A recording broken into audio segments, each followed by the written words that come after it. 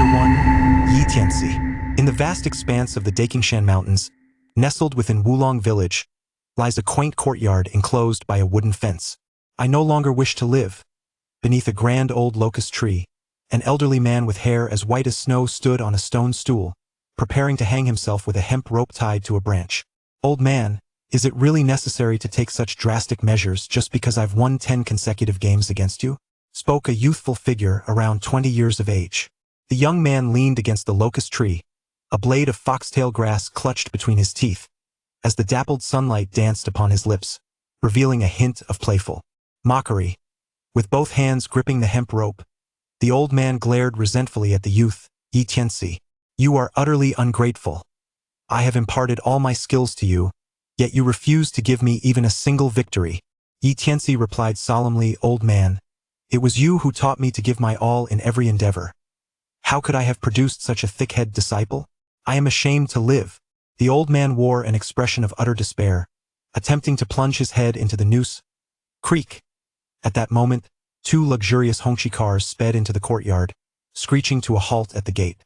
The doors swung open, and a pair of long, graceful legs emerged from the vehicle, revealing a stunning young woman. Dressed in a form-fitting black dress, her figure was enchanting, with striking features that exuded an extraordinary grace like a celestial goddess descended from the heavens. The old man had already leaped from the stone stool, standing with his hands clasped behind his back, exuding an air of composure and wisdom. Lin Qingqian from the Lin family of Shuqing pays her respects to the esteemed ghost hand. The young woman, accompanied by several bodyguards, entered the courtyard, bowing respectfully to the old man. The elder appraised Lin Qingqian, his eyes glimmering with recognition. You are Lin Dainan's granddaughter, Lin Qingqian? After more than a decade, you have blossomed into such a beauty. How is your grandfather's health? With a respectful demeanor, Lin Qingqian replied, Grandfather is gravely ill. I have come to beseech you to descend the mountain and heal him. The old man gestured with his fingers, casting a few subtle movements before stating, I have long since retired. The life and death of others are no longer my concern. Your grandfather's time has not yet come. He will not perish, for another will save him. Where is the one who will save my grandfather? I implore you to offer guidance. Lin Qingqian's eyes sparkled with hope as she bowed deeply. He is right here, and he is also your fiancé. As he spoke, the ghost hand beckoned Yi Tianci. You little rascal, come greet your fiancé. Yi Tianci approached, limping slightly. He appeared to have a noticeable limp. Sir, are you jesting with me? Lin Qingqian's delicate brows furrowed in disbelief. Old man, what nonsense are you spouting? Yi Tianci scoffed in response. The ghost hand produced an old, yellowed envelope and tossed it to Yi Tianci.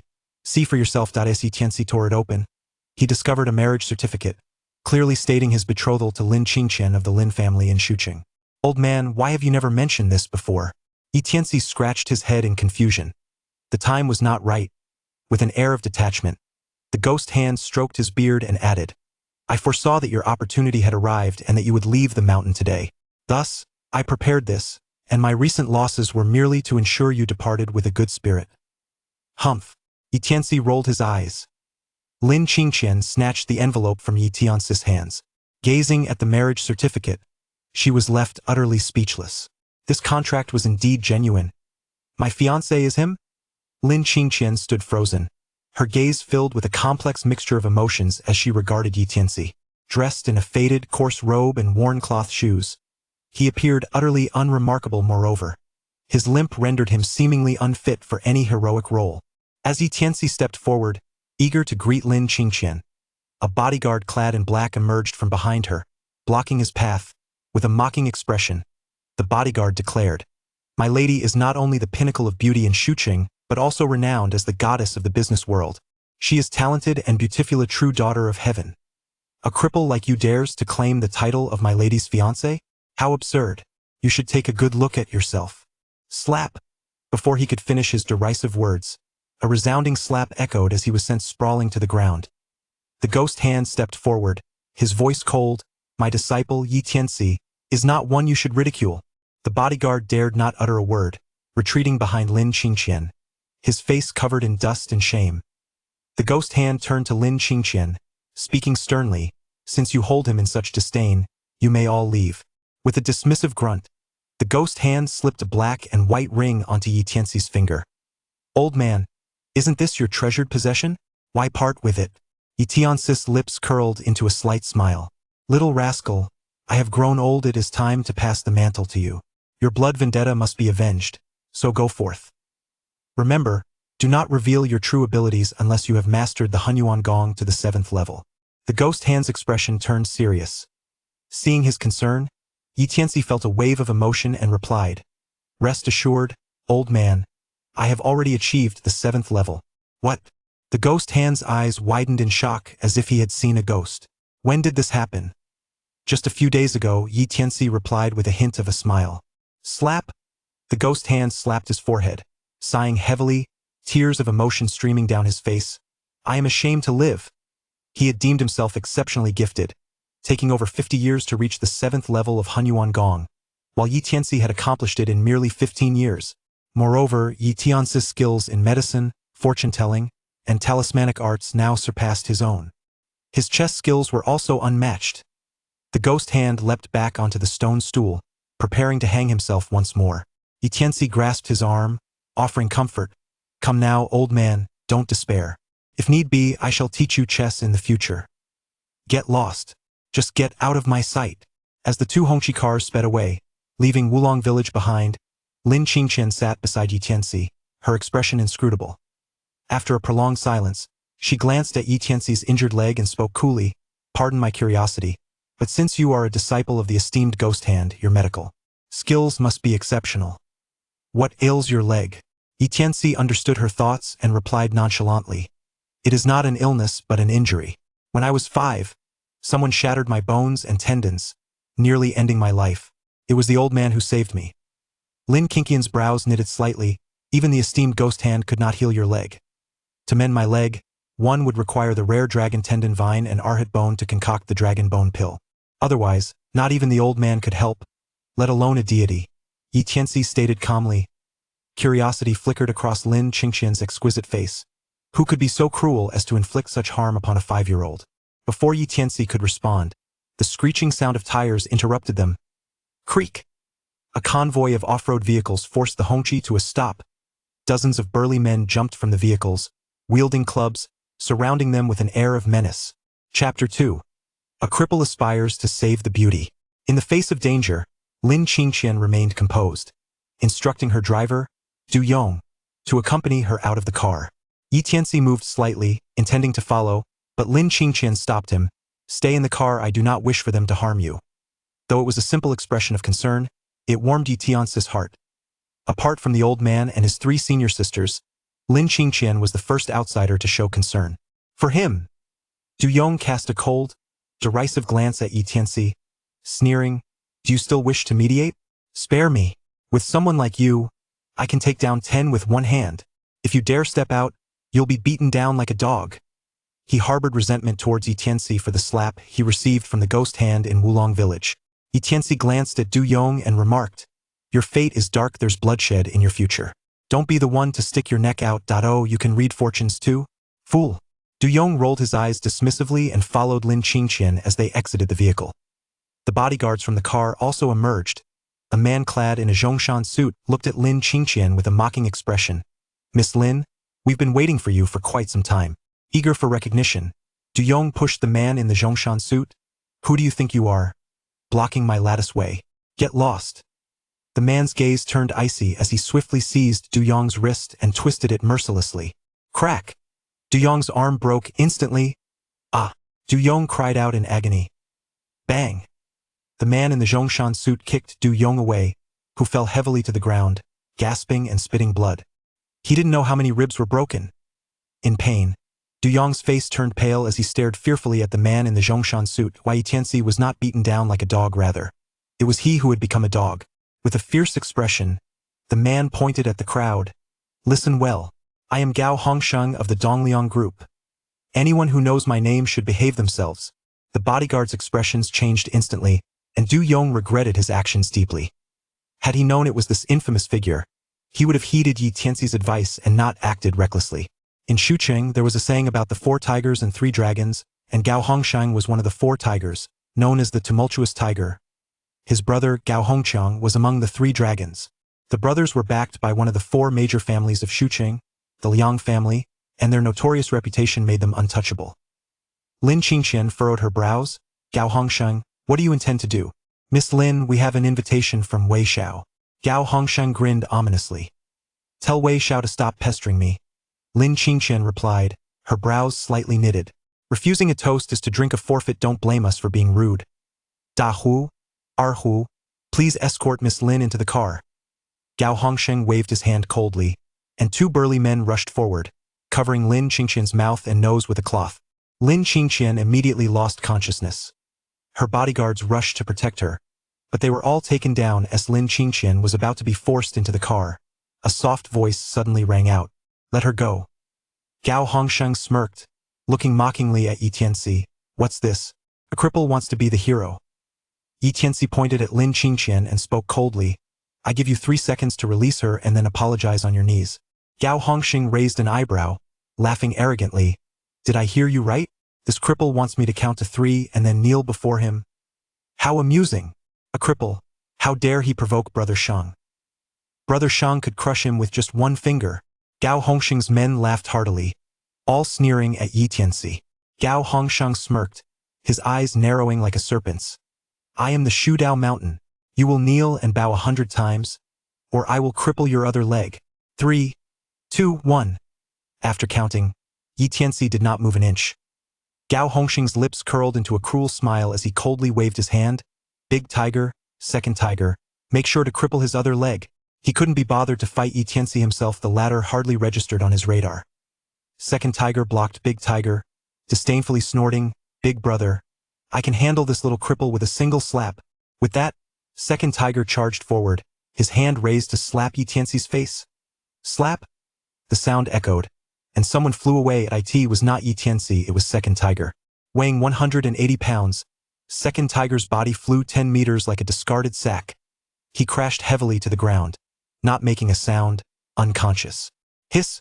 Gasps of astonishment filled the air. Du Yong and the others lying on the ground stared wide-eyed, as if they had seen a ghost. Big Tiger and the others were equally astonished, frozen in place. Gao Hongqiang's small eyes narrowed like those of a venomous snake.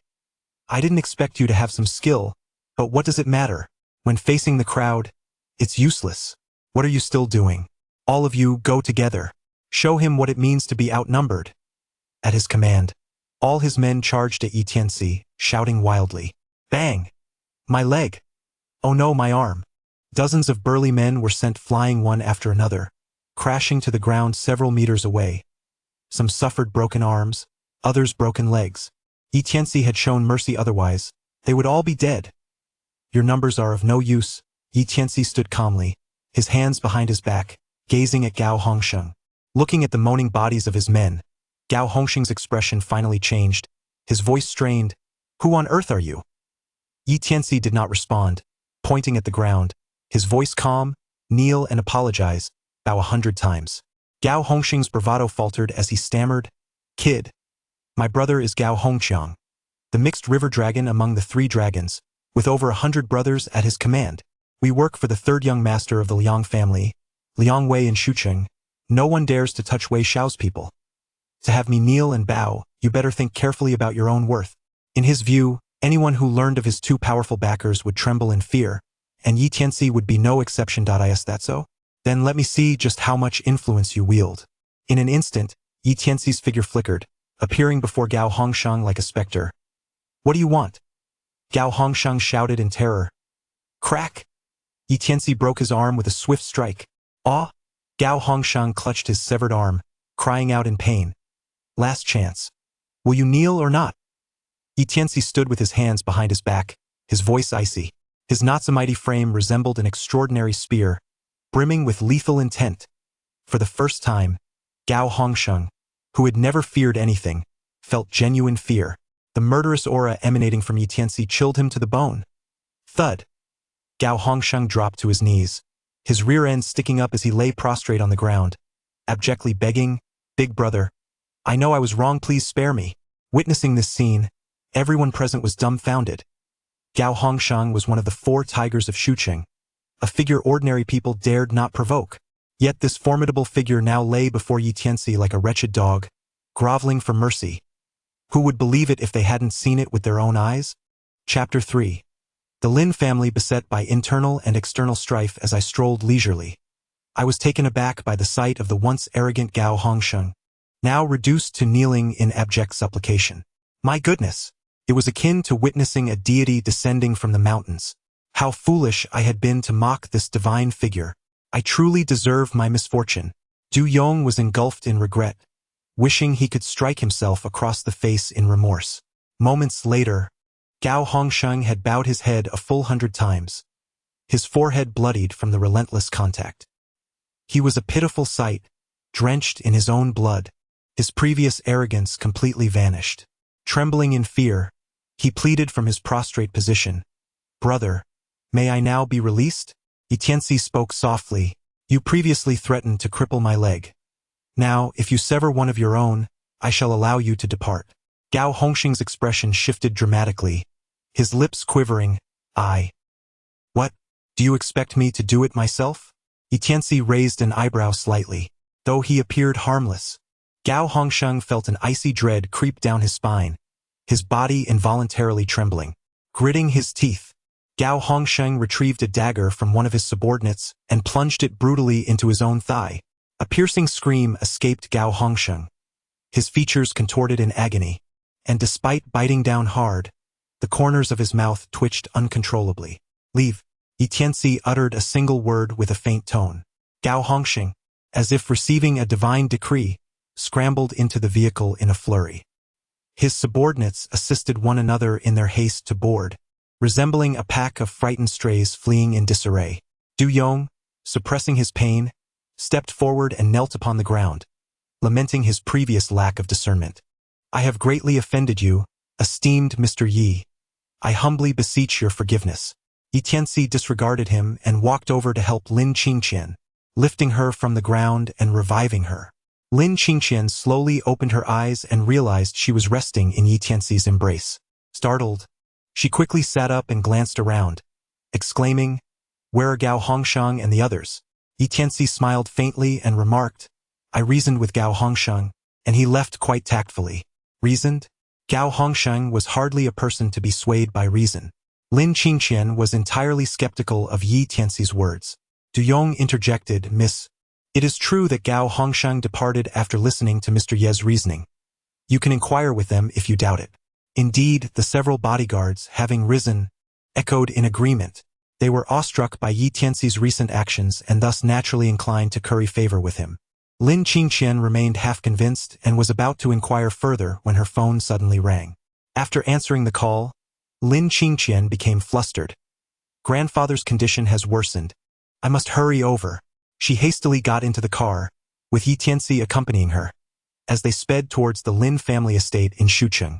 Along the way, Lin Qingqian revealed to Yi Tianci that her grandfather, Lin Daonan, had unexpectedly fallen ill 6 months prior and had recently suffered from recurrent fainting spells, with the possibility of passing away at any moment. To make matters worse, the young master of the Liang family, Liang Wei, had set his sights on the Lin family's vacation resort, seeking to acquire it at a bargain price. When negotiations faltered, Liang Wei resorted to pressuring the Lin family. 2 ongoing projects of the Lin family had been forced to a standstill, resulting in the loss of over 10 million in invested project funds. It could be said that the Lin family was beset by both internal and external troubles, struggling to cope. This turmoil had exacerbated Lin Daonan's illness. In his moment of crisis, Lin Daonan suddenly recalled a pact made years ago with the renowned healer, Ghost Hand, prompting Lin Qingqian to seek medical aid in Wulong village. After hearing Lin Qingqian's account, Yi Tianci replied calmly, "Do not worry. Since you are my fiancée, I will not stand idly by." Lin Qingqian furrowed her delicate brows and said, "Yi Tianci, that betrothal was signed over a decade ago by my grandfather. It does not represent my own wishes. In today's society, childhood betrothals are long outdated. If you can truly cure my grandfather, I will offer you compensation." Yi Tianci maintained a tranquil demeanor, opting for silence. After a considerable duration, a red flag vehicle halted before a 3-story villa. As Lin Qingqian and Yi Tianci alighted, a woman adorned in exquisite garments approached them. She was Lin Qingqian's mother, Zhang Mei. Without hesitation, Zhang Mei expressed her grievances. Where have you been? Your grandfather's condition is precarious, and you choose to wander aimlessly at such a time. Mother, I went into the mountains to summon a physician, Lin Qingqian replied. Zhang Mei scoffed. Is it necessary for you to fetch a doctor? Is there anyone in Shucheng more esteemed than the divine healer Xue Huaishu? Your uncle has leveraged numerous connections to finally bring Xue Huaishu here to attend to your grandfather. Lin Qingqian's face lit up with astonishment. Uncle has invited the divine healer Xue? Then there is hope for grandfather. I would rather see the doctor you have brought, Zhang Mei retorted with a disdainful huff. Lin Qingqian gestured towards Tianci. Mother, this is Tianci, the physician I invited. She was abruptly interrupted by Zhang Mei's dismissive wave. Upon noticing Tianci clad in coarse fabric and possessing an unremarkable appearance, she displayed evident distaste. Moreover, Tianci was limping.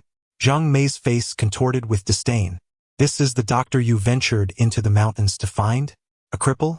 Absurd. Mother, grandfather once said that if there exists someone capable of saving him, it must be Mr. Ghost Hand. Tianci is Mr. Ghost Hand's disciple. Perhaps he could assist alongside Dr. Xue in saving grandfather. Lin Qingqian defended Tianci, despite her own lingering doubts. At that moment, a middle-aged man rushed out from the villa. Zhang Mei, Qingqian, what are you doing out here? The old master may not last much longer. Zhang Mei hastily followed the middle-aged man into the house. Lin Qingqian grasped Tianci's hand, urging him to enter the villa. Regardless, you must see my grandfather. Inside a spacious bedroom, the Lin family members were gathered, all wearing expressions of sorrow. Lying on the bed was a frail old man. His visage ashen, indeed, it was the Lin family's patriarch, Lin Daonan. Beside him stood an elderly man, exuding an ethereal presence, who stroked his goatee. Shaking his head with a sigh, old Master Lin's condition has reached a critical stage. Even I, Xue Huaishu, am powerless. You should prepare for the inevitable. His words were tantamount to a death sentence for Lin Daonan. Thud. The Lin family members collapsed to their knees, weeping mournfully. Quack. A soft voice suddenly pierced through the somber atmosphere, akin to a stone being hurled into a still lake. Everyone turned to locate the source of the voice, and to their astonishment it was Tianci. The gazes of the Lin family converged upon him, rife with confusion, yet predominantly filled with indignation. Xue Huaishu was a renowned healer in Shucheng, not easily summoned. The eldest son of the Lin family, Lin Chongren, had utilized extensive connections to bring Xue to their home. Yet here stood this unknown youth, audaciously branding Dr. Xue a charlatan? Such an affront was not only an insult to the esteemed healer, but also to the Lin family itself. Who are you to be so brazen in my household? Lin Chongren seethed with rage. Lin Qingqian quickly interjected. Uncle, this is Tianci, the doctor I brought from the mountains to treat grandfather. Lin Chongren's expression darkened as he coldly retorted. Not every doctor is worthy of treating your grandfather, especially not someone lacking in decorum. Guards, show him out. Wait, it was Xue Huaishu who stepped forward. Chapter 4. The Soul Returns. Xue Huaishu regarded Tianci with an air of arrogance. Young man, did you just declare me a quack? Are you not one yourself? Tianci gazed at him with an indifferent expression. How audacious! You, a mere wild lad emerging from the mountains, dare to mock the esteemed physician Xue. Physician Xue, revered for his high moral standards and exceptional medical skills, is not someone a rustic peasant like you can humiliate. Kneel and apologize to physician Xue at once. The members of the Lin family scolded in unison. A flicker of anger surfaced on Xue Huaishu's arrogant face, his eyes slightly cold. I am curious, who bestowed upon you the audacity to deride me, Xue? The old Master Lin clearly has a chance for recovery, yet you proclaim him beyond salvation, urging the Lin family to prepare for the end, thus relinquishing a life. How are you any different from one who callously disregards human life? If you are not a quack, then who is? Tianci stepped out slowly, his limp not overly pronounced yet evident to all.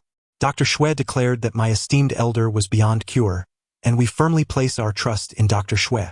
You, cripple, dare to mock Dr. Xue? If you were truly a physician, you should first mend your own leg before presuming to speak. How shameful it is for one so afflicted to masquerade as a doctor. The members of the Lin family grew increasingly incensed, rebuking Yi Tianci while simultaneously fawning over Xue Huaishu. They preferred to believe in Xue Huaishu's medical prowess, to accept that Lin Daonan was truly beyond salvation. Rather than entertain Yi Tianci's words, Xue Huaishu gestured for the Lin family to quiet down, a smirk playing at the corners of his mouth. Since you claim I am a quack and that Lin Laozi still has hope, please, demonstrate your medical skills and allow me, Xue Huaishu, to witness your expertise.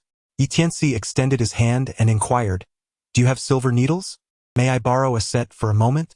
To require the borrowing of even silver needles from the esteemed physician Xue is truly a display of audacity in feigning the role of a doctor.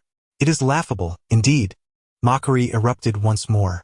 Xue Huaizu, with a stern countenance, handed Yi Tianci the pouch of needles. Yi Tianci approached Lin Daonan's bedside, poised to administer acupuncture. Suddenly, Lin Daonan raised his arm, flailing in the air, his eyes remaining shut. Do you see? Feel the bed, grasping at nothingness. In traditional Chinese medicine, this signifies the brink of death. Young man, are you truly certain you wish to torment the old master in his final moments? Xue Huaisu remarked coldly. Hearing his words, Lin Chongren stepped forward, his face contorted with rage as he glared at Yi Tianci. Cease at once. We shall heed the words of Dr. Xue and attend to our father's funeral arrangements to fulfill our filial duty. My father toiled his entire life, and in his final moments, he deserves tranquility, not the torment from a charlatan like you. Yi Tianci let out a faint hum, remarking, it is truly laughable to disregard one's father's life while fawning over a quack. Outrageous. Lin Chongren erupted in fury, turning to Xue Huaisu with clasped hands. Doctor, Xue is the most esteemed figure in the Lin family. I will not tolerate your repeated insults. Someone, remove this ungrateful wretch at once. A few men from the Lin family surged forward to expel Yi Tianci, but Lin Qingqian hastily stepped in to block them, exclaiming, Uncle, I believe Yi Tianci has a point. Regardless of his skills, should we not allow him a chance? What if he truly has the ability to save grandfather? Xue Huaisu, with an air of arrogance, waved his hand dismissively, saying, Mr. Lin, let him attempt to heal. Yi Tianci cast a fleeting glance at him and replied, what if I can bring him back to life? If you can indeed save old Master Lin, Xue Huaisu immediately declared, I shall kneel before you and acknowledge you as my master, henceforth following your lead unconditionally. Yi Tianci remained silent as he extracted 7 silver needles of varying lengths from his needle pouch. Just as he was about to proceed, Xue Huaishu coldly remarked, what if you are unable to save him? What shall be your reckoning? The Lin family members fixated their gazes upon him intently. Lin Chongren resolved that if Yi Tianci failed to revive Lin Daonan, merely engaging in futile efforts, he would certainly cripple Yi Tianci's other leg. Lin Qingqian felt her heart rise to her throat. Despite her awareness that the likelihood of Yi Tianci saving her grandfather was exceedingly slim, perhaps even less than 1 in 10,000, she still fervently hoped that he could succeed. Suddenly, Yi Tianci's hand moved with precision. 7 silver needles almost simultaneously left his grasp, piercing into Lin Daonan's vital points. Qihai, Tai, and Tianshu, among others. Following this, Yi Tianci brought his fingers together like a sword, gently touching Lin Daonan's glabella. A surge of the primordial true energy he had cultivated flowed into Lin Daonan's body. Return the soul. A deep voice resonated from Yi Tianci's lips. In the next moment, the 7 silver needles embedded in Lin Daonan's body began to quiver simultaneously. The expressions on the faces of the Lin family members shifted dramatically. Meanwhile, Xue Huaishu, standing nearby, widened his eyes in shock, his face a canvas of horror. It was only at this instant that he discerned the arrangement of the 7 silver needles, which resembled the Big Dipper constellation. Gasp! Xue Huaishu's breathing became labored, his complexion rapidly reddening, as the awe in his eyes transformed from fear to reverence. Dr. Xue, are you all right? Lin Chongren inquired, noticing the unusual demeanor of Xue Huaishu. Thud. In response, Xue Huaishu knelt on both knees, leaving the entire Lin family in a state of bewilderment. Dr. Xue, what has happened to you? Lin Chongren questioned, his face etched with skepticism. The reversal of heaven's 9 needles, the 7 stars pursuing the soul. This This is the long-lost seventh needle of the reversal of heaven's 9 needles, the 7 stars pursuing the soul, exclaimed Xue Huaishu, overwhelmed with excitement. My heavens! To think I, Xue Huaishu, would witness the reversal of heaven's 9 needles in my lifetime. His words tumbled out in a frenzy of exhilaration. Sell. With a single movement of Yi Tianxi's hand, 7 silver needles simultaneously detached from Lin Daonan's body. Looking at Lin Daonan, although still in a state of unconsciousness, his breathing was steady and distinctly audible, and a faint flush appeared upon his withered face. Yi Tianci returned the needle bag to Xue Huaizu and said calmly, Xue Shini, you may now conduct a follow-up examination to determine whether the Lin family should prepare for the old gentleman's final arrangements. There was no need for a follow-up. Any discerning observer could see that Lin Daonan had evaded immediate peril and was not in danger of death for the time being.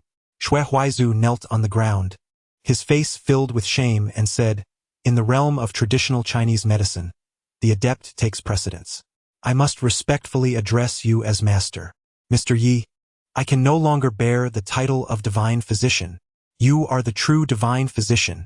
I accept my defeat and willingly submit, wishing to take you as my teacher. Henceforth I shall follow your guidance unwaveringly. Before Yi Tianci could respond, Xue Huaizu immediately knelt down and repeatedly bowed his head in homage. He had made up his mind. Regardless of whether Yi Tianci accepted him, he would persistently seek to become a disciple in hopes of mastering the legendary 9 needles. The members of the Lin family were utterly astonished. Here was Xue Shini, who had gone to great lengths to curry favor and had humbled himself to the point of groveling, now bowing before the very person they had held in disdain. This scene was nothing short of a slap in the face. Please, do not kneel. I have no intention of accepting you as my disciple. Yi Tianci waved his hand lightly. Xue Huaizu rose, offering an awkward smile. Mr. Yi, it matters not if you do not accept me. Here is my business card. Should you require assistance in the future, do not hesitate to summon me. He presented the card with both hands, displaying utmost respect. Noticing Xue's demeanor, reminiscent of a person of stature, Yi Tianci spared him further embarrassment and accepted the card. Satisfied, Xue Huaizu took his leave, even ignoring the Lin family as he departed. This was an even greater affront, especially for Lin Chongren, who had invited Xue Huaizu. He felt profoundly humiliated, unable to maintain his composure. You, Yi, what have you done? Lin Chongren glared coldly at Yi Tianci. A few men from the Lin family approached, their faces twisted in anger. Chapter 5. I oppose this union. Lin Qingqian stepped forward without hesitation, positioning herself protectively behind Yi Tianci. Uncle, Yi Tianci saved my grandfather. He is a benefactor to our Lin family. You cannot take out your frustrations on him over trivial matters. If you force him into a difficult position, what face will our Lin family have left? Will others not speak of our ingratitude? Upon hearing her words, Lin Chongren let out an annoyed huff and waved his hand dismissively. The Lin men, visibly disgruntled, retreated. Lin Qingqian turned to Yi Tianci, her expression brimming with sincere gratitude. I cannot believe you truly saved my grandfather. Thank you. Your grandfather has merely escaped immediate danger. His condition remains fragile. I shall assist in eradicating the root cause of his ailment. Rest assured, your grandfather will recover safely. Yi Tianci remarked. Astonished that Lin Qingqian dared to confront her own elders in public to defend herself. This seemingly trivial act significantly heightened his admiration for her. Lin Chongren's shifty eyes darted around before he huffed. Regardless of the circumstances, you have saved my family's elder. The Lin family will not be ungrateful. Come. Present 500 yuan to this esteemed Dr. Yi as a consultation fee. He made no mention of his previous indiscretions, yet his words of gratitude were laced with a chilling and unyielding tone. The compensation offered to Yi Tianci was a mere pittance of 500 yuan. Yi Tianci curled his lips in a sardonic smile. No need for that. You should keep the 500 yuan and deposit it in the bank. You might earn a bit of interest. A young man in his 20s stepped out from behind Lin Chongren. What are you talking about in such a sarcastic manner? My father gave you 500 yuan for the consultation fee, and you still think it's insufficient? It's quite a sum. You merely administered a few acupuncture needles, and those silver needles were borrowed from the esteemed Dr. Xue. Exactly. You earned 500 yuan just by moving your hands, and you still find it lacking. What sort of person are you? The young man was accompanied by a young woman, who also chimed in with a look of disdain. They were Lin Chongren's children, Lin Hao and Lin Weiwei. Lin Qingqian frowned and said, Lin Hao Weiwei, how can you speak so disparagingly about Yi Tianci? At the very least, he saved our grandfather.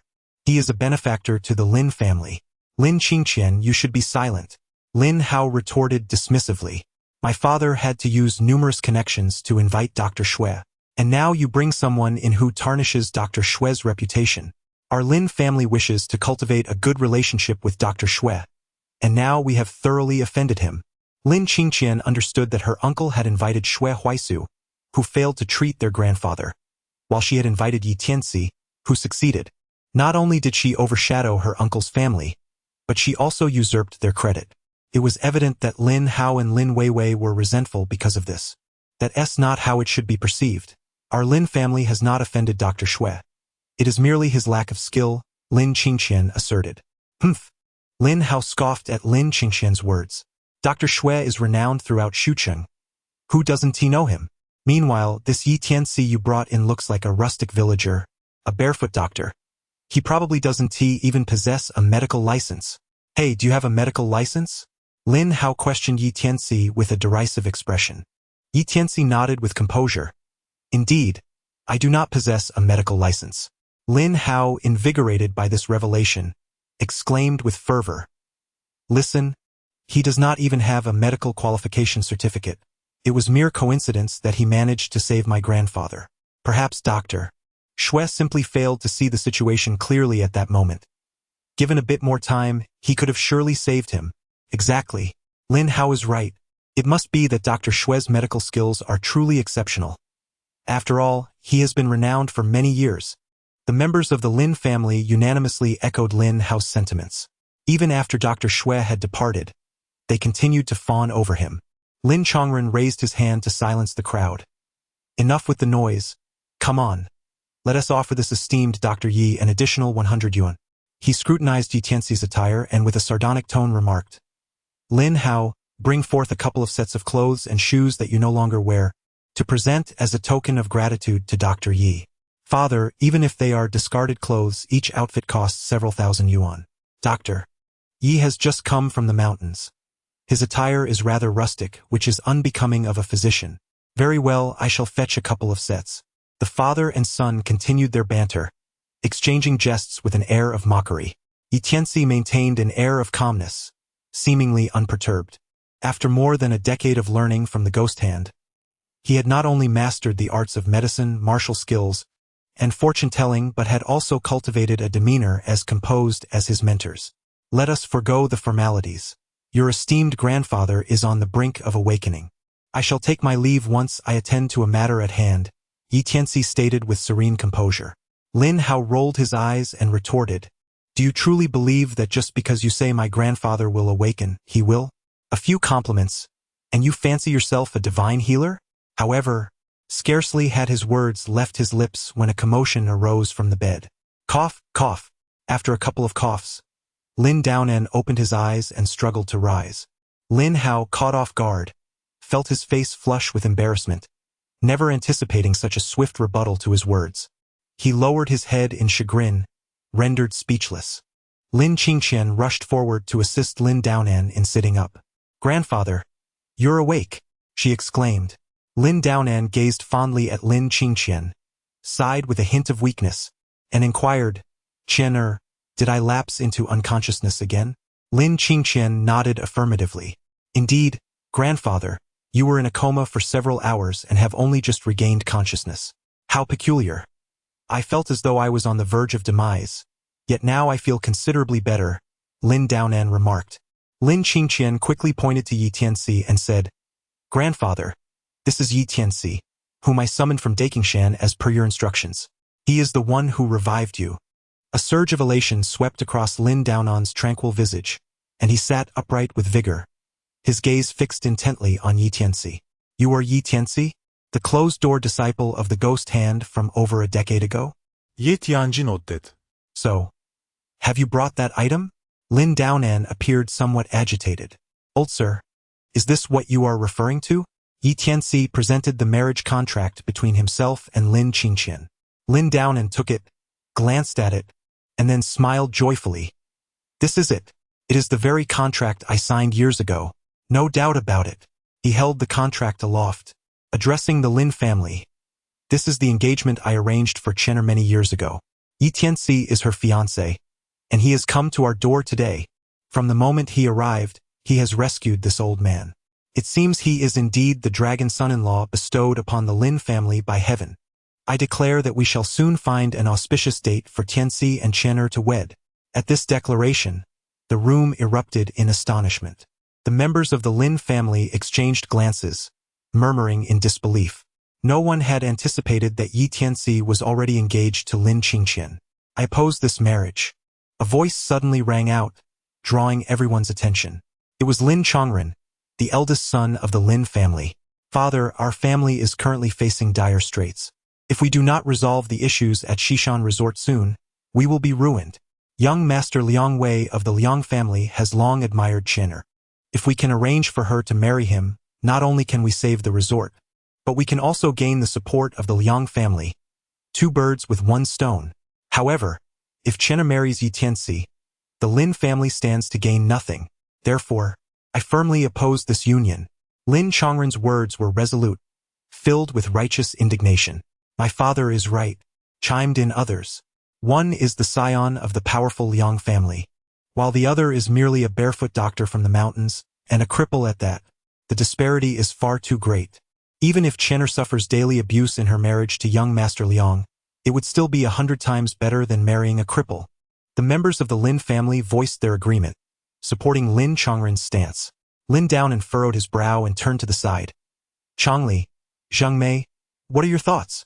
Zhang Mei responded bluntly, eldest brother is correct. As a mother, I too oppose this marriage. My daughter is as beautiful as a flower, a celestial being. She should not settle for anything less than a nobleman, at the very least a wealthy heir. A cripple wishing to marry my Zhang Mei's daughter? Not in this lifetime. As she spoke, Zhang Mei disdainfully cast a glance at Tianci, rolling her eyes dramatically. Beside her, the middle-aged man, Lin Qingqian's father, Lin Chongli, timidly spoke. Father, let's heed Zhang Mei's words. Lin down and raised the marriage contract, his face pale with fury. Years ago, I begged and pleaded with others to secure this contract. Without it, there would be no Lin family today.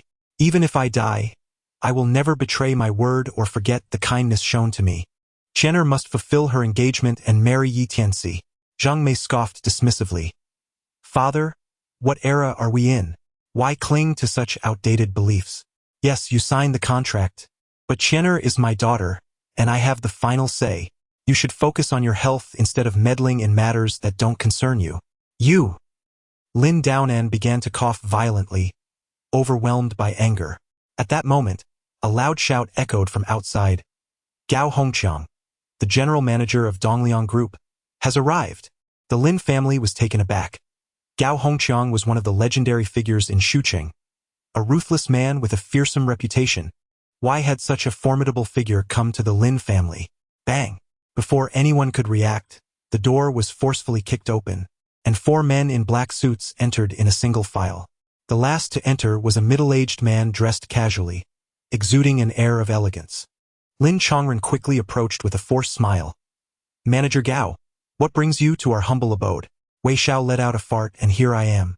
What do you think, was it fragrant or foul? Gao Hongqiang teased, his gaze fixed on Lin Chongren. Lin Chongren blinked, forcing a smile.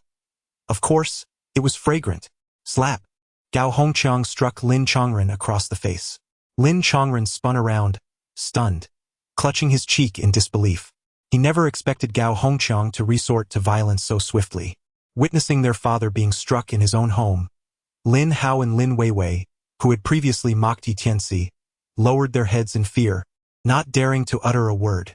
The rest of the Lin family could only seethe with anger, fully aware of Gao Hongqiang's notorious reputation. Very well. This is the demeanor I expect from the Lin family. Gao Hongqiang mocked with a cold smile, deriding everyone present. Lin Qingqian stood up, maintaining her composure. Gao Hongqiang, do you have no regard for the law? coming here to assault people? Gao Hongqiang scoffed. I thought the Lin family was filled with cowards. Yet here stands someone who dares to challenge me? A group of grown men, and yet they can't compare to a single woman. Gao Hongqiang's gaze roamed over Lin Qingqian, his tone dripping with sarcasm. You appear delicate, yet possess a fiery spirit. You must be Lin Qingqian, the belle of Shuqing. Truly a stunning beauty. You asked me whether I respect the law? Allow me to clarify. In Shuqing, the Liang family is the law. Dongliang group is the law. His imposing presence weighed heavily on the Lin family, leaving them breathless. Cough, cough. Lin Daonan struggled to speak weakly. Gao Hongqiang, what brings you to the Lin family? Gao Hongqiang, you still breathe? Gao Hongqiang smirked, relishing the moment. Listen closely, Lin Daonan. Wei Xiao initially only wished to invite Miss Lin for a gathering, but she not only declined but also injured my brother and several bodyguards.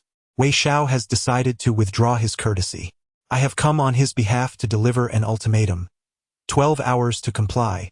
Within that time, either sell the Xishan resort for 10 million to the Liang family, or deliver your granddaughter Lin Qingqian to Wei Xiao. Choose one. If the deadline passes without satisfaction, the Lin family will cease to exist.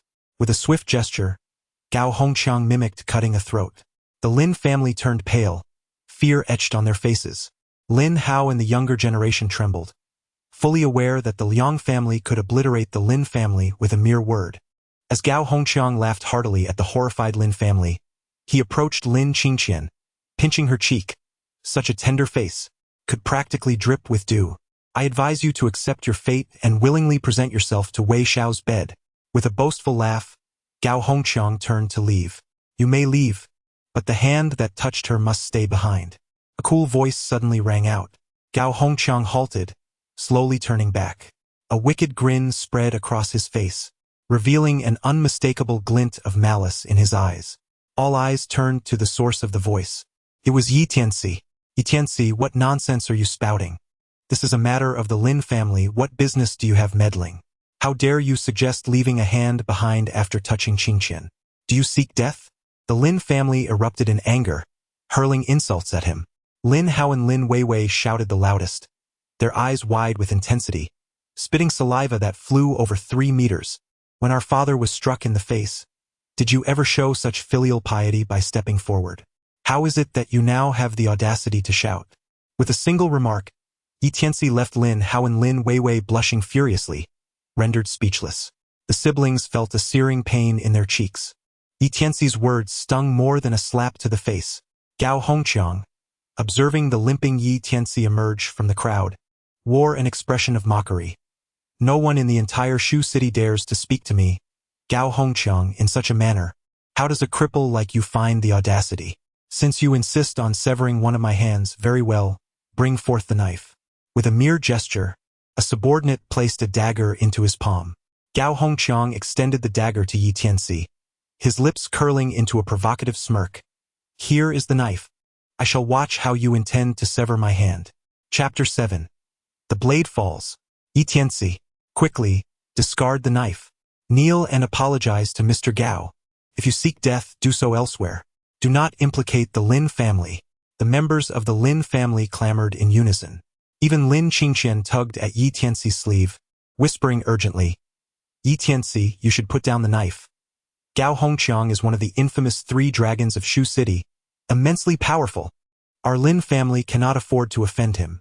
If you injure him, neither my grandfather nor I can protect you. Before Lin Qingqian could finish her plea, Yi Tianci had already struck. Swish, a flash of silver. Crack. Gao Hongqiang's right hand fell, severed.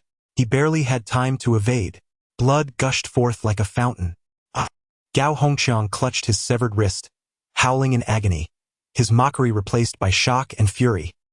He had contemplated countless scenarios but never imagined Yi Tianci would dare to harm him so. Lin Qingqian's voice caught in her throat, her hand covering her mouth, her face a mask of horror. The Lin family members stood frozen in disbelief. One of the notorious 3 dragons of Shu City, the fearsome Gao Hongqiang, had lost his hand in their presence? The Lin family was doomed. A chill ran down everyone's spine. Thud. Lin Hao's legs buckled, and he collapsed to the ground, his voice trembling with desperation. Mr. Gao, we, the Lin family, have no ties to Yi Tianci. Yes, Mr. Gao, Yi Tianci is no kin of ours. We share no connection with him. All his actions are solely his own responsibility. Lin Chongren stuttered in his speech. The other Lin family members chimed in, hastily distancing themselves from Yi Tianci while pleading with Gao Hongqiang not to unleash his wrath upon them. Get rid of this filthy cripple, Gao Hongqiang roared. Instantly, 4 of his subordinates surged forward. Yi Tianci flicked the knife in his hand, a subtle smirk gracing his lips. Are you truly certain you wish to take action? Should you proceed, I assure you that the other hand shall meet the same fate. Observing his seemingly innocuous demeanor, Gao Hongqiang felt an unsettling chill creep up his spine. At that moment, Lin Hao, still kneeling on the ground, spoke up. Mr. Gao, this man named Yi is not only a cripple but may also be unhinged. His mental state appears questionable. His words served as an unexpected boon, eliciting a frustrated clench of teeth from Gao Hongqiang. You wretched cripple, I shall take charge first. Just wait. Once I recover, I will ensure your demise. With that, Gao Hongqiang hastily retrieved his severed hand and, accompanied by his subordinates, rushed to the hospital, fearing that a delay would render reattachment impossible. Lin Weiwei stepped forward to assist Lin Hao to his feet, then shouted at Yi Tianci, You have brought ruin upon the Lin family.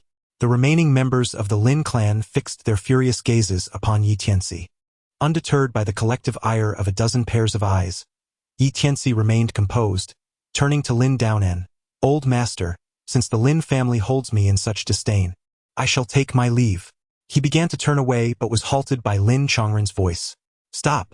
You have severed Gao Hongqiang's hand and placed my family in jeopardy. And you think you can simply walk away? What do you intend to do? Yi Tianci regarded him with indifference. Lin Chongren huffed disdainfully and addressed Lin Daonan. Father, we must provide the Liang family with an explanation. I propose that Qingqian personally negotiate with Liang Wei tonight, and she should bring this Yi Tianci along. Gao Hongqiang is merely Liang Wei's lackey. Yi Tianci's injury to him is of no concern to us. Whether we can preserve the Xishan resort now hinges on Qingqian's performance tonight. Suddenly, the usually submissive Lin Chongli interjected. Eldest brother, you are well aware that Liang Wei harbors ill intentions towards Qingqian. Sending her to negotiate is akin to pushing her into a perilous situation. You are mistaken, third brother, Lin Chongren retorted, shaking his head in embarrassment. Then remain silent, he snapped. Lin Qingqian frowned slightly. Uncle, how can you speak of my father in such a manner?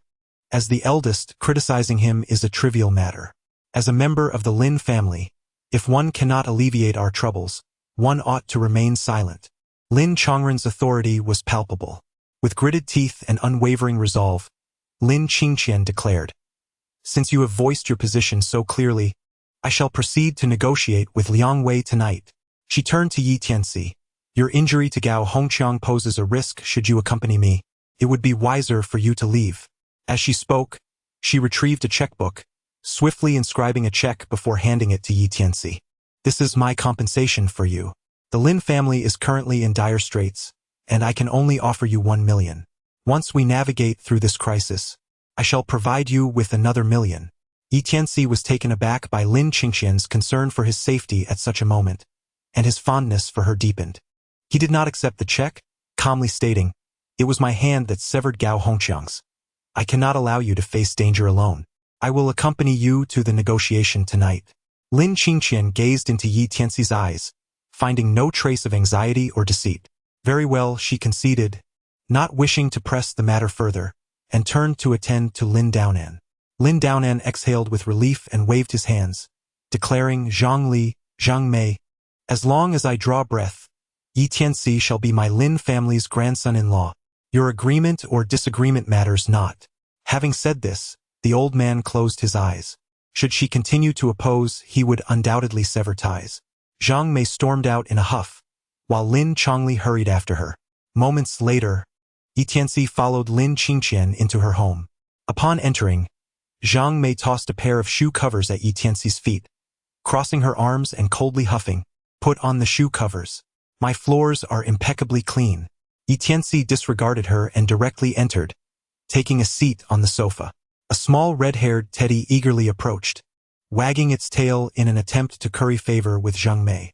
Noticing the yellow stain on the floor, Tianci remarked, "Your teddy has urinated on the floor." Zhang Mei picked up the little teddy and affectionately kissed it on the mouth, saying, "Good boy. Didn't Mommy teach you to use the toilet? Why did you go outside?" Observing his wife kissing the dog with a look of disdain, Lin Chongli dared not voice a single complaint. Suddenly, he noticed a small, earthy yellow impurity amidst the urine stain and curiously inquired, "What is this?" Tianci's lips curled slightly as he remarked, "That is nonsense. Your teddy has not cleaned up properly." "Is that so?" Lin Chongli stepped forward, touching the mess and bringing his fingers to his nose, only to be assaulted by an unbearable stench. He nearly retched. Stifling his nausea, Lin Chongli chuckled, "Dear, this is merely dirt. Tianci is just joking." He swiftly wiped away the remaining filth and cleaned the floor. Teddy incessantly licked Zhang Mei's face, while she cast a cold glance at Tianci. "I wish to make this clear. Allowing you into my home does not mean you are to become my son-in-law. It is merely out of respect for the old masteress' wishes. I am the one in charge of this household, and if you wish to enter, you must adhere to my conditions." "Speak," Tianci replied calmly, gazing at her. "You may not enter my daughter's room. If you need to use the restroom, you must go outside. At night, you cannot sleep on the sofa. You must sleep on the floor. If the Lin family can overcome these obstacles, marrying my daughter is not out of the question, but you must meet 4 conditions. A dowry of 10 million, a villa, a Maybach, and a wedding that stirs the entire city." With that, Zhang Mei shot a disdainful glance at Tianci. Her intention to make things difficult for him was clear, hoping to either drive him away or frighten him off. Yet, Tianci remained unfazed, nodding slowly. "Agreed. Mom, what are you saying?" Lin Qingqian glared at her mother and took Tianci's hand. "Come with me. I have something to discuss with you." Once inside, Lin Qingqian closed the door. Zhang Mei knocked from outside. "My foolish daughter, do not be alone with him. He may take advantage of you. You are the treasure of the Lin family. You must protect your virtue until marriage." Ignoring her mother, Lin Qingqian turned solemnly to Tianci. "I reiterate my gratitude for saving my grandfather. Your medical skills have earned my respect, but that is where it ends. Do you wish to break off the engagement?" Tianci asked, his gaze steady. Lin Qingqian forced a smile. "What difference would that make? I know what awaits me in tonight's negotiation with Liang Wei." She sighed deeply, her face shadowed by sorrow. Lin Qingqian was acutely aware that the scoundrel Liang Wei would undoubtedly mistreat her tonight. The thought sent a chill down her spine, and she could not help but shed a few tears. Seeing her exquisite features marred by sadness, Tianci reached out to wipe her tears away. Lin Qingqian instinctively recoiled, hastily drying her eyes. "I apologize for the display. You wish to end the engagement. That is acceptable. We can discuss it after tonight. How does that sound?" Tianci invited softly. Lin Qingqian nodded and glanced at Tianci's attire. She then fetched a Zhongshan suit, saying, "This is my father's outfit from his youth. Why don't you try it on? Wear this to the Liang family negotiation with me tonight." Tianci removed his shirt, and Lin Qingqian couldn't help but widen her beautiful eyes in astonishment. Previously, Tianci's attire appeared rather loose, concealing much of his physique. However, at this moment, as he shed his clothing, the contours of his muscles became distinctly visible, exuding an impressive sense of strength. What astonished Lin Qingqian the most was the dragon-shaped tattoo adorning Tianci's back. "You have a tattoo on your back?" As Tianci donned his attire, he remarked, "That is not a tattoo. It is a birthmark. From the moment I was born, I have borne the mark of the dragon." To bear the mark of a dragon? Is there truly such a birthmark in this world? How peculiar! Lin Qingqian exclaimed in astonishment. Tianci smiled faintly and calmly remarked, "This is precisely the reason why I was subjected to such brutal treatment at the tender age of 5. Lin Qingqian, intrigued, inquired, "Who could be so ruthless as to inflict such harm on a mere 5-year-old? What immense hatred must they harbor? Would you be willing to share the story with me?" Just as Tianci was about to speak, Lin Qingqian's phone suddenly rang. It was Lin Chongren calling, who repeatedly urged Lin Qingqian to head to the Liang family for negotiations immediately after dinner. At the same time, Lin Chongren informed Lin Qingqian that accompanying her would be the Lin family's most formidable protector, Wang Qing, a bodyguard of the old master Lin. Wang Qing, a lay disciple of Shaolin, had practiced martial arts for over 20 years, boasting formidable skills capable of effortlessly breaking bricks and stones. After hanging up the phone, Lin Qingqian let out a sigh of relief, her mind wandering as she considered that with Wang Qing by her side, along with Yi Tianxi's modest abilities, she might just evade a crisis tonight. She then proceeded to the dressing room to change her attire. Yi Tianci entered the living room and quietly settled onto the sofa. The more Zhang Mei looked at Yi Tianci, the more displeased she became, incessantly mocking him. Dear, perhaps you should say a little less. The fact that Tianci has crossed our threshold, regardless of whether he becomes our son-in-law or not, is still a form of fate. Lin Chongli could no longer restrain himself from speaking. Fate, my foot, Zhang Mei retorted, her eyes flashing as she spat out words, splattering Lin Chongli's face with her disdain. Is it your place to speak? Go prepare dinner. Lin Chongli, too intimidated to retort, rose in frustration and made his way to the kitchen. Yi Tianci gazed at Zhang Mei and calmly remarked, Auntie, your teddy has consumed its own excrement, and you have subsequently kissed it. Within 3 days, you shall develop oral ulcers. In severe cases, you may find yourself unable to speak and struggling to drink water. Upon hearing his words, Zhang Mei became immediately agitated and erupted in a stream of curses. What do you mean it eats poop? My son is quite well-behaved and obedient. How could he possibly do such a thing? And as for developing oral ulcers, what nonsense are you spouting? I say a few words to you, and you curse me in return. Are you even a man? The teddy in her arms also barked furiously at Yi Tianci, both the person and the dog exuding a sense of arrogance. Yi Tianci merely squinted his eyes slightly, causing the teddy to instantly cower, its tail tucked between its legs, as it nestled its head into Zhang Mei's embrace, trembling uncontrollably. Be good, my son, do not be afraid. Mother has not scolded you. Yi Tianci was left speechless. How could Lin Qingqian have such a mother? Had she, in her youth, indulged excessively in mindless entertainment? One wonders if, when Zhang Mei was suffering from mouth sores and could not utter a word, she would still exhibit the same arrogance she displayed now. Before long, Lin Chongli had prepared dinner, a delightful spread of 4 dishes and a soup, featuring both chicken and fish. Tianci, though we were previously unacquainted, you saved my elderly father and avenged our Lin family against Gao Hongqiang. I respect you as a true man. I specially prepared these 4 dishes to honor you, Lin Chongli said with a cheerful smile, wiping his hands on an apron. Zhang Mei snorted disdainfully and shot him an irritated glare. Lin Qingqian lacked the appetite to eat. Zhang Mei only sipped a small bowl of congee, while Lin Chongli also ate sparingly.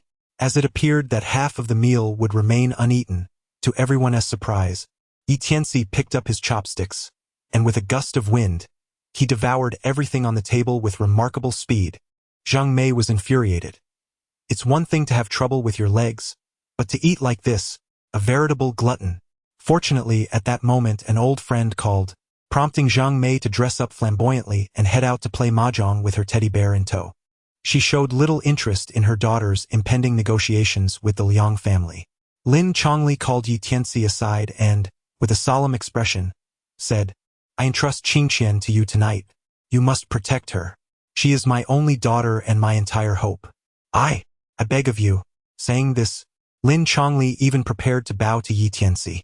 Yi Tianci intercepted him, saying, Uncle Lin, this cannot be. Rest assured, as long as I am here, no one can harm your daughter. Allow me to add that your 20-year entanglement is nearing its end. In approximately a month, you shall encounter your true destiny. Lin Chongli stood dumbfounded. The Master Yong'an from Qingshan Temple had foretold that Zhang Mei was not his true fate, but rather a karmic bond that would only conclude after 2 decades. Yi Tianci's predictions not only mirrored those of Master Yong'an, but also specified the timing of his destined encounter. Could it be that his divination skills surpassed those of Master Yong'an? Lin Chongli was astonished, muttering to himself. Just as he was about to inquire further, Yi Tianci had already departed with Lin Qingqian, heading to negotiate with the Liang family. Chapter 9. Liang Wei in the Shu City. The Liang residence boasted an impressively grand entrance, leading into a vast estate that showcased the Liang family's formidable power. Upon entering, Tianci glanced around, even firmly stamping his foot on the ground. Wang Qing immediately remarked, "You are here to negotiate, so keep your eyes and hands to yourself, and do not create a disturbance." Tianci paid him no mind. The trio followed the servant into the Liang family's parlor, where they sat for over half an hour without any sign of their hosts. Not even a cup of tea was offered to them. What was promised as a negotiation turned into a deliberate display of neglect by the Liang family, who seemed intent on making things difficult for them. Truly an affront. Wang Qing, growing increasingly impatient, began to voice his grievances. He was the bodyguard employed by Lin Daonan and the foremost expert of the Lin family.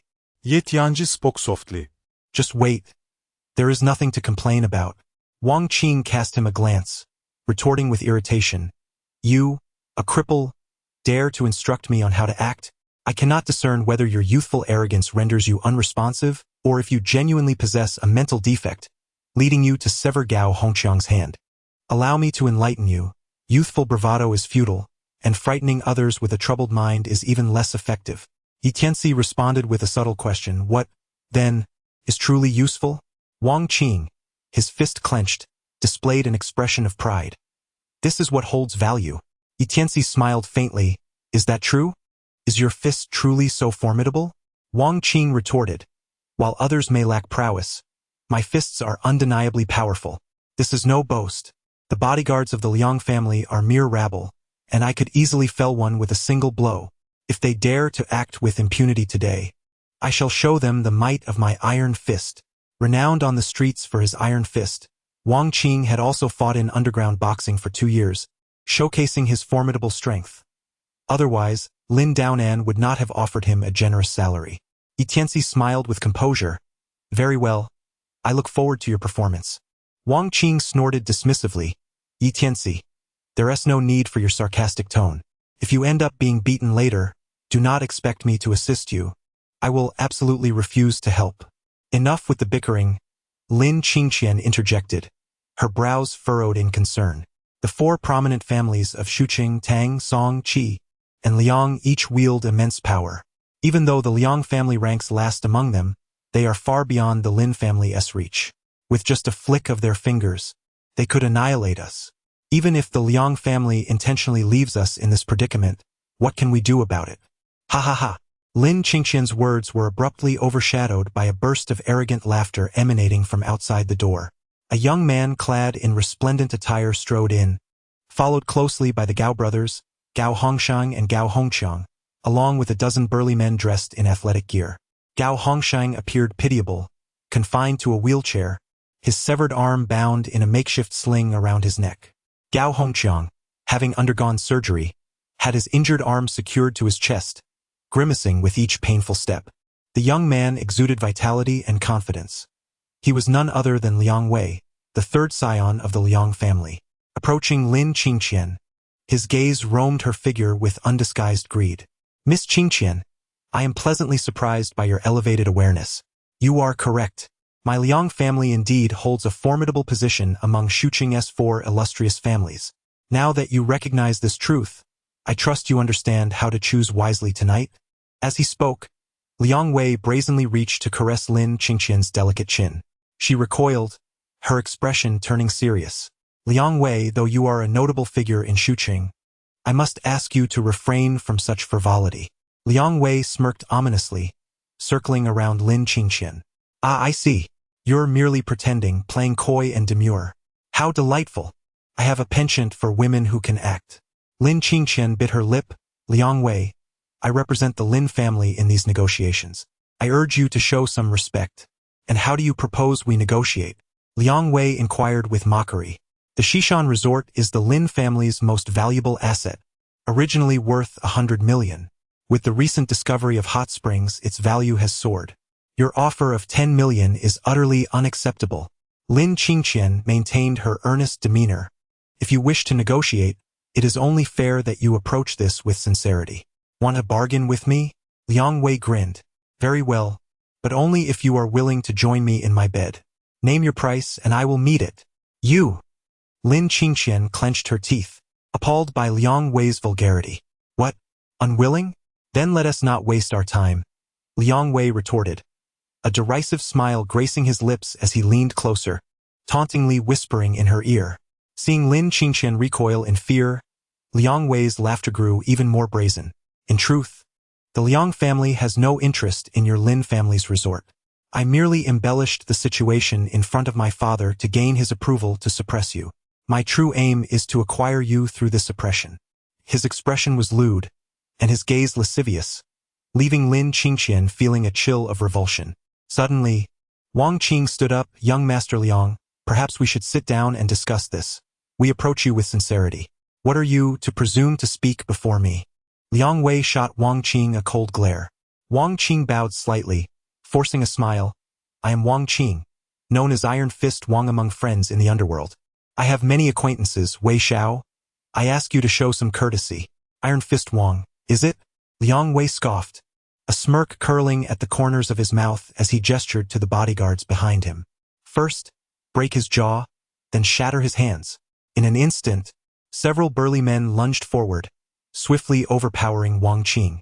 He had no chance to retaliate, let alone land a blow on Liang Wei's bodyguard. Two men held Wang Qing down while others took turns slapping him across the face. Smack! Smack! Smack! Ah! Stop! Please! Ah! Tianci, help!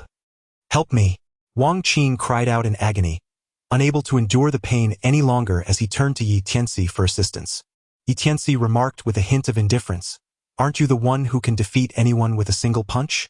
How is it that you find yourself in such a predicament? With your remarkable prowess, why do you seek my assistance? Wang Qing wept, her sorrow profoundly palpable.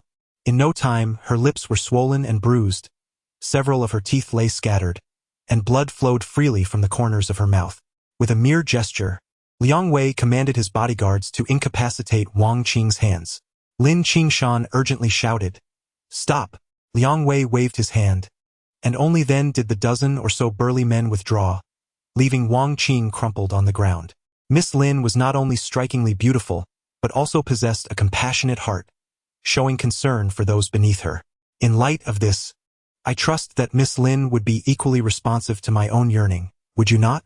He placed particular emphasis on one word. Lin Qingshan felt a mix of embarrassment and anger. Her cheeks flushed. Liang Wei erupted in laughter, brazenly attempting to drape his arm around Lin Qingshan's delicate shoulder. Just as his filthy hand was about to make contact, a firm grip seized his wrist. Chapter 10. A calamity approaches. What's this? Liang Wei exclaimed, raising an eyebrow in surprise as he coldly regarded the figure who had restrained him. Tianci. Who are you, kid? Liang Wei's demeanor was haughty. He struggled against the grip, but it was as if he were ensnared. Tianci's hold was unyielding. Not a muscle moved. Liang Wei's face flushed with indignation as he growled in a low voice, Let go. Tianci gently pushed, causing Liang Wei to tumble out and land on the ground, landing squarely on his backside before rolling over. Dust-covered and disheveled, he rose from the earth, gritting his teeth as he fixed a fierce glare upon Tianci. You dare to lay a hand on me, a scion of the Liang family? Lin Qingqian is my fiancée. You would do well to keep your filthy hands away from her. Otherwise, I shall not hesitate to sever them. Tianci's voice was icy, his gaze sharp as a blade. Liang Wei met his eyes and was horrified to find Tianci's glance was exceedingly piercing, causing a chill to run down his spine. Lin Qingqian, you wish to negotiate with me, do you? Then let everyone else leave. Liang Wei shouted furiously. Wang Qing, terrified, scrambled away in a panic. Yet, Tianci remained seated, motionless. Kid, did I not instruct you to leave? Are you deaf? Liang Wei exclaimed in fury. Gao Hongsheng, advancing in his wheelchair, gritted his teeth and declared, Wei Xiao, my arms and legs have been rendered useless by this cripple. Wei Xiao, this Tianci is not only a cripple but also a lunatic. My hand was severed by him, Gao Hongqi added promptly. Liang Wei narrowed his eyes and retorted fiercely, so it turns out that Hongqi and Hongsheng were both harmed by you. No wonder you are so arrogant. Now you shall find it impossible to leave. Tianci inquired with a faint tone, What do you intend to do? Liang Wei menacingly replied, What do I intend to do? I shall render you powerless. You are but a cripple now, able to walk, yet I shall incapacitate your limbs, transforming you into a mere reptile. The chilling nature of his words sent shivers down Lin Qingxian's spine. It was widely acknowledged that Liang Wei was the notorious scion of Shuqing, and his reputation was indeed well-deserved. Gao Hongsheng, seated in his wheelchair, let out a malevolent laugh. Yi Tianci, hasten to kneel before our esteemed Wei Xiao and pay your respects. If you manage to bow 100 times, perhaps Wei Xiao will spare you one leg. 100 bows for the mercy of a single leg? How naive! It shall take at least 1,000 bows, and you must address him as grandfather 1,000 times. Gao Hongqi also laughed wickedly. Liang Wei nodded with a cold smirk. Indeed, should you bow 1,000 times and call me grandfather 1,000 times, I may consider sparing one of your legs, allowing you the privilege of crawling and kneeling upon the ground. Yi Tianci regarded the imposing Liang Wei and slowly shook his head, uttering, "There is no hope left, truly no hope. Young man, what nonsense are you spouting? I declare you are doomed, Liang Wei. Calamity approaches you." Liang Wei's gaze turned icy. His teeth clenched as he growled, "Nonsense. I shall bring disaster upon you this very moment." As his words echoed, Liang Wei's fingers curled into claws, viciously reaching for Yi Tianci's shoulder. "Stop!" At that moment, a voice filled with authority resonated from outside the door. A man clad in traditional Tang attire, nearing 60, stepped inside. Immediately, Liang Wei ceased his advance, adopting a demeanor of utmost respect. "Father, what brings you here?" The man in Tang attire was Liang Wei's father, Liang Shenrong, the head of the Liang family and a prominent figure in Shuqing. Liang Wei feared nothing in this world, save for his father, Liang Shenrong. In his youth, after an incident involving a female classmate, Liang Shenrong had broken his legs, leaving him bedridden for 3 months. Even now, in his 20s, he felt as terrified as a mouse before a cat at the sight of Liang Shenrong. Liang Shenrong took his seat at the head of the table and spoke. "I heard we had a guest and came to take a look. Wei, how can you resort to violence against a guest? If word gets out, it would tarnish our family's reputation." Lowering his head, Liang Wei cleared his throat softly, while Gao Hongsheng in the wheelchair hurriedly interjected, "Master Rong, it is not the third young master who is being aggressive. It is this cripple who has gone too far. Look at my arms and legs, all crippled by this man. And my brother, his hand was severed by him." Gao Hongqi quickly added, "Indeed, Master Rong, the third young master only sought to defend our honor." With his loyal subordinates having laid the groundwork for him, Liang Wei finally spoke up. "Father, I have always adhered to family rules and never bullied others. This cripple not only injured Hongqi and Hongsheng but also dared to flaunt his authority in our home. He obstructed my discussions with the Lin family and baselessly proclaimed that calamity awaited me, which is why I had to confront him." His demeanor shifted from that of a seemingly honest man to one of cruel malice, revealing two entirely different faces. Liang Shenrong raised an eyebrow, directing his gaze at Yi Tianci. "Is it you who injured the Gao brothers?" Yi Tianci nodded slightly. "Did you just imply that my son is in grave danger?" Liang Shenrong inquired, his demeanor and tone growing increasingly frosty. Yi Tianci, with an unchanging expression, nodded once more. "Indeed, not only is he facing imminent calamity, but he is also beset by a disaster of bloodshed." As he spoke, he extended 5 fingers. Within 5 days, Liang Shenrong furrowed his brow. "No." Yi Tianci shook his head, his voice calm and unperturbed. "Within 5 minutes." "Ha!" Liang Wei sneered derisively. "Father, did you hear that? This brat is quite arrogant. If we do not teach him a severe lesson, how can our Liang family maintain its dignity?" "Strike." With a wave of his hand, a dozen burly men behind him surged forward. Liang Shenrong furrowed his brows slightly. "Wait a moment." The men halted immediately. Within the Liang family, Liang Shenrong's word was law. He held absolute authority and command. After scrutinizing Yi Tianci, Liang Shenrong inquired, "Young man, I am curious. By what means do you assert that calamity will befall my son within 5 minutes, and that he shall encounter bloodshed? Do you possess the ability to read fortunes?" "I have a modicum of understanding," Yi Tianci replied, his expression remaining placid. "Very well. I shall grant you this opportunity to see if your predictions hold true. Merely 5 minutes. I'm willing to wait." Liang Shenrong said, gently twirling the beads in his hand. Liang Wei grinned maliciously, his gaze cold. Indeed, just 5 minutes. We can afford to wait. Should I not witness any misfortune or bloodshed befalling me within that time, you shall be the one facing dire consequences. As he spoke, he turned to Liang Xinrong, inciting. Father, once the 5 minutes elapse, how I choose to deal with this cripple is entirely up to me, is it not? Liang Xinrong regarded him with a measured look. Once the time is up, how you handle him is your prerogative. Though I do not permit you to bully others, I shall also not allow anyone to bully you. Whoever dares to trample upon the Liang family shall pay a steep price.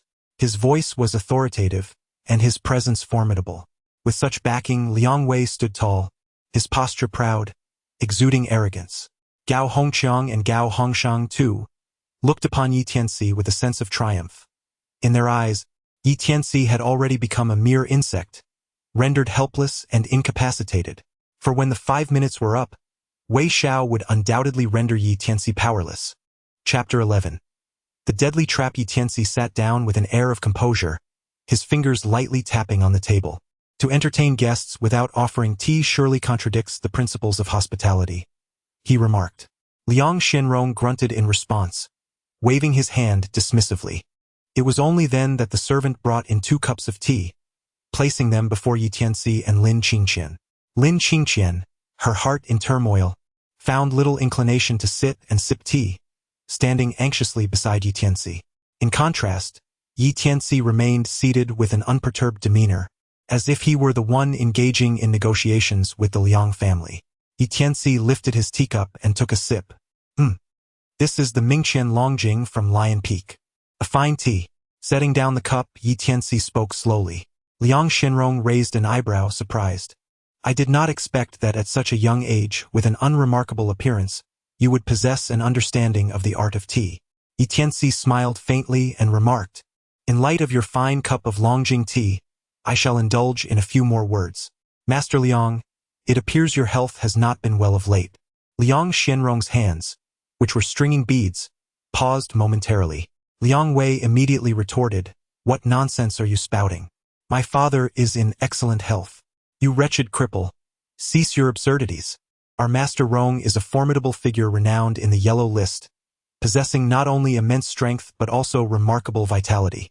Indeed, despite nearing 60, Master Rong's health surpasses even that of Gao Hongqiang. The Gao brothers chimed in with compliments towards Liang Xinrong. Liang Xinrong cast a sidelong glance at Yi Tianci and scoffed.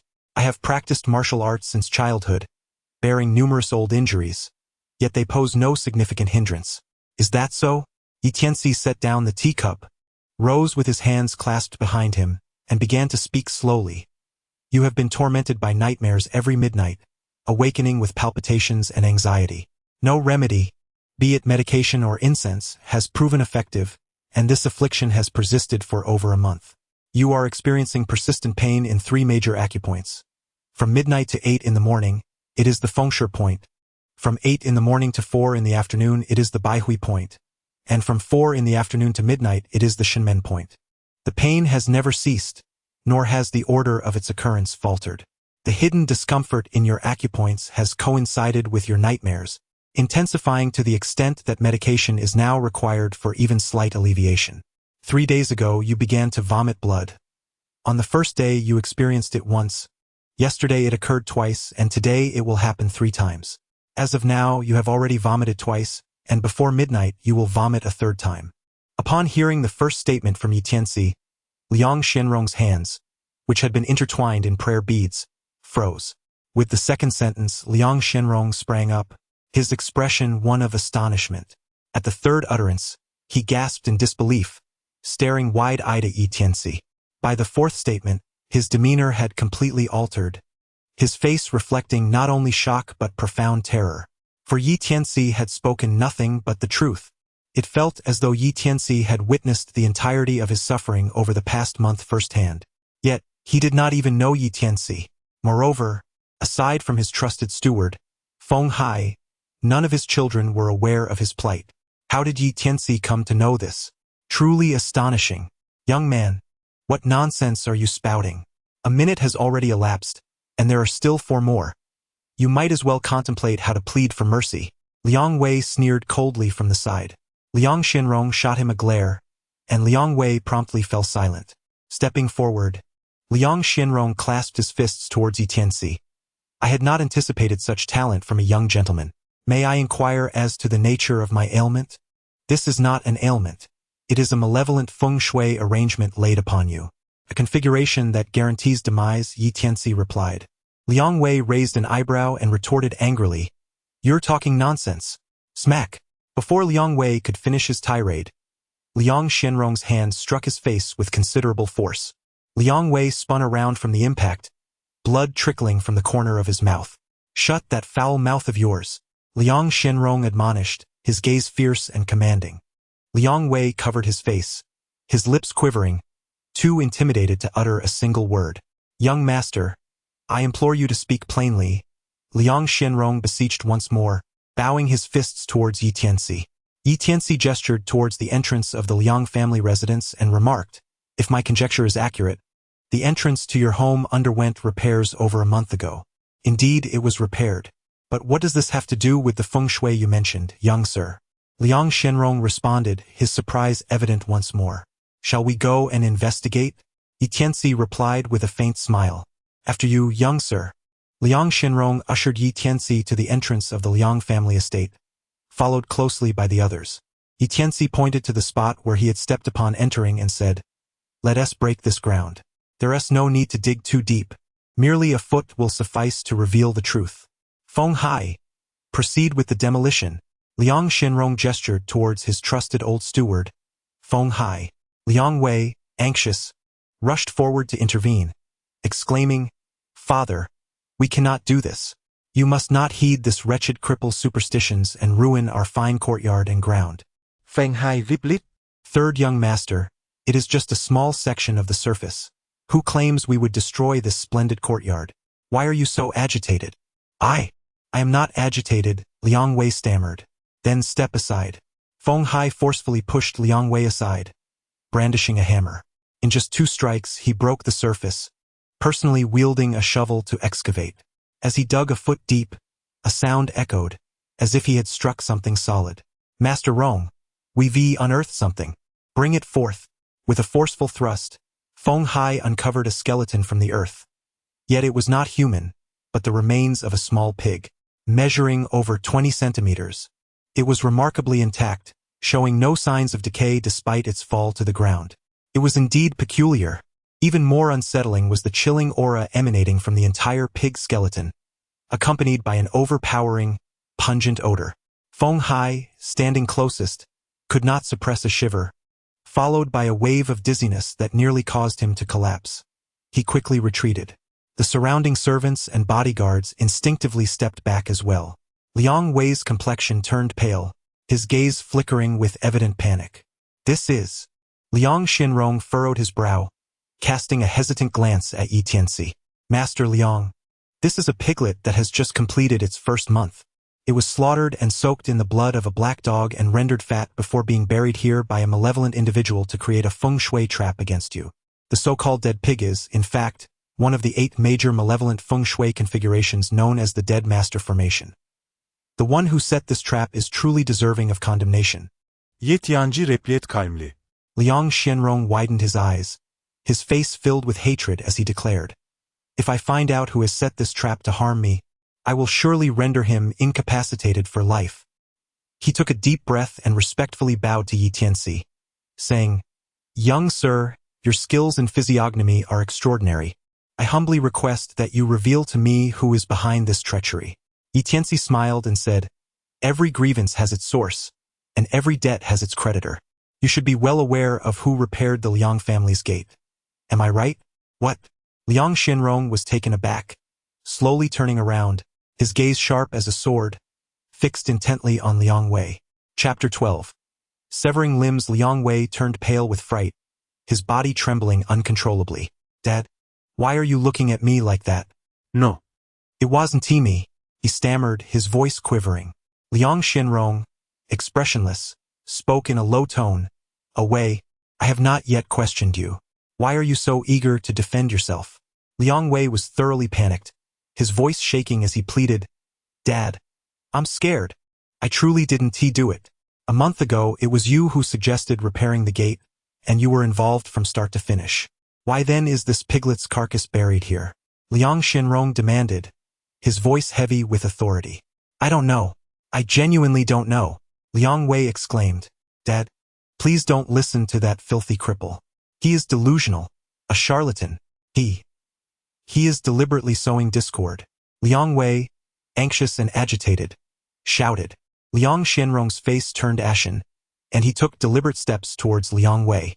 Liang Wei continued to retreat, shaking his head fervently, and cried out, "Dad, I am your own son. How can you trust a filthy cripple over me?" Tianci spoke softly once more. The Death Master layout possesses a distinct characteristic. One dies while another flourishes. When the master perishes, the layout planner gains honor. Thus, the planner affixes talismans upon themselves, transferring the master's fortune and blessings entirely onto their own person. Master Liang might wish to inspect your son's back. Perhaps there lies a talisman? This color would undoubtedly be a blend of white and red. When the white hue has completely faded, transforming entirely into red, it signifies that your fortune and blessings have fully shifted to him, and by that time you would have already met your demise. Upon hearing his words, Liang Shenrong took a deep breath, gritting his teeth in anger. "Feng Hai, remove this ungrateful wretch's clothing." The steward Feng Hai, accompanied by two burly men clad in black, rushed forward, forcibly restraining Liang Wei and tearing off his shirt. Liang Wei's back was exposed for all to see, revealing a talisman as described. The talisman's colors matched Tianci's description precisely. Half white, half red. A striking white that bled into red. Heavens! This cripple is truly an oracle, having accurately predicted everything. This individual, seemingly unremarkable, possesses such formidable prowess. It is astonishing that this is indeed the death trap orchestrated by young Master Wei. Who would dare to harm his own father? What a beast! It is questionable whether young Master Wei is even the biological child of Master Rong, for he bears no resemblance to him whatsoever. It is said that Master Rong had his suspicions in the past but never pursued the matter further. "Hush! Speak softly, lest Master Rong hears," the Liang family servants murmured among themselves. Liang Shenrong's complexion had turned utterly ashen, devoid of any color. Unable to contain himself any longer, he struck Liang Wei across the face with a resounding slap. Liang Wei was sent sprawling, crashing to the ground several meters away, four of his teeth flying from his mouth. The corner of his mouth split open, blood gushing forth. "Ungrateful wretch! How dare you conspire against me?" Liang Shenrong pointed at Liang Wei, his eyes ablaze with fury. Liang Wei, knowing he could no longer feign innocence, rose from the ground, wiping the blood from his mouth with a sinister smile. "Liang Shenrong, my mother revealed to me before her death that you are not my true father. She instructed me never to divulge this to you. Ha! You have raised me for over 20 years, yet I am merely another's child. How very manly of you." Liang Shenrong's eyes narrowed as he suppressed his rage and inquired, "Is this your justification for harming me?" Liang Wei gritted his teeth and shouted in anger, "On the day my mother died, I vowed to take your life in vengeance. Furthermore, my older brothers lack any capability, indulging only in women like you. Yet you have divided the family estate among them, all the while claiming to dote on me, when in reality you have always kept me at bay. Therefore, I shall ensure your silent demise. Once you are gone, your two sons will be no match for me, and all of the Liang family's assets will fall into my hands. Alas, alas, fate has not favored me, for a dead cripple has thwarted my grand plans." As he spoke, Liang Wei cast a menacing glare at Tianci. Liang Shenrong could no longer contain his fury, enunciating each word. "Feng Hai, break his limbs. Master Rong. After all, young Master Wei has been with you for over 20 years. Feng Hai hesitated, but a single glance from Liang Shenrong silenced him. "Must I repeat myself?" "Understood," Feng Hai replied, his voice firm. In an instant he acted. Crack! Liang Wei's left leg shattered. "Ah!" Liang Wei shrieked in agony. Amidst his cries, Tianci's deep voice resonated. "Young Master Wei, the 5 minutes have just elapsed. Are you faced with imminent disaster? Has your blood calamity come to fruition?" You shall not die a good death, dead cripple. Just wait. Ah! Liang Wei's anguished cries echoed as his right leg too was broken. Crack, crack. Feng Hai executed his task with precision, breaking both of Liang Wei's arms. Liang Wei succumbed to unbearable pain, losing consciousness. Thud! Gao Hongqiang trembled as he dropped to his knees, fear and anxiety evident in his demeanor. Master Rong, we brothers only serve the third young master. We know nothing of this. Gao Hongqiang fell from his wheelchair, enduring the pain of his broken leg as he knelt, his forehead pressed to the ground. Master Rong, we are entirely ignorant of these matters. Please grant us mercy. Liang Shenrong remained expressionless, dismissing them with a wave of his hand. Liang Shenrong, operate under the principle of preferring to mistakenly eliminate 1,000 rather than let one slip away. Feng Hai, send this ungrateful wretch Liang Wei to Beiliang. Even if he is left crippled, he shall toil in the coal mines for the rest of his life. The Gao brothers shall accompany him. Should they dare to stray a step from Beiliang, they shall face death without mercy. Thud! Gao Hongqiang and Gao Hongqiang collapsed, drained of color. Feng Hai gestured, and several burly men surged forward, dragging the unconscious Liang Wei and the Gao brothers away like discarded sacks. Once the onlookers had dispersed, Liang Shenrong clasped his hands in a bow towards Yi Tianci. May I inquire your esteemed name, young sir? Yi Tianci. Mr. Yi, your revelations regarding the treachery of this ungrateful wretch Liang Wei have liberated my family from a great peril, for which I am deeply grateful. Liang Shenrong bowed deeply once more, adding, your previous predictions regarding my health were entirely accurate. This month of suffering has tormented me greatly. I implore you to assist me. Certainly, but before that, let us discuss the matters between the Lin and Liang families. The Lin and Liang families? Liang Shenrong appeared unaware of the circumstances, his anger still simmering. It is all the doing of that ungrateful wretch. He cast a curious glance at the two individuals, inquiring, may I ask, Miss Lin, what is your relationship with Mr. Yi? Yi Tianci declared, Lin Qingqian is my fiancée. Liang Shenrong's eyes sparkled with delight as he promptly praised, a match made in heaven. Mr. Yi and Miss Lin truly exemplify a perfect pairing. Miss Lin, rest assured, the Liang family shall never interfere with your Lin family's resort in the mountains. Furthermore, in consideration of Mr. Ye's reputation, the Liang family will invest 100 million in your Lin family's Xishan resort. Chapter 13. The background of Yi Tianci. After a brief interlude of more than 10 minutes, Liang Shenrong personally escorted Yi Tianci and Lin Qingqian from the Liang residence. She had initially presumed that she was doomed to face a dire fate that evening, only to witness a complete reversal of fortune. She emerged unscathed while Liang Wei found himself incapacitated and dispatched to the northern mines. The notorious Gao brothers, who had long been allies of Liang Wei in his misdeeds, also met their downfall. Everything unfolded so abruptly, as if it were a vivid dream. Had she not witnessed the events with her own eyes, Lin Qingqian would have found it hard to believe. Astonishingly, the architect of this dramatic turn was none other than Yi Tianci, someone whom the Lin family had always regarded with disdain. Turning to Yi Tianci, Lin Qingqian expressed, had it not been for you this evening, I shudder to think how it might have ended. Thank you. Yi Tianci smiled faintly. Yi Tianci, do you truly possess the ability to read fortunes and assess geomancy? Lin Qingqian inquired, her curiosity piqued. I have learned a bit from my master. Coincidentally, I am familiar with the feng shui arrangement set by Liang Wei. I see, Lin Qingqian exclaimed. Liang Wei has indeed stumbled upon your expertise.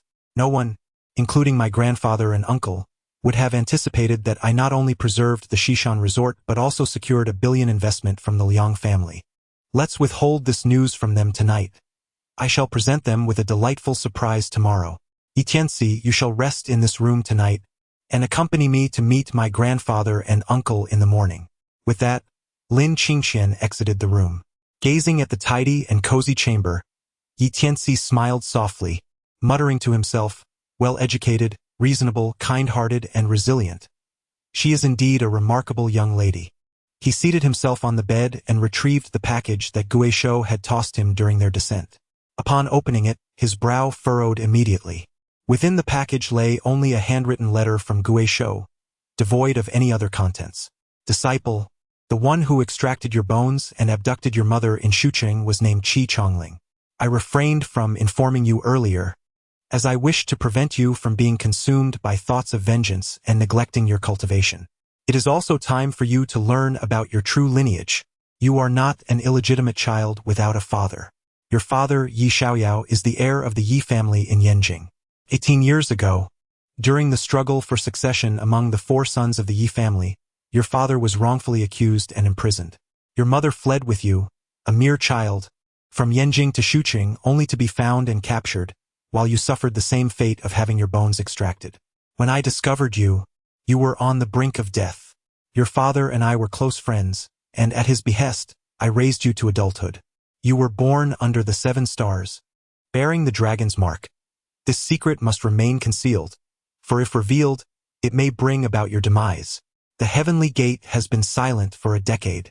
The 8 generals of the Heavenly Gate must reevaluate you, until you have fully mastered their powers and genuinely strengthened the Heavenly Gate. It is wise to keep your identity hidden, and refrain from seeking out your kin in Yanjing. Remember this. Remember this. My father is the heir of the Yi family in Yanjing, Yi Xiaoyao. The one who inflicted such cruel punishment, extracting my bones, is named Qi Chongling. I must exact my revenge. But why did the old man advise me against revealing my identity and seeking my kin in Yanjing? Could there be lurking dangers? Yi Tianci murmured to himself, momentarily unable to comprehend the old man's intentions. He pocketed the letter and, dismissing further thoughts, sat cross-legged on the bed, swiftly entering a state of meditation. The following day, after breakfast, Lin Qingqian escorted Yi Tianci to the Lin family villa. Upon entering, the family members regarded Lin Qingqian with peculiar glances. Lin Hao, with a mocking expression, quipped, "Qingqian, you look splendid today. Did you perhaps spend a delightful evening with young Master Liang last night?"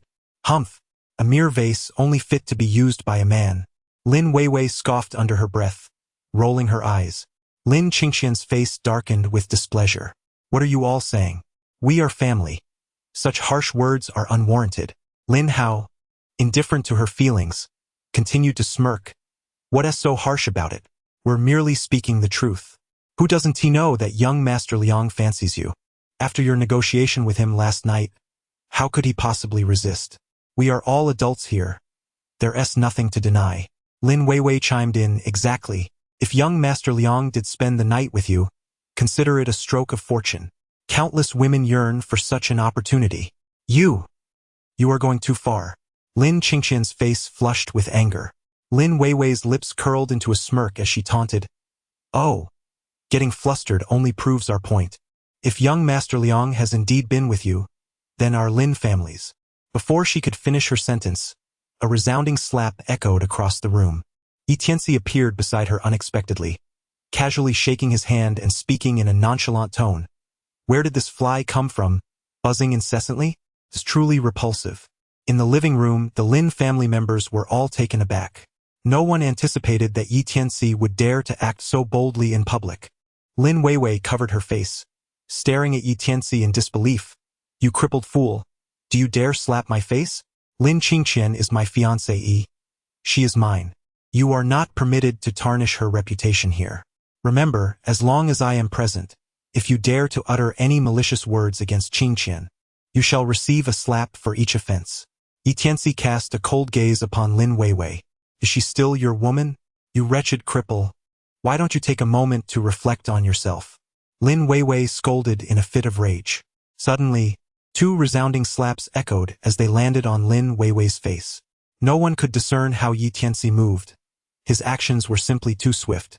"I forgot to mention, if you utter another malicious word to me, you shall receive 2 slaps, Yi Tianci stated, his expression remaining indifferent, though his eyes were significantly colder than before. Lin Weiwei's face twitched in pain, tears streaming down as she sobbed, "Brother, this wretched cripple hit me." Another 2 slaps struck her face before Lin Hao could intervene. "Yi Tianci, you have the audacity to strike my sister in my own home?" Lin Hao shouted furiously, pointing at Yi Tianci. "I command you to bow and apologize to my sister this instant." "Enough!" Lin Daonan, seated at the head of the table, finally spoke. Though still somewhat weak, he was able to lean upon his cane. Noticing the old man's grim expression, Lin Weiwei and Lin Hao dared not provoke him further, retreating with faces full of indignation. Qian regarding last night's negotiations with the Liang family, Lin Daonan hesitated, unwilling to continue, for he understood that his granddaughter had no means to resist Liang Wei. He feared that his most cherished granddaughter had become nothing more than a plaything for Liang Wei. Lin Qingqian interjected, "Grandfather, the negotiations last night proceeded exceptionally well. Our resort has been secured." Upon hearing this, Lin Daonan's expression stiffened, revealing a look of sorrow. Lin Chongli, seated in the corner, sighed heavily and exited with a defeated demeanor. However, Zhang Mei appeared overjoyed, murmuring, "My daughter and young Master Liang have formed a bond. Henceforth, I shall be the mother-in-law of Liang Wei. Splendid! I shall have endless riches." Chapter 14. A deceit of epic proportions. Lin Daonan seid Depli, Qian. You have made tremendous sacrifices for the Lin family. Your grandfather shall not allow your sacrifices to be in vain. Lin Hao stepped forward once more, a smirk gracing his lips as he scoffed. "Isn't it still the case that you've sold your own body to preserve the resort? Just moments ago, you were attempting to argue." "How amusing!" Lin Weiwei chimed in, "Brother, do you not see the truth? Some proclaim, 'She is my woman.' Yet one can only imagine their hearts weeping as they utter such words. Knowing full well that their woman has been taken by young Master Liang, they still pretend to be noble while shamelessly fawning over him. A truly revolting sycophant." Her tone dripped with sarcasm, evoking a sense of disgust. Tianci squinted his eyes and shifted his arm slightly. Lin Hao and Lin Weiwei immediately recoiled in fear behind their father, Lin Chongren. Lin Qingqian furrowed her brows in anger as she glared at the Lin siblings, saying, "You two should be more virtuous with your words. The situation is not as you imagine. Last night, I met with the head of the Liang family, Liang Shenrong, who has no intention of encroaching upon our resort. Furthermore, Liang Shenrong has agreed to invest 100 million in our resort to develop a hot spring project, in exchange for just 10% of the shares." Upon hearing her words, the members of the Lin family were momentarily stunned, then began to murmur amongst themselves. "The Liang family has no intention of interfering with our resort, and they want to invest in us? Is that true? How can you believe this? It's clearly a lie. The Liang family has never had any dealings with us. They are one of the 4 great families of Shuqing, a presence at the pinnacle of the pyramid. How could they possibly invest in us? Indeed, I do not believe such deceptive words." No one believed Lin Qingqian's assertions. Even Lin Daonan, who adored and trusted her the most, wore a perplexed expression and asked, "Qingqian, the Liang family has always suppressed us. Why would they suddenly want to invest in us? Could you clarify?" Lin Qingqian knew that unless she clarified what transpired last night, no one would believe her. She recounted the events that unfolded after arriving at the Liang family, detailing everything from beginning to end, concluding with, "This is how it happened. All thanks to Tianci." He showed Liang Shenrong some auspicious signs, and Liang Shenrong subsequently incapacitated Liang Wei and sent him and the Gao brothers to Beiliang to mine coal. Liang Shenrong's agreement to invest was also out of respect for Tianci. Lin Qingqian assumed that her detailed explanation would leave her family with no doubts. However, she was utterly taken aback that apart from her grandfather, who appeared grave and somewhat convinced, the rest of her family erupted into laughter. "This is the most flawed lie I have ever heard," they scoffed. Tianci looks at some feng shui, and Liang Shenrong injures his own son and sends him to mine coal? Do you take us for children? Liang Shenrong would invest in our Lin family based on Tianci's reputation? How absurd. Except for Lin Daonan, everyone was mocking Lin Qingqian without restraint. Lin Hao jumped in, deriding, "Lin Qingqian, stop digging a deeper hole. Do you know why no one believes you? Because you lied as soon as you walked in. And everyone knows that covering up a lie requires 100 more. Everything you say now is a fabrication." Lin Qingqian's face flushed with anger, yet she was at a loss for words to convince them. Lin Weiwei interjected, "But Master Wang was there last night too. Let him come and clarify, and everything will be understood." Indeed, the other members of the Lin family concurred. Soon, Wang Qing was summoned. Faced with the crowd's inquiries, Wang Qing, looking awkward, said, "Last night, I mistakenly offended young Master Liang Wei and was punished. I feared that my blunder would bring trouble to the Lin family, so I left early. I do not know what happened afterward." His words only exacerbated Lin Qingqian's predicament. Observing her on the verge of tears, Tianci could no longer contain himself. He clasped his fist towards Lin Daonan and declared, "Old sir, I assure you on my honor that Qingqian's words are entirely truthful. Everything she said is indeed real." The surrounding Lin family members scoffed derisively, dismissing him outright. Lin Daonan gestured for silence and looked at Tianci, slowly stating, "Tianci, I believe you, since you have spoken. Qingqian's words must also be true. Grandfather, do not be deceived by this country bumpkin's tricks. I believe they must have conspired beforehand, merely attempting to shield Lin Qingqian from embarrassment. If what they both claim is true, I, Lin Hao, will kneel and slap myself 100 times in apology." Lin Hao proclaimed, a confident smirk on his face. Lin Chongren stepped forward, saying, "I have an old classmate at Dongliang Group, closely acquainted with the Gao brothers. I will call and inquire." "Father, Liang Wei was indeed incapacitated last night. However, the news from the Liang family does not state that it was Liang Shenrong who did it. They claim he was harmed by outsiders. Liang Wei was seriously injured and was sent to Yanjing Hospital for treatment overnight, alongside the Gao brothers. This news has spread throughout the Dongliang Group. My classmate would never provide me with false information," Lin Chongren asserted gravely. The members of the Lin family nodded, believing that what he had discovered was the truth. Who could this outsider be? Lin Hao inquired pointedly, and the family collectively turned their gaze towards Tianci. Tianci's audacity to publicly sever Gao Hongqiang's hand renders his brutal assault on Liang Wei unsurprising. Moreover, following Wang Qing's departure last night, he remained by Lin Qingqian's side, undoubtedly implicating him in the incident. "Tianci, you were supposed to accompany Lin Qingqian to the Liang residence for an apology negotiation, yet you have grievously injured young Master Liang Wei? Your audacity knows no bounds," Lin Chongren thundered. "Father, I believe the scoundrel acted with malicious intent, deliberately plotting against our Lin family." Lin Hao fanned the flames of indignation. At that moment, a servant rushed in, clutching an invitation. "What is the rush? Do you not see we are in a meeting?" Lin Hao scolded irritably. The servant promptly presented the invitation with both hands, breathlessly stating, "An invitation from Liang Shenrong, the head of the Liang family, who has arrived at the main gate with a dozen individuals." The Lin family members sprang to their feet, anxiety gripping them. "Father, Liang Shenrong himself has come to our Lin family for a visit, accompanied by an entourage. This is unusual." Lin Chongren's face was fraught with worry.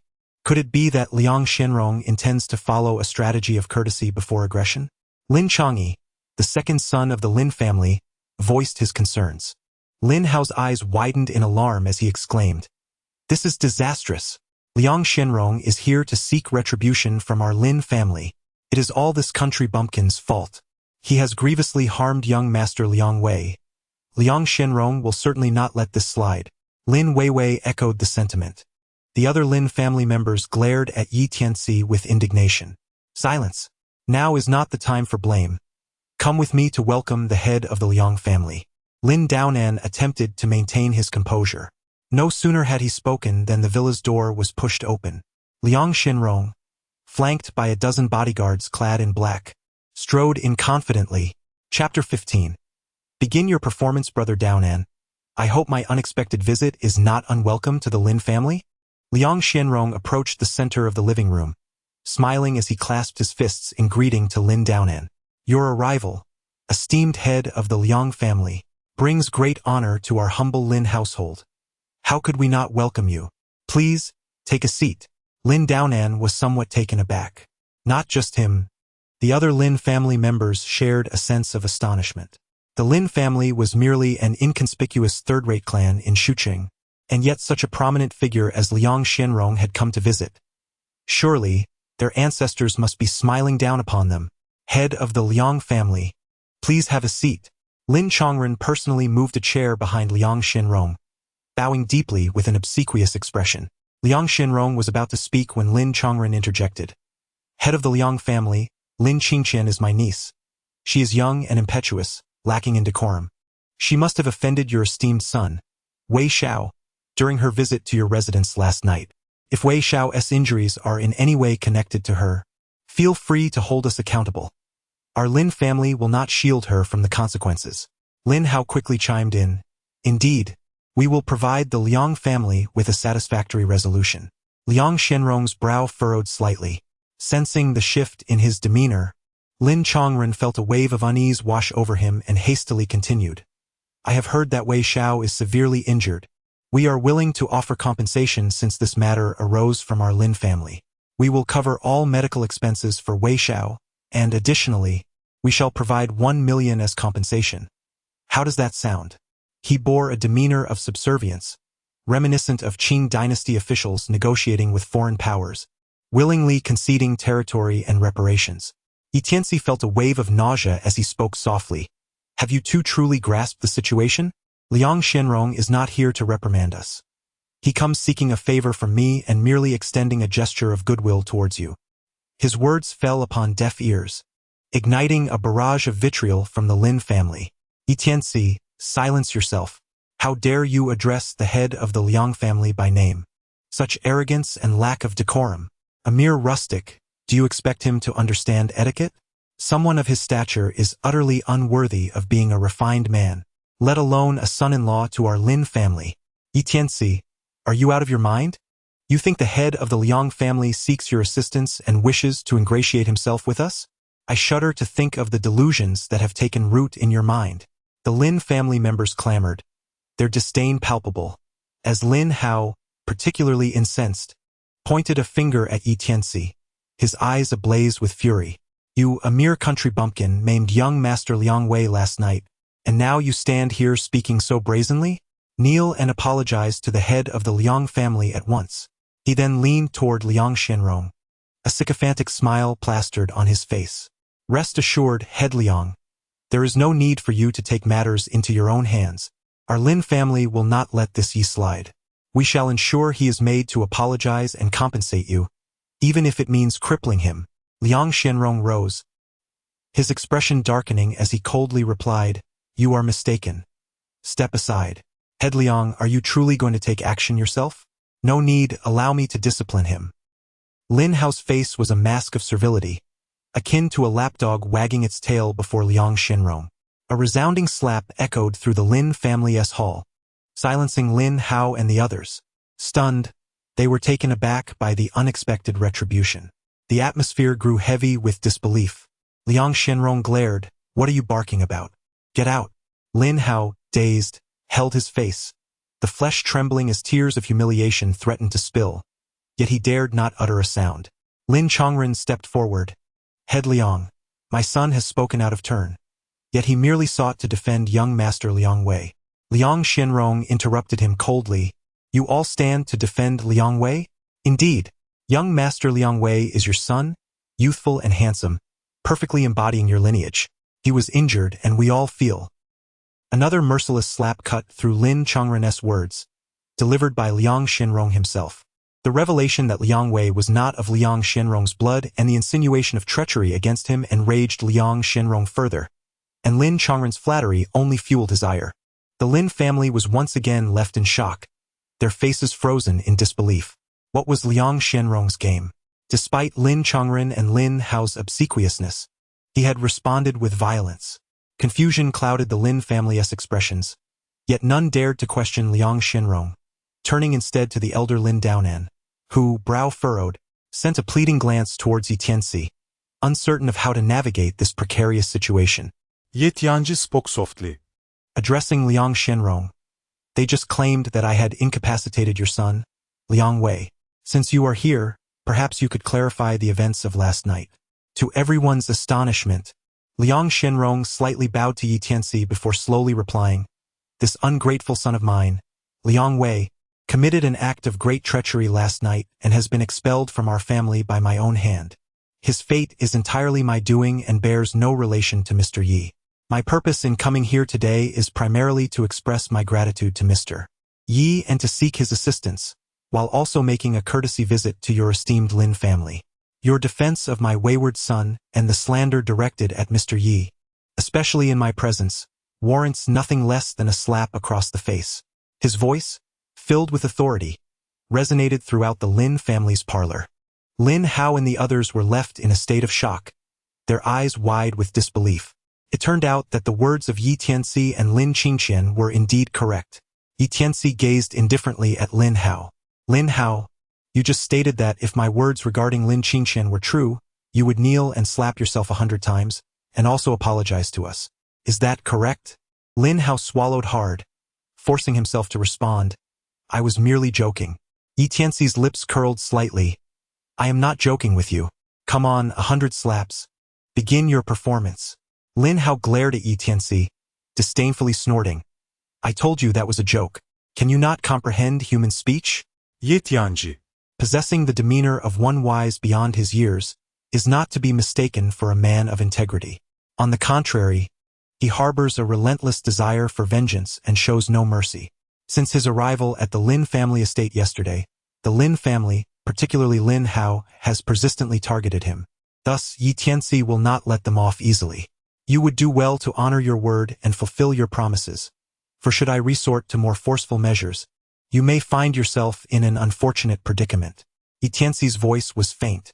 Lin Hao curled his lips, his gaze filled with disdain. What do you mean? From what you're saying, if I don't kneel down and slap myself 100 times, you would dare to be forceful. Chapter 16. Incontinence. Yi Tianci blinked, his expression tranquil. I am not bothered. TCH. Lin Hao rolled his eyes dramatically, the corners of his mouth nearly reaching his jawline. Yi Tianci, who do you think you are? Do you truly believe yourself to be Lin Qingqian's fiancé, our family's son-in-law, threatening me here? Perhaps you should take a moment to reflect on yourself. A mere limping country doctor dares to intimidate me? Behind Lin Hao, several younger members of the Lin family echoed in disapproval, admonishing Yi Tianci for his lack of decorum. Lin Chongren interjected. Yi Tianci, Lin Hao was merely speaking offhandedly. Do not cling to his words so tightly. Lin Chongyi also voiced his thoughts. Allow me to speak fairly. Now that the truth has been revealed by the head of the Liang family, let this matter be put to rest. No one should bring it up again to avoid discord. Yi Tianci's expression was icy as he addressed them. When you slandered my fiancé Yi and hurled insults at us, did you consider the harm to our feelings? Now, when I speak up, you claim it injures feelings. It matters not what anyone says. Lin Hao must kneel and slap himself. Upon hearing Yi Tianci refer to her as his fiancée Yi and defend her so vehemently in front of his family, Lin Qingqian felt a peculiar sensation rise within her. The way she gazed at Yi Tianci subtly shifted. Lin Hao, incensed by Yi Tianci's words, was about to unleash a torrent of curses when Liang Shenrong slowly interjected. Brother Dao Nan, is this Lin Hao your grandson? Lin Dao Nan nodded affirmatively. Lin Hao is the eldest grandson of the Lin family. Liang Shenrong responded with an understanding "oh," and continued with a significant tone, Brother Dao Nan, I came to your Lin family today to discuss investing in your resort. My initial plan was to invest 100 million. However, observing your grandson's character has led me to question whether the rest of your family shares his traits. If so, my investment would be difficult to justify, as a person's character reflects on their business capabilities. It was apparent that Liang Shenrong's proposed investment was the Lin family's only lifeline. If he withdrew due to such a trivial matter, the development of the resort would be jeopardized, if not entirely impossible. Master Liang, what are you implying? Lin Dao Nan inquired anxiously, his gaze fixed on Liang Shenrong. Liang Shenrong clasped his hands towards Yi Tianci and said solemnly, since Lin Hao has previously spoken in such a manner, he should heed Mr. Ye's words and fulfill his promise. Furthermore, I owe Mr. Yi a favor. Brother Dao Nan, you need not say more. Lin Dao Nan's expression darkened as he turned to Lin Hao. Lin Hao, as you previously declared, kneel and slap yourself 100 times. Apologize to Yi Tianci and Chenner. Grandfather, Lin Hao's previous arrogance evaporated, replaced by panic and a dry throat. Noticing Lin Dao Nan's grim countenance, he cast a pleading glance at his father. Lin Chongren shook his head, his expression somber. Lin Hao, listen to your grandfather and Master Liang. Kneel. Dad. Lin Hao protested, unwilling to accept his fate. Even your father cannot save you, Lin Chongren replied, his face a mask of resignation. The color drained from Lin Hao's face, now resembling a bruised liver, as he desperately looked to Liang Shenrong, hoping for mercy. Yet, Liang Shenrong's gaze was as sharp as a sword, and a single glance struck fear into Lin Hao's heart. Suddenly, Lin Hao could no longer endure. His legs buckled, and he collapsed to the ground. Hesitantly, he raised his arm, but was unable to bring himself to strike. Liang Shenrong, growing impatient, coldly commanded, "You two, assist him in completing this performance." Two burly men rushed forward, disregarding the gasps from Lin's family. One pinned Lin Hao down while the other swung his enormous palm like a tempest, delivering swift slaps to Lin Hao's face. The sound of the slaps was loud and rapid, echoing through the room. "Ah, that hurts. Lighter, please. Oh no, please. I beg you, be gentler." Lin Hao remained on the ground, unable to move, his cries for mercy filling the air. In just a minute, the two men had delivered 100 slaps. They stepped back, leaving Lin Hao sprawled on the floor, having lost several teeth, bloodied and battered. His cheeks were swollen and red, resembling an angry pufferfish. The corners of his mouth were split, blood and saliva oozing out. His eyes were nearly swollen shut, leaving only narrow slits visible.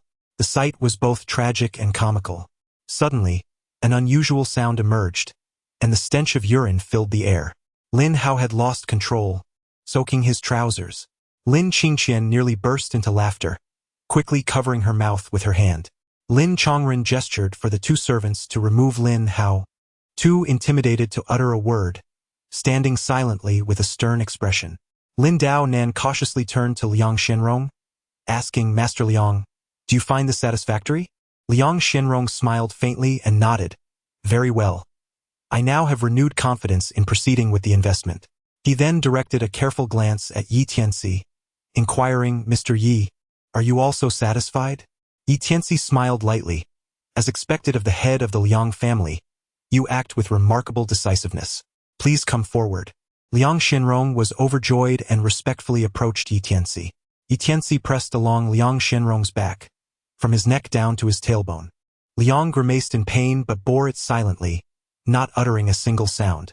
Subsequently, Yi Tianci produced a talisman, folded it and handed it to Liang Shenrong, instructing him to place it under his pillow. "After tonight, all your ailments will vanish."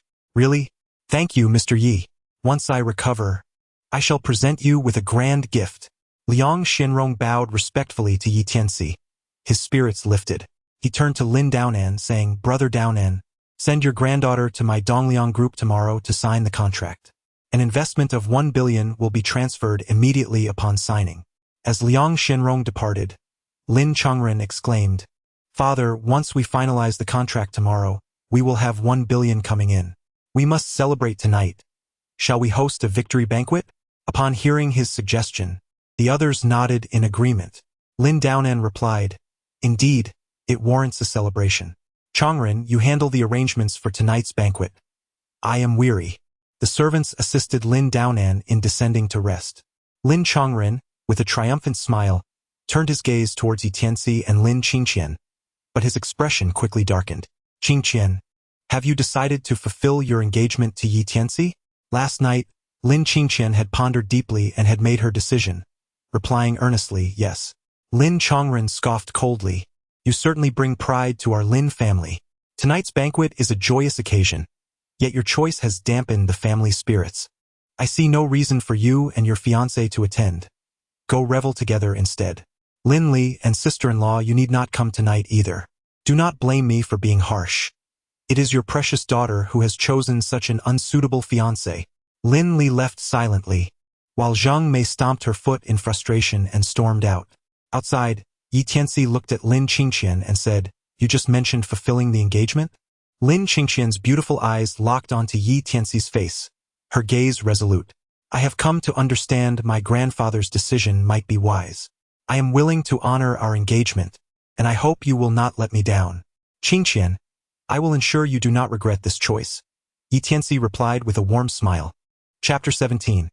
The rising star of female generals. As Lin Qingqian and Yi Tianci approached their doorstep, Zhang Mei burst forth from the kitchen, wielding a kitchen knife. Ye Tianci. Our family is unable to attend our own victory banquet, and it is all your fault. Leave. You are not welcome in my home. If you dare step inside, I shall slit my throat before you. Zhang Mei pressed the knife to her own neck, embodying a tempestuous demeanor. Elayenali, nervously interjecting, urja, dea. Please do not act rashly. Do not do anything foolish. Lin Qingqian, horrified, exclaimed, Mother, what are you doing? Quickly put down the knife. Do not harm yourself. I will not. I refuse. Zhang Mei persisted, throwing a tantrum. Lin Qingqian turned to Yi Tianci, frowning. Perhaps you should find somewhere to wait it out until my mother calms down. I will call you once she is stable. Yi Tianci, wishing to spare her any discomfort, turned and departed. After inquiring with several passers-by, he hailed a cab and arrived at Ming Shui Street in Shu City. This thoroughfare is renowned for its concentration of herbal shops and traditional medicine halls. Yi Tianci pledged to thoroughly cure Lin Daonan's ailment, and he would undoubtedly fulfill this promise. However, prior to that, he needed to procure some herbs to concoct the Lingyuan pill. Lin Daonan's illness had lingered for far too long, and only the Lingyuan pill could restore him to complete health. Huarentang, a grand and imposing apothecary, came into view as Yi Tianci stepped forward. The establishment was bustling with numerous patrons, clearly indicative of a flourishing business. Yi Tianci swiftly selected the necessary herbs for the refinement of the spirit origin pill, preparing to settle the bill when a sudden commotion erupted outside. A group of individuals rushed in urgently, for women clad in dark green uniforms entered, carrying a stretcher. Upon the stretcher lay a young woman, also dressed in a uniform, yet her attire was distinctly different, adorned with a patch of golden pine leaves on her shoulder and a golden star. The woman on the stretcher appeared pallid, devoid of any color, and was in a state of unconsciousness, her breathing faint and scarcely perceptible, as if her life hung by a thread. Behind the stretcher followed a stern-looking old man with a goat-like beard. Quick! Someone! The old man bellowed. An elderly figure in a white coat hurried forward, accompanied by a young assistant. The goat-bearded elder furrowed his brow. Do you recognize me? I am Yang Ming, the proprietor of Huiran Hall. You may not know me, but I am well aware of your identity. May I inquire about this? The elderly man, known as Tang, spoke with gravity. You are Yang Ming, correct? This is my granddaughter, Tang Qiong, who has been injured and is unconscious. You must treat her immediately, no matter the cost. As his words fell, a collective gasp resonated among the onlookers. Tang Qiong? Tang Lao? Could it be that this elder is Tang Jingua, the head of the illustrious Tang family of Shuqing? Who else could it be? My goodness, I have heard tales of Tang Jingua being a prominent figure in Shuqing, and today I finally behold his true countenance. Yet, despite his towering reputation, he is but an old man now, and the real marvel lies in his granddaughter, Tang Qiong, who has inherited the family legacy. Indeed, it is said that at merely 23, Tang Qiong has already ascended to become one of the 10-star generals of the Great Xia, and the only female general among them. Her future achievements are boundless. Could it be that the one lying on the stretcher is Tang Qiong? She appears gravely injured. Surely, a rising star such as her cannot perish here. As the murmurs of the crowd reached Yang Ming, he found himself unable to contain his anxiety. Approaching Tang Qiong to assess her injuries, he breathed a sigh of relief and confidently stated, Rest assured, Tang Lao, your granddaughter is not gravely harmed. I shall administer acupuncture and prepare a concoction for her. She will soon begin to recover. With that, Yang Ming swiftly penned a prescription and instructed the assistant to brew the medicine. By the time the assistant returned with the finished potion, Yang Ming had already completed the acupuncture for Tang Qiong. He prepared to personally administer the medicine to her when a faint voice suddenly interrupted. If you force that bowl of medicine down her throat, not only will it fail to heal her, but she will also vomit blood, worsening her condition. The crowd gasped in astonishment, turning to the source of the voice. Yang Ming, a renowned physician in Shuqing, trained under the illustrious healer Xue Huaishu, had never before been interrupted in his practice. Now, someone dared to publicly challenge him in Huiran Hall. Everyone's gaze fell upon Yi Tianci. Young man, what did you just say? You claim that if the injured consumes my medicine, she will vomit blood and her condition will deteriorate? Yang Ming's expression darkened with displeasure. Yi Tianci nodded slightly, affirming, indeed. Yang Ming, taken aback by Yi Tianci's audacity to admit it, felt his displeasure intensify. In a fit of anger, he exclaimed, Kong? Who is this person? Kong. A servant from the front hall replied, Master, this individual has just purchased some medicinal herbs from us and has yet to settle the payment. Please urge him to conclude his business swiftly and refrain from boasting foolishly here. Yang Ming waved his hand in a gesture of impatience.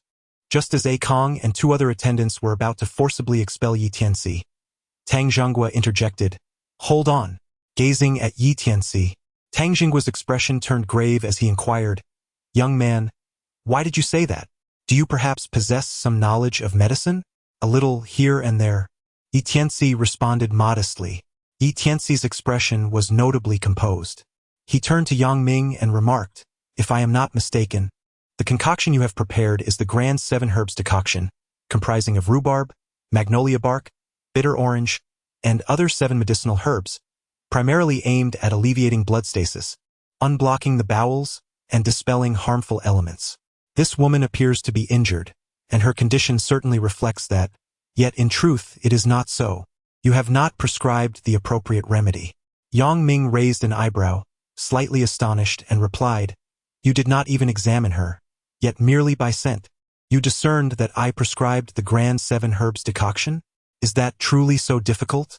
Yi Tianci spoke softly, yet in Yang Ming's eyes, this demeanor was nothing short of provocation and ostentation. Yang Ming scoffed disdainfully, exclaiming, What a farce! It is not for a mere novice like you to dictate my practice of medicine and my efforts to save lives. With that, he proceeded to administer the herbal concoction to Tang Qiong without further ado. Merely a few seconds later, Tang Qiong began to react.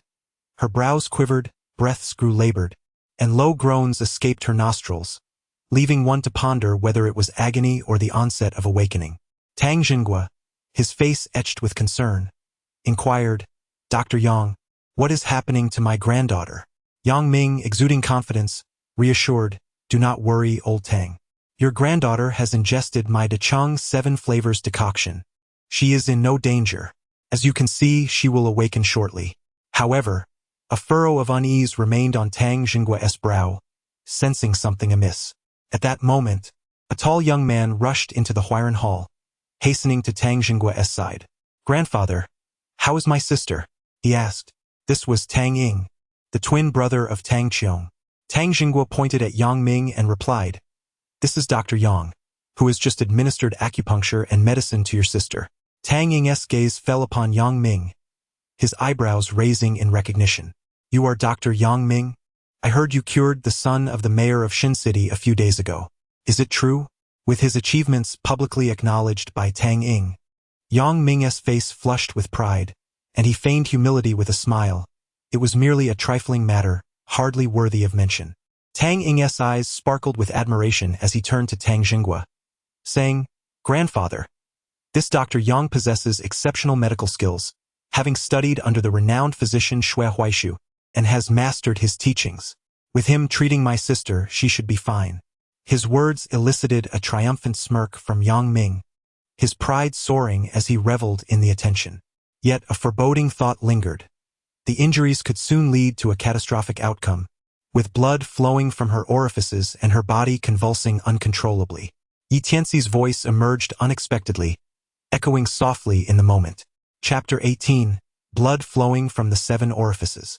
Yi Tianci's words pierced Yang Ming's nerves like a sharp needle. Audacious! Time and again you meddle here, obstructing my efforts to save lives and slandering my medical skills. I cannot tolerate you. Yang Ming, filled with rage, waved his hand furiously and commanded, Kong, seize all the medicinal herbs he purchased, then expel him from here. Tang Zhenghua frowned and said, Dr. Yang, he is an inconsequential individual. Simply let him go and avoid further conflict. The priority is to save my granddaughter. Yes, yes, yes. Yang Ming nodded vigorously. Tang Ying stepped forward, gazing at Yi Tianci with disdain, and proclaimed, Dr. Yang's master is the renowned divine Dr. Xue, celebrated throughout Shucheng. You, a mere fledgling, dare to question Dr. Yang's medical prowess? I advise you to leave promptly and avoid inviting trouble upon yourself. Tianci let out a faint hum. Apprenticed under Shui Huaisu? His master is a quack, and his disciple is even more so. The moment these words escaped his lips, it was as if thunder had struck from a clear sky. What did he just say? That Shui Huaisu is a quack. My heavens! How dare he? Is this lad a fool? Shui Huaisu is renowned throughout Shu City, having treated countless dignitaries and influential figures in politics and commerce. How could he possibly label Shui Huaisu as a quack? This fellow must either have water in his brain or has been kicked by a donkey. He seems less like a fool and more like a simpleton. The onlookers were abuzz with indignation, their faces etched with anger. Tianci's words had incited their fury. Tang Ying, too, wore a scowl, coldly stating, "You insolent brat. Dr. Yang is a person I hold in high esteem, and the divine healer Shui is my idol. How dare you claim they are quacks? I truly believe your mouth deserves a good slap. I command you to immediately give yourself 2 resounding slaps and sincerely apologize to Dr. Yang. Otherwise, I, Tang Ying, will not let this matter rest." Tianci pointed at Tang Qiong on the stretcher and remarked, "You are unconcerned about your family's safety yet seek to appease a quack? How absurd." Tang Ying, incensed by the remark, clenched his fists, ready to strike. Just then, Tang Qiong, lying on the stretcher, suddenly sat up with a jolt. Tang Ying hastily abandoned Tianci. Rushing to Tang Qiong's side, anxiously calling out, "Sister, how are you?" Tang Jinghua also hurried forward, his face etched with concern as he gazed at his granddaughter. Although Tang Qiong had risen, her eyes remained tightly shut, her brows knitted in distress, teetering on the brink of unconsciousness. Yang Ming, One hand resting behind him while the other gently caressed his slightly protruding belly, confidently asserted, "She is about to awaken, do not worry." Before he could finish, Tang Qiong suddenly opened her mouth wide. Wow! A stream of dark blood erupted forth. Fortunately, Tang Ying dodged in time. Otherwise, he would have been drenched, the foul-smelling blood splattering onto his chest. After expelling the blood, Tang Qiong, with her eyes still closed, collapsed back onto the stretcher, her body convulsing as if jolted by electricity. Not only that, dark blood began to seep from her eye sockets, nostrils, and ears. Her body trembled violently. Blood flowed from her 7 orifices, exactly as Tianci had described. "Sister, Qiong," Tang Ying exclaimed in alarm. Tang Jinggua's expression changed dramatically. Thud. Just a moment ago brimming with confidence, Yang Ming suddenly fell to the ground, his legs giving way beneath him. How? How could this happen? Yang Ming's eyes brimmed with confusion and fear. Yang Ming. Slap. Tang Jinghua struck Yang Ming's face with a resounding blow, his eyes blazing with fury. "If anything happens to my granddaughter, everyone from Huiran Hall and all the Yang family will pay with their lives." Yang Ming trembled in terror, nearly losing control of himself, and stammered, "Old Tang, it's normal for doctors to encounter unforeseen circumstances. You cannot act in such a manner. Besides, I am the son-in-law of the Qi family. My father-in-law is Qi Chongling." Upon hearing the name Qi Chongling, Tianci's eyes narrowed slightly. Tang Jinghua sneered dismissively. "Qi Chongling is not even worthy to carry my shoes. Should I annihilate your Yang family, if Qi Chongling dares to intervene, I will eradicate his entire clan as well." His gaze was tyrannical, and the menacing aura he exuded sent chills down the spines of all present. The air around seemed to drop several degrees in temperature. Yang Ming was thoroughly frightened, and suddenly, a thought struck him. He pointed at Tianci. "Old Tang, this young man. He just predicted that your granddaughter would convulse and bleed from her orifices, so he must possess the ability to save her." Yang Ming was not genuinely seeking to yield. He simply aimed to shift the blame onto Tianci. If Tianci dared to attempt a rescue and failed to save Tang Qiong, Yang Ming could easily frame him for the failure. Tang Jinghua turned to Tianci, his eyes filled with hopeful anticipation. "Young man, can you save my granddaughter?" Tianci replied nonchalantly, "If I can discern, I certainly possess the ability to heal."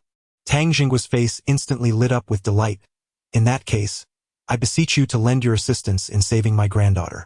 Earlier I offered a benevolent warning, yet you chose to disregard it. Now you command me to intervene and save a life.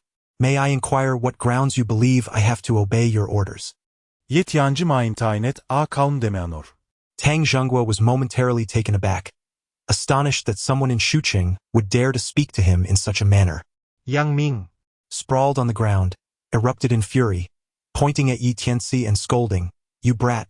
If old Tang has instructed you to save someone, you should hasten to do so. The fact that old Tang is speaking to you indicates that your ancestors are favorably blessed. Do you even dare to offend old Tang's dignity?" Slap. Yang Ming received another resounding slap across the face, this time from Tang Zhenghua. "Shut your foul mouth." Tang Zhenghua admonished coldly, then turned to Yi Tianci, clasping his hands in a gesture of respect. "Young brother, I was momentarily flustered, preoccupied with my granddaughter's ailment, and thus failed to discern the truth, which led me to mistrust you. My grandson Tang Ying's words were also quite offensive, and for that, I sincerely apologize. I am Tang Zhenghua of the Tang family. If you can heal my granddaughter, I shall reward you handsomely. Whatever you desire, I shall provide, and I vow to keep my promise." Seeing his earnest apology, Yi Tianci did not press the matter further and waved his hand, saying, "Please carry your granddaughter to a room with fewer people, and also prepare for me a bowl of chicken blood and a bamboo skewer. Is that all you need?" Tang Yen Google in Quýt, Pepe. "Yes, that is all," Yi Tianci affirmed with a nod, offering no further explanation. "Yang Ming, arrange a room for my granddaughter immediately. Is there a back room in this pharmacy?" Tang Zhenghua commanded. Yes, indeed." Yang Ming replied. "Akong, quickly take them to the back room." The attendant, Akong, promptly escorted Tang Zhenghua and the others to the back room, where an empty chamber awaited. Tang Qiong remained unconscious on the stretcher. Yi Tianci addressed the four women, "Turn her over and loosen the garments on her back." Tang Ying retorted angrily, "Are you attempting to plot something nefarious by undressing my sister?" Yi Tianci did not even spare him a glance. "Leave. What are you to dictate my departure?" Tang Ying scoffed. "Leave," Tang Zhenghua said coldly. "Grandfather, you just walked past the front hall. Did you not see? This man is a cripple. If he truly possessed medical skills, would he still be limping? I believe he is merely putting on an act." Slap. Tang Zhenghua's palm struck with force. Silence enveloped the room. "Get out." Tang Yen Google command easily. Tang Ying, clutching his face, retreated in shame. Chapter 19. Saving Tang Qiong, the unconscious Tang Qiong had turned over, lying on the stretcher, while four women in green hesitated, glancing at Tang Zhenghua. Without a word from him, none dared to loosen Tang Qiong's garments. If my suspicions are correct, she engaged in a confrontation last night and sustained severe injuries, falling into unconsciousness. Ye Tianci spoke. Tang Zhenghua squinted his eyes in astonishment and remarked, "Indeed, you are able to discern this?" Yi Tianci remarked casually, "Thus, while it appears she has been grievously injured, that is not the case. If my deductions are correct, there should be 5 red welts on her back. These are, in fact, the primary cause of her prolonged unconsciousness." Tang Zhenghua then gestured for silence. Four women clad in green slowly lifted Tang Qiong's garments from her back. Gradually, her porcelain white skin was revealed, and there appeared the first red welt, then the second, third, fourth, and fifth. Not a single one more or less. 5 pea-sized red welts scattered across Tang Qiong's fair back, a stark contrast to her alabaster skin, creating a rather unsettling sight. The situation was precisely as Yi Tianci had described. Tang Zhenghua's eyes widened in astonishment, and his gaze towards Yi Tianci subtly shifted. "Are the chicken blood and bamboo skewers prepared?" Ye Tianci invited. "They are ready." 2 women presented a bowl of fresh chicken blood along with a sharpened bamboo skewer. Yi Tianci immersed a bamboo stick in chicken blood and retrieved a piece of talisman paper from his pocket. Without the need for ignition, he merely flicked his wrist, and the talisman paper ignited with a sudden flare. The emerald flames were strikingly vivid.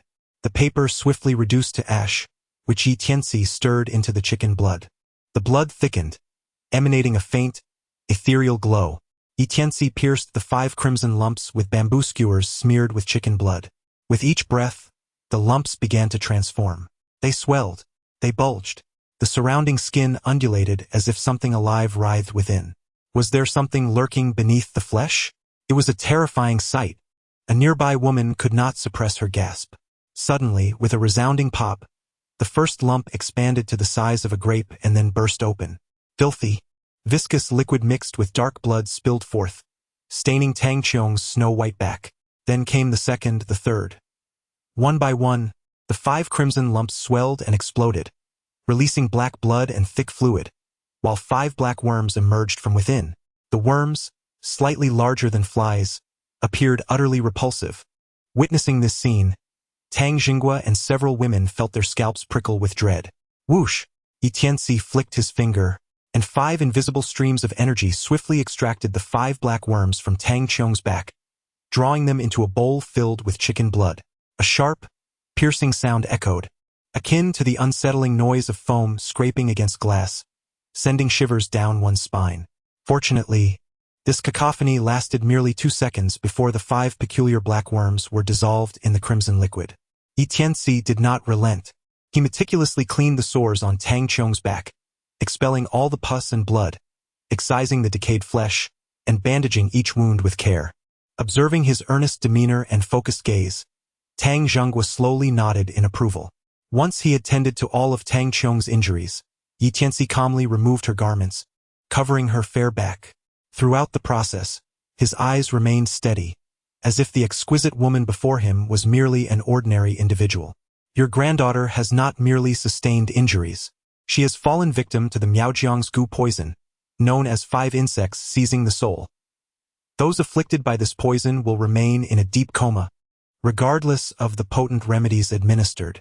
Yang Ming only grasped the surface of the matter, unaware of its depths, and his herbal treatments only exacerbated her condition. Fortunately, your granddaughter has trained in martial arts from a young age, possessing a robust constitution. Otherwise, the recent ordeal could have cost her life. Tianci spoke slowly. Tang Xinghua, his face filled with astonishment, exclaimed, "You can tell my granddaughter has trained in martial arts since childhood? Young sir, you are truly a miraculous healer. May I inquire your esteemed name? I, Tang Xinghua, shall certainly express my profound gratitude." With that, he strode out, limping as he went. Tang Xinghua pursued him, calling out, "Young sir, please wait." Tang Ying was seething in the corridor when he suddenly spotted Tianci heading outside, with his grandfather in hot pursuit. Tang Ying's brows shot up, and he shouted, "I knew you couldn't heal my sister. Trying to escape, are you? Lie down." With a stomp of his foot, he launched himself forward like a ferocious tiger descending a mountain, fists whipping through the air as he aimed a powerful blow at Tianci's shoulder. "Tang Ying, do not act recklessly," Tang Xinghua bellowed. But it was too late. Tang Ying's fist was already hurtling toward Tianci with unrelenting force. "It's over. The young sir will be injured, and my family will have to pay again," Tang Xinghua lamented, knowing his grandson has strength. Although Tang Ying was not as formidable as Tang Qiong, he was still a skilled fighter, capable of besting 10 ordinary individuals like Tianci.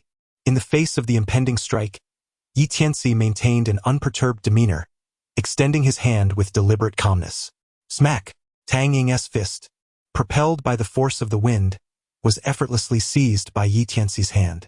It was as if a speeding train had collided abruptly with a mountain, coming to a sudden halt, unable to advance an inch. Tang Ying attempted to withdraw his fist from Tianci's grasp, his face turning crimson, but he found himself utterly unable to escape. "Let go of me," Tang Ying roared in fury.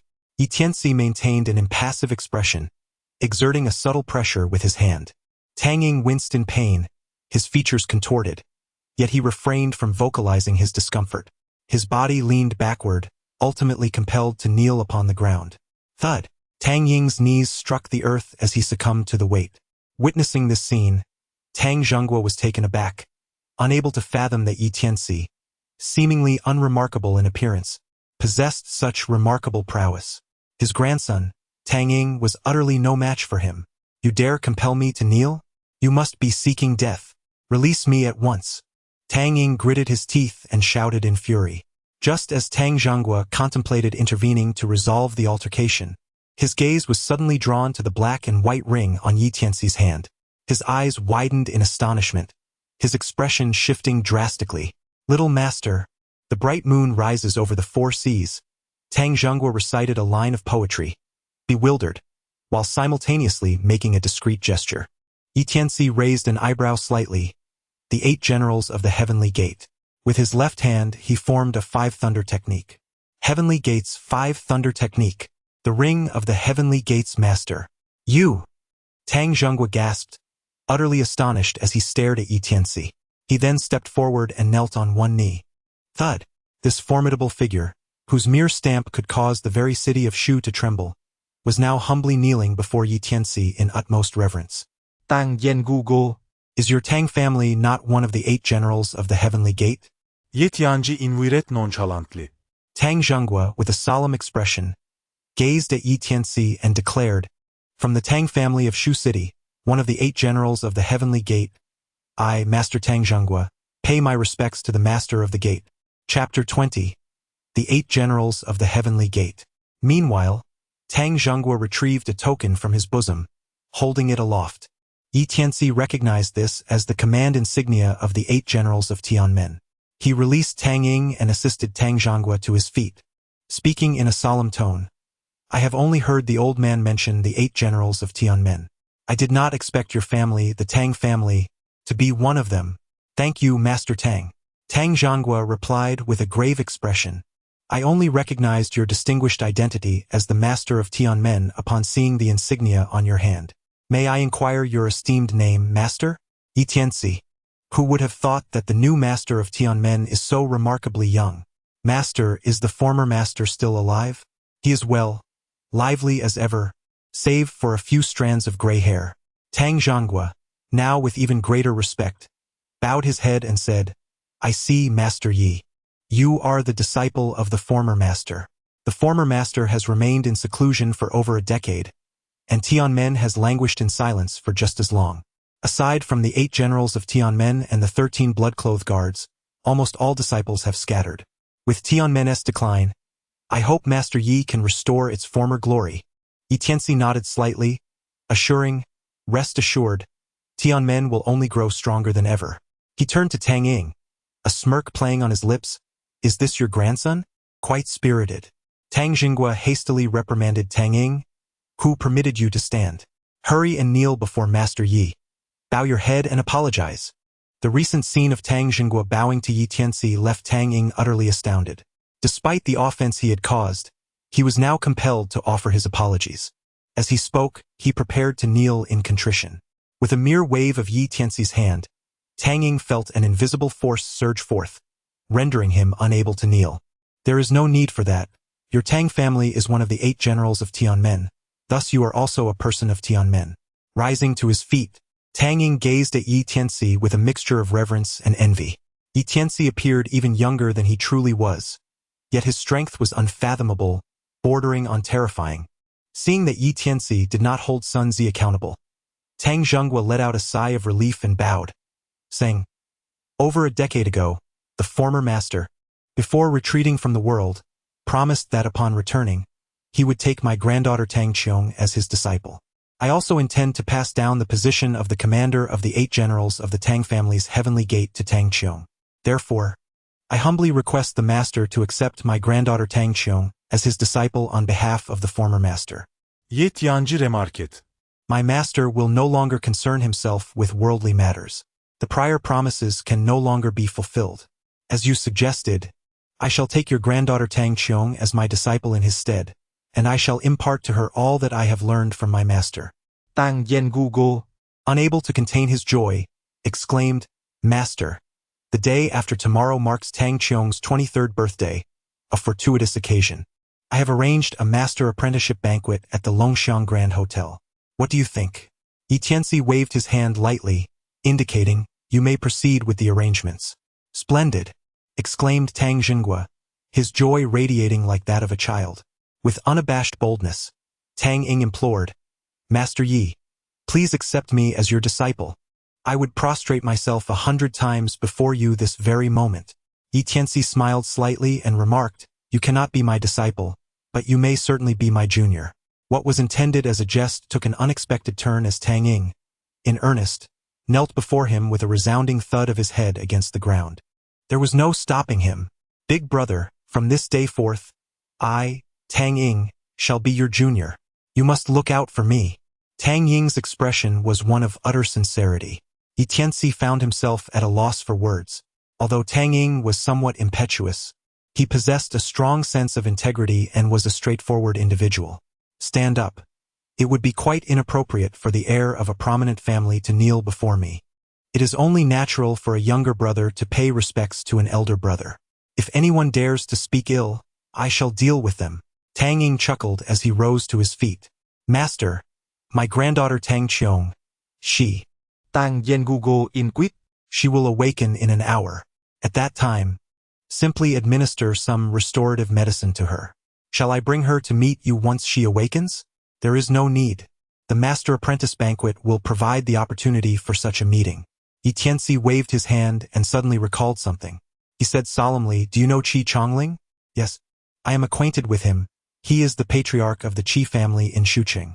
Why do you inquire about him, master? Tang Zhenghua replied cautiously. Tianci, with a tranquil demeanor, said, In the next couple of days, please assist me in gathering information regarding the Qi family. After the master's banquet concludes, I shall reveal my intentions to you. As you command, master, Tang Zhenghua replied, bowing respectfully as he watched Tianci depart. Upon returning to the front hall of the pharmacy, Tianci settled the accounts and was about to leave when he was confronted by Akong and several other attendants. You cannot leave, a haughty voice exclaimed as Yang Ming approached. Tianci's lips curled slightly as he inquired, What are your intentions? You just spoke arrogantly, claiming that both my master and I are inept physicians. My master will be arriving shortly, and you must apologize to us. Yang Ming wore an expression of haughty disdain. Tianci smiled and inquired, Is your master, Xue Huaizu, on his way? Indeed. What of it? Have you heard of my master's illustrious name and now find yourself intimidated? Let me inform you. It's too late.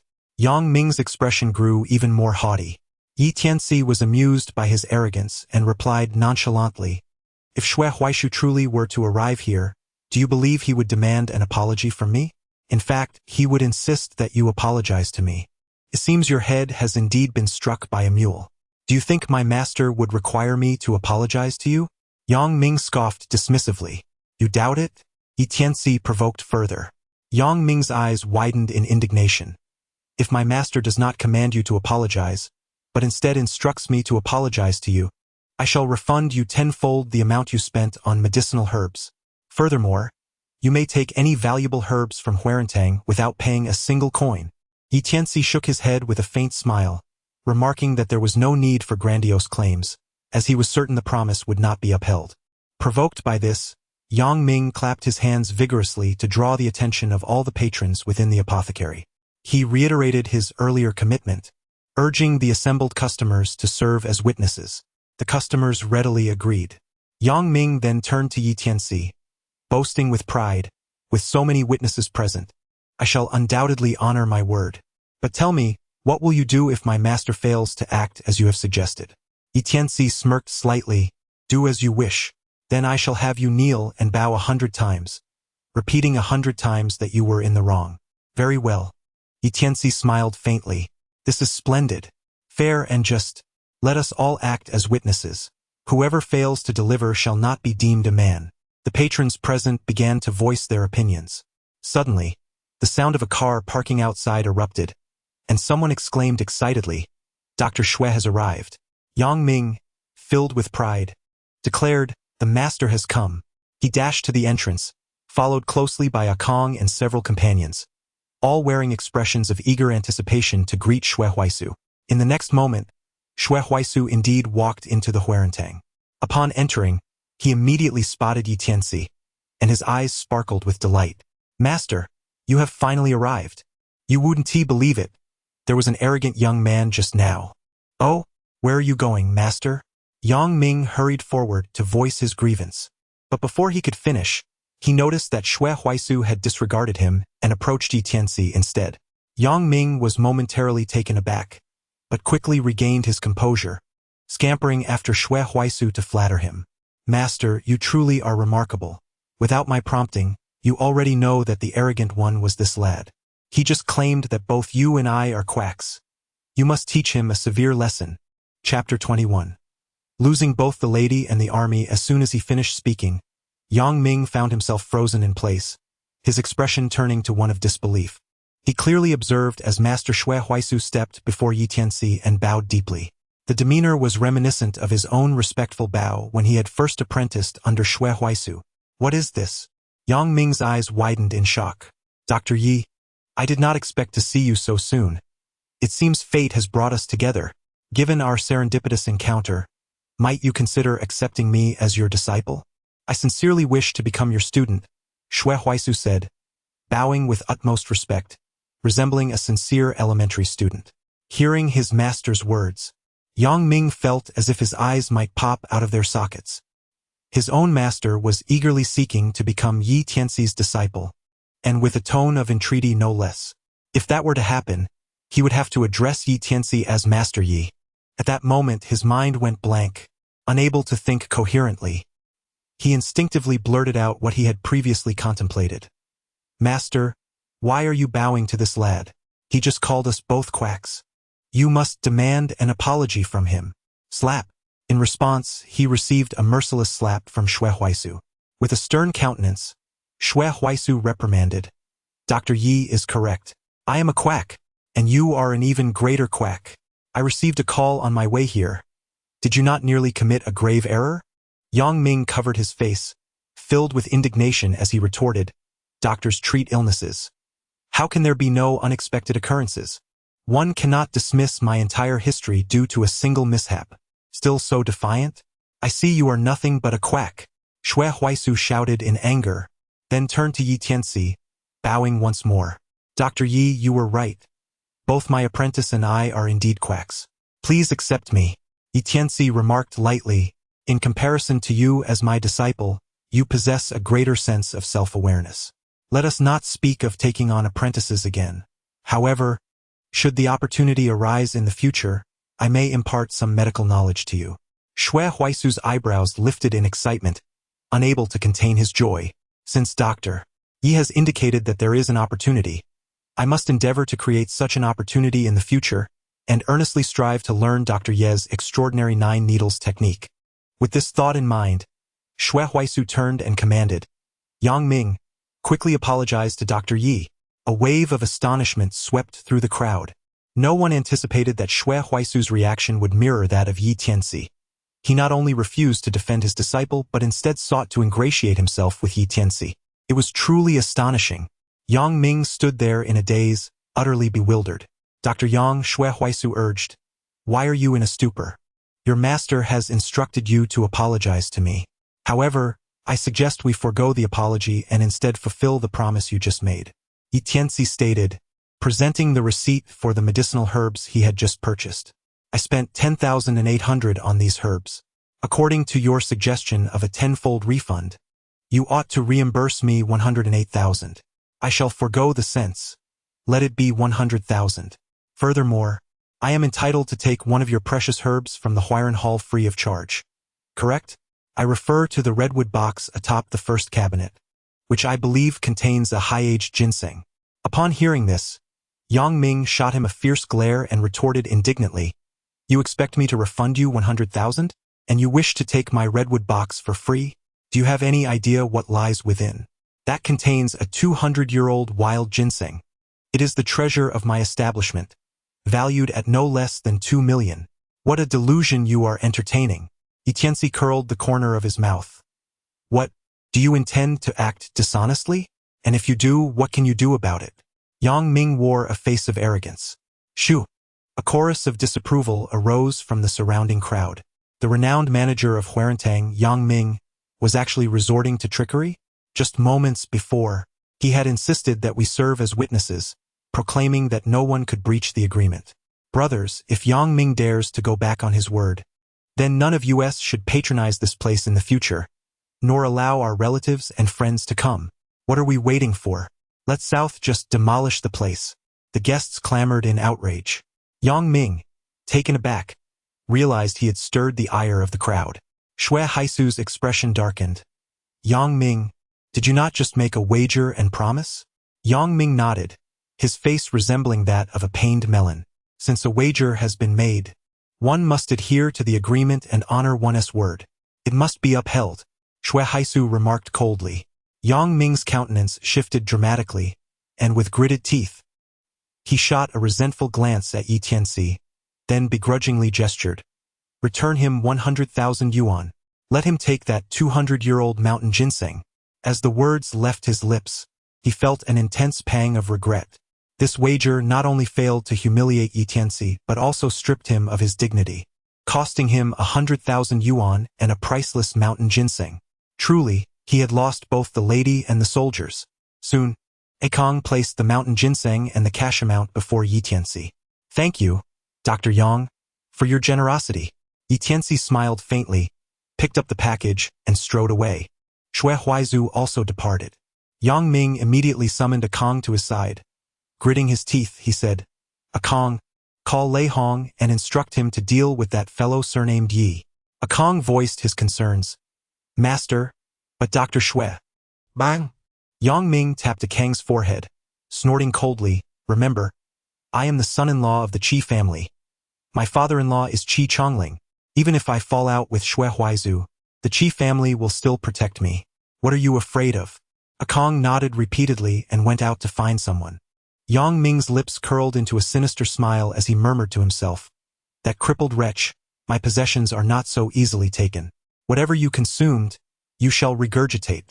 At that moment, as Yi Tianci stepped out of Mingshui Street, 3 cars roared in, encircling him in a triangular formation. A dozen men disembarked, exuding an intimidating presence as they approached. At the forefront stood a middle-aged man with a scruffy beard, a round face, and an abundance of flesh, his gaze fierce and menacing. He bore a striking resemblance to the formidable villains often depicted in action films. Beside him, a young man clad in a red shirt looked down haughtily at Yi Tianci, declaring, You are the one who stole 100,000 yuan from my uncle's pharmacy and took an old ginseng root. Yi Tianci's lips curled slightly as he inquired, It is I, and who might you be? The young man in the crimson shirt, exuding an air of arrogance, raised his chin defiantly, his nostrils flaring. I have not heard of you. Yi Tianci replied calmly. Qi Qingming, accustomed to being flattered and adored wherever he went, had never experienced such disregard. He huffed coldly, You may not have heard of me, but you must have heard of my grandfather, Qi Chongling. Yi Tianci narrowed his eyes suddenly, casting a meaningful glance at Qi Qingming. So, you are the grandson of Qi Chongling. Are you obstructing me for some purpose? Are you feigning ignorance? Return the 100,000 yuan and the old ginseng that you pilfered from my uncle's pharmacy. Qi Qingming threatened, his demeanor fierce and domineering. Ha! Qi Qingming appeared to have heard the grandest joke, rolling his eyes dismissively. Come, my face is right here. Try to lay a finger on me. With that, Qi Qingming leaned in closer to Yi Tianci, pointing at his own face in a blatant provocation. Chapter 22. A Fool's Errand Smack. Just as Qi Qingming finished his provocation, Yi Tianci's palm struck his face with resounding force. Qi Qingming spun like a top, completing 2 full revolutions. The onlookers witnessed the scene vividly, as 2 of his teeth were sent flying from his mouth. Blood oozed from between Qi Qingming's fingers. His gaze turned murderous as he glared fiercely at Yi Tianci. How dare you slap my face? It was you who prompted me to do so. Surely everyone has seen and heard it? He practically begged me. I could hardly refuse him, so you cannot blame me. Yi Tianci spoke softly, offering explanations to those around him. Qi Qingming, in a fit of rage, roared furiously and swung his fist towards Yi Tianci, exclaiming, I will kill you. Bang! Yi Tianci firmly grasped Qi Qingming's wrist and executed a swift, decisive twist. Crack! In an instant, Qi Qingming's wrist was shattered. The sound of the breaking bone resonated sharply, causing the companions behind Qi Qingming to change their expressions dramatically. Ah, ah, ah. Overcome with pain, Qi Qingming fell to his knees, howling in agony, his voice tinged with desperation as he cried out, Master Lei, quickly eliminate this brat. Avenge me. A round-faced man, resembling Dong Shi, stepped forward with a darkened expression, coldly gazing at Yi Tianci. Brat, did you not comprehend what you just heard? He is the scion of the Qi family. And what of it? Yi Tianci arçeden ebro. knowing full well that he was the scion of the Qi family, yet daring to publicly slap him and now break his hand. Are you seeking death? Master Lei's expression remained impassive. In his eyes, Yi Tianci was already a dead man. Yi Tianci's lips curled into a cold smile. Is the Qi family truly formidable? Perhaps in a few days they will cease to exist. How arrogant! With that, Lei Hong declared, since that is the case, I shall first incapacitate you and then present you to the Qi family to claim my merit. As he stomped the ground, he charged at Yi Tianci like a ferocious tiger descending from the mountains. At that moment, a figure hurriedly pushed through the crowd. Leon, you must not lay a hand on him. The voice belonged to a middle-aged man nearing 50, with a long, thin face, a hawk-like nose, and clad in a gray Zhongshan suit. Lei Hong glanced at him, furrowing his brow slightly. Fan Xiong, why are you not minding your own business at the Zhenjiang Martial Arts School? What brings you here? I have no intention of meddling in your affairs, Lei Laohu, but I have been entrusted with the task of protecting this young lad. Fan Xiong replied, turning to observe Yi Tianci with an air of disdain. I truly wonder what old Master Tang was thinking, sending me, a distinguished martial arts instructor, to safeguard this inexperienced youth. His expression was laden with reluctance and resentment. Yi Tianci spoke with an air of detached indifference. I require no protection from the likes of you. Your meager strength is unworthy of shielding me. You may take your leave. Fan Xiong's eyes flashed with fury, his resentment swiftly morphing into wrath. You've wounded the young master of the Qi family and provoked Lei Hong, one of the 4 tigers of Shuqing. Were it not for my intervention, you'd be a dead man today. Only out of respect for Elder Tang do I withhold my hand. Otherwise, your insolence alone would warrant a brutal lesson. His gaze dripped with disdain, utterly dismissive of Yi Tianci. Turning to Lei Hong, he declared, Lei Hong, this boy is off limits. Elder Tang seems to have some connection with him. Leon hesitated. If Yi Tianci truly had ties to the Tang family's patriarch, acting against him would require careful consideration. Young Master Qi, what do you think? Leon. Qi Qingming interjected coldly, you serve the Qi family. What is there to hesitate about? Leon chuckled awkwardly. Young Master Qi, your family may not fear Elder Tang, but I do. Qi Qingming sneered through gritted teeth. From today onward, all the Qi family's beef and lamb trade in Shuqing is yours. Additionally, I'll personally give you 2 million. Break this bastard's legs and deliver him to my grandfather. I'll ensure you're handsomely rewarded. Lei Hong's eyes gleamed with greed. Consider it done. With a vicious grin, he turned to Fan Xiong. Fan Jiaodo, this boy is finished. Not even Jesus can save him. I said it. Fan Xiong's aura flared with dominance. You dare defy me? Defy you? Leon scoffed. I call you Jiaodo out of courtesy. Don't flatter yourself. Step aside now, or I'll paint the ground with your blood. Leon. Fan Xiong retorted. I shall relish testing your mettle.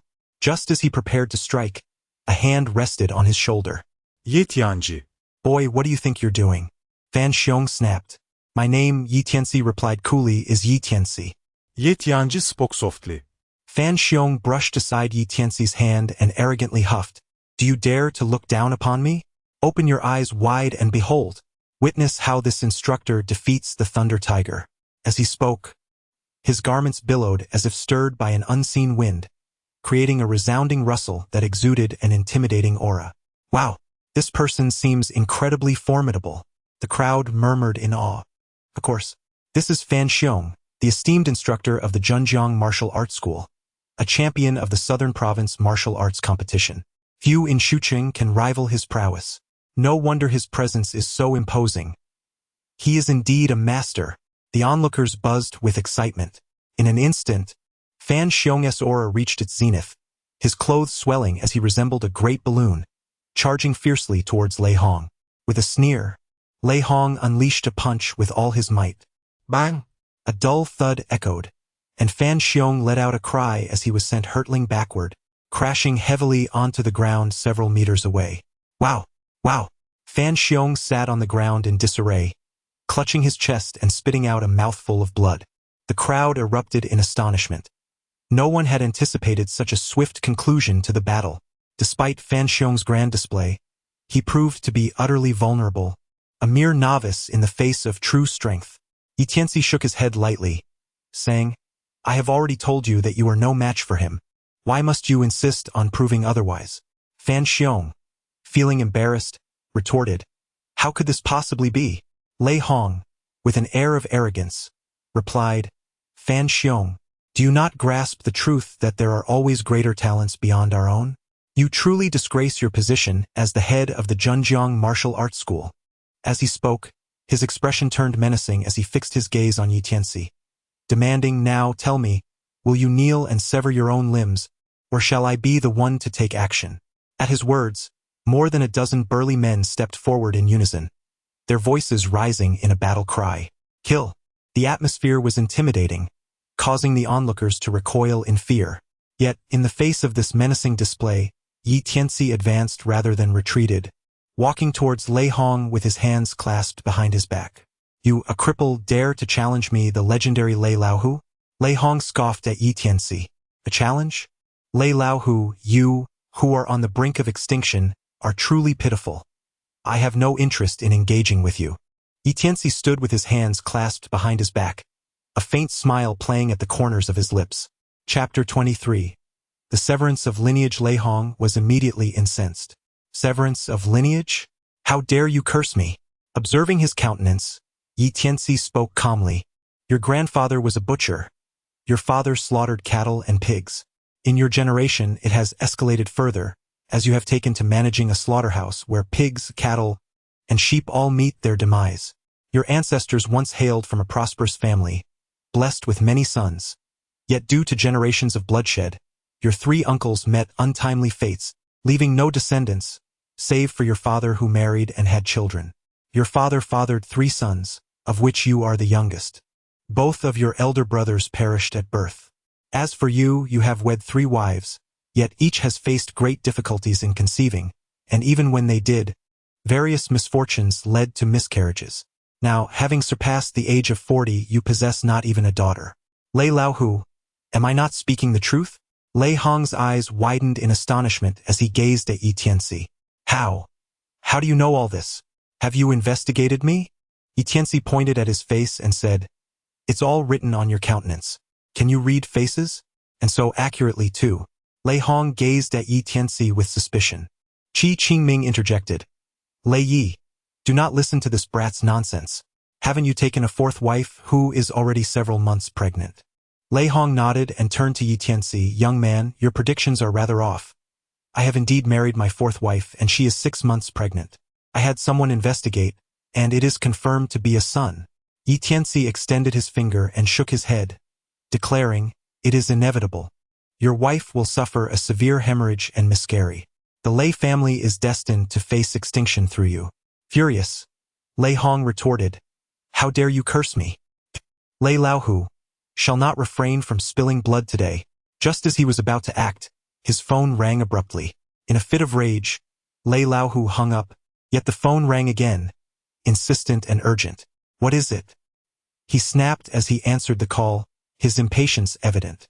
Master Lei, the madam is experiencing heavy bleeding. She has miscarried. She is currently being rescued at the hospital, but the child could not be saved. The voice of the maid trembled with fear. What? Impossible! Lei Lao exclaimed.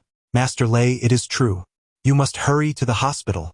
The maid's voice broke into sobs over the line. With a crash, Lei Laohu's phone was hurled to the ground, and he stood frozen in shock, his mouth agape and parched. His eyes reflected a blend of sorrow and panic. Yi Tianci was entirely accurate. All the brothers of his father's generation met with untimely deaths, leaving his father as the sole survivor. Both of his elder brothers perished at birth, rendering him the last of his lineage. Having previously wed 3 wives without siring any children, neither sons nor daughters, he finally married for the 4th time, and his wife was 6 months pregnant. After 2 confirmations, it was assured that the child was a boy. Lei Hong was elated, believing that the Lei family would finally have an heir. However, to his utter dismay, his wife unexpectedly miscarried at 6 months. The roots of the Lei family were severed once more. Terrifyingly, Yi Tianci had even foreseen the tragic miscarriage and the ensuing hemorrhage. Who are you? Such astonishing skills in fortune-telling. Even Master Yong'an of Qingshan Temple does not possess your abilities. Lei Hong's gaze towards Yi Tianci transformed completely, tinged with a hint of trepidation. Yi Tianci remained silent, merely stating, Lei Hong, although your fate suggests a dire future, there exists a slender thread of hope. It is contingent upon your ability to seize it. Thud. Lei Hong immediately knelt before Yi Tianci, bowing his head in utmost reverence, and implored, Master Yi, I humbly beseech your forgiveness for my previous indiscretions and earnestly request your compassion. Please spare my Lei family from the doom of extinction. Lei Hong's singular desire was to bequeath a son to ensure the continuation of the Lei lineage. He would willingly trade all his wealth for such a blessing without a moment's hesitation. Old man, why are you kneeling before this charlatan? Do not be swayed by his empty words. Quickly teach him a lesson, and afterward, I shall ensure your grandfather rewards you, shouted Qi Qingming. Silence. Lei Hong glared fiercely at Qi Qingming. The perpetuation of his family's bloodline was far more significant than currying favor with the Qi family. Qi Qingming's face turned pale, feeling utterly humiliated. As a distinguished scion of the Qi family, he had been publicly reprimanded by the infamous Lei Tiger, bringing shame upon his lineage. Return to me in 3 days, and I shall reveal that glimmer of hope to you. Ye Tianci spoke softly. Lei nodded vigorously, acknowledging. I shall faithfully adhere to Master Ye's instructions. Yi Tianci suddenly extended his hand and seized a dagger from Lei Hong's waistband. Astonishingly, Lei Hong exhibited no reaction whatsoever. By the time Lei Hong regained his senses, Yi Tianci was already advancing towards Qi Qingming, dagger in hand. What a terrifying display of skill! Fortuitously, he refrained from acting earlier. Otherwise, I would have stood no chance against Master Yi. Lei Hong was struck with panic and silently relieved. As Yi Tianci approached him, Qi Qingming grew alarmed. What do you intend to do, Yi? I wish to present your grandfather, Qi Chongling, with a grand gift. What do you mean? Qi Qingming inquired, only to be met with the glint of the dagger slicing through the air. With a swift motion, Yi Tianci severed Qi Qingming's ankles. To add to the horror, Yi Tianci did not cease his assault. He extracted a bone from Qi Qingming's ankle and mercilessly severed the tendons of both feet. Oh! Qi Qingming cried out in excruciating agony, collapsing into unconsciousness from the sheer pain. This gruesome spectacle left all onlookers in a state of shock. Old Lei, convey this message to Qi Chongling. The men of the Qi family shall face the extraction of their bones and severing of their tendons. Within 7 days, the Qi family will be annihilated. After delivering his ominous proclamation, Yi Tianci turned away, leaving Lei Hong and the others in disarray amidst the winds. Over half an hour later, Yi Tianci arrived before the entrance of a welfare institution, Qingshan Welfare Institute. 15 years prior, when Yi Tianci and his mother fled to Shucheng and found themselves homeless, they were taken in by Aunt Li of this very institution for a month. It was that month of refuge that spared Yi Tianci and his mother from perishing on the streets. Despite the passage of 15 years, the memories of that time remained vivid in Yi Tianci's mind. He even recalled Aunt Li's visage. A drop of kindness deserves a fountain of gratitude. Yi Tianci wished to enter but was halted by the security guard. He explained his purpose, to which the guard replied, Unfortunately, Dean Li has recently been hospitalized. Which hospital? Ye Tianci invited. The guard, displaying an unwillingness to engage further, responded, I am not aware. Yi Tianci had no choice but to depart. This scene was fortuitously witnessed by Lin Hao and Lin Weiwei, who were seated in a vehicle across the street. Lin Hao drove over to the security guard, tossing him a cigarette, and inquired, What did that man say to you? He appeared to be limping, dressed poorly, and seemed to be nothing of consequence. It looked like you merely found an excuse to send him away. Lin Hao and Lin Weiwei exchanged grins, deepening their disdain for Yi Tianci. The members of the Lin family joined in mocking Yi Tianci. Lin Chongren gestured for silence among the crowd and coldly declared, If Lin Qingqian marries well, we shall all benefit from her fortune. Thus, as her uncle, I absolutely forbid her to wed Yi Tianci. The others nodded in agreement. Lin Hao stepped forward, saying, Father, we can set Lin Qingqian's marriage aside for now. Our priority is to sign the contract with Dongliang Group tomorrow. He suggested, let Weiwei handle it. Lin Weiwei exclaimed excitedly, Yes, father, allow me to go. Liang Shenrong mentioned to grandfather that his granddaughter should sign the contract, and I am also his granddaughter. Lin Chongren smiled lightly and nodded. Wei Wei, you shall go to Dongliang Group tomorrow to sign the contract. Chapter 24. The eviction order. The Lin family had crafted an exquisite plan. According to the family rules, whoever signed the contract would receive a bonus of 1%. Liang Shenrong was investing 100 million into the Lin family. If Lin Weiwei secured the contract, she would earn a bonus of 1 million. Each family member would receive a substantial share. The other Lin family members understood this well, yet none dared to speak out. Night soon fell, and tables were set up in the Lin courtyard for a celebratory banquet. Revelry ensued, filled with music and dance, as the Lin family members indulged in merriment until the early hours of the morning. The following day, after breakfast, Lin Weiwei summoned her boyfriend, Chun Kai, also from a wealthy family, hailed from an even more powerful lineage than the Lins. He arrived in his father's Maybach, creating quite the spectacle as he and Lin Weiwei headed towards Dongliang Group. At the same time, Lin Qingqian and Yi Tianci were enjoying breakfast at a small eatery near their residential complex. Zhang Mei had gone out for mahjong the previous afternoon and had not returned, leaving the household in peace. After finishing their meal, the couple set off, with Yi Tianci accompanying Lin Qingqian to Dongliang Group. I suddenly have a foreboding feeling, Lin Qingqian remarked. Do you think our Uncle's family will attempt to seize the contract at Dongliang Group? Yi Tianci replied calmly. You initiated the discussions with Liang Shenrong. Even if your uncle and his associates have no shame, they wouldn't stoop to such depths, would they? Lin Qingqian nodded in agreement, her heart filled with hope as she drove. After a little over 10 minutes, Lin Qingqian and Yi Tianci entered the Dongliang Group. Upon explaining their purpose, the receptionist, with an odd expression, led them to the general manager's office. That very night, when Gao Hongqiang was dispatched to Beiliang for coal mining, Liang Shenrong appointed his eldest son, Liang Feng, as the new general manager of Dongliang Group. Liang Feng lacked genuine talent. His only redeeming quality was his fondness for women. In the office, Liang Feng lounged on the sofa, leering as he engaged Lin Weiwei in conversation. They were seated very close, with Liang Feng's hand resting on Lin Weiwei's thigh. Upon noticing the intrusion, Liang Feng's expression darkened, and he was about to erupt in anger when his gaze fell upon the stunningly beautiful Lin Qingqian, causing his eyes to gleam with interest. Lin Qingqian recognized Lin Weiwei and asked curiously, Weiwei, what are you doing here? Lin Weiwei nonchalantly rose, crossing her arms defiantly, and replied, I'm here to sign the investment contract. Lin Qingqian frowned. The investment contract was negotiated by me and the head of the Liang family. What do you have to do with it? Please.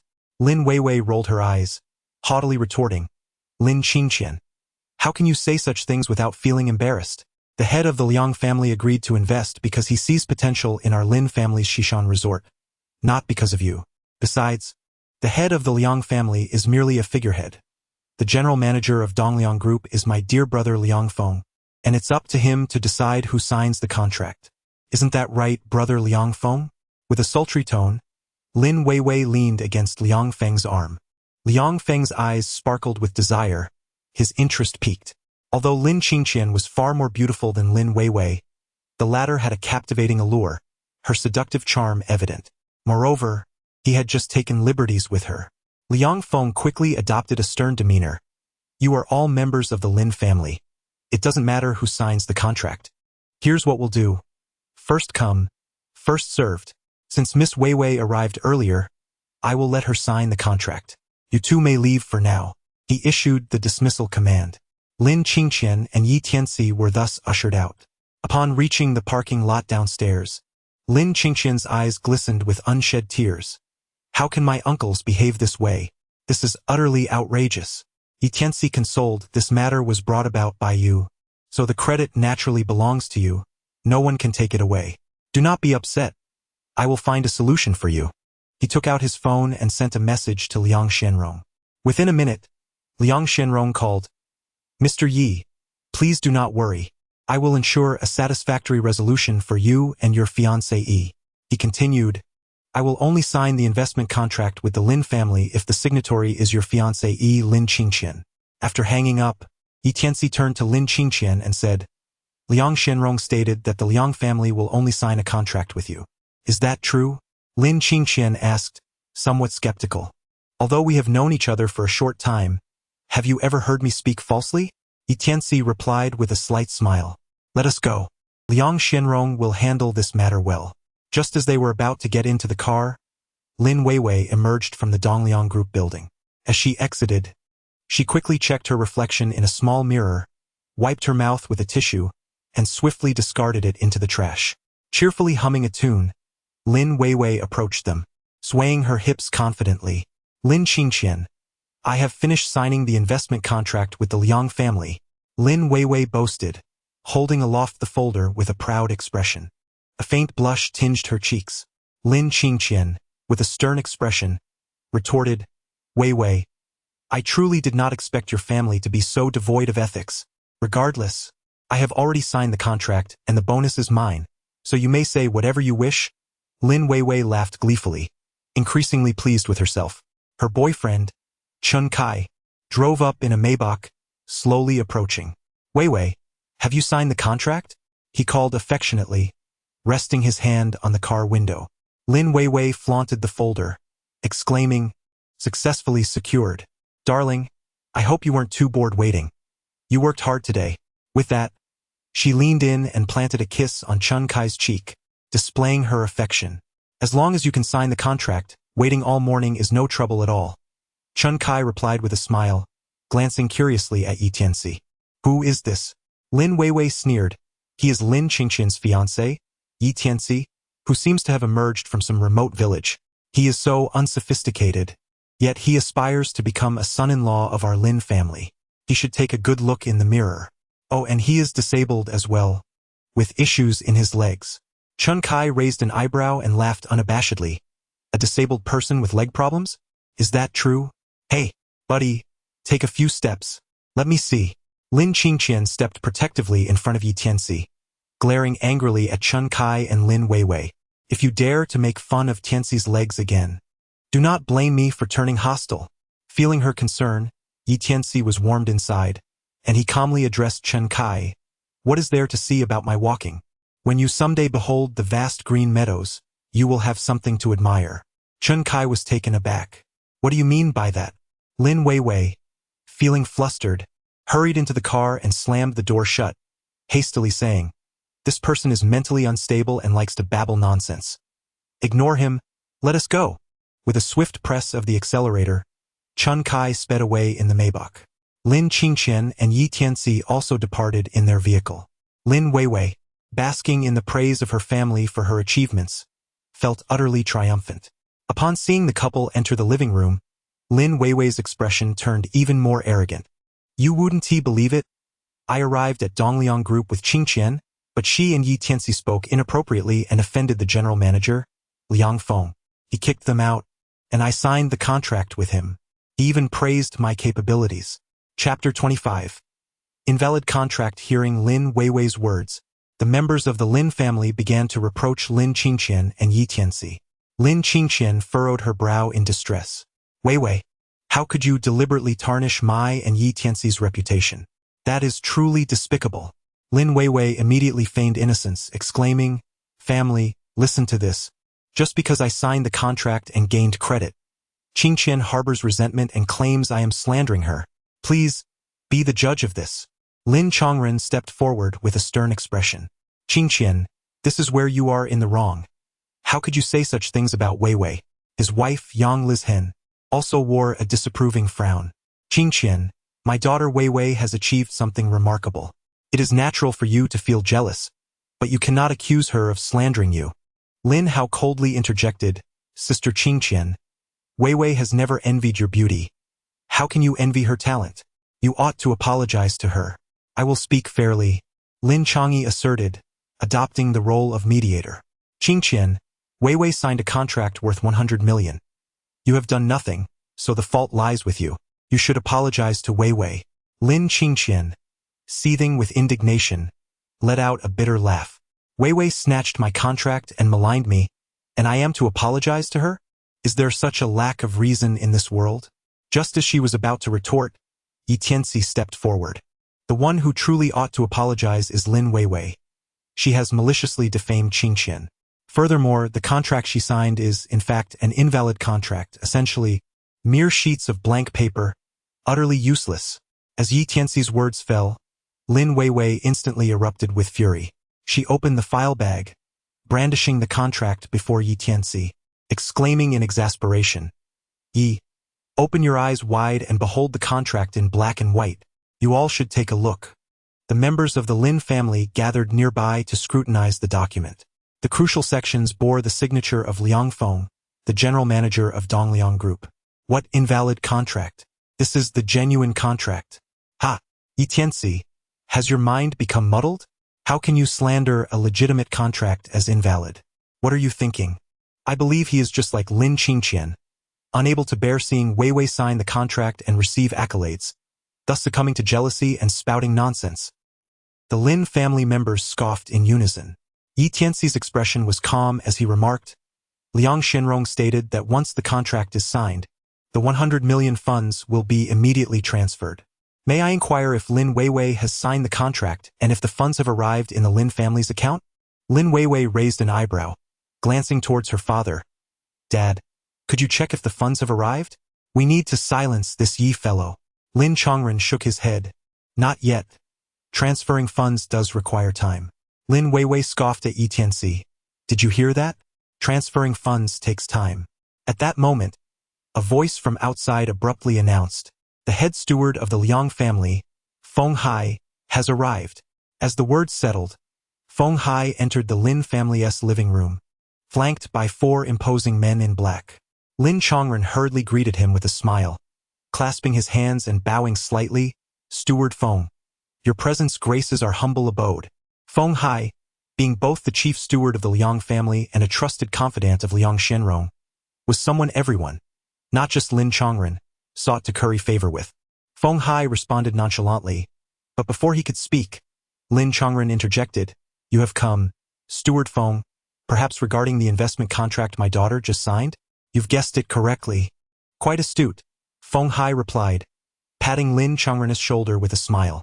Indeed, I am here on the orders of the head of the Liang family to discuss this matter. Lin Chongren grinned widely, showering compliments. My daughter has just signed the contract, and you have come in person. The Liang family truly cares for us Lin family. We are immensely grateful. Feng Hai gave him a teasing glance and stated bluntly, I am here to inform you that the eldest son, Liang Feng, is deemed unworthy and has been relieved of his position as the general manager of the Dongliang Group. The investment contract he just signed with your Lin family is thus rendered void.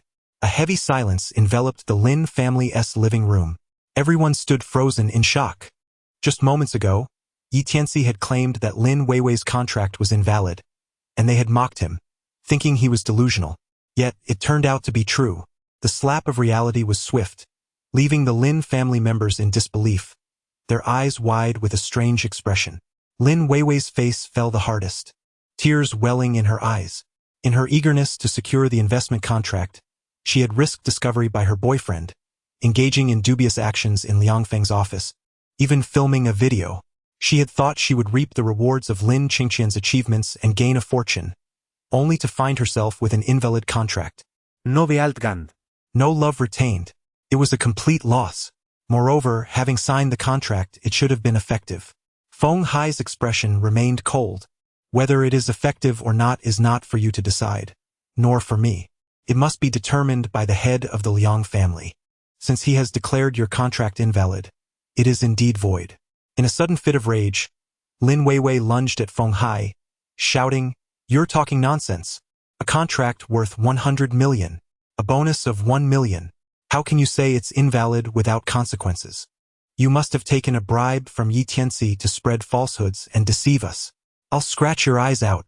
With a swift motion, Feng Hai evaded her attack, but Lin Weiwei managed to claw a cut across his face.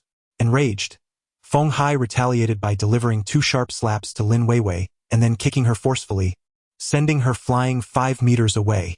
You uncivilized brat. How dare you harm the steward? His words scolded the entire Lin family. Lin Chongren could only watch as his daughter lay disheveled on the ground, unable to utter a word. Yang Lizhen, Lin Hao and Chun Kai also fell silent, intimidated by Feng Hai's status. Furthermore, Lin Weiwei had struck first, leaving her with no right to protest. Sobbing quietly, Lin Weiwei lay on the floor, heartbroken and filled with regret. Feng Hai ignored her completely and approached Lin Qingqian respectfully, stating, "Miss Lin, the head of the Liang family wishes to invite you to become the general manager of the Dongliang Group, with an annual salary of 3 million. I would like to know your thoughts on this offer." Upon hearing this, Zhang Mei rushed excitedly to Feng Hai's side. "Is there even a need to ask? My daughter is perfectly suited to be the general manager of your Dongliang Group." Feng Hai raised an eyebrow. "And you are?" Zhang Mei, full of pride, introduced Lin Qingqian. "This is my daughter, I am Zhang Mei." Feng Hai immediately showed respect. "Ah, Zhang Auntie, does this mean you support Miss Lin taking the position in our Dongliang Group?" "Of course. It would be foolish not to," Zhang Mei said, her excitement evident. Chapter 26. Yi Tianxi's recommendation. Lin Qingqian smiled and replied to Feng Hai, "Steward Feng, the Dongliang Group is vast and a cornerstone of the Liang family's enterprise. How could a mere woman like me manage it? Please convey my gratitude to the head of the Liang family for his kindness, but I truly cannot accept this position." She was self-aware, understanding her limitations in managing such a large organization. Zhang Mei stomped her foot in frustration. "You won't even take the juicy opportunity that's handed to you. You're going to drive me crazy." Seeing Lin Qingqian's determined expression, Feng Hai said, "In that case, I will certainly relay your message to the head of the Liang family." He then turned to Yi Tianci with increased respect. "Mr. Yi, would you be interested in becoming the general manager of our Dongliang Group?" Liang Xianrong had instructed him to first hire Lin Qingqian, followed by Yi Tianci. Yi Tianci shook his head with a smile, expressing his lack of interest. Feng Hai did not press the matter further and respectfully inquired, "Mr. Yi, do you have any suitable candidates to recommend?" The Liang family head mentioned that anyone you recommend will certainly be given significant responsibility. As his words settled, the eyes of the Lin family members lit up with anticipation. "Yi Tianci, let us keep our resources within the family. A recommendation from you would suffice." Lin Hao exclaimed eagerly, "Brother-in-law, I could also take on this role. If you recommend me for the position of general manager of Dongliang Group, I will certainly express my gratitude." Lin Wei quickly chimed in, rising from the ground and unabashedly casting flirtatious glances at Yi Tianci, even referring to him as brother-in-law. "Tianci, perhaps you could recommend my Uncle Lin," Zhang Mei interjected, pulling Lin Chongli from the back of the crowd. "Brother Yi, I have managed a team of 2,000. Please consider recommending me." The Lin family members were fervently vying for Yi Tianci's attention, exhibiting remarkable enthusiasm. Lin Chongren approached Yi Tianci with a warm demeanor, saying, "Tianci, I currently oversee the Lin family's enterprises, making me the most suitable candidate for the position of general manager at Dongliang Group. Should you recommend me, I will be the first to support your union with Qingqian, and the Lin family's prestigious Xishan resort could also be entrusted to you and Qingqian." Faced with such substantial benefits, the Lin family's attitude towards Yi Tianci underwent a dramatic transformation. Previously indifferent, they now fawned over him, all eager for his recommendation to secure the position of general manager at Dongliang Group and the accompanying annual salary of 3 million, disregarding whether they were truly fit for the role. Yi Tianci's lips curled slightly as he addressed Feng Hai. "This is Lin Chongren, the elder uncle of Qingqian, and the steward Feng. He shall suffice." Feng promptly bowed respectfully to Lin Chongren, saying, "Mr. Lin, I kindly ask you to accompany me to meet the head of the Liang family to sign the employment contract. Once you assume the role of general manager of Dongliang Group, you will have the autonomy to manage the investments for your Lin family." Lin Chongren could hardly contain his joy and eagerly followed Feng to the Liang residence. Zhang Mei, seething with anger, pulled Yi Tianci aside and pointed an accusatory finger at him, demanding, "What do you mean by this? I have already spoken. It's one thing not to recommend Qingqian's father, but how could you possibly endorse Lin Chongren?" Yi Tianci murmured, "Lin Chongren will not hold the position of general manager for long before he encounters a grave disaster. He will reap no benefits and will find himself in a quagmire of trouble. When the time comes, if you are still willing, I can recommend Uncle Lin then." Zhang Mei responded with a hint of skepticism. "Is that true?" Yi Tianci replied calmly, "Of course it is true. How can you be so certain? Are you truly adept at fortune-telling? Zhang Mei gazed at Yi Tianci with a look of skepticism. Lin Qingqian stepped forward and remarked, Mom, have you considered that the Dongliang Group is such a vast enterprise? The position of general manager is not an easy one to fill. Moreover, it is the pillar industry of the Liang family. They are not fools who would readily entrust such a role to outsiders. Clearly, they are merely being superficially courteous. Yi Tianci looked at Lin Qingqian with a sense of relief.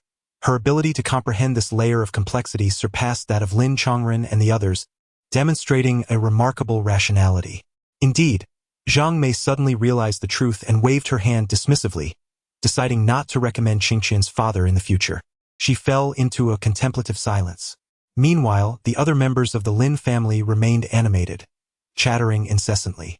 With Lin Chongren now the general manager of Dongliang Group, they believed it was only natural for him to invest in the Lin family. After all, the funds of Dongliang Group were theirs to spend freely. I must tell my uncle to buy me a Lamborghini. I want a Ferrari, they exclaimed, brimming with excitement. Rest assured, Dongliang Group has ample resources. We can all drive sports cars and reside in luxurious mansions. The younger generation of the Lin family sparkled with ambition, their faces alight with exhilaration, as if they had truly become the heirs of immense wealth. No one dared to mock Lin Qingqian and Yi Tianci any longer. Yi Tianci guided Lin Qingqian to Lin Daonan's side, producing a small box from which he retrieved a pill. This was the Lingyuan pill he had concocted the previous day. After consuming the Lingyuan pill, Lin Daonan's pale visage quickly regained a flush of color, and his eyes gradually sparkled with vitality. His complexion visibly improved. Tianci, thank you. I truly did not expect to survive this tribulation. Lin Daonan expressed his heartfelt gratitude to Yi Tianci. Qingqian is my fiancée Yi, and you are her grandfather. It is only fitting that I assist in restoring your health. Yi Tianci replied with a gentle smile. Lin Daonan felt a deep sense of comfort. His gaze toward Yi Tianci filled with even greater fondness. He cleared his throat twice, signaling for silence among the gathering. I have an important matter to discuss. Tomorrow at noon, the Tang family will host a banquet at the Longxiang Grand Hotel. It is said to be the apprenticeship ceremony for General Tang Qiong, the youngest daughter of the Tang family. Tang Qiong is one of the top 10 generals of the Great Xia and the only female general among them. She is the future pillar of the Tang family. All families in Shuqing will be attending, and our Lin family must participate as well. This is an excellent opportunity to curry favor with the Tang family. Lin Changyi immediately interjected. Father, even if we wish to attend, it may be futile. I have also heard that General Tang Qiong's apprenticeship ceremony is by invitation only. Not everyone can simply attend. Lin Hao promptly stood up, proclaiming, Second uncle, this should not pose a challenge. My father will soon become the general manager of Dongliang Group. If he makes a connection with the Tang family, they will surely extend us an invitation. Securing an invitation from the Tang family should be a mere formality. He wore a proud, self-satisfied expression. The other younger members of the Lin family echoed his sentiments. Lin Changyi pondered aloud. Indeed, with my elder brother's position as the general manager of Dongliang Group, obtaining the Tang family's invitation should be quite straightforward. Lin Daonan nodded in agreement. In that case, Changyi, inform your elder brother that he shall take care of this matter. Rest assured, grandfather, my father will certainly acquire the Tang family's invitation. Absent any unforeseen circumstances, we will all be able to attend General Tang Qiong's apprenticeship ceremony. Lin Hao eagerly guaranteed. Upon hearing his words, the members of the Lin family became excited. Unbeknownst to them, Lin Qingqian had taken Yi Tianci's hand and left the Lin residence. Tianci, I can see that grandfather's health has significantly improved, and the internal and external troubles of the Lin family seem to be resolved. Thank you. In the future, please do not be so formal. Allow me to treat you to a meal, Lin Qingqian said with a gentle smile. Certainly, where shall we go? Yi Tianci responded with a smile of his own. After a moment of contemplation, Lin Qingqian suggested, tomorrow, the Tang family will host their banquet at the Longxiang Grand Hotel, the only 6-star hotel in Shuqing. I have never been there, so let us dine there. It will also serve as a preliminary visit. Yi Tianci readily consented. Lin Qingqian drove directly to the Longxiang Grand Hotel. Chapter 27. Misfortune awaits your family. The Longxiang Grand Hotel is situated in the heart of Shuqing, amidst its most bustling center. It boasts a staggering 100 floors, standing as the sole six-star hotel in the city. Resplendent and opulent, it radiates luxury. The musical fountains surrounding the parking lot cascades freely. Distinguished scholars frequent this establishment, while the unrefined are scarcely seen. Even the doorman at the entrance is attired in a tailored suit. Tianci and Lin Qingqian entered the hotel, and while waiting for the elevator in the lobby on the first floor, a group of people approached from the side, with security and staff promptly saluting them. At the forefront was a middle-aged man with a square face, exuding an air of authority, accompanied by a young girl who possessed a certain beauty, yet her thin lips suggested a less than amiable disposition. The girl immediately spotted Lin Qingqian and called out with unrestrained enthusiasm, "Lin Qingqian, Tang Yiao, I thought you were studying abroad." Lin Qingqian responded with mild astonishment. She and the girl had once been classmates, but the disparity in their social standings had rendered their interactions infrequent and their relationship quite ordinary. Tang Jiao wore a look of superiority. Simply being the granddaughter of Tang Jingguo was enough for her to flaunt her status. "This is my fiancé, Yi Tianci. We are here for a meal. Tianci, this is my classmate, Tang Jiao, the little princess of the Tang family. General Qiong is her direct cousin," Lin Qingqian introduced. Yi Tianci stepped forward and extended his hand toward Tang Jiao, greeting her with a simple hello. Upon noticing his limp, Tang Jiao immediately furrowed her brows, her expression filled with disdain. "What gives you the audacity to seek a handshake with me?" she scoffed. "Lin Qingqian, how could you choose a limping fiancé? This is utterly ridiculous. If the world were to learn that the renowned beauty of Shuqing has settled for a man with a limp, it would surely provoke laughter from countless onlookers. Pray tell, is he perhaps the son of a wealthy tycoon or some affluent young master? Have you become enamored with his riches? But I see no signs of wealth about him." Tang Jiao rolled her eyes, dismissing Yi Tianci's outstretched hand and unabashedly ridiculing him and Lin Qingqian, entirely oblivious to the multitude of bystanders present. Lin Qingqian's delicate brows knitted together in response. Yi Tianci lowered his arm, his expression unchanged, and remarked, "I am indeed not a wealthy individual, yet you do not appear to be affluent either." As soon as he uttered these words, a chorus of laughter erupted around him. Could this lad possibly be a fool? Did he not realize that Tang Jiao was the granddaughter of the Tang family? Goodness, if Tang Jiao were not wealthy, then we would all be reduced to begging. It seems this fellow not only suffers from physical ailments but also lacks common sense.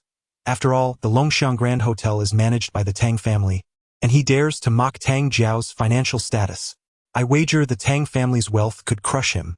The surrounding chatter grew louder, with many deliberately raising their voices to flatter the Tang family in hopes of capturing Tang Jiao's attention. If Tang Jiao were in a generous mood, they might receive a monetary reward of 10 or 20,000.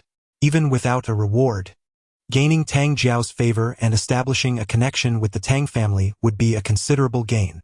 Did you hear that? My father is the general manager of the Longxiang Grand Hotel, and I am the granddaughter of the Tang family. Even if I do nothing, I receive tens of thousands as pocket money each month. You, a mere pauper, who gave you the audacity to mock this princess for lacking wealth?" Tang Jiao rolled her eyes, her face a mask of disdain. Yi Tianci gently pressed his fingers together, gazing at Tang Jiao with a look of sympathy. "Do not be so elated. You shall soon find yourself destitute, and your parents will share in your misfortune. Perhaps by this time tomorrow." Tang Jiao's face flushed with fury. "How dare you cast such a venomous curse upon this princess? I believe you are no longer wishing to live in Shuqing. Father, did you hear that? This wretched cripple claims our family will meet with disaster." A middle-aged man with a square face turned around, his expression ablaze with anger as he glared at Yi Tianci. "Have you lost your mind? How dare you behave so insolently in my hotel? Tang Yunhao, someone, throw him out." Tang Jiao, brimming with arrogance, chimed in, "Lin Qingqian, I had initially intended to extend an invitation to your Lin family for my cousin's apprenticeship banquet, considering our status as classmates. However, since your foolish fiancé cannot seem to keep his mouth shut, you shall not be included in the banquet. And do not even think about dining here. Quickly, expel them both." Tang Jiao waved her hand regally, akin to a haughty princess. More than a dozen security personnel rushed forward, forcefully ejecting Yi Tianci and Lin Qingqian from Longxiang Grand Hotel. Outside the hotel, Lin Qingqian's expression was somewhat disconcerted. Yet, she refrained from excessive complaints, merely stating, Tianci, it would be wise for you to refrain from fortune-telling in the future. Your reckless words may easily offend others. Yi Tianci smiled faintly and replied, all right, I will heed your words.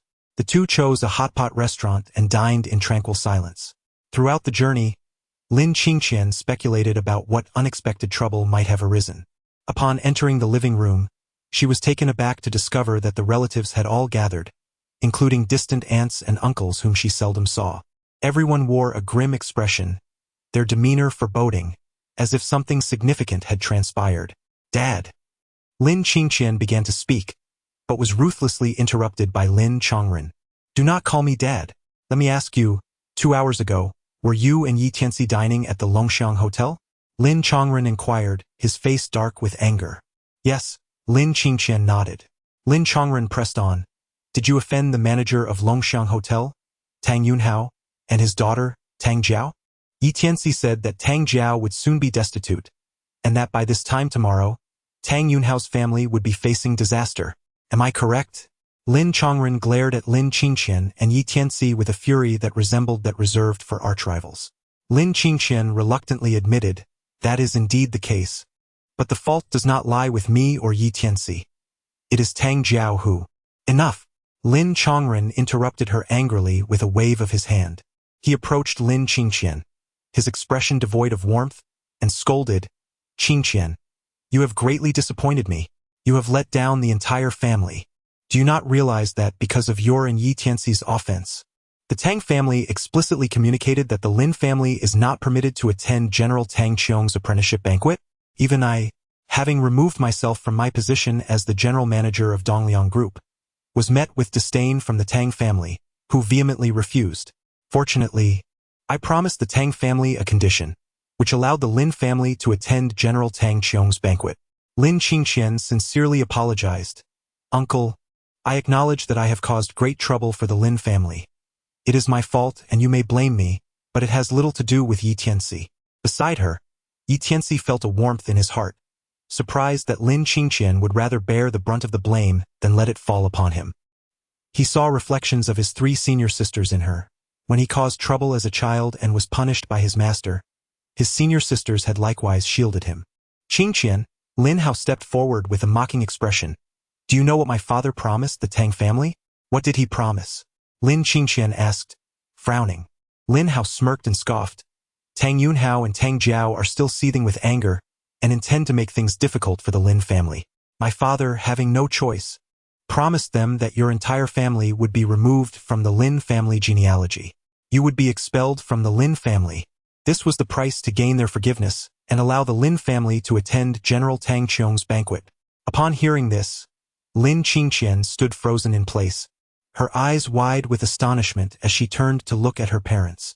Her mother, Zhang Mei, stood at the door with resentment etched across her face, while her father, Lin Chongli, dejectedly hid in a corner. Clearly, they had known all along. Taking a deep breath, Lin Qingqian turned to Lin Chongren, her brow furrowed. Uncle, the fault lies with me.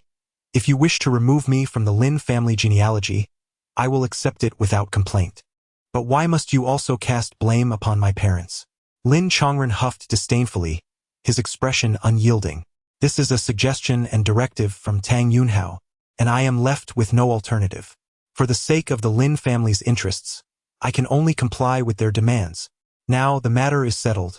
You may leave. Lin Qingqian bit her lip in frustration. Lin Chongren, do not forget how you came to hold the position of general manager of Dongliang Group.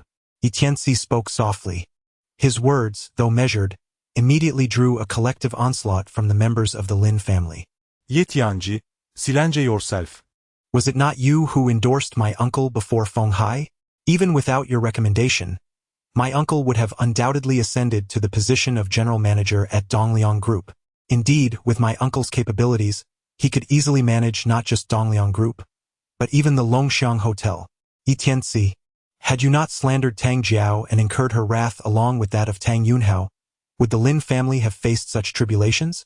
Just moments ago, my uncle, in his capacity as general manager of Dongliang Group, was publicly berated by Tang Yunhao. For the sake of the Lin family, my uncle had no choice but to sacrifice the pawns and expel Lin Qingqian and her family. As for you, you should leave with them. Yes. Depart from the Lin family. The Lin family members clamored in unison. Lin Chongren fixed his gaze upon Yi Tianci and coldly declared, "Burning bridges? And what of it? Throughout history, which ambitious man has not burned bridges in pursuit of greatness?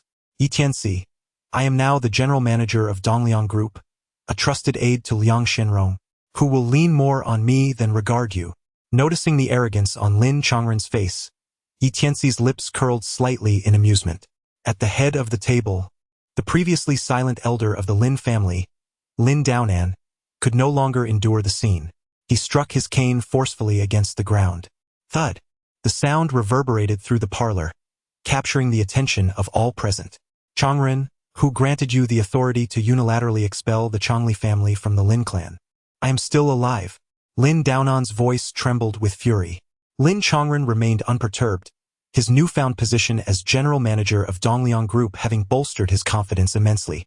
"Father, at this juncture, I shall not conceal the truth from you. I have now assumed the role of general manager at Liang's Dongliang Group, and I will undoubtedly become the right-hand man to the Liang family head, solidifying my place among the prominent figures in Shuqing. Though your health has improved, your advanced age and confusion suggest you should gracefully withdraw from decision-making. Let all matters concerning the Lin family rest in my hands." Upon hearing this, Lin Daonan's eyes widened in disbelief, trembling as he leaned heavily on his cane. "What did you say? You scoundrel! While I still draw breath, you sneakily usurp power." Lin Chongren scoffed dismissively, spreading his arms wide to his family and relatives. "Those who support my ascension as the head of the Lin family, stand beside me. Those who favor the elder, stand by his side." The Lin family members and numerous relatives quickly chose their sides.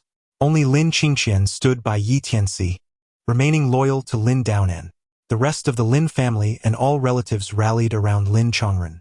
With Dongliang Group's formidable strength and assets exceeding 100 billion, Lin Chongren's rise to general manager signified his access to vast resources, rendering him a veritable cash cow in the eyes of the Lin family and his relatives. Naturally, they sought to curry favor with such wealth, resulting in their unanimous support for Lin Chongren. Observing the throng behind him, Lin Chongren wore a victorious smile. "Father, you see it for yourself. The clarity of their vision is undeniable, and their choices are wise. The head of the Lin family is now mine. You may retire to enjoy your peace, worry not. I shall elevate the Lin family and restore honor to our ancestors. Since I am now the head of the Lin family, all previous decisions remain in effect. The Chongli family shall be removed from the Lin family genealogy. Yi Tianci, you, an unacknowledged son-in-law, need not even contemplate entry. The Lin family shall not recognize you." Poof! Lin Daonan, having just regained his health, spat out a mouthful of blood in outrage. His cane fell to the ground, eyes rolling back as his body swayed, on the verge of collapse. "Grandfather!" Lin Qingqian rushed to support Lin Daonan. Yi Tianci stepped forward, grasping Lin Daonan's hand, infusing a strand of primordial true energy into his body, preventing him from losing consciousness. With a long exhale, Lin Daonan released a breath of turbid air, tears streaming down his aged face. In an instant, he appeared to age a decade. "Lin Chongren, you..." Un filial son. Lin Daonan lamented, utterly heartbroken. Lin Chongren's expression darkened. "Father, it is unjust for you to speak to me that way. Do not forget, my name is also inscribed on the deed of this villa. I am the rightful owner. For years you have resided here, with all your needs managed by me. I expelled the third branch of our family for the greater good of the Lin clan. If you disapprove, you are free to leave and let them care for you." Lin Qingqian's anger flared, her brows furrowing defiantly as she confronted Lin Chongren. "The true master of this villa is grandfather. Who knows by what means your family altered the ownership documents? If care is to be given, then from now on we shall support grandfather." Lin Chongren clapped mockingly, a smirk evident at the corner of his mouth. "Then let us depart. Father, do not blame your son for being heartless. It is merely your own folly." Lin Daonan trembled with rage, wishing to strike this ungrateful child. Grandfather, do not be upset. Let us go, Lin Qingqian urged, assisting Lin Daonan as they moved toward the exit. Surprisingly, none of the Lin family members attempted to retain them. They stood rooted in place, as if their feet were glued to the ground. As Lin Qingqian reached the door, Lin Chongren called out, Lin Chongli, Zhang Mei, and Lin Qingqian are hereby expelled from the Lin family. They shall be removed from the family tree. The surrounding Lin clan members not only refrained from intervening but also laughed unabashedly. Chapter 29. Tonight, you and I share a room, mother? What are you doing? Lin Qingqian intercepted her. Zhang Mei brusquely shook off her hand. A little one has come, and he is a cripple. Now we have an old one, adding another burden. This life is unbearable. Mother. Lin Qingqian signaled her to restrain her words. Lin Daonan sat on the sofa, his expression grim, while Lin Qingqian silently remained by his side. Lin Chongli, seemingly unfazed, donned an apron and entered the kitchen to prepare dinner. He brought 4 dishes and a soup to the table, uncorked a bottle of wine, and respectfully invited the elder to dine. Father, do not dwell on it too much. Even if our family is expelled from the Lin clan, it is not the end of the world. I will take care of you, Lin Chongli said while placing the utensils before Lin Daonan. Lin Daonan nodded. Your father has weathered many storms. This minor turbulence is nothing. Fear not, as long as I live, you are a member of the Lin family. You are my good son, Lin Daonan. Despite his gray hair and recent illness, Lin Daonan's spirit remained unyielding. Hearing his grandfather's words lifted Lin Qingqian's mood, a smile gracing her face. Lin Chongli also smiled, turning to Yi Tianci, Tianci, regardless of what others say, to me you are my son-in-law. Come, let us toast. Thank you, Uncle Lin. Yi Tianci raised his glass. After several cups of wine, Lin Chongli, slightly inebriated, bore a flushed complexion. He patted Yi Tianci on the shoulder and exclaimed, I truly cannot tolerate my elder brother's treachery, his underhanded triumph. Tomorrow, I am genuinely eager to attend the apprenticeship banquet of the Tang family's little princess. Tianci, I am aware that you are no ordinary individual. Do you possess any means to assist me? Yi Tianci smiled gently. Uncle Lin, since you wish to go, I shall take you and Qingqian to the Longxiang Grand Hotel tomorrow. Lin Qingqian discreetly kicked Yi Tianci under the table, shaking her head to prevent him from boasting. After a couple more drinks, Lin Chongli became inebriated. Tianci, do you have any idea how exhausting these years have been for me? No matter how hard I strive, Zhang Mei looks down on me and constantly ridicules me. I have grown increasingly silent, with no one to confide in, and my heart aches deeply. Lin Chongli lamented, his sorrow intensifying as he spoke, until he ultimately grasped Yi Tianci's hand and wept. Father, you've had too much to drink. Lin Qingqian promptly assisted Lin Chongli to the bedroom. Seizing the opportunity, Yi Tianci made a call to Liang Xinrong to explain the situation. Yi Tianci intercepted him and instructed, bear in mind that saying, when heaven intends to bring about one's downfall, it must first drive them to madness. You may grant him a bit more power. Mr. Yi, I comprehend your meaning. Your strategy of feigning weakness to capture is truly profound. I shall heed your counsel. After concluding the call, Yi Tianci reached out to Tang Xinguo once more. Tomorrow, at your granddaughter Tang Qiong's apprenticeship banquet, I would prefer not to see certain individuals. Are you curious about whom I spoke with? Yi Tianci took the initiative to inquire. Lin Qingqian nodded. I am indeed curious, yet I shall refrain from prying into your personal matters. Yi Tianci smiled. Lin Qingqian was kind and resilient, well-educated and reasonable, and she understood the importance of giving her partner space. Such a good girl was worthy of his cherishment. Did your father not want to attend the Tang family's apprenticeship banquet tomorrow? I have just made the arrangements over the phone. Yi Tianci took the initiative to speak. Lin Qingqian smiled gently. I understand how much my father has endured over the years. Your concern for him, regardless of whether your words are merely bravado or if you can truly fulfill them, is sincerely appreciated. Grandfather is sleeping in your room, and there are no spare rooms in the house. You may freshen up now. Tonight you will share a room with me. With that, Lin Qingqian gracefully entered the bedroom. Watching her slender figure, Yi Tianci felt his heart race. The night was tranquil, like flowing water. A faint, delicate fragrance lingered in Lin Qingxian's room. They did not share the same bed. Instead, Tianci spread a mattress on the floor and sat cross-legged. Lin Qingxian curiously observed him. "Can you truly sleep like that?" "I have grown accustomed to it," Tianci replied. After a moment of silence, Lin Qingxian inquired, "Have you really made all the arrangements for tomorrow?" "Yes. You and Uncle Lin are both welcome to accompany me to the Tang family banquet tomorrow." Tianci sat on the ground, his eyelids gently closed, allowing his heart to remain tranquil. "Initially, I had no desire to attend, but your words have sparked a sense of anticipation for tomorrow's Tang family banquet." Lin Qingxian sat by the bedside, gazing at Tianci with curiosity. Tianci opened his eyes. "Do you truly wish to know?" Lin Qingxian nodded earnestly. "I have pledged my engagement to you. I cannot remain ignorant of matters concerning you. If it truly involves any secrets, I shall refrain from listening." She was remarkably understanding. Tianci smiled gently and began to speak. "It is not much of a secret. This matter dates back 15 years. That year, my mother and I found ourselves stranded in Shucheng." He briefly recounted the events of those 15 years ago. Tianci concealed certain details, omitting his connection to the prestigious Yi family of Yanjing and refraining from mentioning his father Yi Xiaoyao. He also kept silent about the 7 black moles on the soles of his feet and the significance of stepping on the 7 stars. It was not that he doubted Lin Qingxian, but rather that revealing such matters would serve no beneficial purpose for her. Upon hearing Tianci's account, Lin Qingxian was utterly astonished and exclaimed, "So your legs were injured by Qi Chongling.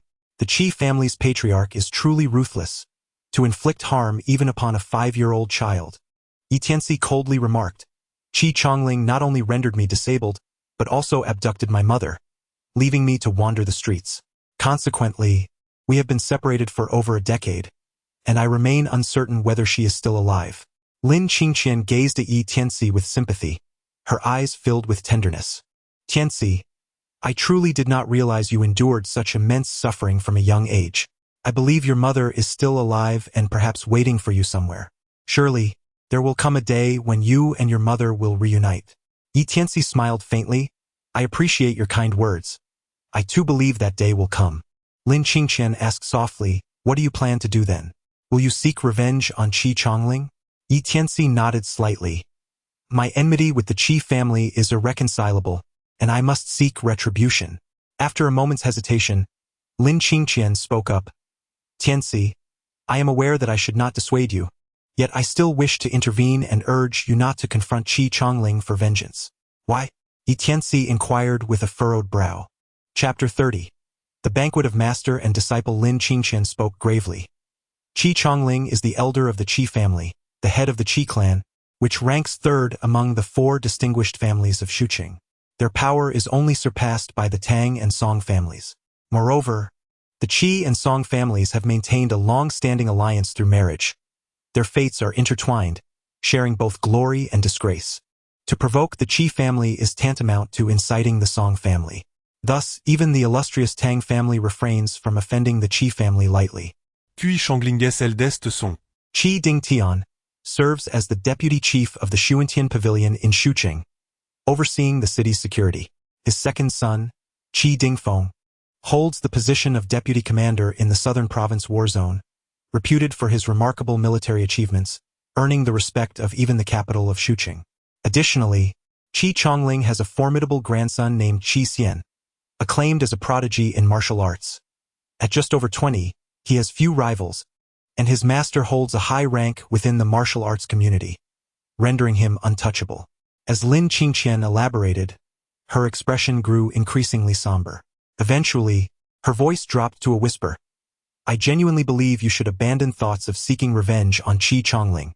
The power of the Qi family is overwhelming, so formidable that many find themselves in despair when faced with them. If you truly offend the Qi family, I cannot guarantee your safety." Tianci smiled faintly, and Lin Qingxian's immediate reaction was one of concern for her own safety. He believed that Lin Qingxian's words were sincere, for her gaze radiated a clarity of innocence and kindness. "Qingxian, I appreciate your reminder and concern. Rest assured, I am well aware of my situation. That is reassuring. I shall take my leave to rest now. You too should retire early." With that, Lin Qingqian turned and lay down. Tianci also closed his eyes, seated by the window, quietly entering a state of meditation.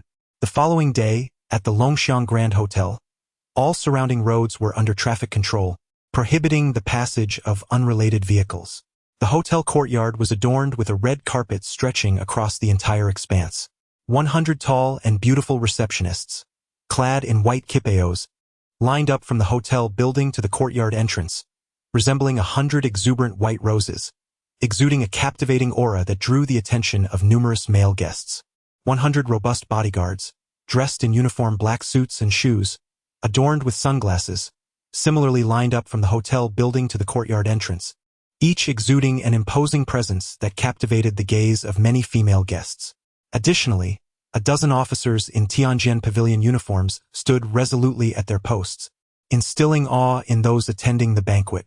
Such an impressive security detail instilled a sense of reverence, as no one dared to cause a disturbance. As the appointed time arrived, luxurious vehicles began to enter the Longxiang Grand Hotel. Bentleys, Rolls-Royces, and Maybachs were ubiquitous, with flashy sports cars following in succession. Common vehicles, such as Audis and BMWs, hardly held any significance here.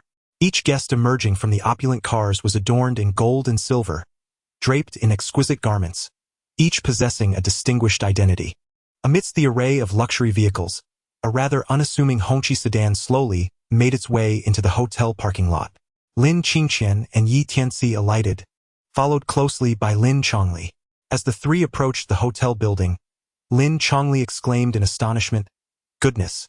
This is indeed the Tang family's affair. The extravagance is unparalleled. I fear that all the dignitaries of Shuqing have gathered here. Indeed, one need only consider the Tang family's influence." "Is there truly any cause for alarm?" retorted a sarcastic voice nearby, none other than Lin Weiwei. Behind her were Lin Chongren, Lin Hao, and a host of Lin family members. Lin Qingqian raised an eyebrow, unflinchingly rebuking, "Weiwei, regardless of our familial ties, your mockery of my father is not only disrespectful but also reflects poorly on your upbringing." Lin Hao immediately chimed in, proudly declaring, "Lin Qingqian, who lacks decorum now? Our family's upbringing far surpasses yours. At the very least, we understand the importance of the greater good. Unlike you, who disregards the Lin family's interests to uphold a betrothal to a cripple. Truly laughable." Lin Weiwei rolled her eyes, disdainfully retorting, "Lin Qingqian, have you forgotten so quickly? Your family was expelled from the Lin clan yesterday and erased from the family tree. What of your uncle? To me, your father is nothing but a useless coward." Smack! As her words fell, a resounding slap echoed across the air.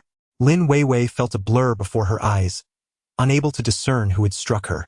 She instinctively touched her face and glanced towards Yi Tianci. "Did you hit me?" Among the crowd, only Yi Tianci dared to take action. Yi Tianci's lips curled into a cold smile as he remarked, "Lin Weiwei, I neglected to inform you that insulting my father-in-law is akin to insulting Qingqian. For every vile word you utter, I shall deliver you a resounding slap." Lin Weiwei glared at Yi Tianci, her teeth clenched in anger. "You persist in striking me. Do you truly believe I, Lin Weiwei, am an easy target? This is the Tang family banquet.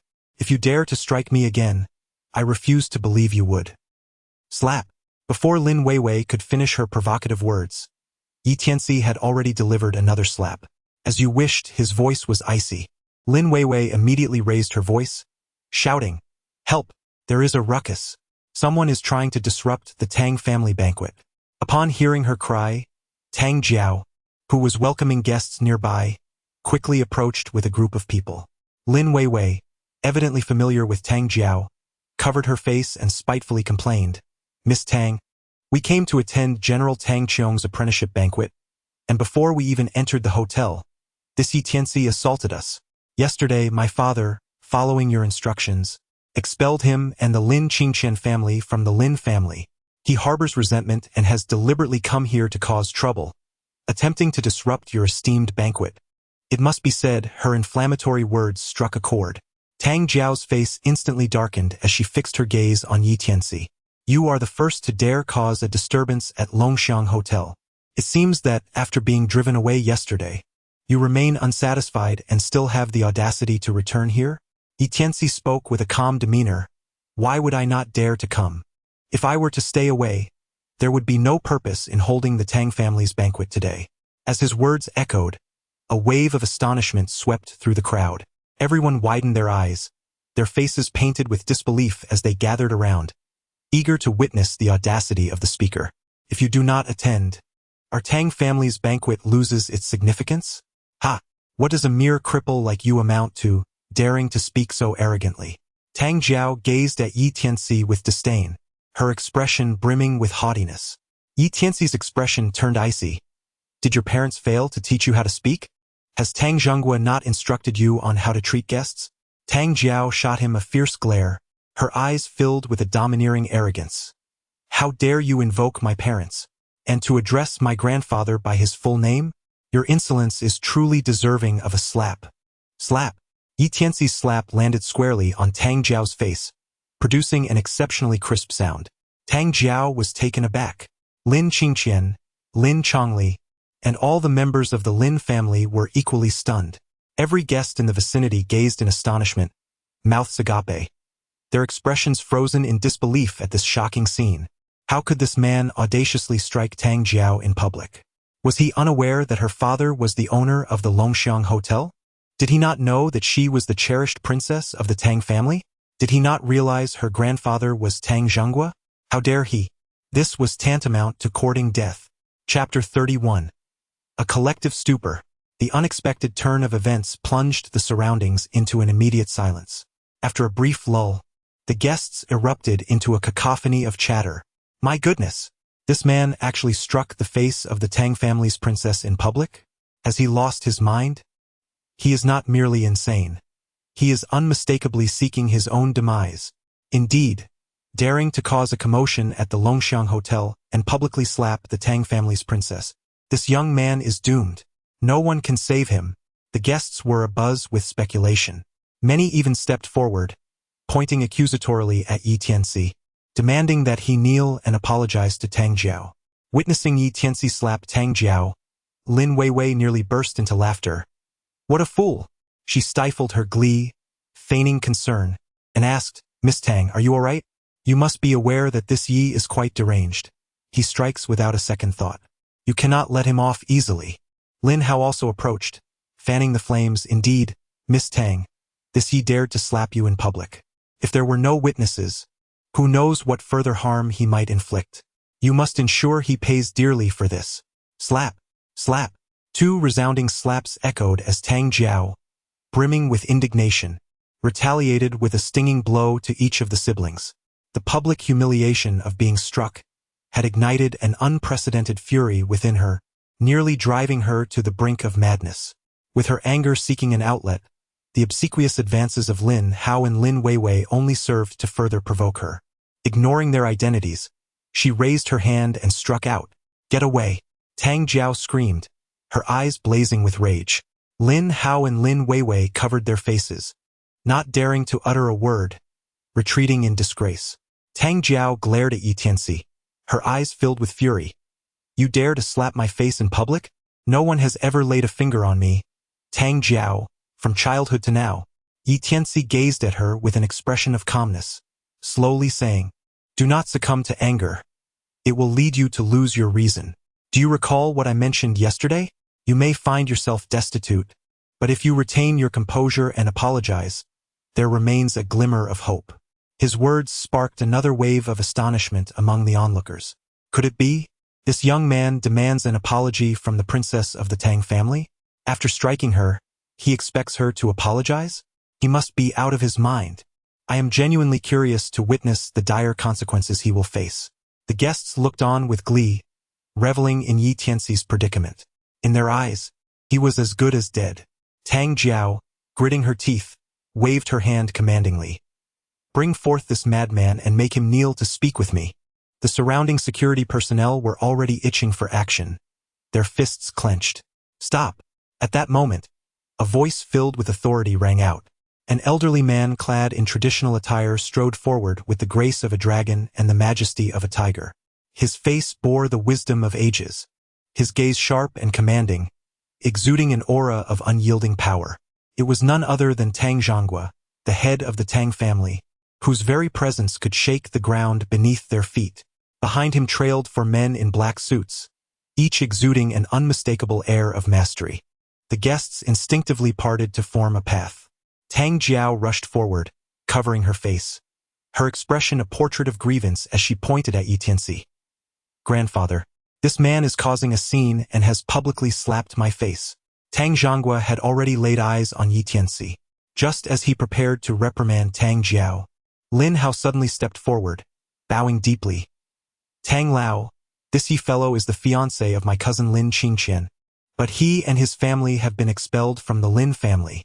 This scoundrel publicly struck your granddaughter, causing a ruckus without regard for you or the Tang family. You must teach him a lesson, perhaps even break his legs to set an example. Otherwise, what will become of the Tang family's prestige?" Tang Zhonghua scrutinized Lin Hao. "Your words hold merit? And who might you be?" Lin Hao, taken aback, bowed even lower, his face a mask of flattery. "I am Lin Hao of the Lin family. My father, Lin Chongren, has recently become the general manager of the Liang Group." He seized the opportunity to boast about his father, reveling in the joy that they would surely leave a lasting impression on Tang Zhonghua, which would be immensely beneficial for the Lin family. Behind him, Lin Chongren and others wore smiles, bending at the waist, none daring to stand upright. "You are Lin Hao of the Lin family?" Tang Zhonghua's eyes narrowed, and he coldly gestured. "Seize him and break Lin Hao's legs." The smile on Lin Hao's face froze instantly, his eyes wide with disbelief as he shouted, "Tang Lao, you are mistaken. It was Tianci who slapped your granddaughter, not me. Why strike me?" Tang Jiao frowned and echoed, "Yes, grandfather, you have the wrong person. Not wrong. When I, Tang Zhonghua, take action, it is not for others to dictate." His expression darkened, and in a flash, a black-suited bodyguard appeared beside Lin Hao. With swift precision, Lin Hao had no time to react as his legs were broken. "Ah!" Lin Hao fell to the ground, shrieking in agony. The Lin family members stood in stunned silence, unable to comprehend the scene before them, not one daring to protest, even the dozen or so of them rendered utterly speechless. "Expel the Lin family from here," Tang Zhonghua commanded coldly with a wave of his hand. The bodyguards and security surged forward, ejecting the bewildered Lin family from the Longxiang Hotel. The Lin family, not daring to resist, supported the crippled Lin Hao, fleeing like a pack of defeated dogs, tails tucked between their legs. Tang Zhonghua turned a stern gaze upon Tang Jiao. "Tang Jiao, do you comprehend your transgressions? Grandfather, what have I done wrong?" Tang Jiao's face was a mask of confusion and fear. Like the other younger members of the Tang family, she feared only this old man. "You are willful and arrogant, bullying others. You lack discernment and vision. It seems your parents have spoiled you rotten. You shall be confined in the ancestral home for a month. Dare to step outside, and I will break your legs." Tang Zhonghua's expression was impassive, his voice severe. Tang Jiao's eyes widened in disbelief as she looked at Tang Zhonghua. "Grandfather, on what grounds?" Tang Zhonghua snorted disdainfully and stepped up to Tianci, cupping his hands in a gesture of respect. "Mr. Yi, my granddaughter has been unruly. I have dealt with her accordingly and hope for your understanding." His demeanor was akin to that of a primary school student before his most feared teacher. The surrounding guests were left utterly astonished. Even more bewildering was that Tianci stood with his hands clasped behind his back, merely nodding in acknowledgement, as if he accepted Tang Zhonghua's bow as a matter of course. What madness is this? Am I experiencing some form of hallucination? The elder of the Tang family bows to this fellow, and he accepts it as if it were nothing? Good heavens, has the world turned upside down? Someone slap me awake. I feel as if I am in a dream. A resounding slap echoed, followed by cries of indignation. "That hurts! Damn it! This is not a dream." Amidst the commotion, Tang Jiao stood frozen, utterly at a loss. She could not fathom why her grandfather showed such deference to Tianci, nor could she understand why he confiscated all her bank cards, cars, and properties. Just as Tianci had said, she had indeed become a pauper.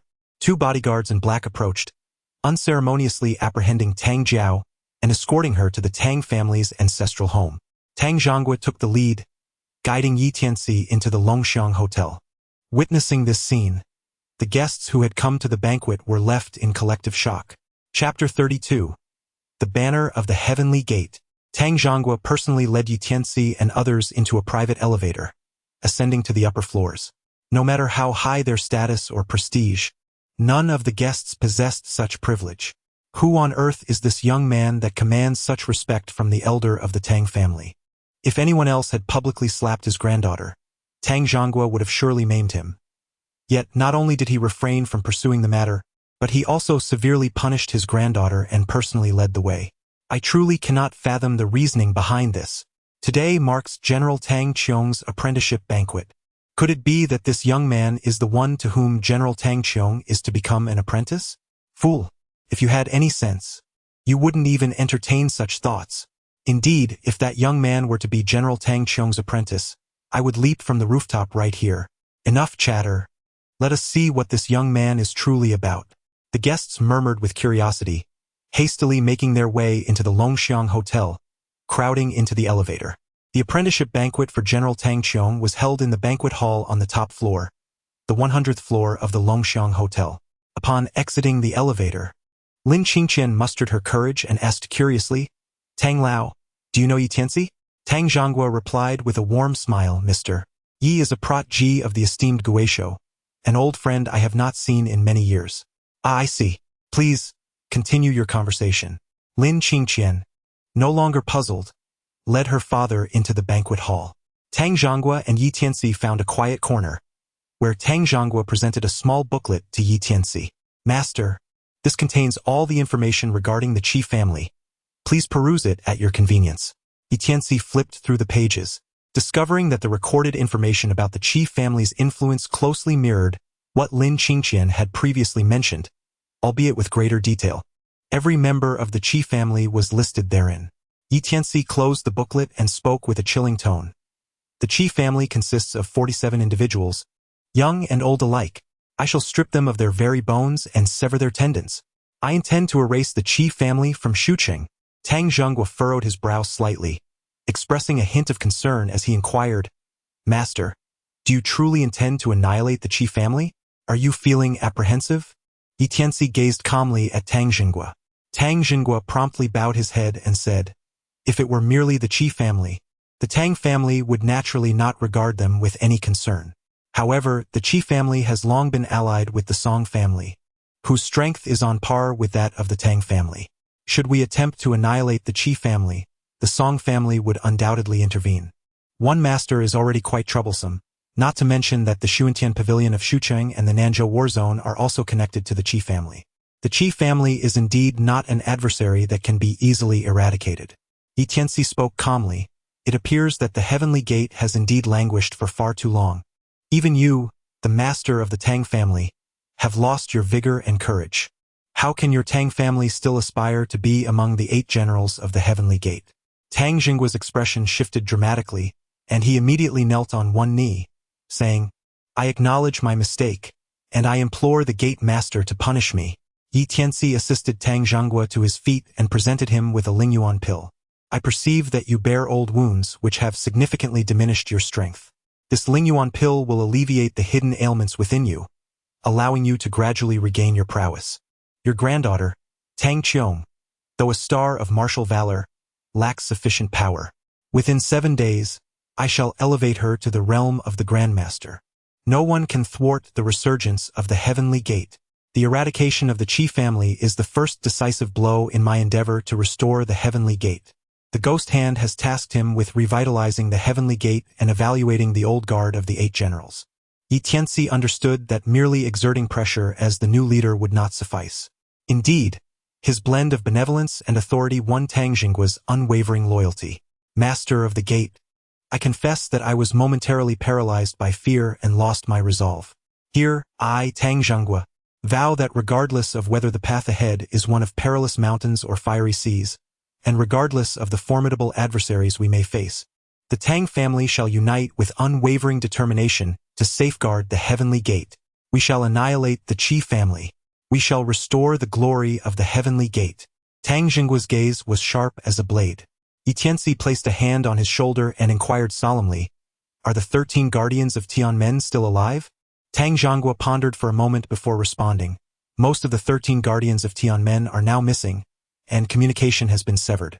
However, one of them remains in Shuqing, named Yuan Zhonghuang. The nature of my relationship with him. He hesitated. Is it not cordial? Asked Yi Tianci. Tang Zhonghua sighed softly. A few years ago, Yuan Zhonghuang's brother was injured while attempting to save my daughter, leaving him paralyzed. He even wished to marry my daughter, which I declined. I offered his brother 10 million, yet unexpectedly. Since then, Yuan Zhonghuang and I have become adversaries, and our relationship has remained strained ever since. Yi Tianci did not inquire further and spoke with a solemn expression. The Tianmen banner? Your Tang family must still possess it, correct? Of course we do, master. What are your intentions? Tang Xinggua's brows furrowed deeply. Yi Tianci, with an air of calmness, declared, raise the Tianmen flag. The 13 guards of Tianmen, the 8 generals, and the disciples hidden across various locales will soon be informed. I wonder how many former members of Tianmen can be reunited. Tang Xinggua's face flushed with excitement, unable to contain his fervor. After more than a decade of silence, the Tianmen flag finally sees the light of day once more. Master, I shall go and raise the flag at once. He hurriedly departed to personally hoist the flag. The Tianmen flag, much like the master ring on Yi Tianci's hand, serves as a unique insignia of Tianmen. However, unlike the master ring, which is exclusively held by Yi Tianci, each of the 8 generals possesses one Tianmen flag. Whichever general raises the Tianmen flag signifies that significant matters are afoot within Tianmen, calling forth the commanders. Soon, atop the Longxiang Grand Hotel, a grand flag adorned with a taiji motif soared high. The flag billowed in the wind, resonating with a crisp sound. Tang Zhonghua had the photograph of the Tianmen flag raised sent to the Dosho platform, and it swiftly began to circulate quietly. In the banquet hall below, Ye Tianci approchet Lin Vingyan. have you finished your conversation? Lin Qingqian inquired with a smile. Yi Tianci nodded slightly. No wonder you were so confident yesterday. Turns out that old Master Tang and your master are old friends. Lin Qingqian smiled gently. Not far away, Chun Kai took a covert photograph of the two chatting and laughing, sending it to his girlfriend, Lin Weiwei. The Lin family had been driven away, and Chun Kai managed to sneak in with his family. Seeing his cousin and her limping fiancé laughing together filled him with irritation. Kien kay mesaged Lin Weiwei darling. Go and fiercely ridicule that surname Yi. Make him embarrassed in front of the guests. Lin Weiwei quickly replied, isn't that inappropriate? Tang Jiao tried to provoke him, but was dealt with by Tang Zhonghua. Honey, do you really think Tang Zhonghua is eager to punish his own granddaughter? He only dealt with Tang Jiao for the sake of the guests. You are different from Tang Jiao, you are a guest, and even if Tang Zhonghua wants to vent his anger, he won't do anything to you today. It is Tang Qiong's apprenticeship banquet after all. That makes sense. Honey, hurry and slap Yi Tianci's face. Avenge me and my brother. Rest assured, my dear, I will go and strike that wretched limping fellow. After sending the message, Chun Kai adjusted his collar, raised a glass of red wine, and sauntered toward Lin Qingqian and Yi Tianci. Chapter 33. Dare you challenge me? Oh, who do we have here? I senti the sister Qingqian and the so-called Yi God? As Chun Kai approached Lin Qingqian and Yi Tianci, a mocking grin adorned his face as he provocatively exclaimed. Yi Tianci cast a glance at him and replied nonchalantly, Chun Kai, are you looking for trouble? Chun Kai rolled his eyes in disdain and retorted, indeed, I am here to provoke you. What can you possibly do to me? I am utterly baffled. What merits do you possess, you wretched cripple, that would attract Lin Qingqian?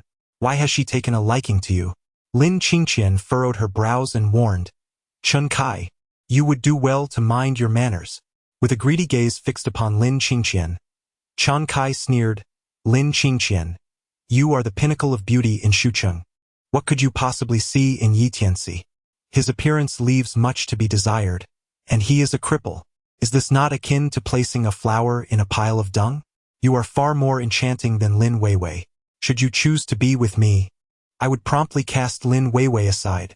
The Chen family possesses immense wealth.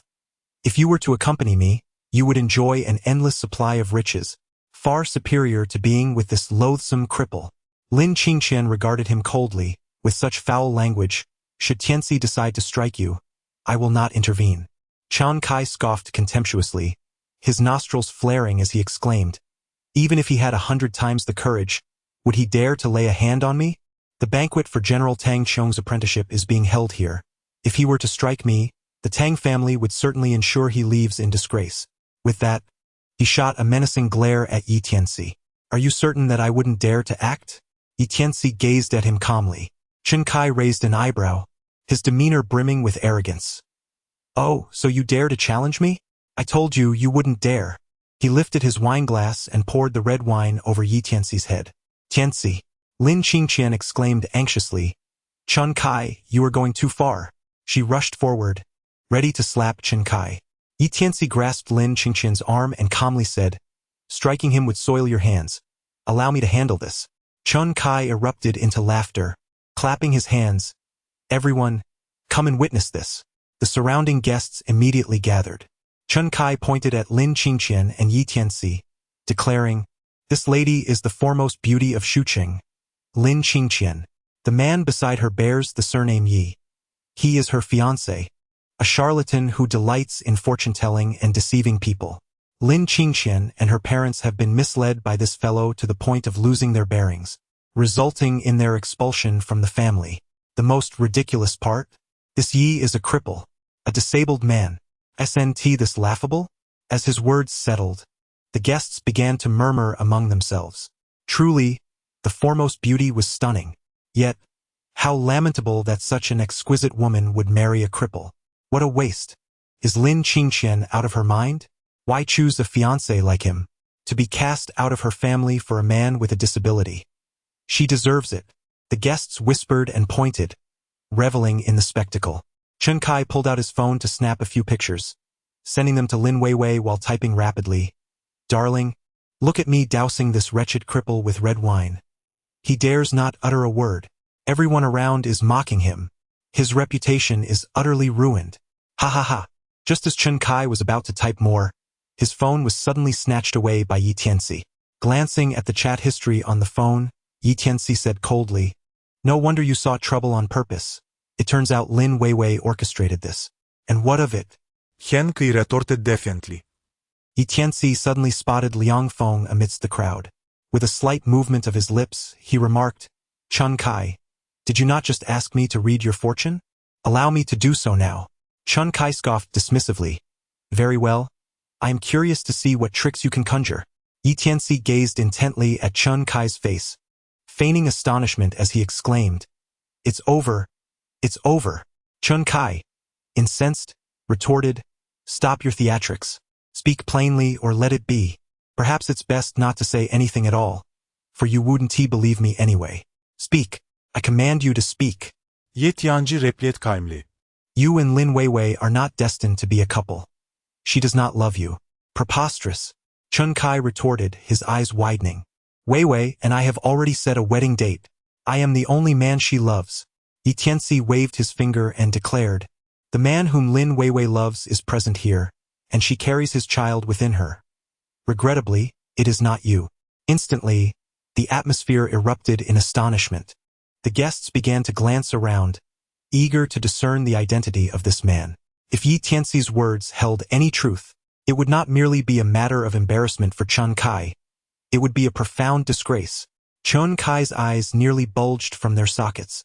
His face flushed with anger as he retorted, nonsense. Weiwei would never betray me. Yi Tianci pointed at Liang Feng and inquired, Mr. Liang, how did you finalize that contract with the Lin family? Why not share the details with us?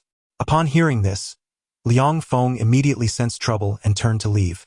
Yi Tianzi's figure flickered and appeared behind Liang Feng, conjuring an enchanting charm that he struck upon Liang Feng's back. The charm shimmered and vanished in an instant. Under its influence, Liang Feng's eyes glazed over, and he uttered, Lin Weiwei came to sign the investment contract with me that day. I noticed her beauty and made a request, which she accepted without hesitation. I have a complete video recording and hundreds of photos on my phone. As he spoke, he mechanically retrieved his phone, opened the video stored in his album, and amplified the sound. Brother Feng, hurry up. My boyfriend Chen Kai is waiting downstairs. What are you rushing for? Do you still want to sign the contract? Of course, Brother Feng. Wei Wei is madly in love with you. She loves only you.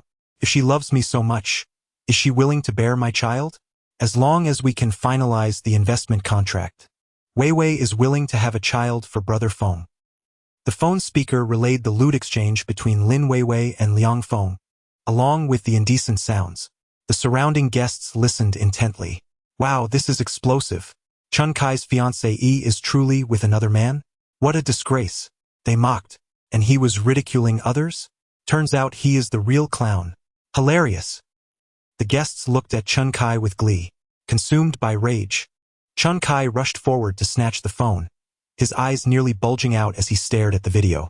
Indeed, the woman in the video was Lin Wei Wei. Her face was captured clearly, and the expression of satisfaction she wore was unmistakable. Closing the video, hundreds of explicit photos of Lin Wei Wei flooded his vision. In a fit of fury, Chun Kai slammed the phone onto the ground and swung his fist toward Tianci, exclaiming, "You humiliated me. I will destroy you." Smack! Tianci delivered a resounding slap, sending Chun Kai flying over 5 meters, crashing into a cascade of tables and chairs before landing heavily on the ground. Ah! It hurts so much. Chun Kai, who had never before experienced injury, sat on the floor, weeping. 2 of his prominent front teeth were knocked out. His nose was broken, blood streaming from his nostrils, while crimson also trickled from the corners of his mouth, rendering him a pitiful sight. Who possessed the audacity to cause such a commotion at the Tang family's banquet? A commanding voice resonated as a group entered the banquet hall. Leading the way were 8 formidable women clad in military attire, exuding an air of authority. As they parted, Tang Qiong, dressed in white military garb adorned with a golden star, came into view, captivating the attention of the gathered guests with her striking beauty and graceful demeanor. Tang Yunhao, the general manager of Longxiang Grand Hotel, followed closely beside her, having just uttered the earlier words. Chun Kai scrambled forward, kneeling before the 2 and wailing, "General Qiong, Manager Tang, this man named Yi struck me and intends to ruin your Tang family's banquet. You must take action on my behalf." Chapter 34. You want me to kneel? He was Chun Kai's father, Chun Balan, a notable figure in Shucheng. "Father, this limping man named Yi attacked me. Please ask Manager Tang to avenge me." Qian Kui Triad. Pointing at Yi Tianci. With a stern expression, Chun Balan turned to Tang Yunhao, "Manager Tang, this individual injured my son at your banquet. Such audacity cannot go unpunished, can it?" Chun Kai quickly added, "Manager Tang, this Yi has no regard for your esteemed family. If he respected the Tang family, he would never resort to violence. He merely seeks to embarrass you." Stirred by the complaints of father and son, Tang Yunhao's countenance darkened as he fixed a steely gaze upon Yi Tianci. "You caused my daughter to be punished with confinement at the old residence, and now you dare to disrupt my Tang family's banquet. Are you challenging us?" Yi Tianci's expression was calm as he remarked, "Tang Yunhao, why do you not inquire about my reasons for taking action? There is no need for further questioning. The fault undoubtedly lies with you." Tang Yunhao waved his hand with an air of authority and turned to Tang Qiong. "General Qiong, do you see?" Tang Qiong Riplip, Unso. "As the general manager of Longxiang Grand Hotel, your word is final. Please resolve this swiftly. I cannot afford any delay in my apprenticeship." The fact that Tang Yunhao, her uncle, needed to seek her approval for his actions underscored the elevated status of Tang Qiong, the illustrious female general within the Tang family. "Rest assured, I will handle it promptly, and it shall not impede your apprenticeship," Tang Yunhao declared, gesturing firmly. Li Shong. "At your service," came a deep, resonant voice as a towering figure, exceeding 6 feet in height, strode into the arena. This man, a behemoth with a muscular physique, exuded an aura of explosive power. A mere glance at him instilled an overwhelming pressure in ordinary individuals, rendering any thought of confrontation unthinkable. Was this Li Chong, the personal bodyguard of the Tang patriarch? The foremost expert of the Tang family? It was rumored that Li Chong could shatter a stone tablet with a single slap. Had Tang Yunhao truly called upon such might? It seemed an extravagant use of talent. Alas, this young man might not only suffer defeat but could also emerge severely injured. The guests murmured among themselves, instinctively retreating in trepidation, fearful of being splattered with blood should Li Chong unleash his fury. "Li Chong, teach him a lesson," but be mindful of your strength. Tang Yunhao instructed, concerned that Li Chong might inadvertently cause Yi Tianxi's demise. Li Chong turned his gaze toward Yi Tianci and, in a deep, booming voice, declared, "Young man, if you kneel and apologize, I shall merely toss you out. Should you remain obstinate, however, I will not hesitate to deal with you appropriately." Lin Chongli hurried to Yi Tianxi's side, anxiety etched on his face. Tianci quickly yielded. Yet, Lin Qingqian stood resolutely behind Yi Tianci, unperturbed, eager to witness what cards he might play. "Uncle Lin, do not worry. I shall be fine." Yi Tianci smiled faintly, his gaze calm as he regarded Li Chong. "You are no match for me. Perhaps it is wise for you to withdraw." He then turned to Tang Yunhao and remarked, "Do you recall what I mentioned yesterday? It is not too late for you to halt your reckless course." Tang Yunhao had never regarded Yi Tianci with any seriousness. Thus he failed to remember the words spoken. "Halt my reckless course? You dare to issue me a warning? How utterly arrogant and foolish. Li Chong, teach him a severe lesson." On it, Li Chong clenched his fists, producing a series of cracking sounds. He propelled himself off the ground, his robust physique resembling that of a great black bear as he charged towards Yi Tianci. Yi Tianci stood resolute, neither flinching nor retreating, his expression serene as he extended a single finger. With a resounding thud, Li Chong's palm, resembling a giant fan, struck against Yi Tianci's slender digit, unleashing an invisible shockwave that erupted from the tip of Yi Tianci's finger. Li Chong's countenance shifted dramatically.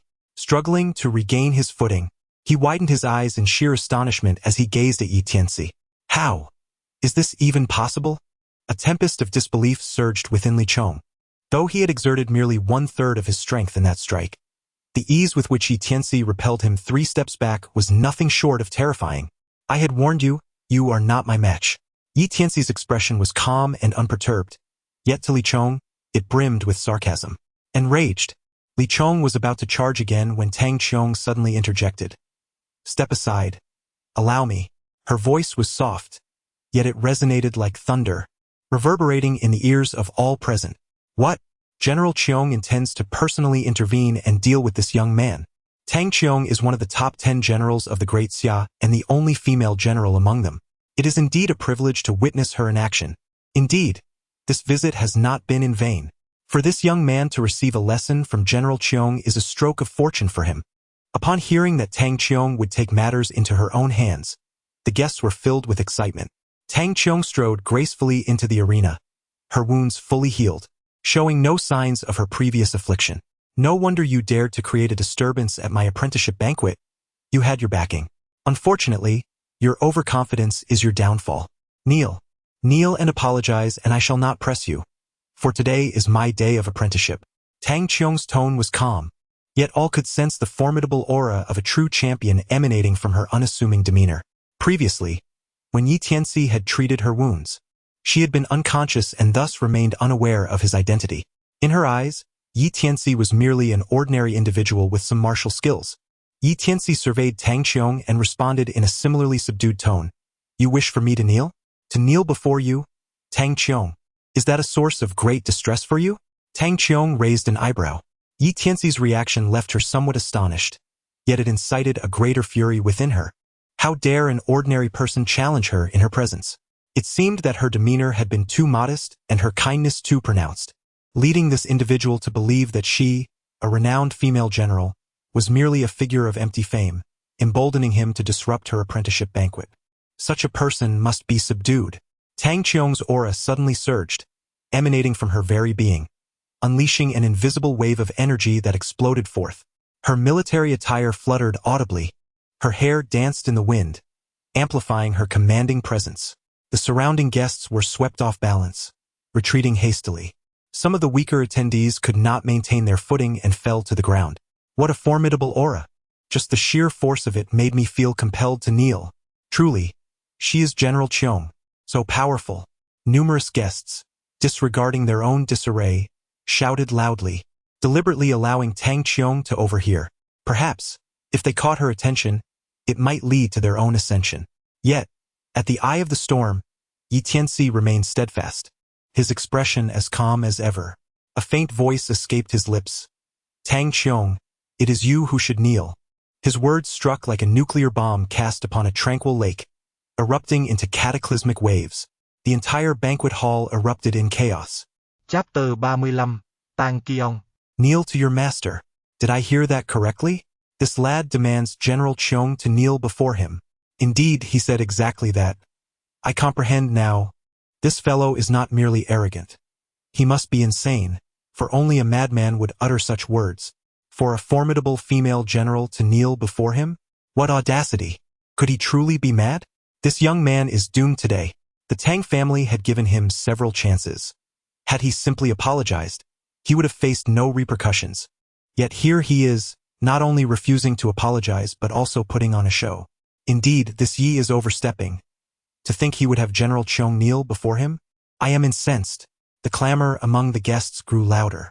Many were indignant, eager to step in and teach Tianci a harsh lesson on behalf of Tang Cheong. The banquet hall was in uproar. Tang Cheong raised her hand, and an immediate hush fell over the crowd. All eyes fixed upon her, eager to witness how she would deal with Tianci. Tang Cheong scrutinized Tianci and coldly remarked, "You wish for me to kneel? Is kneeling before you, Tianci, a profound grievance?" Tianci, in both demeanor and tone, bore an uncanny resemblance to Tang Cheong. With her eyebrows knitted in displeasure and an expression brimming with menace, she addressed him. "Do you comprehend the gravity of your words? You are provoking a female general. This female general possesses the privilege of executing first and reporting later. Do you grasp what that entails?" Tang Yunhao stepped forward, a smirk gracing his lips. "Young man, you squander this opportunity to retreat and instead choose to provoke General Cheong. She possesses privileges. Whatever actions she takes against you are beyond reproach." Upon hearing this, Chun Kai's eyes gleamed with malice as he knelt before Tang Cheong, his forehead touching the ground. "General Cheong, this scoundrel Yi has repeatedly challenged your family, disrupting your apprenticeship banquet. You must not let him go unpunished." Chun Balan reprimanded. "Akai, there is no need for your interference. This individual has disrupted General Cheong's apprenticeship banquet, threatened Tang Zong, and disrespected the Tang family. Naturally, General Cheong will deal with him." His outward scolding of his son was, in truth, an attempt to provoke Tang Cheong further, applying pressure upon her.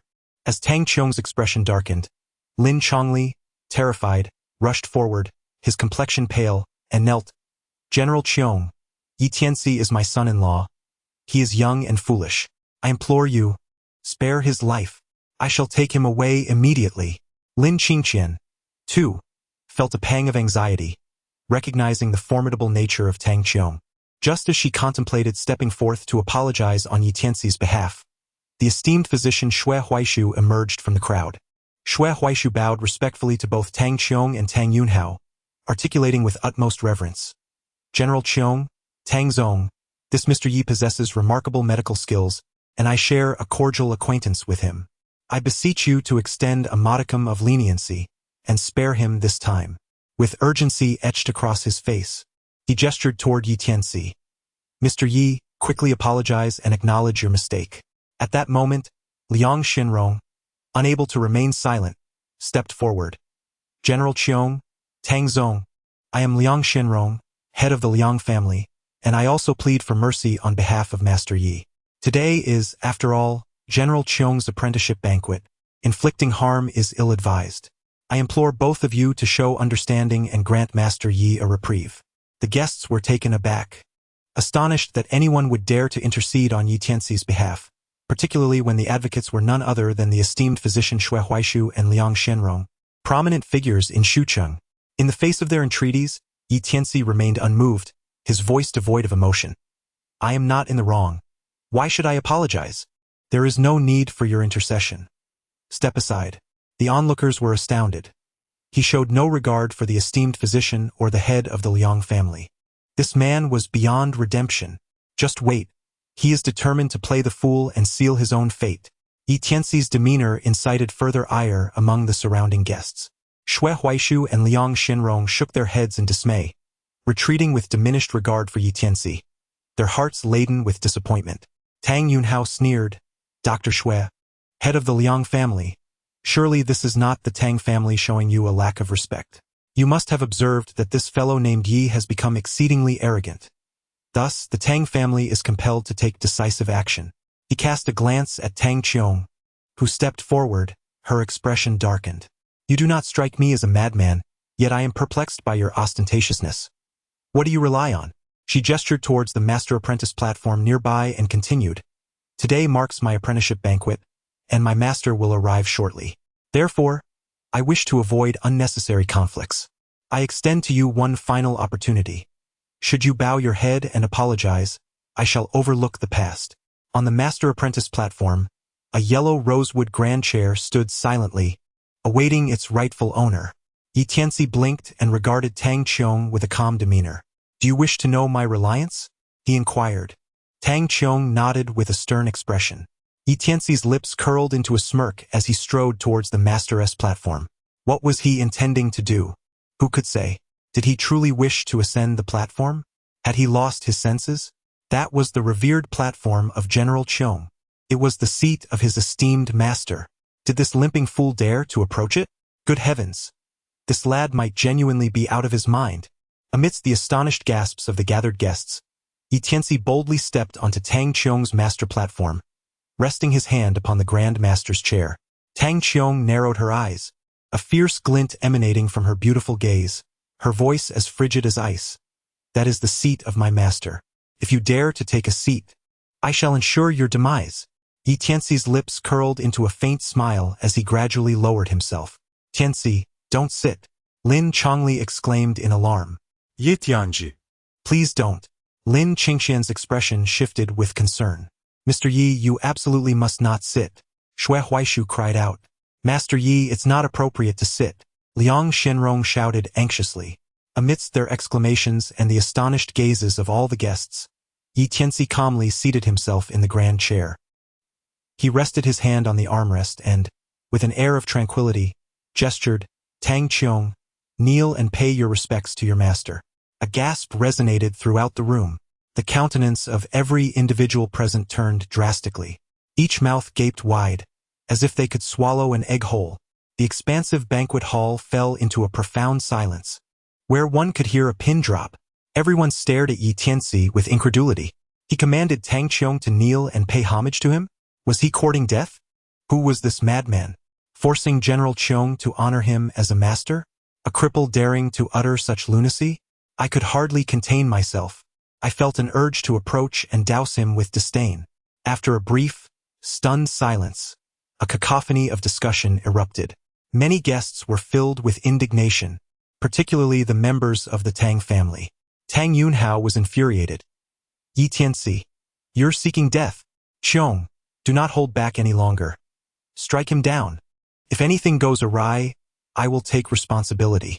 Tang Qiong, unable to endure further, darkened his expression and advanced toward Tianci, ready to act. Stop! An aged yet authoritative voice resonated. The head of the Tang family, Tang Zhonghua, strode in with an imposing presence, accompanied by others. Chapter 36. Almost drowned. The onlookers parted to create a path as Tang Zhonghua entered the hall. Just as he was about to speak, Chun Kai crawled to Tang Zhonghua's feet, bowing and weeping. Old Tang, please help me. This man named Yi knocked out my front teeth. I warned him that this is your granddaughter's apprenticeship banquet, a gathering of the Tang family, but he disregarded us entirely, intentionally causing trouble and embarrassing the Tang family. Old Tang, you must punish this Yi severely. Tang Zhonghua narrowed his eyes, fixing his gaze on Chun Kai. Did you just deliberately insult Mr. Yi and pour red wine on him? Chun Kai's expression stiffened. Old Tang, I was only speaking the truth. Tianci is a cripple who fancies himself a mystic. The flesh at the corner of Tang Zhonghua's eye quivered, and his gaze turned icy. Someone, take this blind fool and immerse him in the fish tank. Let him experience the taste of being drenched.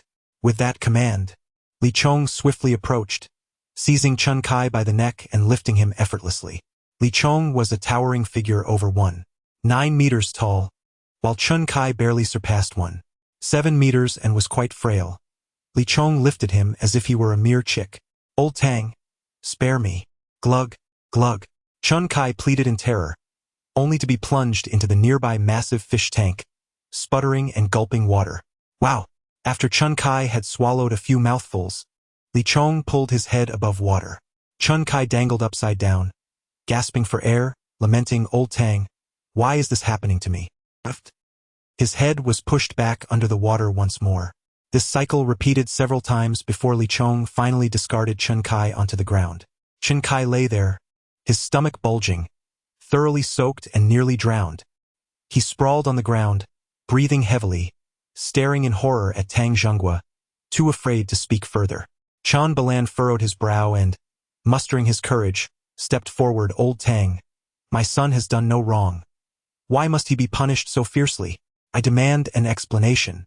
Tang Zhenghua coldly regarded Chun Balan. "You seek an explanation? Very well, I shall provide one now." He pointed at Chun Kai and commanded Li Chong. "This man just insulted Mr. Yi. Remove all his teeth, ruin his mouth, and grant Mr. Chun an explanation." Li Chong immediately seized Chun Kai by the collar and struck him with powerful slaps. "Ah, no, please, stop. Be gentle. Oh, it hurts." Chun Kai cried out repeatedly. After a dozen slaps, all of Chun Kai's teeth were knocked out. His cheeks were severely swollen. His mouth was bloodied, and he could barely speak, whimpering for mercy. Once Li Chong released him, Chun Kai collapsed on the ground. The pungent odor of urine filled the air, and the crowd suddenly realized that he had wet his pants without them noticing. Chun Balan's face darkened as he questioned, "Old Tang, is this the kind of explanation you offer me? Not satisfied? Then shall I arrange for someone to attend to you as well?" Tang Zhenghua coldly glared at Chun Balan. Chun Balan's expression turned to one of panic. Though the Chun family was a second-tier clan in Shucheng, their strength was no match for the Tang family, which towered over them. Faced with Tang Zhenghua's murderous glare, Chun Balan dared not utter another word. He helped his son up and left in shame. Tang Zhenghua's stern gaze fell upon Li Chong, his expression unyielding. "Li Chong, kneel and apologize to Mr. Yi. Then slap yourself 10 times. Li Chong was momentarily taken aback, but without a single word of protest, he knelt before the apprenticeship platform and addressed Yi Tianci in a deep voice. "Li Chong has offended Mr. Yi. I seek your forgiveness." Smack! Smack! Without hesitation, he struck himself 10 times with great force. After the 10 slaps, blood trickled from the corner of his mouth. Next, Tang Zhenghua turned to his second son, Tang Yunhao, and coldly stated, "Yunhao, your offense toward Mr. Yi is even greater. You shall kneel and apologize, then slap yourself 20 times." Tang Yunhao raised an eyebrow. "You want me to kneel and apologize to a conceited cripple? Father, you..." Smack! The resounding slap stunned the entire room. Tang Zhenghua had slapped Tang Yunhao in public. Tang Yunhao was the general manager of Longxiang Hotel and the second son of the Tang family, a prominent figure in Shucheng. At that moment, being slapped in front of all the guests left Tang Yunhao utterly humiliated. "Father, what are you doing?" Tang Yunhao exclaimed, covering his face, his eyes reddening as he struggled to suppress his rage. Tang Zhenghua remained silent, his anger palpable as he waved his hand dismissively. "I hereby relieve Tang Yunhao of his position as general manager of Longxiang Hotel. All his titles are revoked. Stop him. Execute the family law." In the Tang family, Tang Zhenghua was the undisputed authority. His commands were as binding as imperial edicts. Several bodyguards in black suits immediately approached, disregarding Tang Yunhao's status, and apprehended him, restraining his arms behind his back. The vast banquet hall fell into a profound silence. No one dared utter a word, all eyes wide with disbelief as they regarded Tang Zhenghua. No one understood what had come over him, so willing to punish his own bodyguard and son to appease Yi Tianci, who had caused a ruckus at their banquet. At this moment, Yi Tianci remained composed in the grand chair. Tang Zhenghua stepped forward and addressed the stunned Tang Qiong. "Qionger, quickly kneel before Mr. Yi." Upon hearing this, not only did Tang Qiong appear even more dazed, but the surrounding guests were equally shocked. The hall was filled with gasps of disbelief. What on earth had happened to the old master of the Tang family? Indeed, it is quite perplexing. While the punishment of Li Chong and the reprimand of General Tang may be understandable, why must General Qiong compel the young man of the Yi family to kneel? Has he lost his senses? Or is he perhaps suffering from the fog of age? It seems he may be somewhat confused. "Hush, speak softly. If old Tang hears you, your fate will be dire." Guests could not help but murmur in bewilderment. Tang Qiong, with her delicate brows furrowed, inquired, "Grandfather, did you not state that my master is the leader of the Tianmen sect? This individual appears quite youthful and unremarkable. He cannot possibly be the sect master. How can you ask me to kneel before him?" Casting a glance at Tianci, Tang Xinguo replied solemnly, "Because your master is indeed this esteemed Mr. Ye's mentor. By kneeling before him, you are kneeling before your master, the leader of Tianmen." Tang Qiong raised an eyebrow in surprise, scrutinizing Tianci seated in the grand armchair once more. With a huff, she resolutely declared, "Grandfather, this person is arrogant and frivolous, behaving in a most eccentric manner. I absolutely refuse to pay my respects to him. If my master is not present, then I, Tang Qiong, shall not take a master."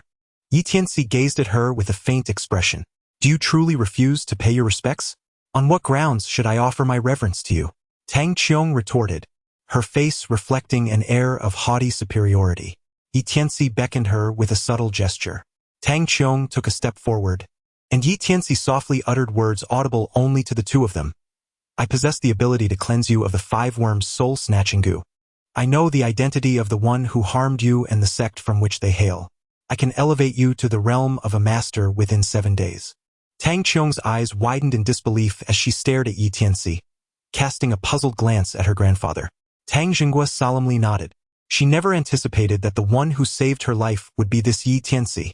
No wonder her grandfather's stern and unyielding punishment of Li Chong and her second uncle. It appears he knows everything. But who exactly is he to dare promise such an ascent to mastery in just 7 days? Could it be that he? Tang Qiong pondered within herself. Taking a deep breath, she approached the altar for apprenticeship, her demeanor grave as she knelt upon the ground.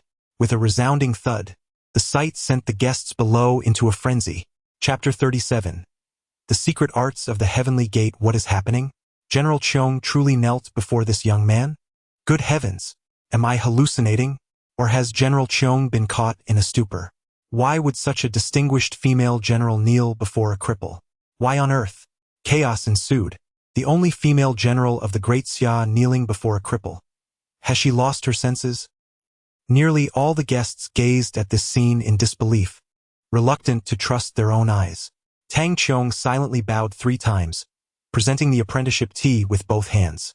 Tianci sipped the tea of apprenticeship and placed a small booklet in Tang Qiong's palm, whispering, "This is the celestial secret technique suitable for women, the Mingyu classic. I pass it on to you on behalf of my master. Devote yourself to its cultivation. In 7 days, I shall return to the Tang family estate to assess your progress. At that time, I will assist you in achieving the pinnacle of martial mastery." Having spoken, Tianci rose from the apprenticeship platform, took Lin Qingqian's hand, and departed with graceful strides, leaving all the guests in a state of disarray amidst the wind. Tianci smiled faintly and remarked, "Did you not hear what old Master Tang said? I am here to accept disciples on behalf of my master." Lin Qingqian, realizing the truth, responded, "I did hear it, but seeing it unfold before my eyes still feels so surreal.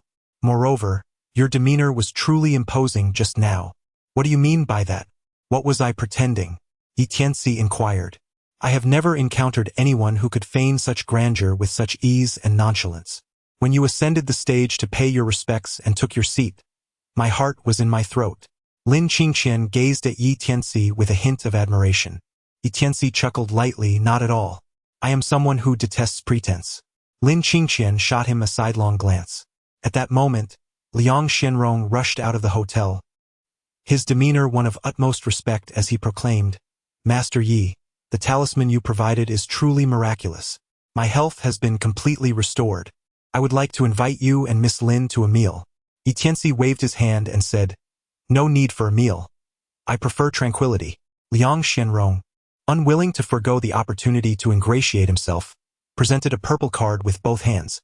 "Master Yi, this is the supreme card of my Liang family's purple qi mansion. You must accept it." He asserted that in terms of culinary ingredients and dining ambience, the Longxiang Grand Hotel could not compare to his family's establishment. Faced with such earnestness, Tianci had no choice but to accept the purple card. "Very well, Liang family head. I shall not be polite. It is only right. By the way, Master Yi, I have heard that you and Miss Lin's family have been expelled from the Lin family?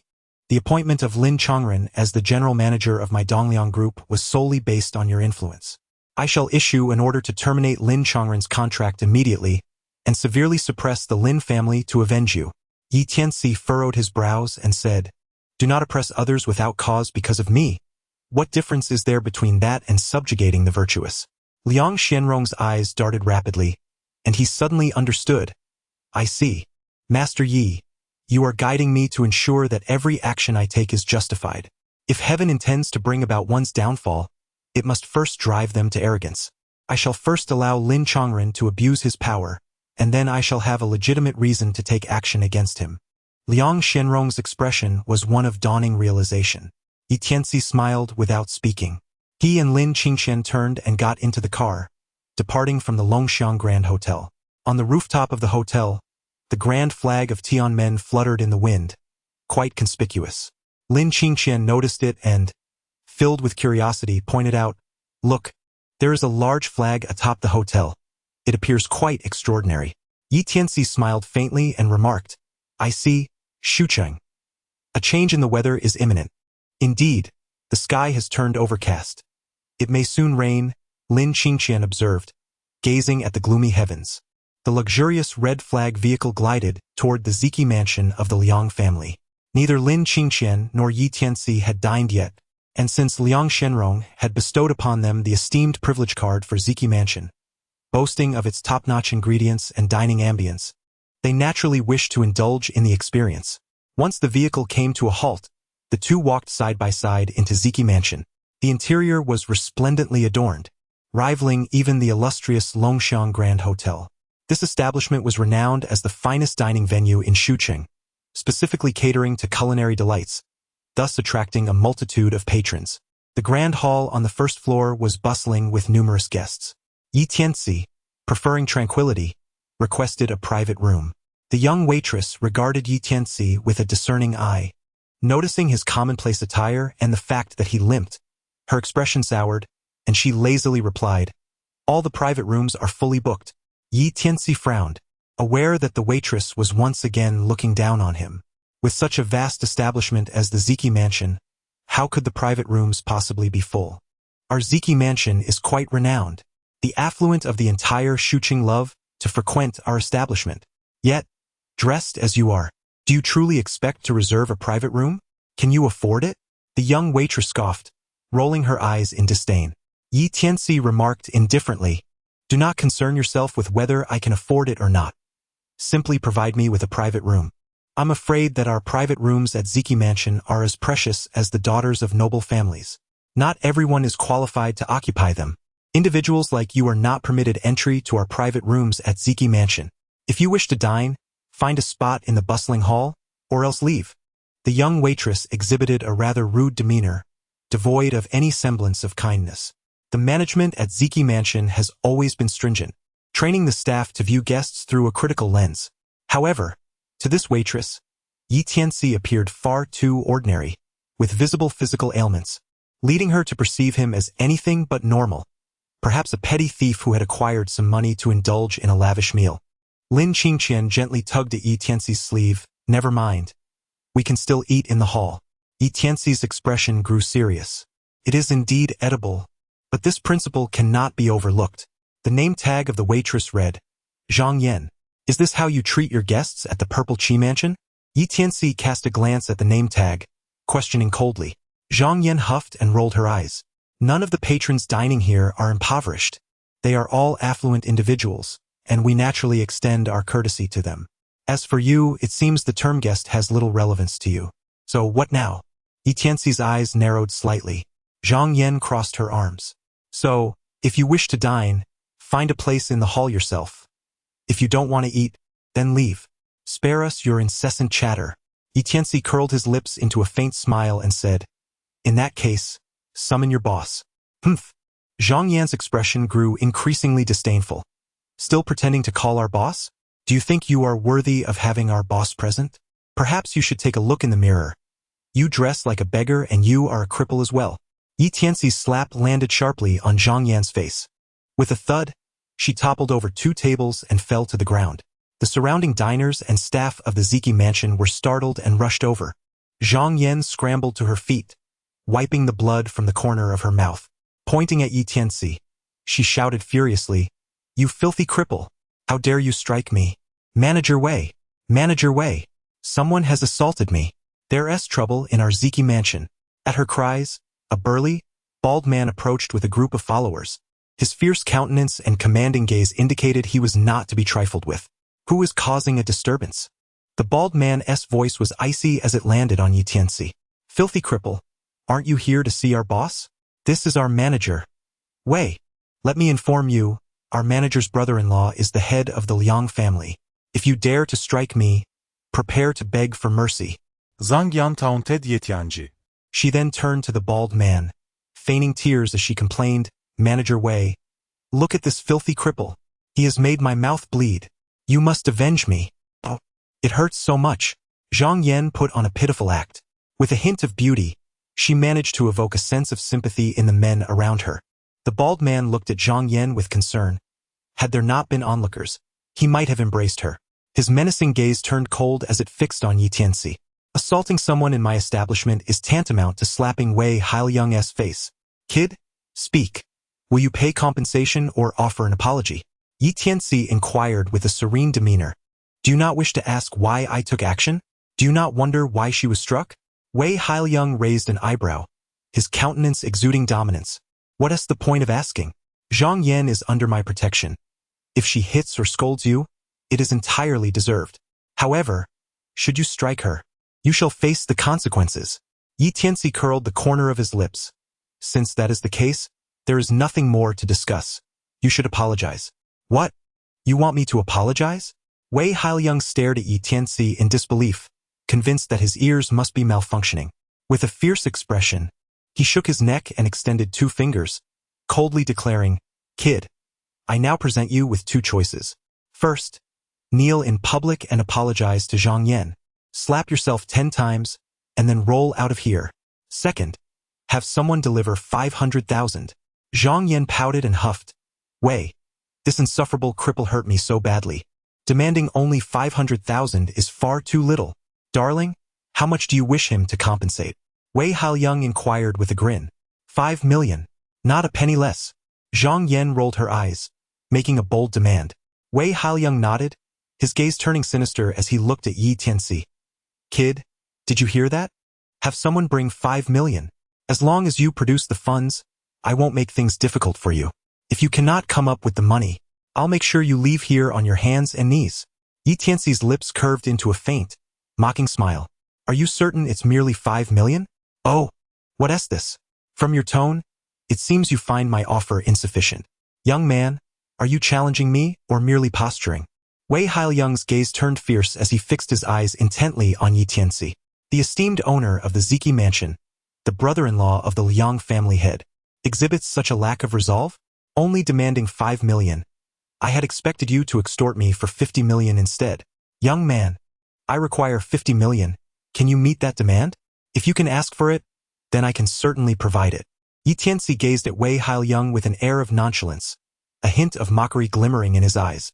To Wei Hailiang, his expression was nothing short of a provocation. Wei Hailiang narrowed his beady eyes ominously and retorted, "You dare to challenge me, Wei Hailiang? Since you have the audacity to say that, I demand 50 million, a single penny less, and I shall break your legs.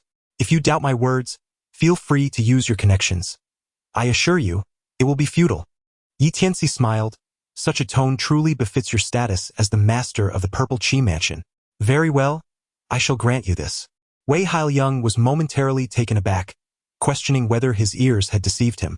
Was this individual truly of sound mind? To be extorted for 5 million and deem it insufficient, while voluntarily inviting a scam of 50 million. Surely, no amount of wealth could justify such folly. What ist? 50 million for a mere slap.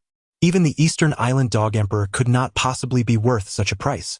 I am genuinely intrigued to see how this fool intends to procure 50 million.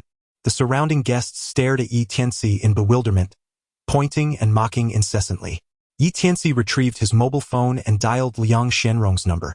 "I am dining at Ziki Mansion, and the owner, Wei Hailiang, is attempting to extort 50 million from me.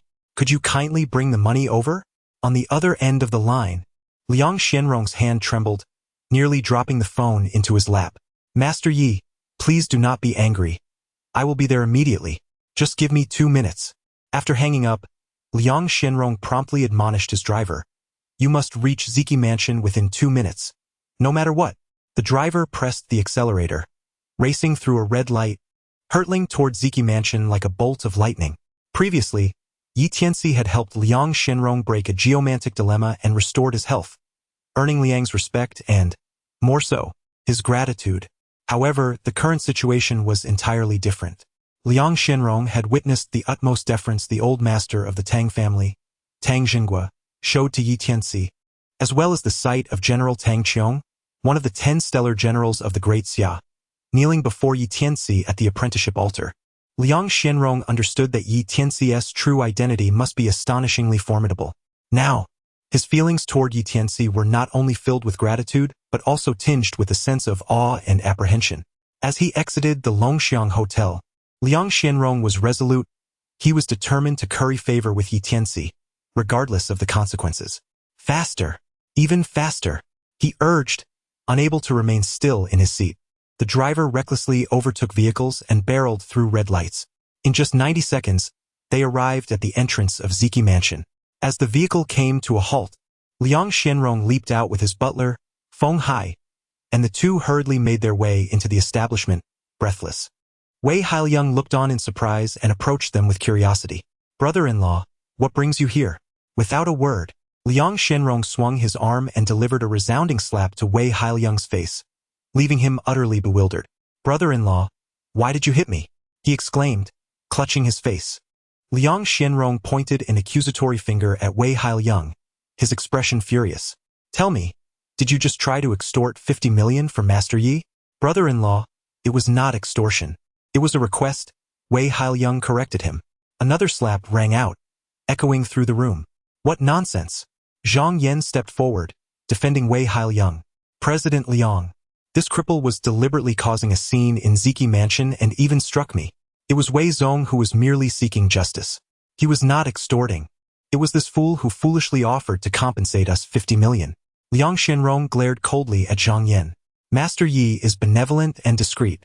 Why would he strike you without reason? Zhang Yan, emboldened by Wei Hailiang's support, replied nonchalantly, he wanted a private room, but I did not accommodate him. When I suggested he find a seat in the hall, he threw a tantrum and slapped me. President Liang, I warned him that Wei Zong's brother-in-law is you. Yet he still laid hands on me, showing utter disregard for you. You must teach him a lesson. Otherwise, any guest will feel entitled to create chaos in our establishment. As Zhang Yan continued to escalate the situation, she remained oblivious to the frost that settled on Liang Xianrong's face, his expression dark and foreboding. Wei Hailiang, equally oblivious to Liang Xianrong's demeanor, complained while still covering his face, Yes, brother-in-law. This brat does not respect our Ziki Mansion, nor does he regard you. He must be taught a proper lesson. As soon as he finished speaking, Liang Xianrong erupted with fury. You two blind fools. He pointed at Zhang Yan. Feng Hai, give this wretch a thorough beating. Feng Hai lunged forward, seizing Zhang Yan by her collar, poised to deliver a slap. Terrified, Zhang Yan protested, President Liang, why are you hitting me for no reason? I did nothing wrong. Still defiant? Liang Xianrong shouted. Feng Hai, act. Feng Hai raised his enormous hand, ready to strike. Wait! It was Yi Tianci who intervened, halting Feng Hai's impending action. Master Yi, what is the meaning of this?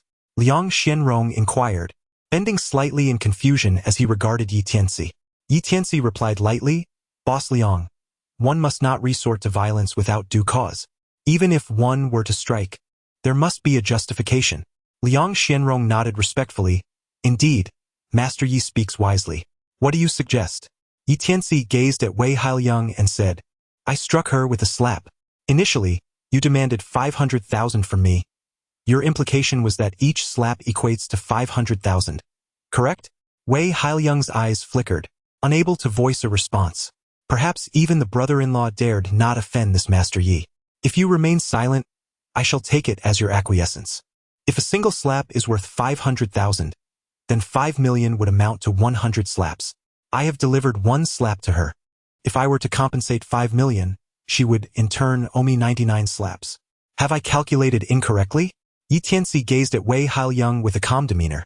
Wei Haoyang counted on his fingers for a moment before nodding mechanically. Very well. I keep my word. If I say I will compensate 50 million, then 50 million it shall be, precisely as you desire. Yi Tianci gazed at Liang Shenrong, the head of the Liang family, and inquired if he could lend 50 million to compensate his brother-in-law. I have already promised him, he stated. Observing Yi Tianci's tranquil demeanor and seemingly harmless expression, Liang Shenrong understood that the more serene the surface, the more formidable the power concealed beneath. Without hesitation, he gestured, Feng Hai, transfer 50 million to Wei Haoyang's account. In a sudden display of vulnerability, he fell to his knees, trembling as he exclaimed, Brother-in-law, Master Yi, I no longer wish to accept the money. He dared not accept it any longer. Yi Tianci's lips curled slightly. General Wei, how can you refuse? That simply won't do. Beside him, Feng Hai moved with alacrity, swiftly completing the transfer. 50 million has been transferred. Liang Shenrong turned to Yi Tianci, saying, Master Yi, the funds have been transferred. Yi Tianci smiled and nodded. Since 50 million has been given, then Zhang Yan should repay me the 99 slaps she owes. Shouldn't she? Now, if we strike her again, no one would dare to voice an objection. Right? This is truly a matter of both life and heart. Feng Hai, proceed to deliver her 99 slaps, Liang Shenrong commanded. However, Feng Hai was unable to act. The one speaking was still Yi Tianci. Yi Tianci cast a glance at Wei Haoyang, a smirk playing on his lips. Boss Wei, you are the proud backing of Zhang Yan. I believe it is fitting for you to deliver these 99 slaps. What? Wei Haoyang's eyes widened in disbelief, frozen in place. It was only at this moment that he comprehended Yi Tianci's true intention behind insisting on a compensation of 50 million. How can you hesitate? Master Yi has commanded you to strike. You must comply. Should you defy me, I shall break your legs. Liang Shenrong reprimanded sharply. Wei Haoyang felt parched, turning to Zhang Yan for support. She, too, began to understand that she had likely offended someone of considerable consequence. Her face turned pale with fear, her legs weakened, and she collapsed to her knees. Mr. Wei, Mr. Liang, I realize my mistake. I beg you, do not strike me. Spare me, please. Zhang Yan pleaded from the ground. Despite his reluctance to act against Zhang Yan, his mistress, the expression on Liang Shenrong's face compelled Wei Haoyang to abandon any pity. Gritting his teeth, he seized Zhang Yan by her collar and unleashed a series of resounding slaps across her face. Smack! Smack! Smack! Zhang Yan attempted to flee, but was unable to break free, left only to kneel there in continuous wails for mercy.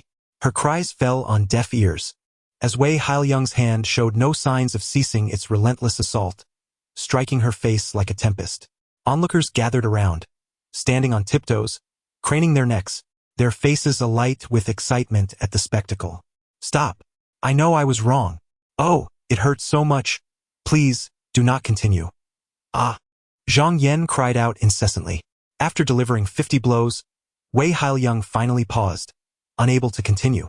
His mistress, Zhang Yan, lay crumpled on the ground, her face swollen grotesquely. The bridge of her nose had completely collapsed, the bone fractured, blood streaming down her face. Her false eyelashes had been sent flying, both corners of her eyes were torn, and most of her teeth had been knocked out, leaving her mouth a gory mess, dripping with blood. Her once lovely hair was now a disheveled tangle. Her face bore a mottled array of bruises, her appearance utterly disheveled. I can't endure this. I beg of you, stop beating me, sobi. Zhang Yan prostrated on the ground, her backside in the air, repeatedly bowing her head. Where was the pride she once held? Summoning his courage, Wei Haoyang turned to Yi Tianci. Master Yi, if this continues, she may not withstand it. For my sake, I implore you, please cease the punishment. Yi Tianci spoke with a gentle gaze. Since you have spoken, I shall grant you this favor and refrain from striking her. Wei Haoyang was overjoyed. Thank you, Master Yi. Yi Tianci's lips curled into a playful smile as he jested. Why are you in such a hurry to express your gratitude? I haven't finished speaking. Since the money has been spent, it must not be wasted. Furthermore, I am someone who values principles. The 99 slaps must be delivered in full. If you are unwilling to strike her, then you shall bear the remaining slaps on her behalf. Without waiting for Yi Tianxi's command, Liang Xinrong immediately ordered, Feng Hai, deliver 49 slaps to Wei Hailiang. Feng Hai stepped forward, seizing Wei Hailiang by the collar, and unleashed a flurry of brutal slaps. Wei Hailiang cried out in anguish but dared not plead for mercy. Enduring the 49 slaps, he collapsed to the ground. Feng Hai's strikes were far more severe, leaving Wei Hailiang in a state worse than Zhang Yan. His round face was so swollen it resembled that of a monkey, utterly bruised and battered. His eyes were so swollen that they were reduced to mere slits, barely allowing him to see. Blood mixed with saliva continuously flowed from the corner of his mouth, staining his chest. Overwhelmed by the pain, Wei Hailiang lay on the ground, his legs trembling uncontrollably. Yi Tianci spoke lightly, Boss Liang, just a gentle reminder will suffice. Why strike so harshly? Chapter 40. None of you shall escape. Zhang Yan and Wei Hailiang trembled at Yi Tianci's words, their hatred palpable. Liang Xinrong bowed slightly to Yi Tianci, his expression grave. These blind fools deserve a severe reprimand. It is imperative they learn their lesson. Feng Hai, convey the message. Revoke Wei Hailiang's position as general manager of Ziki Mansion. Immediate dismissal. Zhang Yan is to be dismissed as well. Zhang Yan collapsed helplessly to the ground, weeping inconsolably. Wei Hailiang, enduring his pain, shouted, Brother-in-law, I am still your sister's younger brother. You've struck and scolded me. Is it necessary to dismiss me as well? Even if my sister is no longer here, do you not fear severing ties with my family? His mention of his sister caused Liang Xinrong's eyes to narrow, his face turning a shade of anger. Sever ties? You have reminded me. Feng Hai, investigate all members of the Wei family under the Liang family's enterprises. Dismiss them all. Leave not a single one. From this day forth, I shall sever all ties with your Wei family. The Liang and Wei families shall have no further dealings. The 50 million attributed to you was lent by Master Yi, but the repayment must come from your Wei family. I, Liang Xinrong, demand a repayment of 72 million within a month. For every penny short, I shall sever a finger. With that, Liang Xinrong coldly gestured, Throw him out. Several bodyguards stepped forward, seizing Wei Hailiang and casting him out of Ziki Mansion. Brother-in-law, you cannot be so heartless. I realize my mistakes. Wei Hailiang's lament echoed from outside. Unfortunately, Liang Xinrong had no intention of granting him further chances. He turned his icy gaze towards Zhang Yan. Will you leave on your own, or shall I have you thrown out as well? I'll leave on my own. I'll leave. Zhang Yan, her face filled with terror, scrambled away. Liang Xinrong bowed respectfully to Yi Tianci. Master Yi, it is my mismanagement that has allowed these two wretches to offend you. I implore your forgiveness. Before Yi Tianci could respond, a haughty scoff erupted from the crowd. Nonsense. Master Yi. Like a boulder plummeting into a river, it stirred a wave of curiosity among the onlookers, eager to discover who dared to insult Liang Xinrong's esteemed guest in his presence. A young man clad in a red shirt emerged from the crowd, maneuvering a wheelchair with an eccentric demeanor and a sinister glare. The young master of the Qi family? Liang Xinrong was taken aback. This young man was none other than Qi Qingming, the one whose legs had been shattered and bones broken by Yi Tianci. Fixing his fiery gaze upon Yi Tianci, Qi Qingming seethed. Yi, we are truly fated adversaries. You were quite imposing just now. Having relished your moment, it is time for me to settle our score. Yi Tianci's lips curled into a devilish smile as he remarked, Qi Qingming, your legs have been shattered, and I wonder if your grandfather appreciates the grand gift I sent him. Did old Lei convey my words to your family? Qi Qingming's gaze turned malevolent as he retorted, You insufferable brat. You have left me in this condition and dare to threaten the annihilation of the Qi family? You are truly audacious. Do not presume that having someone in your corner can shield you. The Liang family is but a trifling obstacle against the wrath of the Qi clan. His words were directed at Liang Xinrong, who had just witnessed the preceding events and mistakenly believed that Liang Xinrong was Yi Tianci's supporter. Liang Xinrong wore an awkward expression, unable to refute the accusation. Qi Qingming was correct. Although the Liang family, like the Qi family, was one of the 4 prominent clans of Shuqing, The Qi family's power vastly overshadowed that of the Liang family. Indeed, the Qi family's strength is formidable, and I have heard tales of your arrogance. However, Yi Tianci pondered deeply, extending a hand. What do you mean by 5? Qi Qingming glared fiercely. There are but 5 days remaining until the downfall of your Qi family. Yi Tianci's voice resonated softly, akin to a bomb detonating within the grand hall of the Ziki mansion. What did he just utter? Only 5 days remain until the annihilation of the Qi family? Goodness! Such audacity! I remarked that there wasn't a single cow to be found inside or outside Shuqing, and it seems this lad has claimed to have vanquished them all. Even the venerable Tang Zhenghua of the Tang family would not dare to utter such grandiloquent assertions. How does he possess the audacity? Has he taken leave of his senses? Such ignorance!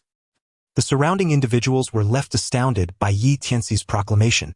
Who in Shuqing is unaware of the Qi family's formidable strength? Not to mention annihilating the Qi family, there exists no one capable of inflicting a significant blow upon them. Even the Tang family cannot achieve such a feat. Yi Tianci's boastful words were laughable. Qi Qingming, filled with rage, forcefully overturned the nearby table. Clatter! The table toppled, and cups and dishes scattered across the floor. You crippled wretch, after 5 days? Are you ready to kill me now? What? Afraid? If you don't end my life today, I will ensure your demise. Qi Qingming shouted at Yi Tianci, his eyes bloodshot, resembling a rabid dog. Having been raised in privilege, he had never endured even a minor injury. Yet Yi Tianci had shattered his legs and broken his bones. His hatred for Yi Tianci was profound, wishing nothing less than to drink his blood and devour his flesh. Liang Xianrong stepped forward, saying, "Young Master Qi, this is my Liang family's Ziki mansion, and Master Yi is my esteemed guest. Please show me some respect." Liang Xianrong, I acknowledge you by calling you Uncle Yang. But if I don't respect you, what are you worth? Qi Qingming arrogantly interrupted Liang Xianrong, being publicly insulted by a junior. Liang Xianrong struggled to maintain his composure, his face darkening as he replied, "Qi Qingming, don't think that just because you are the son of the Qi family, you can act recklessly before me. Even your father would need to show me some respect." Slap! Before Liang Xianrong could finish speaking, Qi Qingming had audaciously struck him across the face. "Respect you? What are you worth? How about I give you a slap instead?" Qi Qingming snarled, his eyes gleaming with madness, as if he had lost his sanity. Liang Xianrong, touching his stinging cheek, spoke with a chilling tone. "I never imagined that in my lifetime I would be slapped in the face. Feng Hai, here." Feng Hai stepped forward, his eyes filled with murderous intent. Having received Liang Xianrong's kindness and trust over the years, he would not hesitate to risk his life for him. Unable to contain his fury upon witnessing Liang Xianrong's humiliation, he declared coldly, "Break his legs again. Cripple his arms. Let him remain confined to a wheelchair for eternity." Before the words had left his mouth, Feng Hai had already charged forward. The bodyguards surrounding Qi Qingming attempted to obstruct him, but Feng Hai easily took them down. "Liang Xianrong, do you dare to harm me? My grandfather will annihilate your Liang family, ah!" Qi Qingming screamed in panic, his outstretched arm swiftly snapped by Feng Hai. "I will ensure my grandfather destroys Yi Tianci and your Liang family." Crack! Ah! Qi Qingming's other arm was similarly broken. Crack! Crack! The legs he had just undergone surgery on were shattered once more by Feng Hai. Moreover, Feng Hai's strikes were merciless, pulverizing Qi Qingming's limbs into fragments. A comminuted fracture. They would be irreparable even through surgery. Qi Qingming, even if he survived, would be left a lifelong cripple, utterly reduced to a mere shell of a man. What are you waiting for? Quickly call my master. Have him come avenge me. Ah! It hurts so much. Qi Qingming wailed, slumped in his wheelchair. A subordinate immediately dialed for help. After hanging up, the subordinate pointed at Liang Xianrong, Feng Hai, and Yi Tianci with an air of arrogance, declaring, "Young Master Qi's master will arrive shortly. None of you can escape. Prepare to meet your end." Chapter 41. The leader of the 3 dragons, Master Yuan. The Qi family is martial-oriented, and each young master has a master in martial arts. But no one knew who Qi Qingming's master was. It was rumored to be a significant figure in the underworld, seemingly the leader of the loyal and righteous hall, Master Yuan. What? Master Yuan? Is that true? The leader of the 3 dragons, Master Yuan from the loyal and righteous hall. My goodness, Qi Qingming is actually Master Yuan's disciple. Master Yuan, known for his fiery temperament, rules over Shuqing at the top of the three dragons. If his disciple were to be crippled, he would undoubtedly seek retribution against the head of the Liang family and this Master Yi. The crowd gasped in astonishment. Liang Xianrong's expression shifted, betraying a hint of panic. After a moment's hesitation, he clasped his fist toward Yi Tianci, saying solemnly, Master Yi, you and Miss Lin should leave this place at once. Why? Yi Tianci inquired lightly. Liang Xianrong, with an awkward expression, replied, You have also heard that Qi Qingming's master is the foremost of the three dragons in the underworld of Shuqing, Lord Yuan of Zhenjiang. Not only is Lord Yuan the leader of the three dragons, but he is also the emperor of the Shuqing underworld, the head of the Loyalty and Righteousness Hall, with hundreds of brothers under his command. Even old Master Tang must tread carefully around him. I might risk a bit of face and sacrifice some property in hopes of securing a way out, but you are different. You are a newcomer, and once Lord Yuan arrives, you will have no chance of escape. You and Miss Lin should leave at once. Liang Xianrong urged in a low voice, revealing a hint of panic. On his wheelchair, Qi Qingming gritted his teeth and shouted, Yi, aren't you the one proclaiming your intent to annihilate the Qi family? If you have the guts, don't run away. Liang Xianrong, if you dare to let that crippled Yi escape, I will bring misfortune upon your entire family.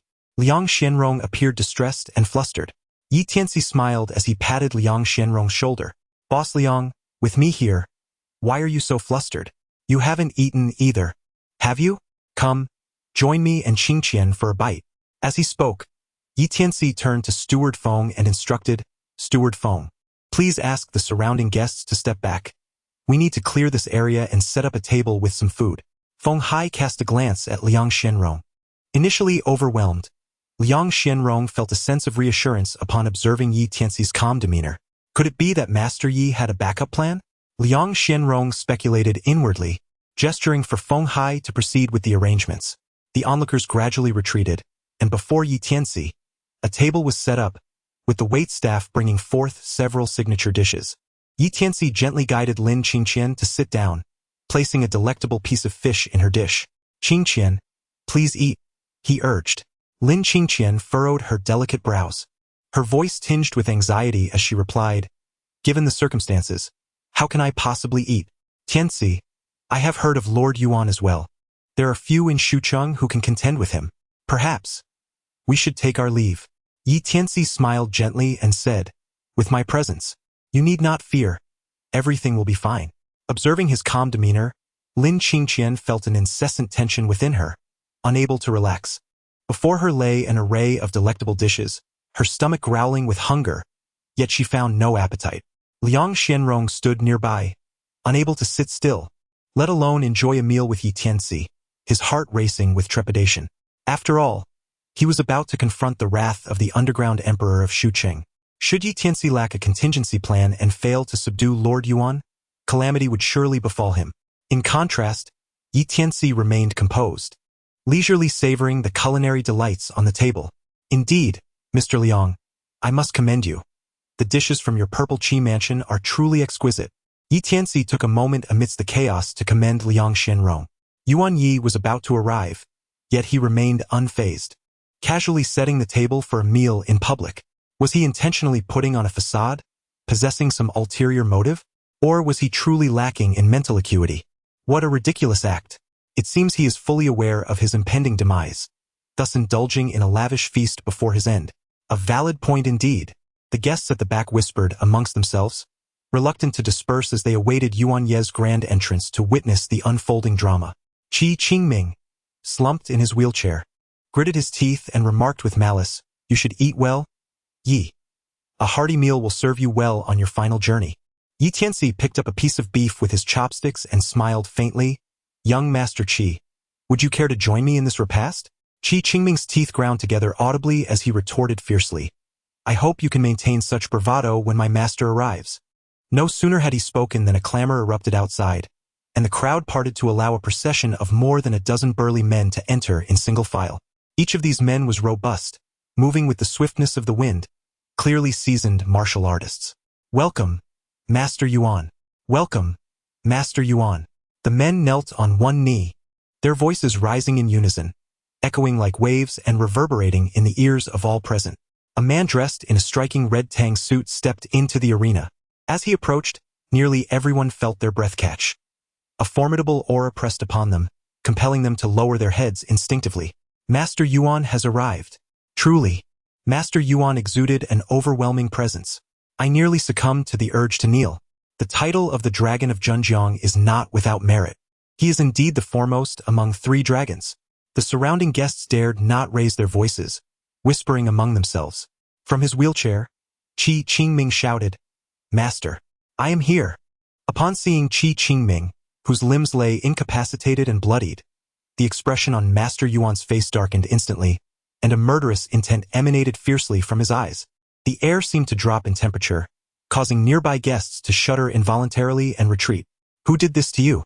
Master Yuan's voice was frigid, and all could discern the lethal intent underlying his words.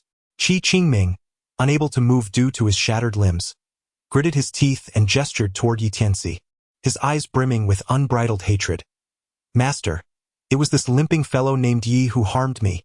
Liang Shenrong, the head of the Liang family, and his steward, Feng Hai, are his accomplices. Break all their limbs for me. Avenge me." Master Yuan cast a cold, expressionless gaze at Liang Shenrong, inquiring icily, "Liang Shenrong, is what my disciple says true?" His eyes were sharp as swords, and the formidable pressure he exuded made Liang Shenrong struggle to breathe. "Master Yuan, I." Before the sovereign of the underground world of Shuqing, Liang Shenrong felt parched and at a loss for words. "I am the one who rendered your disciple Qi Qingming's limbs useless. It has nothing to do with anyone else. Not only did I incapacitate Qi Qingming, but I also intend to annihilate his entire family." The voice of Yi Tianci resonated softly. His words not only extricated Liang Shenrong from his predicament, but also diverted Lord Yuan's attention. The surrounding guests erupted in astonishment. None could have anticipated that after Lord Yuan's arrival, Yi Tianci would still dare to speak so audaciously. Lord Yuan cast a discerning glance at Yi Tianci, who was calmly seated and indulging in food, his brow furrowing slightly. Which ordinary citizen of Shuqing would not be filled with trepidation upon encountering him? Even those of considerable status and influence would exhibit a degree of apprehension in his presence. Yet, this young man appeared entirely unfazed, casually dining before him. Could it be that this individual possesses significant connections?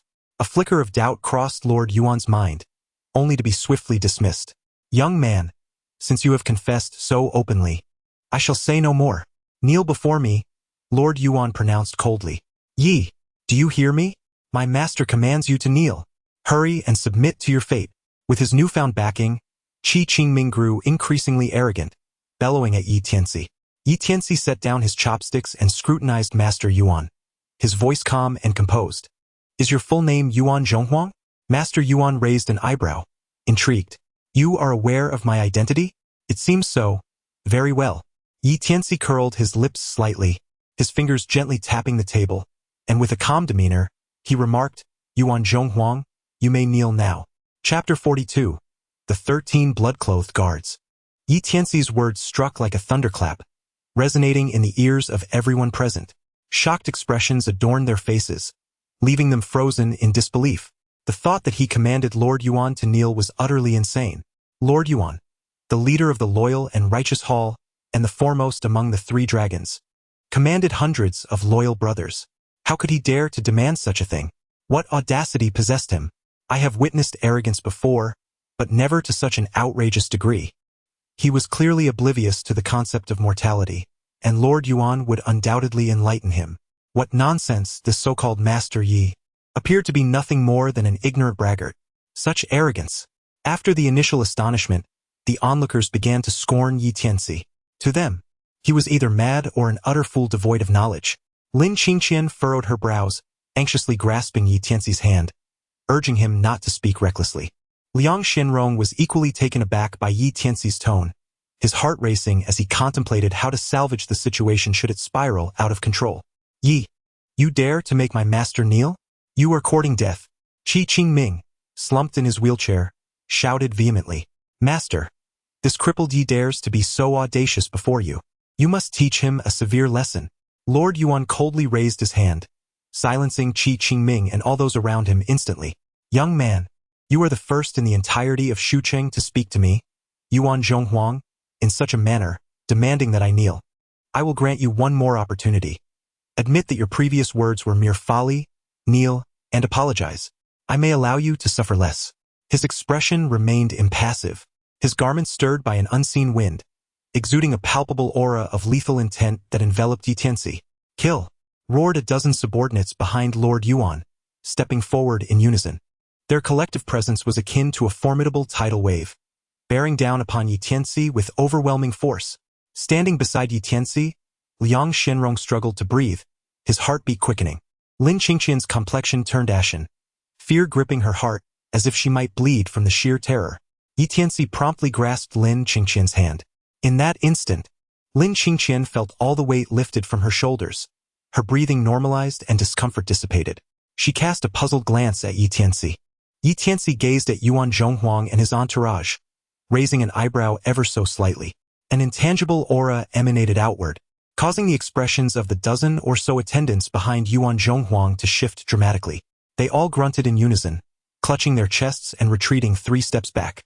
Yuan Zhonghuang, who had initially worn a stoic expression, now exhibited a profound transformation in demeanor, his gaze fixed on Tianci with a mixture of astonishment and uncertainty. Tianci gently tapped the table, the sound resonating once more in the tense atmosphere. The moon rises over the 4 seas, and the 8 generals illuminate the heavenly gate. 13 blood-clad guards, 7,000 loyal souls. Master Yuan, if you truly are Yuan Zhonghuang, you ought to realize that you must kneel. In the face of Master Yuan's oppressive presence, Tianci not only refrained from kneeling in apology but also recited a poem casually. This act left those around him in utter astonishment, inciting a flurry of discussions. Even at death's door, he still indulges in poetry? Master, do not waste words with this foul cripple. Quickly subdue him, Qi Qingming shouted vehemently. After a few moments of anticipation, without any action from Yuan Zhonghuang, he turned in bewilderment. He beheld Yuan Zhonghuang, wide-eyed and frozen in place, his expression seemingly petrified. 13 blood-clad guards, 7,000 loyal souls. Yuan Zhonghuang murmured, fixated on Tianci's finger lightly tapping the table. The black and white ring, symbolizing the identity of the Heavenly Gate's master, was vividly reflected in Yuan Zhonghuang's eyes. You are the master of my Heavenly Gate? No, it cannot be. Yuan Zhonghuang's gaze shifted to Tianci's face, muttering to himself in a barely audible tone. Suddenly enlightened, his brow shot up, and he gritted his teeth, whispering, "Do you dare impersonate me?" An overwhelming aura of murderous intent surged forth, pressing down upon Tianci with a ferocity greater than before. Liang Shenrong, standing beside Tianci, gritted his teeth to withstand the pressure, sweat soon beading on his forehead. Thud! After merely a dozen seconds, Liang Shenrong could no longer endure, collapsing to his knees while clutching his chest, a trickle of blood escaping his lips. The intensity of Yuan Zhonghuang's presence was formidable, akin to a tempest of high pressure.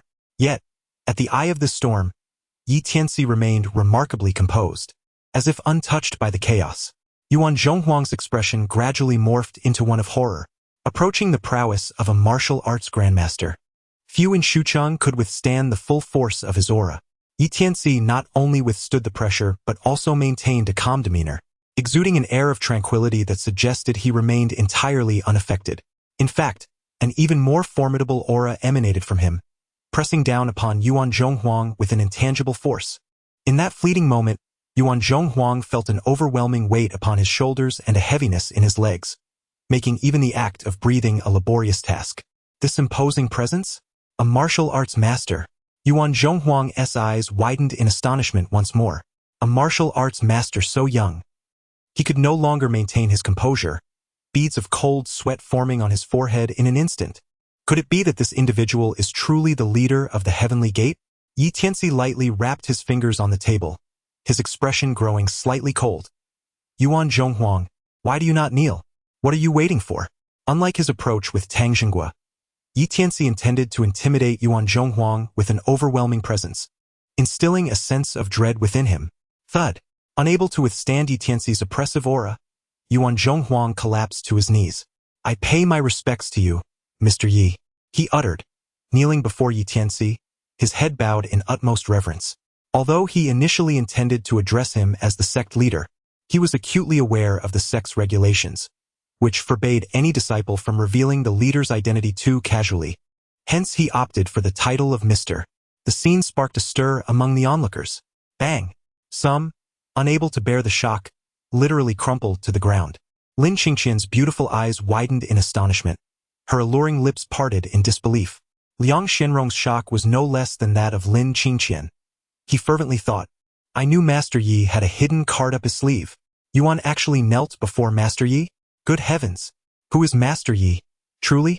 The reactions of those around him mirrored his own, their expressions a mix of astonishment and incredulity, each pondering Yi Tianxi's true identity. Qi Qingming slumped in his wheelchair, momentarily dazed, then shouted in a fit of anger and disbelief. Master, why are you kneeling before this cripple? Get up and deal with him. Amidst the clamor, the kneeling Yuan Zhonghuang flicked his sleeve, causing Qi Qingming to scream as he was yanked from his wheelchair and fell to the ground. Pain surged through his broken bones, each limb aching as if pierced by needles. Ah, Master, why? Why is this happening? It hurts. It hurts so much. Qi Qingming cried out in agony, tears and snot streaming down his face. His pain was not solely physical. It was also heart-wrenching. Qi Qingming had pinned all his hopes on Yuan Zhonghuang, anticipating that his arrival would allow him to take revenge on Yi Tianci. He never expected that upon arriving, Yuan Zhonghuang would not only kneel before Yi Tianci but also discipline his own disciple. Qi Qingming was utterly devastated, wailing in despair. Yuan Zhonghuang, I am Yi Tianci, entrusted by my master to preside over the heavenly gate. Tang Xinghua has already heeded my command, raising the heavenly gate flag and summoning its former members. Whether you wish to return to the heavenly gate or continue to live freely as you do now, the choice is yours. Yi Tianci's lips remained still, yet his voice incessantly resonated in Yuan Zhonghuang's ears. The art of secret transmission? Indeed, it was the art of secret transmission. Yuan Zhonghuang's eyes widened in utter astonishment. Chapter 43. The Acceptance of Yuan Zhonghuang. No martial arts master in the world would ever employ such a technique of secret transmission. Yi Tianci possesses the ability to communicate through thought alone, which signifies that he has undoubtedly transcended the realm of martial arts masters. Yuan Zhonghuang's gaze towards Yi Tianci underwent a profound transformation, now imbued with both reverence and trepidation. With a resounding thud, Yuan Zhonghuang ceased his hesitation, bowing his forehead to the ground in a display of utmost respect, proclaiming, I, Yuan Zhonghuang, have been remiss in my conduct. I implore Mr. Yi to administer punishment. The hall of the Ziki mansion fell into an eerie silence. Good heavens, what manner of identity does Master Yi possess? Even Yuan, revered as a grand elder, has knelt before him. Why does Yuan kneel and exhibit such deference? The spectators struggled to comprehend the situation. It was utterly bewildering. Could it be that this individual is of significant stature? I find it hard to believe that the esteemed Yuan would kneel to a mere cripple. What absurdity! Open your eyes wide and behold. That is indeed the renowned Yuan of Zhenjiang. The silence lingered for several seconds before hushed whispers and heavy breaths began to permeate the air. The assembly was utterly astonished, having momentarily forgotten to breathe. Observing the prostrate Yuan Zhonghuang, who dared not lift his gaze, Yi Tianci nodded in satisfaction. He understood that, like Tang Xinghua, Yuan Zhonghuang had been completely brought under his influence. Yi Tianci smiled gently, raising his hand slowly. Please rise and speak. Yuan Zhonghuang immediately felt an irresistible force surging from beneath his knees, as if Yi Tianci himself were lifting him to his feet. Thank you, Mr. Yi, for your magnanimity. Yuan Zhonghuang gazed at Yi Tianci with even greater reverence, clasping his fists and bowing his head. I, Yuan, shall remain steadfast in my original intentions. Please rest assured, Mr. Yi. His words clearly articulated his stance.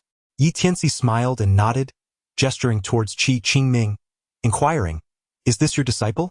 Indeed, Yuan Zhonghuang admitted candidly. This individual has been rendered powerless by me, and within 5 days, I shall obliterate the Qi family. You must make a resolution, Yi Tianci remarked nonchalantly. Yuan Zhonghuang inhaled deeply and turned to face Qi Qingming. Qi Qingming lay sprawled on the ground, blood intermingled with saliva ceaselessly flowing from the corners of his mouth. Gritting his teeth and howling, Yuan Zhonghuang, do you dare harm me? Do you dare betray our Qi family? Even if you are the dragon of Zhenjiang, my Qi family will extract your dragon tendons and sever your dragon bones. Do not forget, my brother Qi Xian's master is none other than the head of the Xinwu Hall in Nanzhou. He had the audacity to threaten Yuan Zhonghuang. Yuan Zhonghuang, with an impassive expression, replied, young Master Qi, since you have spoken so, I, Yuan Zhonghuang, shall act without remorse. Our bond as master and disciple ends here. Inform your grandfather to prepare for what is to come. Within 5 days, the Qi family shall be annihilated. This proclamation not only comes from Mr. Yi but also from me, Yuan Zhonghuang. With that declaration, he launched a powerful kick, sending Qi Qingming hurtling through the air. Qi Qingming soared several meters before crashing heavily to the ground. Coughing and gasping, he spewed blood, his chest caved in, and several ribs undoubtedly shattered. You. Qi Qingming pointed a trembling finger at Yuan Zhonghuang, but suddenly his eyes rolled back, and he lost consciousness. A few attendants, enduring their pain, struggled to rise, hastily carrying the incapacitated Qi Qingming, whose chest had collapsed, as they fled in haste. Tianci gestured towards the exquisite dishes on the table and calmly said, such delectable food must not be wasted. Master Yuan, head of the Liang family, please take a seat and join me. Yuan Zhonghuang slightly inclined his body, standing beside the table to pour water. Mr. Yi, I have already dined. Please enjoy your meal. With a gentle smile, Tianci served Lin Qingqian some food, saying, Qingqian, let us dine.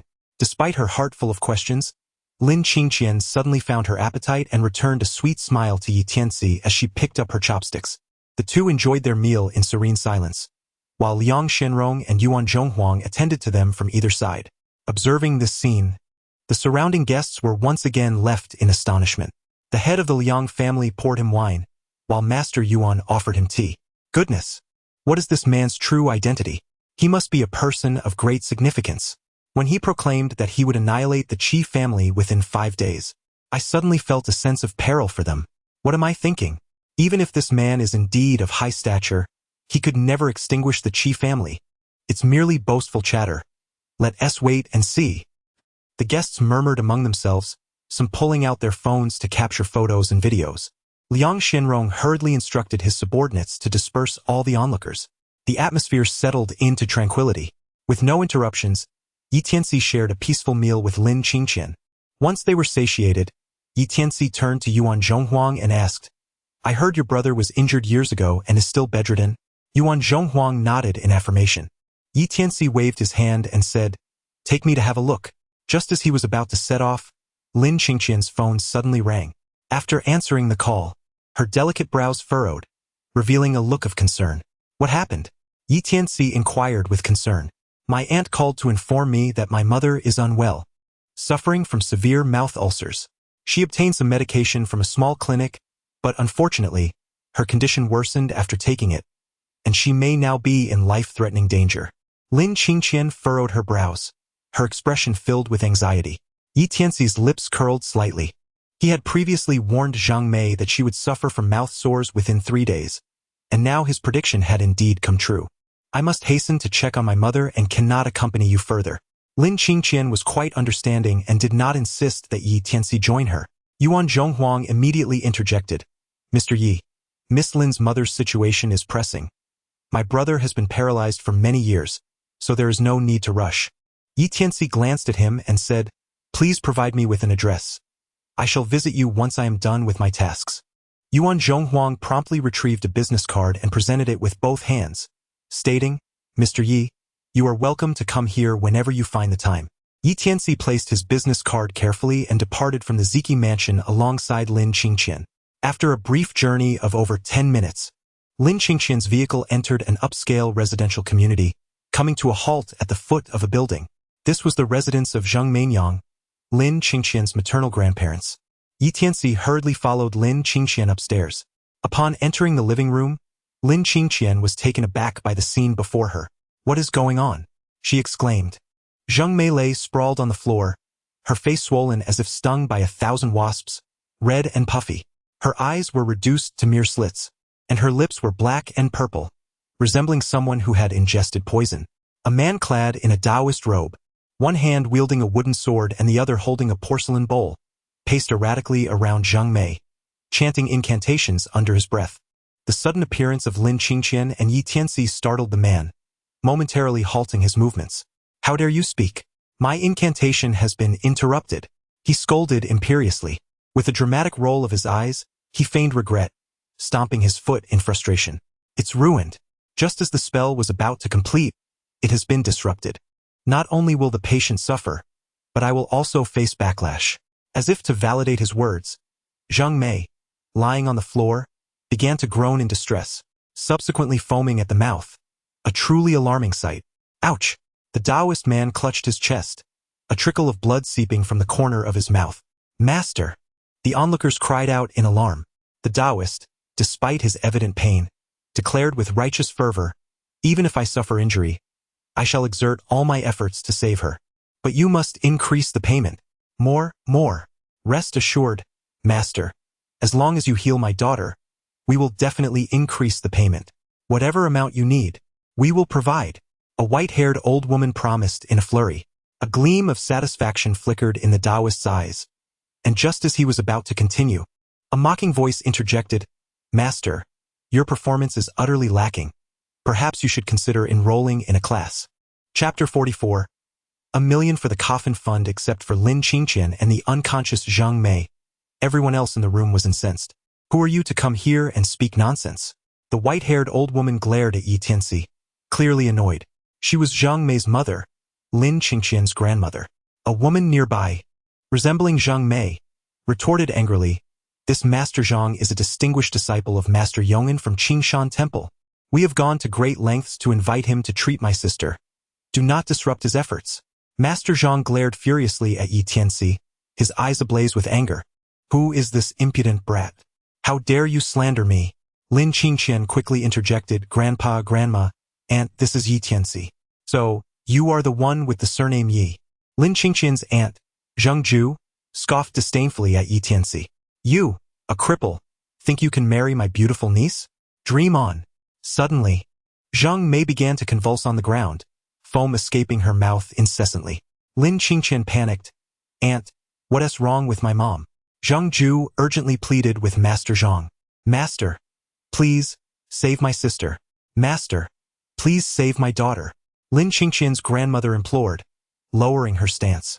Master Zhang huffed disdainfully. "I would rather deplete my own cultivation to save her, yet you allow your guests to mock me. Such disrespect.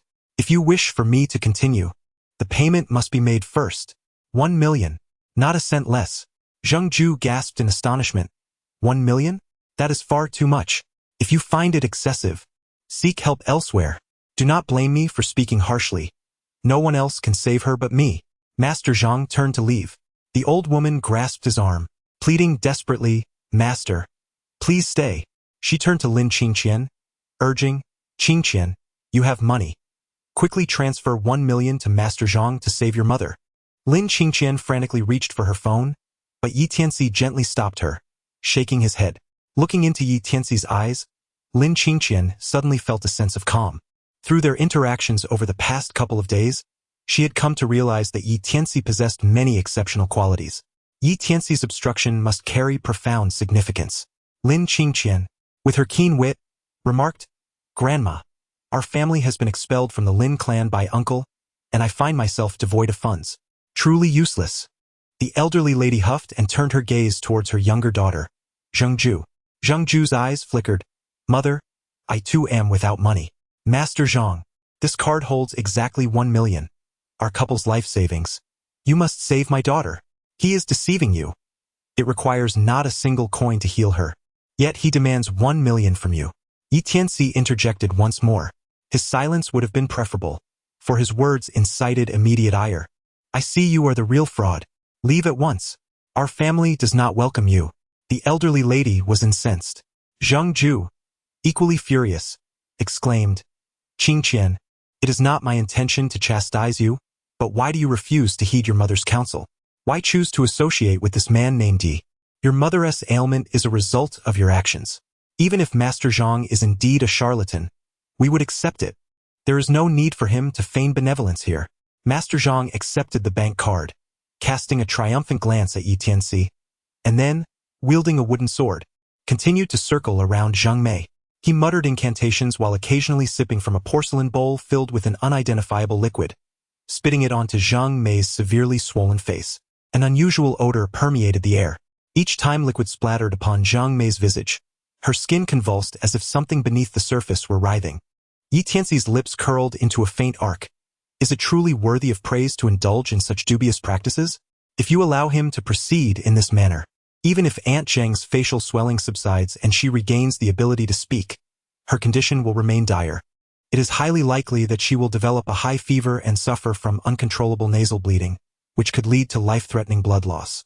His ominous warning thoroughly infuriated Zhang Ju and the elderly matriarch. How dare he speak such nonsense? Get out. Leave. The previously silent Lin Qingqian's grandfather also voiced his displeasure. Qingqian, ask him to leave. Lin Qingqian repeatedly shook her head at Tianci. Stop talking. Wait for me downstairs. Tianci lightly hummed. Do not blame me for not giving you a warning. He turned and descended the stairs, while Zhang Ju and the others rolled their eyes in response. Soon, Master Zhang halted, splashing the contents of his bowl onto Zhang Mei's face. In a flash, a small insect zipped out from Zhang Mei's nostril and darted into his sleeve, unnoticed by anyone in her family.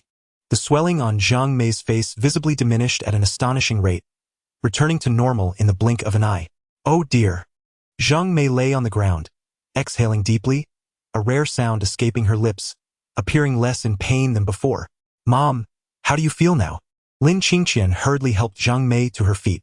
Much better, Zhang Mei replied, covering her mouth, her speech slightly unclear. Previously unable to speak or drink, the ability to make sounds now indicated a significant improvement. The elderly lady promptly bowed to the man in the robe, exclaiming, Master Zhang, you are truly a miraculous physician. Master Zhang, assuming an air of superiority, tossed 2 pieces of plaster into the old lady's hands, his expression haughty. Apply them to her cheeks, and by tomorrow morning, she will be able to eat and speak normally. Having said that, he turned and departed, while the elderly lady's family hurried to bid him farewell. As Master Zhang reached the ground floor, humming a tune and preparing to enter his vehicle, a hand abruptly landed on his shoulder. Master, are you leaving already? Tianci, with a calm demeanor, gently grasped Master Zhang's fist and twisted his wrist, revealing a peculiar tattoo of azure flames. Tianci's lips curled into a chilling arc, the witchfire mark. Master Zhang, you are indeed a practitioner of the Miaojiang witchfire sect. Did you think that using goo worms to deceive and cure would go unnoticed by all? Unfortunately for you, fate has dealt you a poor hand by crossing paths with me. Master Zhang was momentarily taken aback, then feigned ignorance, saying, I do not understand what you are talking about. Let me go at once. Stubborn, are we? With a slight curl of his lips, Tianci pointed his finger, sharp as a sword, towards the navel of Master Zhang. The practitioners of the Miaojiang witchfire sect share a common vulnerability, the navel. The lower one's cultivation, the more fatal this weakness becomes. Master Zhang's expression turned to one of terror as he abruptly swung his other arm. A small insect whistled out, darting like lightning towards Tianci's eyes. Brat! Perish! Master Zhang roared with a vicious snarl. With a deft movement of his fingers, Tianci skillfully captured the tiny insect. With a swift and gentle squeeze, the insect was crushed, its inside splattering onto Master Zhang's face. Ah! Master Zhang cried out in agony, covering his face as he spat blood and collapsed to the ground. Master, both you and your minuscule pest are utterly feeble. The assailant of Tang Qiong from the Tang family was undoubtedly one of your accomplices. Where are your fellow practitioners of the witchfire sect hiding in Shucheng? Speak. Tianci's voice was icy, his gaze sharp as a blade. His mentor, the Ghost Hand, had once stated that the witchfire sect and the Heavenly Gate were sworn enemies. The Ghost Hand had been besieged by the elite members of the witchfire sect on multiple occasions, nearly losing his life. Whether seeking vengeance for his master or striving to restore the Heavenly Gate, Tianci was determined to eradicate the witchfire sect. If the members of the witchfire sect were to learn of his position as the new leader of the Heavenly Gate, they would certainly seek to eliminate him. Therefore, having discovered the presence of the witchfire sect in Shucheng, Tianci had no reason to let them escape. Chapter 45. Are you suggesting I make my daughter drink dog urine? What witchfire sect? I do not comprehend your words. Master Zhang continued to feign bravado. Yi Tianci was not one for many words. He pointed a finger at the navel of Master Zhang. A surge of domineering primordial true energy surged into Master Zhang's dantian, shattering it with a forceful impact. Ah! Master Zhang collapsed to the ground, writhing in agony and wailing incessantly. Do you understand now? Yi Tianci inquired nonchalantly. Curled up on the ground, Master Zhang glared at Yi Tianci with venomous hatred. I, Zhang He, am a guest of the Qi family. You have harmed me so grievously. I shall ensure that old Master Qi deals with you. Just then, a Cullinan came to a halt not far away. The car door swung open, and Lei Hong jumped out with his entourage. Zhang He, gritting his teeth against the pain, shouted urgently, Master Lei, save me. Upon hearing the call, Lei Hong turned and, taken aback, hurried over. Master Lei, this wretched cripple has ruined my dantian. We are both guests of the Qi family. You must take your revenge and deal with him. I will certainly plead with old Master Qi to reward you handsomely. Zhang He implored vehemently. Lei Hong cast a glance at him, then approached Yi Tianci, bowing deeply in utmost respect. Master Yi, what brings you here? Yi Tianci, with a calm demeanor, pointed at Zhang He and inquired, Your friend? Lei Hong immediately shook his head vigorously, akin to a rattle drum. No. Then would you like me to incapacitate him for you to exact your revenge? Yi Tianci asked with a smile. Master Yi is jesting. Lei Hong's expression shifted, and he cast a cold glare at Zhang He. Before Zhang He could comprehend the situation, he urged, Lei Yi, why engage in conversation with a cripple? Just deal with him swiftly. In a fit of rage, Lei Hong spat a thick gob of phlegm onto Zhang He's face, declaring, I, Lei Hong, am no longer a guest of the Qi family. I have severed ties with them. I am now under Master Ye's command. How dare you command me to handle Master Yi? You are courting death. Bring forth. Break this dog's legs. 3 attendants surged forward, mercilessly beating Zhang He until they shattered his legs. Amidst his agonized screams, he wailed, Lei Hong, should you dare betray the Qi family, old Master Qi will annihilate your entire clan. How dare you threaten me? Strike him. Break his arms as well. Lei Hong ordered fiercely. The attendants once again rushed forward and broke both of Zhang He's arms. Zhang He collapsed to the ground, howling in despair, no longer daring to utter threats. With his dantian ruined and his limbs incapacitated, he was utterly reduced to a mere shell of a man. Lei Hong bowed to Yi Tianci, stating, Master Yi, I have incapacitated Zhang He. If there are any further instructions, please do not hesitate to command. Yi Tianci remarked lightly, You just claimed to be my person. Yet I never consented to that. With a thud, Lei Hong fell to his knees, flustered as he pleaded, Master Yi, you had previously promised to aid the Lei family and ensure our legacy. I have complied with your every instruction, halting all my business endeavors. Aware of the rift between you and the Qi family, I even took the initiative to sever ties with them, renouncing my role as a guest of the Qi family.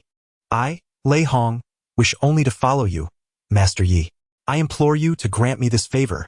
Yi Tianci spoke in a calm demeanor. Knowing the rift between myself and the Qi family, you still approach me? Are you not afraid of their retribution? Of the annihilation of your entire family? I fear not. Lei Hong resolutely shook his head, his eyes ablaze with fervor. I, Lei Hong, vow to follow Master Yi unto death. Previously engaged in the trade of mutton and beef, he had woven a vast network throughout the numerous hotels and restaurants in Shucheng. Tang Qiong, the martial star of the Tang family, publicly knelt before Yi Tianci. Yuan Zhonghuang, the foremost among the 3 dragons, injured his own disciple Qi Qingming at the Ziki mansion and subsequently knelt before Yi Tianci. Liang Xiangrong, the head of the Liang family, poured wine while Yuan Zhonghuang served tea, both attending to Yi Tianci's dining needs. Yi Tianci proclaimed his vow to eradicate the Qi family. While others remained oblivious to these developments, the astute Lei Hong had already been apprised of the situation. He was utterly convinced that Yi Tianci possessed an extraordinarily formidable identity. Being a shrewd individual, Lei Hong understood the importance of making the right choice, which is why he displayed such unwavering determination. Since you are so sincere, from this day forth, you shall accompany me. Thank you, Master Yi, Lei Hong exclaimed as he knelt, bowing deeply. Once he rose, Yi Tianci retrieved a $1 million bank card from Zhang He, subsequently kicking Zhang He towards Lei Hong. This man is entrusted to you for interrogation. If you can extract the truth from him, I shall commend you for your significant achievement. Rest assured, Master Yi, I will surely pry the truth from him. Lei Hong responded with elation, gesturing for his attendants to drag Zhang He into the vehicle before hastily departing. Suddenly, Lin Qingqian rushed down from the upper floor, her voice laced with urgency. Tianci, it's terrible. Something has happened. What is it? He inquired. My mother has a high fever. It's 41 degrees. Her nostrils are bleeding and won't stop. You were right all along. Come with me, Lin Qingqian said anxiously, pulling Yi Tianci upstairs. A large pool of blood stained the floor. Zhang Mei's face, neck, and arms were flushed red from the fever, indicating a dire situation. Lin Chongli, having arrived at some point, stood beside them, appearing somewhat restless. Lin Qingqian lamented. The old lady is wailing on the ground, beating her legs, tears streaming down her face. My 1 million. 1 million. Zhang Ju, feeling awkward, muttered that Master Zhang turned out to be a complete fraud. What shall we do? Xiao Yi, your medical skills are commendable. Quickly attend to your aunt, Lin Chongli urged. Yi Tianci spoke softly. Aunt Zheng's condition appears quite perilous, yet the remedy is not particularly challenging. The elderly lady's family turned their gazes towards him. Lin Qingqian urged, Tianci, do not keep us in suspense. Please share your thoughts. Aunt Zheng's oral ulcer originated from her small poodle, which transmitted the ailment to her. In her desperation, she sought various treatments and consumed inappropriate medications, exacerbating her condition. To cure her, one must counteract the poison with poison. Administering a small amount of dog urine will suffice for her recovery. Yi Tianci spoke softly. What? You want my daughter to drink dog urine? What are you thinking? The elderly lady exclaimed in anger. For my sister to consume dog urine? What nonsense is this? Zhang Ju also shouted indignantly. Lin Chongli's eyes brightened, and he quickly replied, Mother, Xiaoju, if it can cure Zhang Mei's illness, letting her drink a bit of dog urine is not a big deal. Lin Qingqian frowned and said, humans can be controlled, but how can one control a dog's urine? Yi Tianci curled his lips slightly, remarking that he couldn't find dog urine, but human urine would suffice. Lin Chongli leapt forward, visibly excited, exclaiming, Let me handle this. I have just the thing. This is my wife. It is my duty to save her. He appeared rather exhilarated, as if he were suppressing laughter. Father, what are you laughing at? Lin Qingqian inquired, noticing his expression. Lin Chongli's countenance turned stern as he declared earnestly, I am not laughing. Your mother is gravely ill, and I am beside myself with worry. With that, he hastily dragged Zhang Mei into the bathroom. Chapter 46. Yi Tianci's fortune. The sound of rushing water echoed from within the bathroom, despite the door being closed, lasting for over a minute. Following that were his tender words of concern. Wife, this is the prescription from the doctor. Drink it all, and you shall recover. Be good. Drink it all. Not a drop should remain. Your husband loves you. A muffled whimpering could be heard from inside the bathroom. In the living room, Lin Qingqian held her forehead, frowning as she turned to Yi Tianci. Do you truly believe your method will work? Are you not intentionally playing tricks on my mother? Yi Tianci spoke with utmost seriousness. I bear no grudge against your aunt. She is your mother. Why would I wish her harm? Rest assured, I guarantee a swift remedy. Lin Qingqian cast a reproachful glance at Yi Tianci and chose to remain silent. In less than 3 minutes, Lin Chongli carried Zhang Mei out of the restroom and placed her gently on the sofa. The nosebleed had ceased. The fever had subsided. Truly miraculous. Lin Chongli could not help but express his admiration, giving Yi Tianci a thumbs up. All eyes turned towards Zhang Mei, who reclined on the sofa, her face cleansed of blood, complexion restored, and breathing steady, teetering between consciousness and slumber. Mom, wake up, Lin Qingqian urged as she gently shook Zhang Mei. With a burp, Zhang Mei awakened, releasing a pungent odor that swiftly permeated the air, quite overwhelming. Lin Qingqian instinctively covered her nose and turned away. As Zhang Mei opened her eyes and smacked her lips, she furrowed her brow and inquired, I was in a daze earlier. Who administered the medication to me? Lin Chongli, standing nearby, immediately grew anxious. Signaling his daughter with frantic glances, Lin Qingqian exclaimed, Mom, you can talk. You're better. Realization dawned on Zhang Mei as she touched her face, exclaiming with excitement, I'm truly better. I can speak. The mouth sores are gone. It doesn't hurt at all. Surely, it was Master Zhang from Shijia who cured me. It must be Master Zhang. Lin Chongli interjected, Dear, that Master Zhang is nothing but a fraud who swindled your mother out of $1 million. He did not heal you. It was Tianci who restored you. Only then did Zhang Mei notice Tianci, rolling her eyes dramatically and scoffing, He cured me? Mom. It was truly Tianci who healed you. Lin Qingqian supported. Her sister, Zhang Ju, chimed in with a sarcastic tone. Without Master Zhang's prior efforts, how could he have cured my sister? Right, Mom? The elderly lady nodded in agreement, affirming, Xiao Ju is correct. Without Master Zhang's contributions, how could a cripple heal Xiao Mei?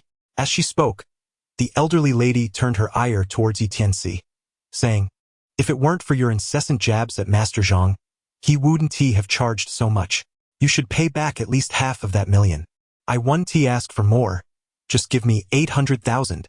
Zhang Ju quickly added, Yes, Tianci, you must give my mom 800,000. Tianci could not help but laugh. Have you lost your senses? I have healed the person, yet not a single word of gratitude from you. Instead attributing the credit to someone else. You lack discernment, having been deceived out of $1 million, and now you expect me to part with 800,000? Truly, like mother, like daughter, each one more foolish than the last. Tianci's temperament and emotional cultivation had matured considerably, and few could provoke his ire. Yet this time, he found himself unable to contain his frustration, his pointed remarks leaving the elderly lady and the Zhang sisters crimson-faced and awkward. Qingqian, witness the quality of this Tianci. Your grandmother and your aunt merely asked him for a bit of money, which should be a reasonable request. Yet he responds with a torrent of foul language. He shows no respect for his elders. What business do you have following a man devoid of responsibility and honor? You must part ways with him. Zhang Mei exclaimed, her voice laced with indignation.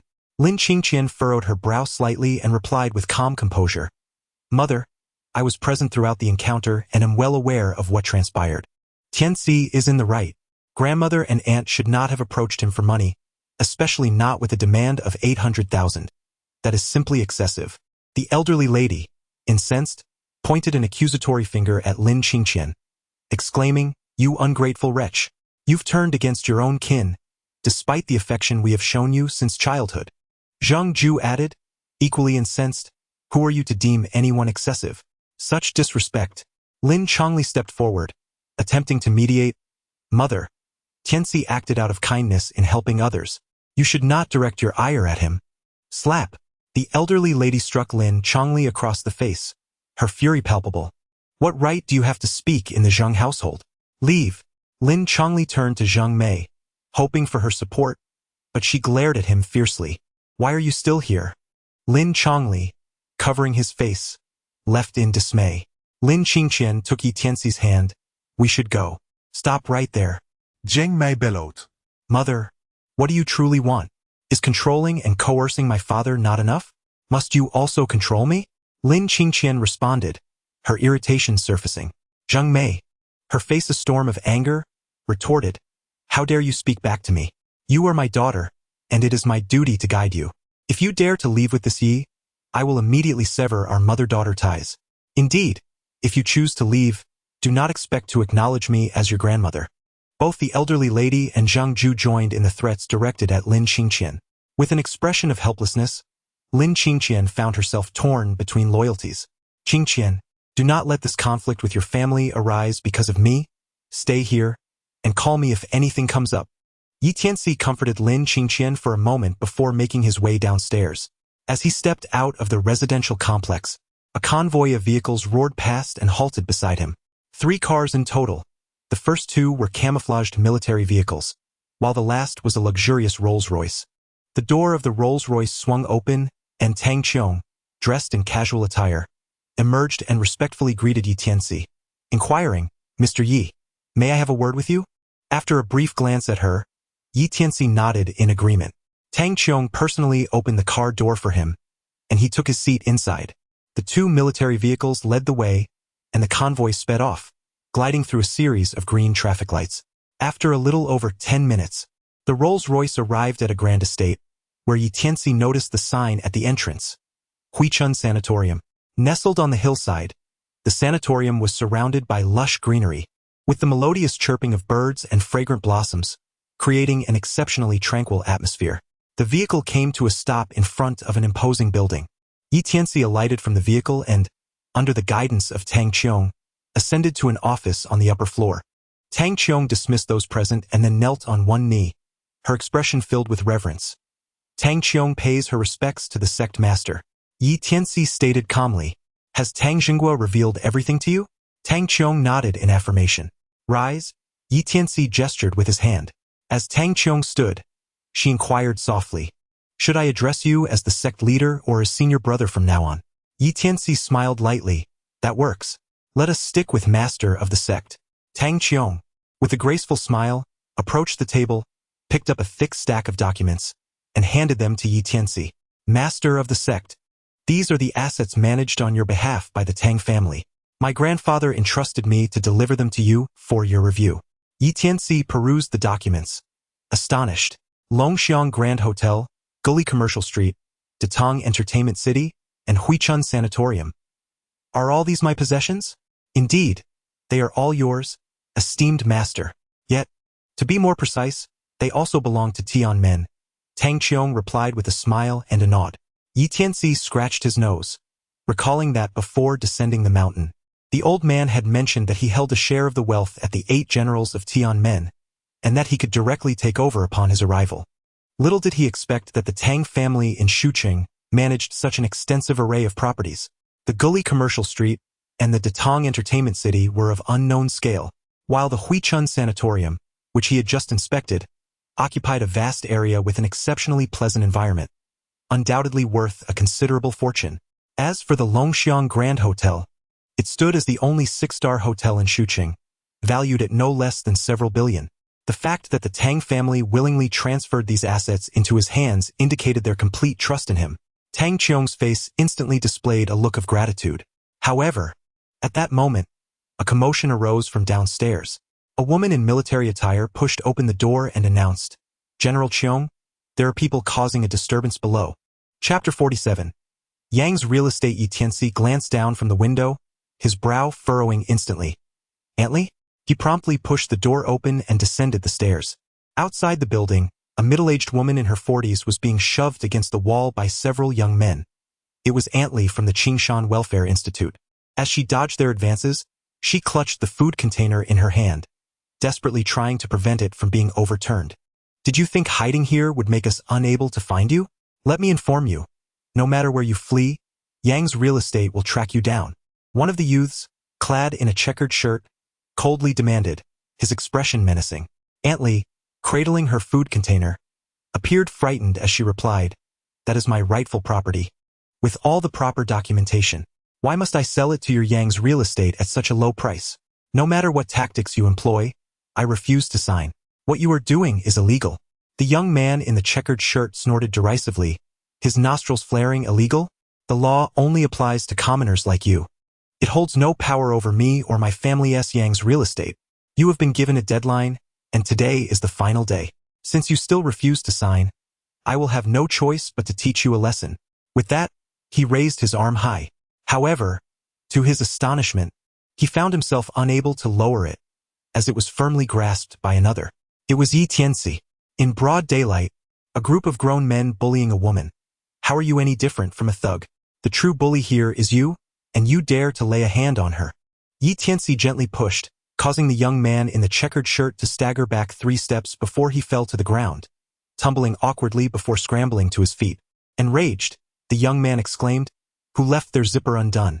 Exposing your unsightly self? How dare you meddle in my affairs? Do you have any idea who I am? Are you aware of the immense power wielded by the Yang real estate behind me?" Tianci narrowed his eyes, a cold smile curling at the corners of his lips. "Speak," he commanded. "I am Yang Gaofeng. Yang real estate belongs to my family. My father is Yang Ming, a renowned physician in Shuqing, and his master is the illustrious Dr. Shui, which means Dr. Shui is my esteemed mentor. My maternal grandfather is Qi Chongling, the head of the Qi family. My uncle holds the second-in-command position at the Celestial Pavilion in Shuqing. My second uncle is the deputy commander of the Southern War Zone. How about that? Are you frightened now? Do you dare to meddle in my affairs any longer? Yang Gaofeng's demeanor was one of arrogant defiance, his expression replete with disdain, completely disregarding Yi Tianci. Yi Tianci's expression remained calm. So you are the grandson of Qi Chongling and the disciple of the esteemed Dr. Shui. My apologies. Humph. Yang Gaofeng snorted disdainfully, his demeanor even more haughty. Since you are aware of my revered master's and grandfather's illustrious names, why do you not leave at once? Leave? Yi Tianci replied nonchalantly, I shall not, but you may feel free to leave this place. I trust you are capable of doing so. Yang Gaofeng was momentarily taken aback, then instinctively dug at his ear with his little finger, suspecting a problem with his hearing. In Shucheng, wherever he went, the mere mention of his maternal grandfather or uncles would command utmost respect from everyone. Yet, this limping individual before him dared to suggest he should leave? Yang Gaofeng scoffed coldly, You expect me to leave? Surely, I must have misheard. You heard correctly, Yi Tianci retorted. But before you depart, you are required to kneel and offer an apology to this lady. Yi Tianci's voice was calm and composed. Yang Gaofeng's cold gaze was filled with fierce intensity. You dare to act arrogantly before me? Are you tired of living? Come on. Teach this wretched creature a severe lesson. I shall bear the consequences, whether it be injury or worse. With a decisive flick of his hand, Yang Gaofeng signaled his subordinates, who immediately lunged forward with fervent cries. Thud! Ouch! With a swift motion, Yi Tianci dispatched several of his attendants to the ground in under 10 seconds. I didn't expect you to possess some skills, Yang Gaofeng remarked, momentarily astonished, then scoffed disdainfully. Do you think knowing a few tricks allows you to act arrogantly before me? Nonsense. What truly matters are power and status. The director of the Huichun Sanatorium has connections with my father. He will not let you off easily. Just as Yang Gaofeng finished speaking, a middle-aged man emerged from the building, hastily approaching. He was Zhang Qi, the director of the Huichun Sanatorium. Having just concluded a meeting with General Tang Qiong upstairs, he was somewhat delayed. Upon seeing Yi Tianci, he recognized him as the true master of the sanatorium, as mentioned by General Qiong. Zhang Qi intended to greet him, but Yang Gaofeng raised his arm and shouted, Director Zhang. Young Master Yang, what brings you here? Is there something amiss? Zhang Qi inquired cheerfully. The Yang family. Behind Yang Gaofeng was a second-tier family in Shucheng, with assets in the billions, and he was also the grandson of Qi Chongling, making his identity and background quite formidable. One Zhang Qi could not afford to offend. Yang Gaofeng pointed at Yi Tianci, proclaiming arrogantly, Director Zhang, this brat injured several of my attendants. You must take action against him immediately. Zhang Qi was taken aback, his brow twitching slightly. You want me to deal with this? Mr. Yi? Mr. Yi, my foot. Just a reckless brat who knows nothing of his own insignificance. You must teach him a severe lesson. Slap him 10 times. Yang Gaofeng commanded imperiously. Zhang Qi felt a dryness in his throat. No matter how high Yang Gaofeng's status or how intimidating his background, he could not compare to Yi Tianci. Yi Tianci is the true master of the Huichun Sanatorium, backed by General Tang Qiong and the entire Tang family. Even Zhang Qi, no matter how foolish, would not offend Yi Tianci merely to curry favor with Yang Gaofeng. Moreover, with General Tang Qiong present, he must conduct himself appropriately. Realizing this, Zhang Qi's expression darkened as he coldly gestured. Security. Several security personnel rushed forward eagerly. Zhang Qi pointed at Yang Gaofeng, commanding, give him 20 slaps, and make them count. The guards charged at Yang Gaofeng. 2 of them seized his arms while another gripped his shoulder. With a vigorous swing, a resounding slap struck Yang Gaofeng's face. The sound echoed sharply. With just one blow, 2 of Yang Gaofeng's teeth flew out. Director Zhang, why are you hitting me? You've got it all wrong. Hit this brat instead. Yang Gaofeng yelled, baring his teeth. I'm hitting you? Blind dog. How dare you cause a ruckus in my Huichun Sanatorium? How dare you offend Mr. Yi? Zhang Qi barked, instructing the guards to continue. The guard responsible for administering the slaps understood the gravity of the situation and recognized his opportunity to impress. Each slap he delivered was executed with considerable force, putting all his strength into it. Yang Gaofeng howled in agony. After 20 slaps, his mouth was a bloody mess. The corners of his lips split open, gushing blood.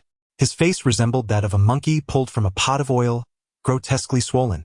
All his teeth had been knocked out, not a single one remaining. Yang Gaofeng, weakened, knelt on the ground, gasping for breath. Blood mixed with saliva continuously dripping from the corner of his mouth. He glared venomously at Zhang Qi, clenching his fists in fury, roaring, "Zhang Lack Egg, how dare you harm me?"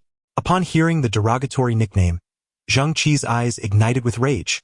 Zhang Qi, a bastard child, had suffered torment from his father's legitimate wife in his youth, losing one of his testicles and nearly being castrated. While a normal man possesses two, Zhang Qi had only one. This shameful nickname had haunted him throughout his life, symbolizing not only his physical deficiency but also his greatest vulnerability. It had been many years since anyone had dared to utter that name aloud. With Yang Gaofeng publicly invoking his deepest humiliation, Zhang Qi's fury erupted, and he commanded, "Break his legs." The security personnel surged forward, pinning Yang Gaofeng to the ground, brutally shattering his legs. "Ah, my legs! My legs are broken! Ouch!" Yang Gaofeng cried out in excruciating pain, clutching his shattered limbs. "Yang Gaofeng, do you still dare to be reckless?" Zhang Qi coldly inquired. "Zhang, you break my legs to please others, but I, Yang Gaofeng, will not let you off the hook. Just wait for it. And you bastard Yi, I will ensure you all pay dearly." Even with broken legs, lying in a wretched state, Yang Gaofeng still glared fiercely, uttering threats. Yi Tianci coldly curled his lips, questioning the security guards. "How are you all handling this? Why is his mouth still so defiant? Look, his hands are still able to move." The guards were momentarily taken aback. Only Zhang Qixin, understanding the underlying meaning in Yi Tianci's words, coldly gestured for them to continue, keep striking him. Let his hands fall silent too. Just leave him with a defiant mouth. Understood. The guards grasped the intent and pounced upon Yang Gaofeng once more, delivering relentless blows without restraint. "Stop! I concede. Oh, it hurts terribly. My arm is broken. Woe is me!" Yang Gaofeng cried out in agony. 2 minutes later, the guards withdrew. Yang Gaofeng lay there, barely conscious, his limbs rendered useless, his body sprawled on the ground like a limp noodle. No longer could he boast or utter threats. His face pressed against the earth, his eyes filled with dread. Yi Tianci looked down at Yang Gaofeng and said coolly, "I told you to leave, yet you refused to listen, insisting on trying to harm me. How do you feel now?" Yang Gaofeng lay on the ground, filled with regret as he cried out, "I was wrong. Please, I beg you, do not strike me again. Spare me." Tears and snot streamed down his face, creating a particularly pitiful sight. Yi Tianci's lips curled into a slight smile. "You may leave, but before you do, you must apologize to this lady." "I apologize. I apologize."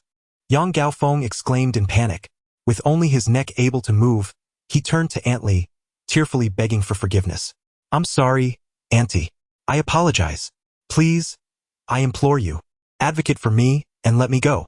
Witnessing Yang Gaofeng, who was nearly unrecognizable from the beating, Aunt Li felt a twinge of fear. Gathering her courage, she turned to Yi Tianci and said, "Young man, please let him go. We must not let this escalate into something tragic." Yi Tianci gazed at the individuals brought by Yang Gaofeng and commanded, "Carry your young master before his grandfather, Qi Chongling. Depart." Several attendants hastily scrambled to their feet, awkwardly lifting the nearly lifeless Yang Gaofeng as they fled in disarray. Yi Tianci gazed at Aunt Li and inquired, "Aunt Li, do you still recognize me?" Aunt Li scrutinized him for a moment, her brow furrowing in disbelief as she replied, "You are little Tianci?" Her eyes brimmed with tenderness as she continued, "After many years, little Tianci has grown up." "Aunt Li, what brings you here?" Yi Tianci asked. "Come with me," Aunt Li instructed, leading him to a convalescence room. Upon entering, they found a middle-aged man, approximately 40 years of age, lying on the bed. Upon seeing Aunt Li, the man's expression instantly darkened. "Juanzi, I have told you not to come see me. Why do you persist?" Aunt Li, whose name was Li Wan, placed a meal box on the man's bedside and replied with profound affection, "You have no wife, and I am unmarried. I simply wish to see how you are faring." The man shook his head in resignation. "Juanzi, I am paralyzed. I am not worthy of your love." Despite his physical condition, a certain resilience shone through his features. "Brother Yuan, I am here of my own volition," Li Wan declared. Then she turned to Yi Tianci, saying, "Tianci, This is brother Yuan Zhongyi. He was injured and became paralyzed while rescuing me and my classmates. I came here to visit him. Tianci gazed at the paralyzed man on the bed and inquired, Are you Yuan Zhongyi? What is your relationship with Yuan Zhonghuang? Yuan Zhongyi replied, Yuan Zhonghuang is my elder brother. Who are you? Yuan Zhongyi cast a suspicious glance at Tianci. It was the first time he encountered a young man who dared to directly address his elder brother, Yuan Zhonghuang, by name. He wondered about the background of this young man. Tianci sent a message to Yuan Zhonghuang and approached the bedside of Yuan Zhongyi, extending his hand towards his leg. What do you intend to do?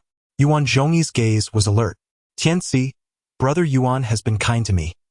Please do not act recklessly. Yuan added, her voice tinged with anxiety. Tianci replied calmly, Rest assured. I possess some medical knowledge. Perhaps I can heal his leg. He gently examined Yuan Zhongyi's legs, from the ankles to the thighs, and then from the waist to the shoulders. You plunged into the icy pond while saving someone, and remained submerged for an extended period, did you not? Tianci spoke up. Yuan Zhongyi was astonished. You can discern it so clearly with just a touch? When you emerged from the ice pool, you seemed unscathed, yet you immediately engaged in a fierce battle, exhausting your vital energy and succumbing to a potent poison. Am I correct? Is this what you inferred? Yuan Zhongyi gazed at Tianci in disbelief, utterly amazed by his extraordinary insight. Tianci smiled faintly, uttering no further words. He instructed Zhang Qi to fetch the needle pouch, and he deftly inserted 9 silver needles into 9 significant acupoints on Yuan Zhongyi's legs. 9 Cs connect to the depths. Open. With a low exclamation, Tianci pointed his finger like a sword, targeting Yuan Zhongyi's Yongquan acupoint. A surge of primordial true energy surged into Yuan Zhongyi's body. In an instant, he felt a warm sensation in his legs, which had been numb for many years. My legs can feel again, Yuan Zhongyi exclaimed in excitement. Soon, he experienced the genuine sensation of flesh and blood reuniting in his legs. Gritting his teeth, he pushed himself up from the bed, rising slowly. Everyone in the room widened their eyes in disbelief at this extraordinary scene. After years of paralysis and countless visits to renowned physicians, how could Tianci cure him with just a few needles? It was utterly unfathomable. Yuan Zhongyi cautiously descended from the bed, his body trembling slightly, yet he stood firmly. Just then, Yuan Zhonghuang entered the room, followed by Tang Qiong. Witnessing this astonishing sight, Yuan Zhonghuang was both astonished and overjoyed. Zhongyi, your legs? Elder brother, this Mr. Yi has healed my legs. I can stand up. I, Yuan Zhongyi, am no longer a paralyzed invalid. Tears of joy streamed down Yuan Zhongyi's face. Yuan Zhonghuang swiftly stepped forward and solemnly bowed to Tianci. Mr. Yi, your great kindness will forever be etched in the hearts of the Yuan family brothers. Yuan Zhongyi attempted to kneel in gratitude but was stopped by Tianci. You have just recovered. Take it easy and rest more. I shall heed Mr. Ye's advice, he replied. Tianci turned to Li Wan and asked, By the way, Aunt Li, why does Yang Gaofeng bully you? Li Wan replied, Yang's real estate has set its sights on the land occupied by the welfare home, which is why Yang Gaofeng has resorted to various means to coerce me into signing. I initially believed they would not resort to forceful occupation, but the more I endure, the more outrageous their behavior becomes. Tianci gazed at Yuan Zhonghuang and said, This Aunt Li has bestowed kindness upon me. The Yang family, leveraging the influence of the Qi family, seeks to seize her welfare institution. I shall ensure that the Yang family pays the price for their transgressions. Mr. Yi, do you intend to? First, we shall eradicate the Qi family, and then we will annihilate the Yang family. Tonight, we shall make the Yang family our initial target. Tianci's gaze was icy. Yuan Zhonghuang's eyes sparkled with intensity, brimming with martial spirit. Sir, allow me to be the blade. Wherever you point, I shall strike. Chapter 49. The authority of Tang Qiong. How well do you understand the Yang family situation? Tianci inquired. Yuan Zhonghuang replied. The Yang family is a second-tier clan in Shucheng, primarily engaged in real estate under the Yang name. In addition, they possess various enterprises, including hotels, nightclubs, and business associations. Tianci nodded slightly, gesturing for him to prepare below. After bidding farewell to Aunt Li, he stepped outside. Tang Qiong whispered, Leader, do you need me to mobilize some personnel to assist in your endeavors? You have your own people? Tianci inquired, puzzled. Tang Qiong raised her delicate brows and replied, "Leader, are you not aware? Not only am I one of the 10 great stars, but I am also the head of the Suzaku Hall of the Divine War Hall in the Great Xia. I can easily summon tens of thousands. My command over the troops is second only to the military governor of the Southern State War Zone." Tianci was slightly astonished. He never anticipated that Tang Qiong possessed such immense power. No wonder everyone sought to curry favor with her at her apprenticeship banquet. Dealing with a mere Yang family hardly warranted the involvement of a stellar figure like you. You are a crucial trump card for me, one that should not be played lightly. Tianci spoke with solemnity. Understood. Tang Qiong nodded and handed a purple gold bank card to Tianci. Master, all your asset earnings are contained within this card. It is time to present it to you. The Tang family has managed the Heavenly Gates enterprises, and the accumulated profits over the past decade are all contained herein. I am uncertain of the exact amount, but I recall my grandfather mentioning that it might be in the hundreds of billions. Tang Qiong said with a serious expression. Hundreds of billions? Tianci couldn't help but exclaim in astonishment. The Tang family alone possesses several hundred billion. If he manages to gather the 8 generals of Tianmen, wouldn't the accumulated wealth reach several thousand billion? Tianci received the bank card, which allowed Tang Qiong to leave at ease. Nightfall quickly descended. At 8 o'clock in the evening, at the Bihai Ting Business Club in Shucheng, a Rolls-Royce glided into the parking lot, from which Tianci and Yuan Zhonghuang emerged. Mr. Yi, this Bihai Ting Business Club is a property of the Yang family, with the eldest son, Yang Ting, as its proprietor. Yang Ting has several sworn brothers in the underworld, and he is the fourth among them, often referred to as Yang Si. Yuan Zhonghuang whispered as he walked beside Tianci. Dressed in casual attire with a hat and sunglasses to avoid easy recognition, they entered the club and requested a private room. Once seated, a server approached with a greeting. "Gentlemen, would you like any business services?" Tianci. The term business is a euphemism for companionship. I've heard the companions at Bihai Ting are quite beautiful and of high caliber. Shall I recommend a couple for you? Yuan Zhonghuang murmured discreetly in Tianci's ear. Tianci cast a faint glance at him, and Yuan Zhonghuang immediately lowered his head timidly, no longer daring to speak further. Tianci curled his lips into a smile, extending 2 fingers towards the waiter, requesting, "Bring me 2 for this esteemed gentleman. Make it 18. The waiter departed swiftly. Soon, 2 elegantly dressed women in short skirts entered, their long, fair legs on full display, exuding a captivating allure. Upon entering, they immediately approached Tianci and Yuan Zhonghuang. Drawing close to them, Tianci raised his hand to block one of the individuals, gesturing towards Yuan Zhonghuang. "Both of you were chosen by my older brother. You shall attend to him." "Ah, young sir, since you both selected us, it simply means 1 for each, does it not? Surely, you are not feeling bashful, are you? Do not be shy," the woman remarked, swaying her alluring waist closer to Tianci. Noticing Tianci's displeasure, Yuan Zhonghuang swiftly pulled the woman into his embrace. "Come here. Both of you belong to me. Oh my brother, you possess such strength. You clearly exude the aura of a boss. How impressive." The 2 women nestled on either side of Yuan Zhonghuang, showering him with sweet flattery as he unabashedly took liberties with them. Tianci managed to amuse Yuan Zhonghuang for a few fleeting moments before he spoke. "Yuan, earlier I requested 2 who are 18. Please check their identification to confirm."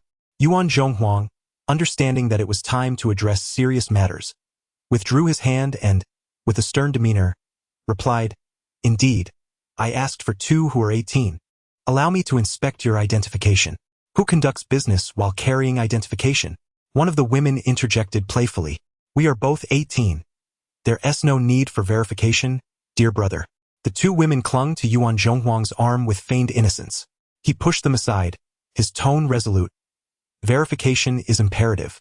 I am a stickler for the rules. It must be 18. I feel uncomfortable with anyone older. You 2 undoubtedly do not fit the criteria.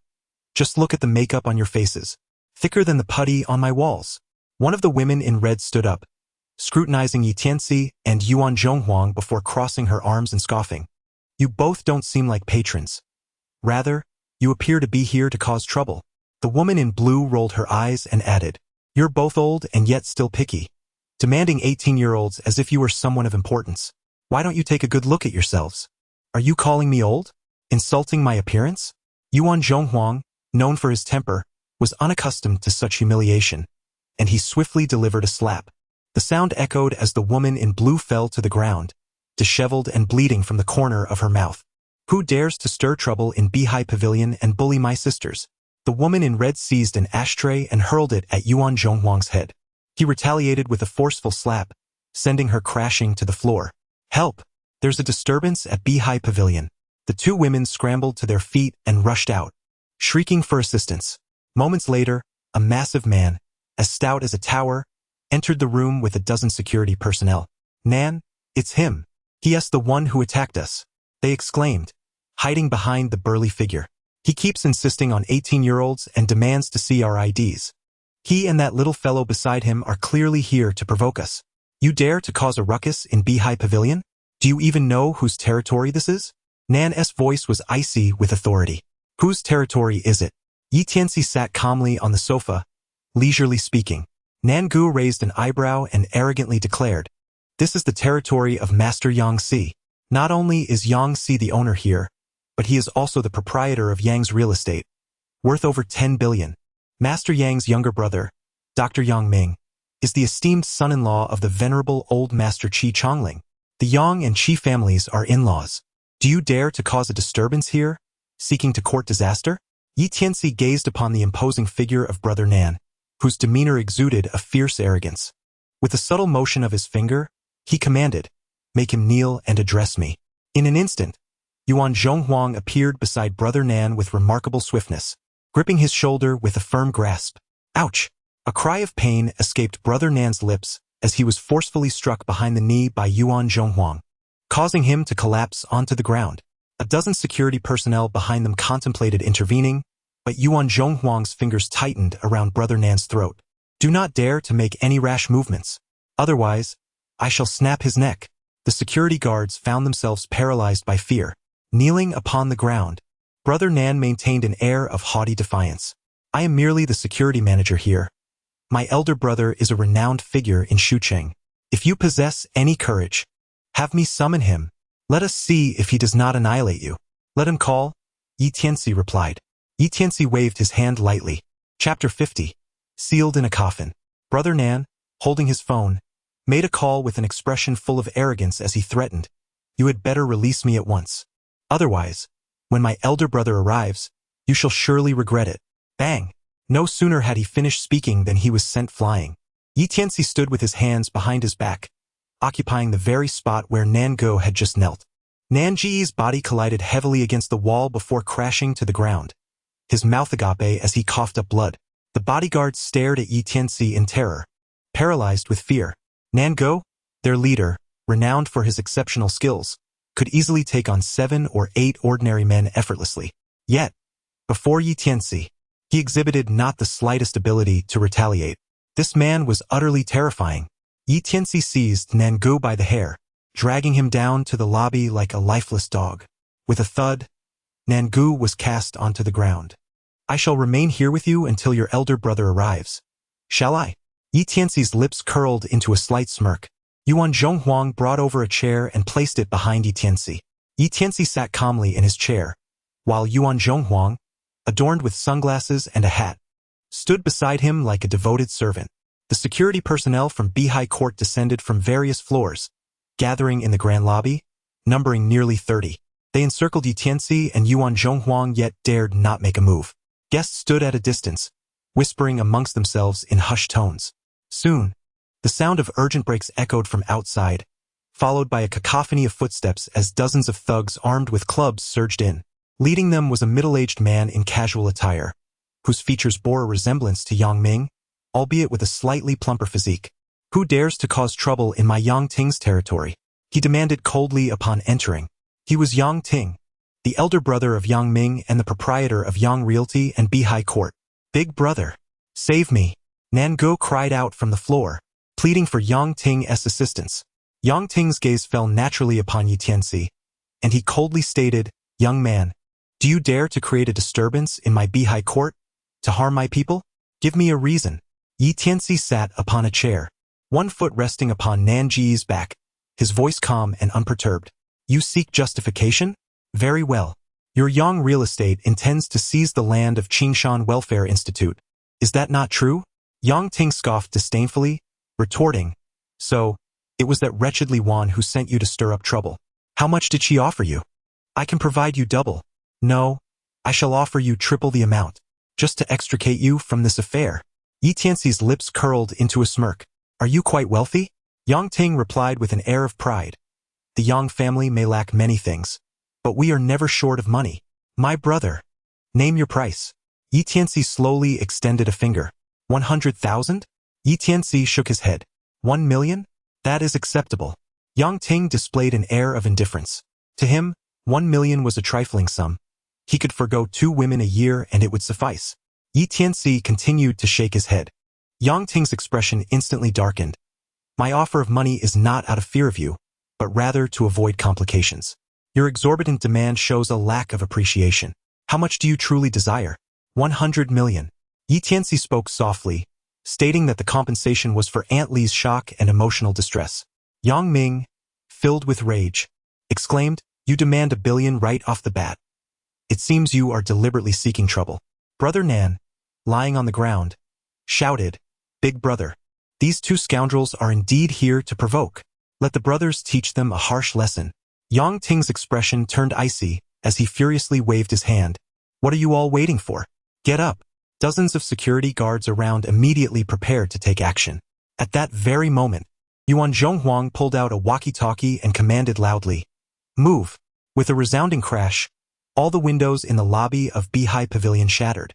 Over 100 men clad in black tactical gear surged in from all directions, as if they were divine soldiers descending from the heavens. In a synchronized motion, these men dropped to one knee, all facing Yi Tianci. Who are you? Yang Ting was taken aback by the sudden turn of events. Yuan Zhonghuang slowly removed his hat and sunglasses, revealing his true identity. Yang Ting was instantly astonished, unable to believe his eyes. Master Yuan, we have no past grievances or recent enmities. What is the meaning of this? If I, Yang, have offended you in any way, please speak up, and I shall certainly apologize and make amends. Faced with Yuan Zhonghuang, Yang Ting yielded immediately. Yuan Zhonghuang coldly stated, What I cannot tolerate in my loyal and righteous hall is the behavior of bullies. Your Yang family coerces others into signing agreements and occupies their land. Such tyrannical acts cannot go unchecked.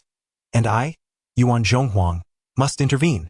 Yang Ting, mustering his courage, retorted, Master Yuan, isn't your interference a bit excessive?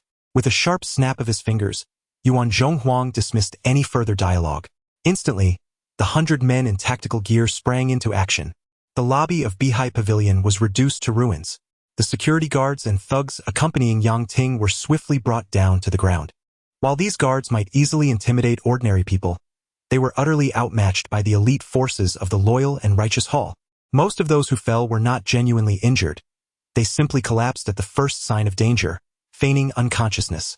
Brother Nan was equally terrified, lying on the ground, too afraid to move. In the lobby, only Yang Ting stood alone, his pride completely shattered, replaced by sheer panic. Master Yuan, my brother, let us discuss this calmly. It was a mistake for the Yang family to seek to acquire the land of Qingshan Welfare Institute at a low price. Thus, I shall personally come to apologize. Relinquish the land, and in addition, the Yang family will compensate with 2 million. How does that sound? Yang Ting understood that a wise man does not suffer immediate losses, and he promptly capitulated.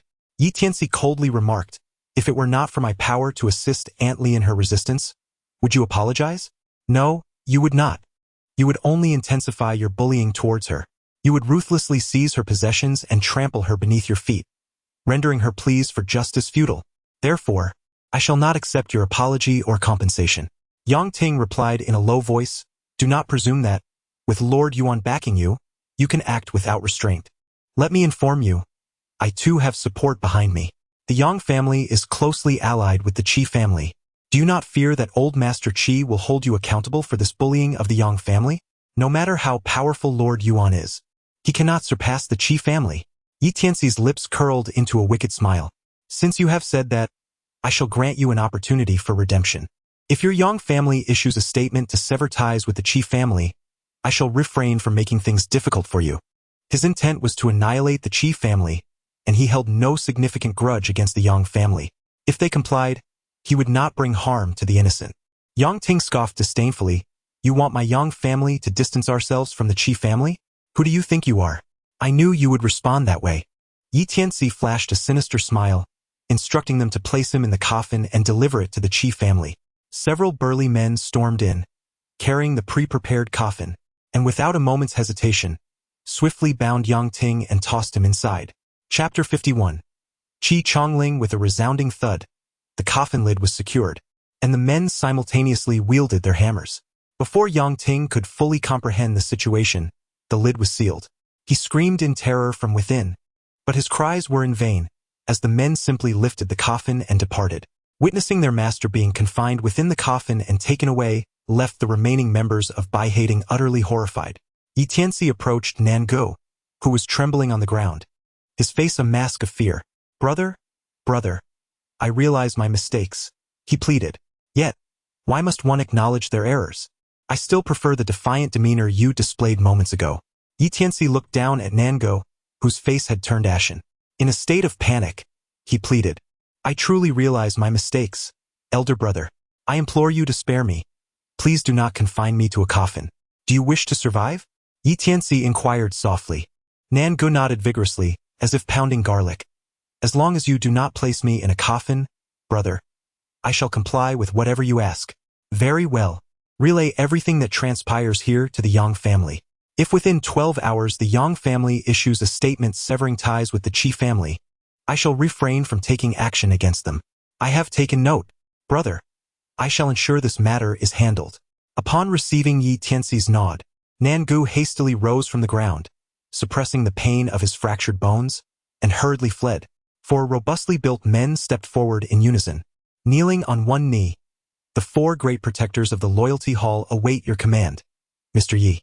Master, these are the 4 great protectors of my Loyalty Hall, each possessing remarkable strength. This is the great protector Huagang, renowned for his exceptional swordsmanship. This is the second protector Zhao Qingyang, known for his fierce blade techniques. This is the third protector Yuan Shu, my own nephew, who boasts the most formidable fists among the 4 great protectors. The smallest among them is Pan Jiang, who is the strongest of all. They are the most loyal of brothers. Yi Tianci nodded slightly, coldly commanding, you 4 shall each take a dozen loyal brothers from the Brotherhood to eradicate the Yang family establishments and nightclubs. If you encounter resistance, do not hesitate to use force. Our sole objective is to inflict pain upon the Yang family. Understood. The 4 stalwarts responded in unison, promptly setting off with their men. In the western district of Shucheng, at the Chaoman Hotel, a property of the Yang family, it appeared to be an ordinary 3-star hotel, yet it concealed a sordid secret. At the top floor, a clandestine casino operated under the Yang family's auspices, attracting numerous gamblers every night. With the support of the Qi family, the hotel thrived, and no one dared to investigate. Inside the security room at the entrance, several guards were leisurely sipping tea and playing cards. Li Go, should we step outside for a bit? I've heard that Shuqing has begun a crackdown. We Wuden Ti want to attract unwanted inspections, a young guard inquired. Nonsense. Who would dare inspect us here? This isn't just the Yang family's turf. It's rumored that the Qi family has a stake in it. Who would have the audacity to check here? Another guard scoffed. Exactly. With the Qi family backing us, what is there to fear? 5, 6, 7, 8, 9 straight. Care for a round? Just as he finished speaking, the door to the security room was suddenly kicked open. The guards were startled. Before they could discern the identities of the intruders, they were pinned to the ground, their arms twisted behind them and hoods pulled over their heads. The sound of car engines and hurried footsteps echoed incessantly, like a relentless drumbeat. They had no idea how many had arrived. The young guard thought they were facing a terrorist attack and nearly lost control of his bladder. Dozens of vehicles surged into the hotel courtyard, and Huagang leaped from his car, signaling with a wave of his hand as dozens of Brotherhood members swiftly followed him upstairs. Upon exiting the elevator, several bodyguards in black suits at the casino entrance spotted them and drew their batons, demanding, "What are you doing? Stop right there. Get out of the way." Huagang charged forward, knocking the first burly bodyguard aside with a kick. The heavy casino door was flung open by the impact of the bodyguard's hefty body. sending him crashing inside. The remaining bodyguards followed suit, stumbling into the casino, collapsing to the ground. The casino erupted in a cacophony of terrified female screams. Huagang entered the casino with an air of authority, flanked by his loyal brothers who fanned out to either side. A middle-aged man in casual Aries attire approached, casually playing with a walnut, his demeanor arrogant. What a rare occurrence. Someone dares to stir trouble in our Yang family's establishment. You truly are courting death for daring to harm my kin. Huagang regarded him coolly. Are you in charge? Indeed. I am Yang'an, known as the infamous fourth master Yang Ting in the underworld. My elder brother is Yang Ting. Yang'an boasted, puffing out his chest. With a sly grin, Huagang waved his hand. Seize him. Suddenly, a young man dashed out from behind Yang'an, brandishing a shotgun, its dark muzzle aimed at Huagang and his men. Anyone who dares to touch our Yang general will find themselves riddled with bullets. He shouted defiantly. Yang'an sneered. Go on. Seize me if you can. You dog. Before he could finish, Huagang sprang into action. The onlookers barely registered the movement before the gun-wielding youth screamed and was sent flying backward, his shotgun inexplicably landing in Huagang's grasp. Bang! The shot rang out, shattering the lights overhead. Ah! The sound of women's shrieks filled the air as gamblers scrambled for cover, the casino descending into chaos. Seize them! Huagang's voice boomed like thunder as several Brotherhood members charged forward, taking down all the security guards and capturing Yang'an. The others busied themselves wreaking havoc within the Yang family's casino. Who are you? Do you not know that the major shareholder behind our Yang family's hotel is the venerable Qi Chongling? Yang'an demanded, kneeling on the ground, glaring at Huagang. Without wasting words, Huagang dragged him downstairs and unceremoniously tossed him into a prepared coffin. The lid was promptly sealed with a clang, destined to be sent to the Qi family. Simultaneously, the other three properties of the Yang family were being raided by the remaining three stalwarts. After the rampage, everything lay in ruins. The Yang family members in charge were all similarly dispatched into coffins, delivered to the Qi family. Yang Ming fared the worst. Not only was he shoved into a coffin, but he was also thoroughly beaten, lying within it and wailing in agony. In the open space before the Qi family estate, 5 coffins were lined up in a row. Yang Ting and the others inside were shouting desperately, realizing the air within was rapidly depleting, threatening to suffocate them. The elder Qi Chongling was alerted, hastening towards the scene with his servants. Upon seeing the row of coffins, his face darkened as he waved his hand. What are you all standing around for? Quickly, open the coffins and save them. The Qi family's servants scrambled to open all the coffins, allowing Yang Ting and Yang Ming to emerge, gasping for air on the ground, relieved they had not suffocated. Glaring at the disheveled son-in-law and other members of the Yang family, Qi Chongling demanded, What has transpired? Chapter 52. With a grandson like this, what more could one desire? Yang Ting scrambled to his feet. Elder Qi, Yuan Zhonghuang has lost his mind, causing a ruckus with a young man at my Beihai pavilion. I invoked your name, yet Yuan Zhonghuang showed me no respect and even forced me to sever ties with your Qi family. When I refused, they placed me in a coffin and sent me to you to humiliate you. Yang Ming chimed in, Father-in-law, that young man is named Tianci. He stole an old mountain ginseng worth 2 million from me. I sent Lei Hong and Qing Ming to retrieve it from him. I don't know how he managed it, but he brainwashed Lei Hong, who then betrayed the Qi family, and Qing Ming was severely injured by Tianci. Your grandson Xiaofeng was also crippled by him today. Several other Yang family members began to voice their grievances. Qi Chongling's expression darkened, as if encased in a layer of ice. This Tianci you speak of sounds vaguely familiar. Qing Ming and Xiaofeng have both been crippled by him and are now in the intensive care unit. Moreover, the body of our family guest, Zhang He, has just been brought to us, to harm my grandson and granddaughter, and to kill my Qi family guest. This man must be eliminated to preserve the Qi family's dignity. Yang Ming immediately knelt. Father-in-law, that Tianci has boldly claimed he will annihilate the Qi family within 5 days. He is too arrogant. You must act swiftly to eliminate him. Yang Ting followed suit. Indeed, Elder Qi, we cannot allow that boy to leave Shuqing alive. Along with Yuan Zhonghuang and his brotherhood, Elder Qi, you must deal with them all. Qi Chongling replied coldly, Rest assured, those who offend the Qi family shall be hunted down, no matter the distance. Qi Xian, grandfather, a young man in white, around 20 years old, stepped forward, radiant as a firework. It would not be an exaggeration to say he was dazzling, as mere words like handsome or beautiful could not encapsulate his charm. With willow-like eyebrows and a delicate face, his features surpassed those of even the most beautiful women, adorned with long lashes that further enhanced his allure. His features combined to create an ethereal beauty, as stunning as a firework display. This was Qi family's prodigy, Qi Xian. At just 20 years of age, he had already proven invincible among the younger generation of Shuqing. 3 days hence marks the celebration of my 70th birthday. Your uncle has already made the necessary arrangements for the banquet to be held at the Tiger Howl Mountain Villa. As for Yuan Zhonghuang and Yi Tianci, let them linger for a few more days. Once my birthday festivities conclude, I shall extinguish them without mercy. Qi Chongling commanded. Qi Xian nodded in agreement. I have already informed my master. He will undoubtedly attend to show his support. Grandfather, I have another piece of delightful news to share. Master Chu of the Xuanwu Hall from the War God Hall has also agreed to grace your 70th birthday with his presence. Qi Chongling's face lit up with surprise. Master Chu?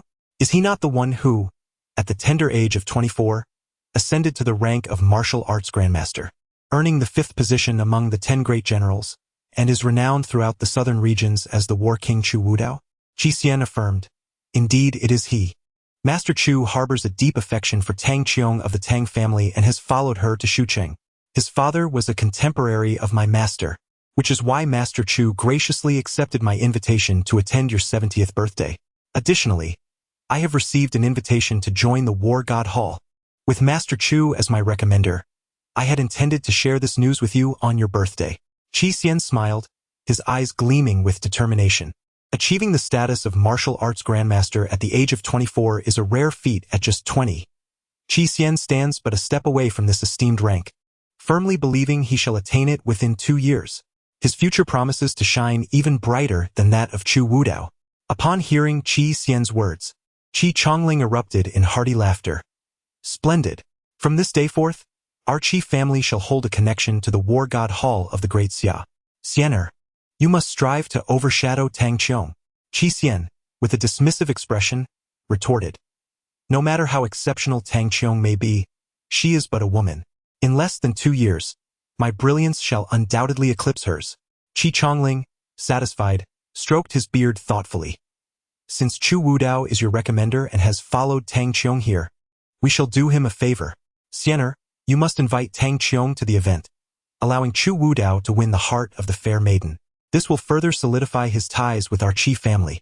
Qi Xian smiled faintly. Grandfather, that is precisely my intention, and I have already made the arrangements. Qi Chongling was overjoyed, expressing his contentment. With a grandson like you, what more could I desire? Within 2 years, the Qi family shall undoubtedly rise to the pinnacle among the 4 great families of Shuqing. Upon hearing this, Yang Ming and the others immediately bowed in deference, showering praises. Grandfather, while it is permissible for Yuan Zhonghuang and the others to live a few more days, we cannot allow their provocations to go unchecked. I shall inform uncle and second uncle to send someone to deal with Yuan Zhonghuang's loyalty hall. Qi Chongling waved his hand. Excellent, you may proceed. Qi Xian turned and departed. As for Yang Ming and the others, they were instructed to rest within the Qi residence, hesitant to leave. Throughout the night, the western district of Shuqing was in turmoil, with police sirens echoing through the streets until the break of dawn. The Sky Patrol Hall dispatched over 100 personnel, laboring throughout the night, yet not a single member of the Loyalty Hall was apprehended. It was as if Yuan Zhonghuang and all associated with the Loyalty Hall had vanished into thin air. Daylight soon broke. Within the Huichun Sanatorium, Yuan Zhonghuang and over 100 companions awoke, leisurely enjoying their breakfast in the dining hall. They had been arranged to rest here by Yi Tianci the previous night. Just after finishing their meal, Lei Hong arrived to offer his apologies. In an unfortunate turn of events, he had inadvertently caused Zhang He to take his own life. Yi Tianci did not blame Lei Hong, instructing him. I have heard of a Master Yong'an at Qingshan Temple. Please investigate his background. Very well. Lei Hong complied. By the way, my fiancée Yi just called to inform me that her father was suddenly laid off from the Electric Power Bureau in Shucheng last night. Could you look into it? Yi Tianci remarked. No problem. I will take care of it. Lei Hong assured him, patting his chest. The two descended the stairs. with Lei Hong driving Yi Tianci to Yusher Street. Earlier, when Lin Qingqian had called Yi Tianci, she mentioned that today was Lin Chongli's birthday. Yi Tianci had spent a considerable sum to acquire a small jade Buddha from the Tang dynasty as a gift for Lin Chongli. Lei Hong, on the other hand, had purchased a reasonably good imitation jade vase for 50 yuan. Are you also bringing a gift?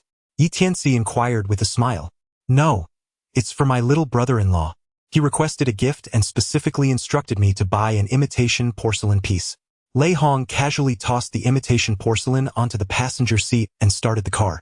He dropped Yi Tianci off at Lin Qingqian's home. Lin Qingqian was already waiting at the doorway. The two exchanged laughter as they ascended the stairs.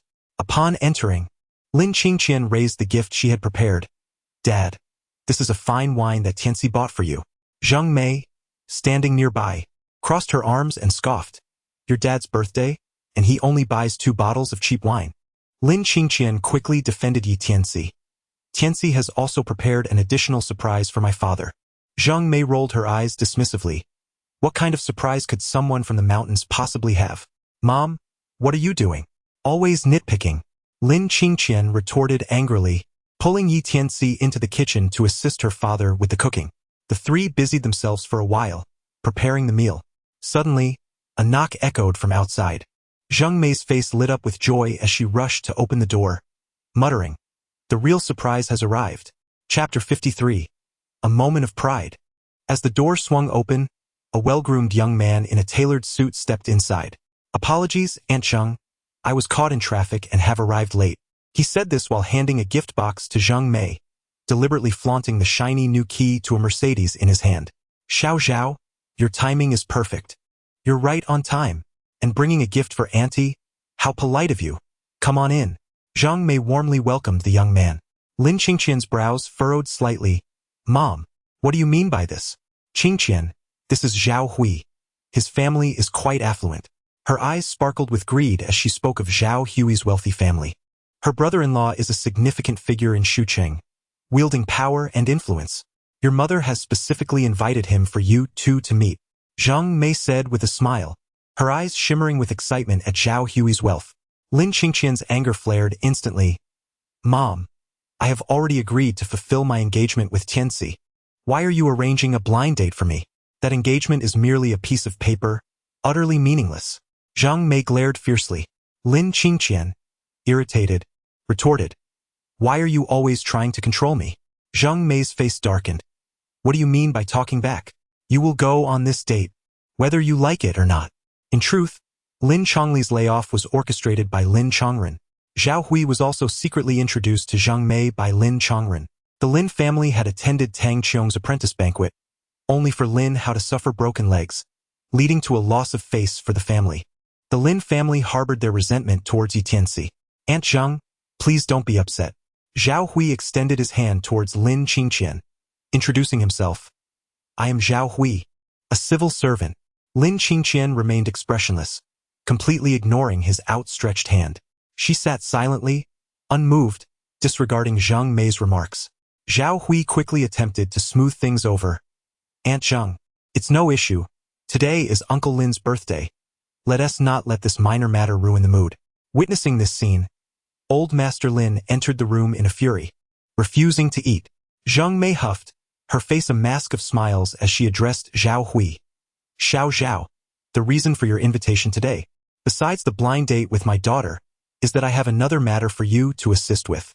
"What is it, Auntie?" Zhao Hui appeared nonchalant.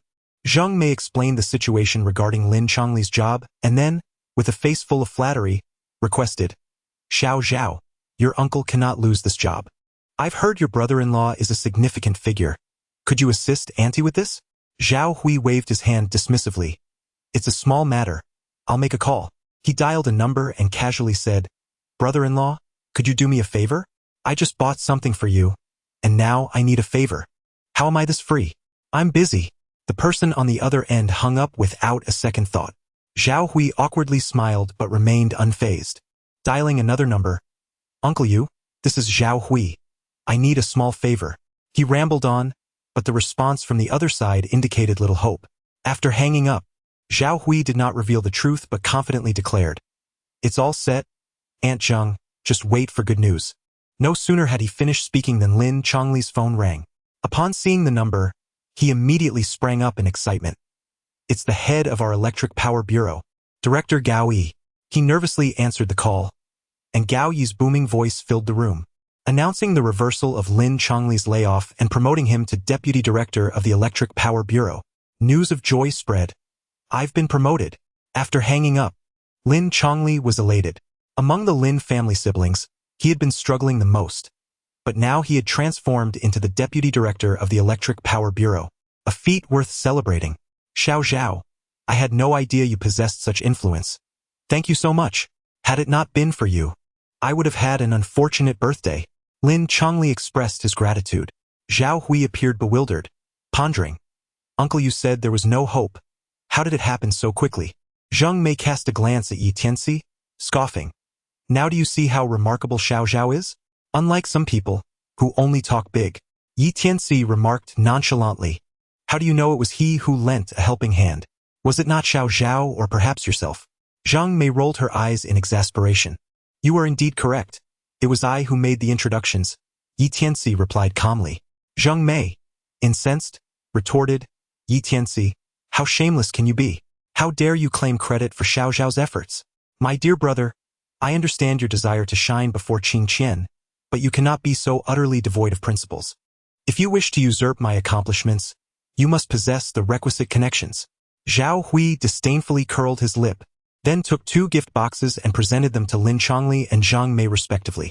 Uncle Lin, this is a birthday gift for you. Aunt Zheng. Inside this box is a diamond necklace. I am certain you will adore it. Zhang Mei eagerly opened her gift box, holding the diamond necklace aloft, her face radiant with joy. It is indeed a diamond. Absolutely exquisite. Lin Chongli also opened his box to reveal a small jade pot, its quality appearing quite remarkable. Yi Tianci raised an eyebrow slightly. Is this not the counterfeit purchased by Lei Hong for 50 yuan? Upon recalling the phone call from Zhao Hui earlier, Yi Tianci understood that Zhao Hui was indeed Lei Hong's brother-in-law. What a splendid jade pot.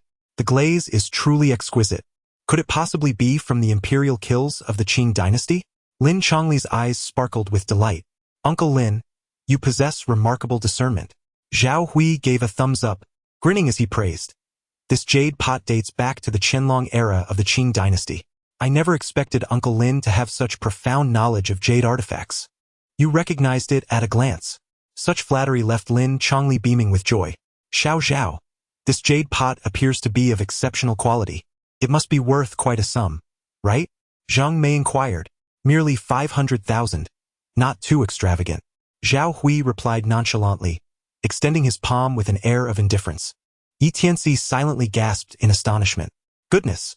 A counterfeit worth 50 yuan was being inflated to a value of 500,000? This fellow certainly had audacity. Zheng Mei widened her eyes in exclamation. 500,000. Xiao Zhao, you are indeed generous with our family's funds. Old Lin, look at Xiao Zhao.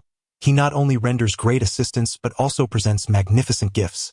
Only a young man of such exceptional caliber deserves our Qingqian. Listening to his wife's words, Lin Chongli hesitated. Zhao Hui's merits were evident and undeniable, while he had yet to perceive any standout qualities in Yi Tianci. Mom, Dad, Tianci has also prepared a gift. Lin Qingqian interjected, gesturing for Yi Tianci to present his offering. Yi Tianci retrieved a modest jade Buddha, unwrapped, and handed it directly to Lin Chongli. The appearance of the jade Buddha was not particularly striking, yet its value lay in its origin from the Tang dynasty.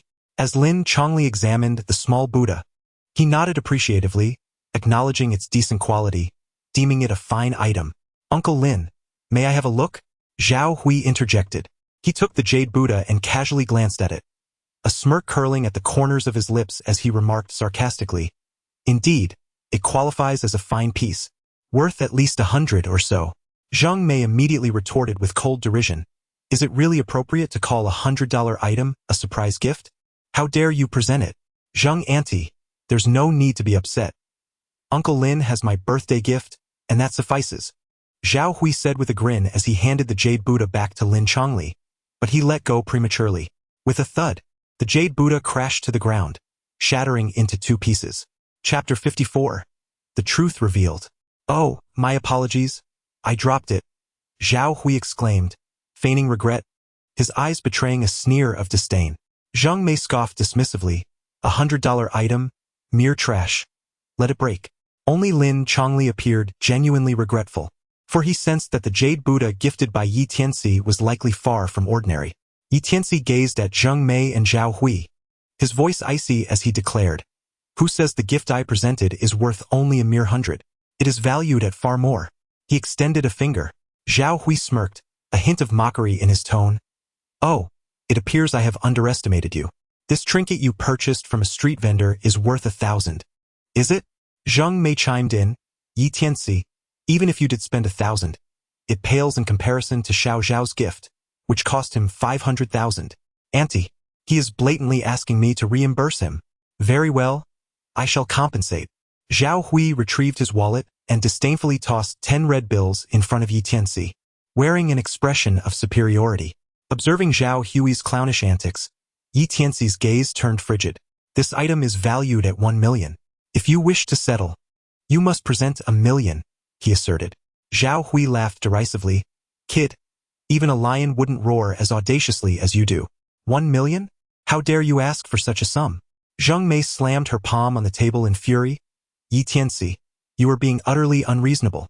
For a mere street vendor's item, you audaciously attempt to extort Xiao Zhao for 1 million. This jade Buddha is from the Tang dynasty. I purchased it for 600,000 and have inscribed a talisman of safety within. I say its worth is at least 1 million. Yi Tianci's gaze was devoid of emotion. "How can you be so full of nonsense? My exquisite jade vase could purchase 1,000 of your trinkets." Zhao Hui's expression was one of arrogant defiance. "Zhao Hui, your jade vase is nothing more than a mere trinket. A counterfeit, worth at most $50. Yi Tianci retorted coldly. He had initially wished to avoid confrontation with Zhao Hui, but the latter persistently flaunted his presence, even attempting to assert dominance over him. Naturally, Yi Tianci had no qualms about swatting this bothersome fly. Zhao Hui's heart sank momentarily as he pondered. My brother-in-law claimed this was purchased for $50. How could this fellow guess the price so accurately? He feigned composure, anger etched on his face as he pointed an accusing finger at Yi Tianci. You not only lack integrity, but your words are venomous, slandering my gift as a counterfeit. Yi Tianci, your character is utterly despicable. Leave my house at once.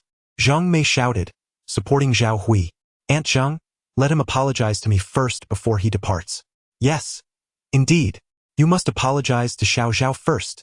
Yi Tianci disregarded the two individuals and turned his gaze towards Lin Qingqian, speaking in a leisurely manner. Qingqian, do you know how to distinguish between genuine and counterfeit porcelain? Lin Qingqian shook her head. Yi Tianci continued, this counterfeit is of the lowest quality, yet it is the easiest to discern. A mere soak in white vinegar will reveal its true colors. I shall demonstrate. Lin Qingqian dashed into the kitchen and retrieved the white vinegar, pouring it over the jade pot. In the blink of an eye, the azure-hued jade transformed into a dull gray. Upon rinsing away the vinegar, the drab color vanished once more. Father, Tianci was indeed correct. It is utterly fake, Lin Qingqian exclaimed. Zhao Hui's expression darkened instantaneously, and with gritted teeth, he retorted, Qingqian, do not be swayed by this scoundrel's deceit. How could a gift meant for your father be counterfeit? He is simply harboring resentment because I inadvertently shattered his belongings and is intent on humiliating me. Yi Tianci, with an indifferent expression, remarked, Zhao Hui, do not be hasty. I have yet to finish my words. Not only is the jade pot you gifted a counterfeit, but the diamond necklace you presented is also a forgery. Zhao Hui, incensed, retorted vehemently, you, with the surname Yi, truly possess a talent for uttering nonsense. Are you merely putting on a brave front? Yi Tianci beckoned to Zhang Mei, saying, bring forth the diamond necklace. I shall demonstrate something for you. Zhang Mei handed the diamond necklace to Yi Tianci, scoffing, I shall see how you intend to prove it. Just as she finished speaking, the diamonds embedded in the necklace transformed into powder, cascading down Yi Tianci's fingers with a swift motion. Yi Tianci, with an air of indifference, lightly tapped his fingers, the corners of his lips curling upwards. Do you see? A gentle squeeze, and it shatters. If it were truly a diamond, how could it break so easily? Is it genuine or not? Zhang Mei stood there, her expression dazed and bewildered. Zhao Hui's eyes widened in shock as he exclaimed, My diamond necklace is real. I spent over 30,000 on it. You, surnamed Yi, owe me compensation. As soon as the words left his mouth, he instinctively covered his lips. Yi Tianci's lips curled slightly. Is this diamond necklace genuine? Implicitly, do you admit that your jade vase is a counterfeit? Indeed, his diamond necklace was authentic, albeit the diamonds had been shattered by Yi Tianci's profound energy. Zhao Hui's eyes displayed a hint of panic as he feigned composure. I never admitted that. Don't try to coax me into a confession. Yi Tianci offered no respite, exclaiming, the 2 items you presented are forgeries, and your assistance with Uncle Lin's affairs is non-existent. If I am not mistaken, your brother-in-law is Lei Hong, correct? Zhao Hui, astonished, replied, how do you know my brother-in-law? A knock at the door interrupted their exchange, and Lin Qingqian hurried to answer. Miss Lin. Lei Hong greeted her with utmost respect, but upon noticing the jade pot in her hand, he panicked. Miss Lin, how did this jade pot come into your possession? Lin Qingqian pointed to Zhao Hui, saying, it was a birthday gift from your younger uncle to my father, claimed to be worth 500,000. Lei Hong's expression changed dramatically. His younger uncle had a penchant for deception. How could he possibly swindle someone as esteemed as Master Ye's father-in-law? What was worse? He had facilitated the purchase of this counterfeit ceramic. Had Yi Tianci not been present, he would be unable to clear his name even by jumping into the Yellow River. In a fit of rage, Lei Hong lunged at Zhao Hui, striking him twice across the face. Brother-in-law, why are you hitting me? Zhao Hui protested, nursing his sore cheek. Hold your anger for now. The matter is not yet resolved. Yi Tianci interjected coolly. Your younger uncle has come here to court my fiancée, using a counterfeit to deceive her, all while claiming he helped resolve Uncle Lin's situation. You must clarify this. Lei Hong was filled with dread. His younger uncle was truly a scoundrel. You wretched fool, clarify this matter. Otherwise, I will break your legs. Lei Hong's eyes glinted with fury. Zhao Hui, trembling with fear, realized Lei Hong meant every word. He fell to his knees, spilling the truth like a broken bamboo tube. The jade pot was a fake, purchased for a mere 50 yuan at a street stall. He was not a government official, and the Mercedes was a rental. The call he received earlier from Uncle Yu was from a car dealer who had not agreed to assist him. Moreover, it was Lin Chongren who had introduced him to Lin Qingqian for the purposes of driving Yi Tianci away or at least embarrassing him. Brother-in-law, that's the truth. I have withheld nothing. Please spare me. Zhao Hui pleaded from his position on the floor. With the truth unveiled, Lei Hong could no longer contain his fury. He seized Zhao Hui by the hair, dragging him across the floor like a discarded rag. Brother-in-law, have mercy. Ah, ouch, that hurts. Please, ease up, brother-in-law. Zhao Hui's cries echoed through the corridor, accompanied by the sickening thuds of his body hitting the concrete as Lei Hong forcibly dragged him downstairs. Chapter 55. Minghu Xiangshu No. 6. The living room fell into a heavy silence. Lin Qingqian broke it, defiantly glancing at her mother. Mother, is this the so-called talented young man you speak of? Clutching a counterfeit worth only a few dozen yuan, along with a fake diamond that crumbles upon touch, deceiving you to your delight? Zhang Mei's complexion shifted between shades of anger and embarrassment, and then she slammed her hand on the table in exasperation. What are you so gleeful about? Even if Zhao Hui is a fraud, my being fooled does not imply that Yi Tianci is superior. No matter what you say, I will not approve of your engagement to Yi Tianci. Suddenly, old Master Lin emerged from his room, his face stern. I have listened for long enough. I can no longer remain silent. Zhang Mei, the engagement between Qingqian and Tianci was signed by me, and your disapproval is irrelevant. Zhang Mei crossed her arms and scoffed. Father, you have been ousted by your eldest son and now reside in our home. What authority do you have? Qingqian is my granddaughter. Whom she marries is my decision. If you truly have authority, why continue living under our roof? Lin Daonan's beard quivered in anger as he gestured to leave, but Lin Qingqian stopped him. Grandfather. Lin Qingqian, expressionless, turned to her mother. If you force grandfather out, I will leave this house as well. Go ahead. If you have the guts, just leave. Zhang Mei glared fiercely, her demeanor aggressive. Without hesitation, Lin Qingqian grasped Yi Tianci with one hand and Lin Daonan with the other, declaring, we are leaving. Lin Chongli stepped forward, his lips moving in protest. Zhang Mei shot him a piercing glare. You useless coward, What nonsense do you want to say? Do you wish to leave too? Lin Chongli, suppressing his anger, replied, Wife, how can you force father out? That is too unfilial. Slap. Zhang Mei struck Lin Chongli across the face. Am I giving you face? How dare you shout at me? I was blind to marry you. Spittle sprayed Lin Chongli's face as Zhang Mei berated him. He gritted his teeth, his eyes welling with tears. Do you dare glare at me? If you have the guts, leave as well. Zhang Mei continued her tirade, resembling a madwoman. Lin Chongli, seething with anger, stomped his foot and followed Lin Qingqian out. Crash! The clattering of broken items followed, revealing the extent of her rage. Upon reaching the bottom of the stairs, they found Zhao Hui sprawled on the ground, bloodied and seemingly incapacitated, his legs appearing broken. Brother-in-law, please stop hitting me. I understand my mistake, Zhao Hui pleaded, lying helplessly on the floor. Yi Tianxi's lips curled slightly in amusement. A couple of warnings suffice. Why resort to such brutality? Lei Hong responded with utmost reverence. Master Yi, this scoundrel is exceedingly audacious. I merely wish to instill a lasting lesson in him. Casting a glance at Lin Qingqian and others behind him, he curiously inquired, Master Yi, aren't you a guest here? Your formidable mother-in-law has already driven you out. Yi Tianci chuckled playfully. Lei Hong's eyes sparkled with a sudden thought as he hastily produced a set of keys from his pocket. Master Yi, this is my residence at Minghu Xiangshu. If you deem it acceptable, you and Miss Lin's family may temporarily reside there. No need, Yi Tianci replied. He intended to take Lin Qingqian and the others to a sanatorium, where the conditions were superior and the environment elegant. Master Yi, you must accept. My Lei family still relies on you. Lei Hong insisted with great respect. Given his earnestness, Yi Tianci reluctantly accepted the keys. Lei Hong then beckoned him aside and whispered, Master Yi, if your mother-in-law is so domineering as to expel you, would you like me to arrange for some assistance? He made a discreet gesture. She enjoys playing cards and mahjong.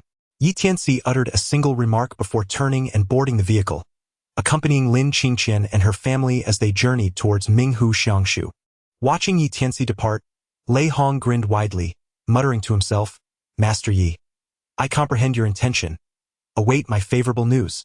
He promptly retrieved his phone and made a call.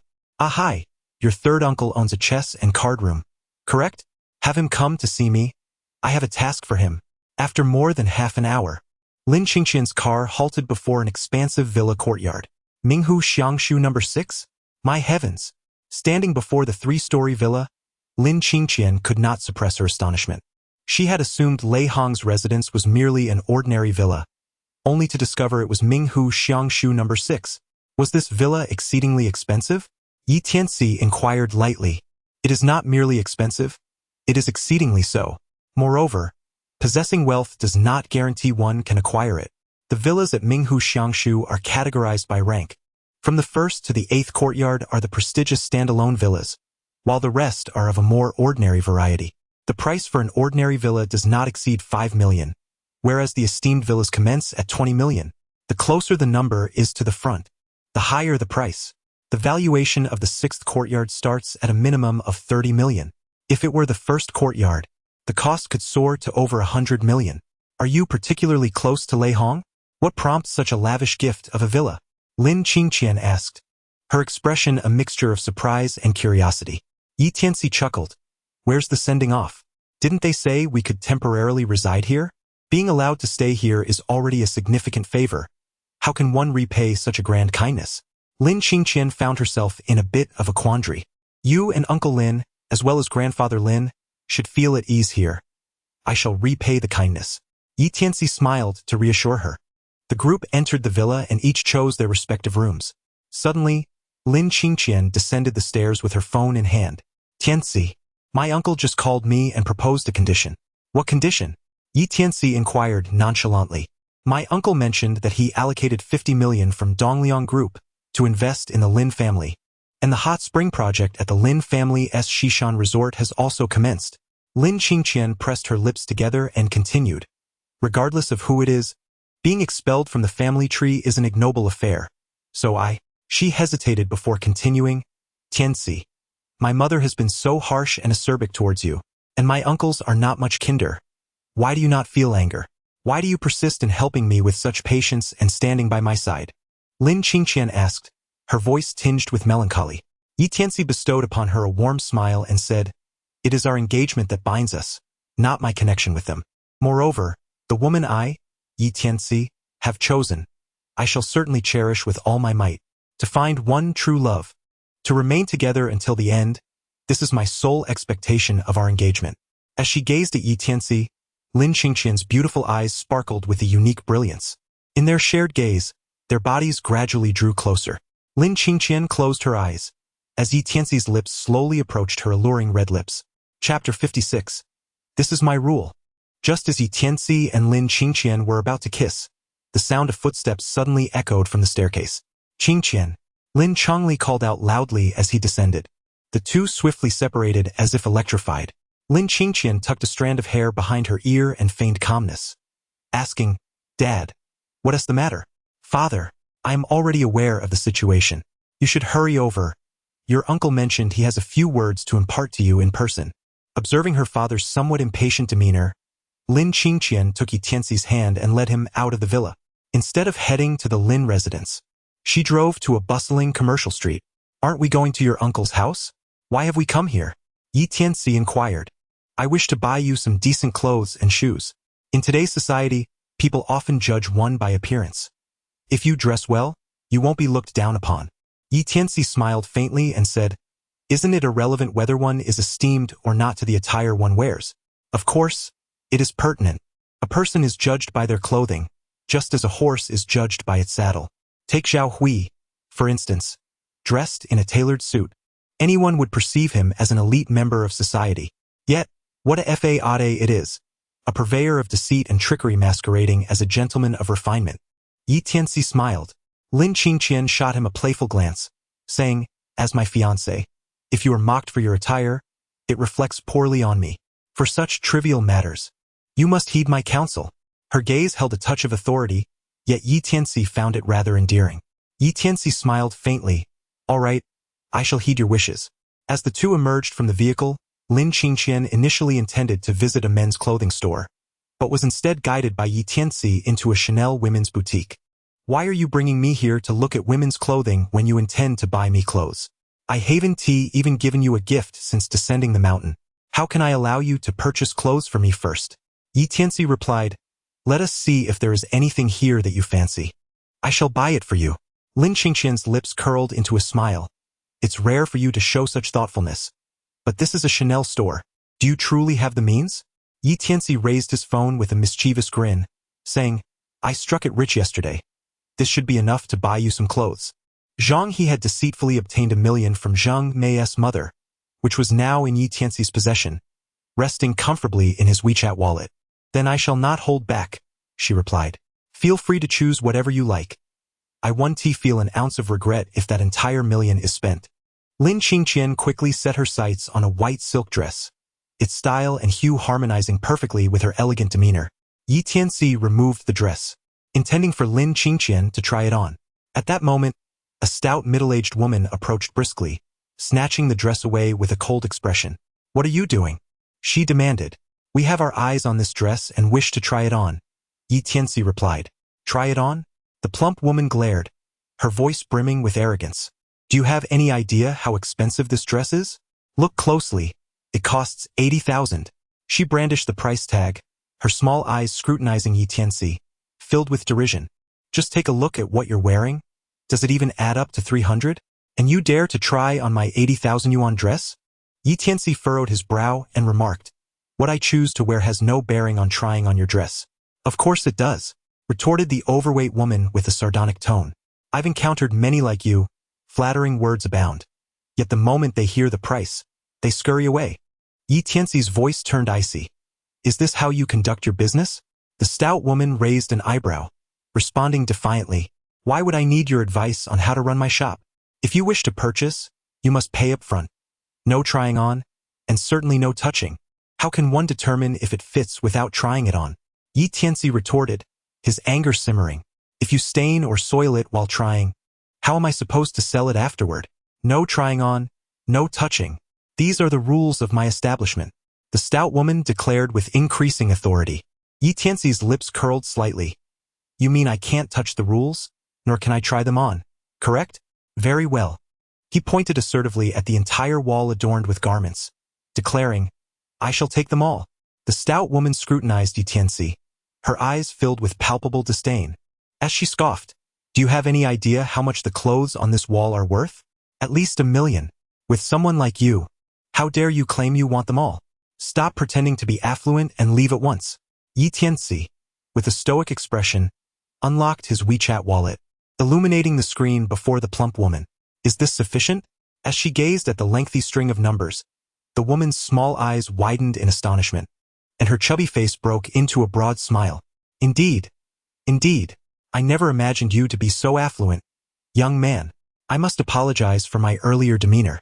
So, you wish to take all these garments, correct? Yi Tianci nodded coldly. I want it all. Please pack it up. Oh my, young brother, you truly possess a remarkable fortune.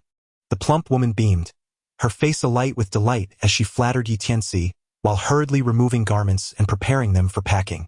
After a considerable amount of time, during which she toiled diligently, she finally completed the task, perspiration glistening on her forehead.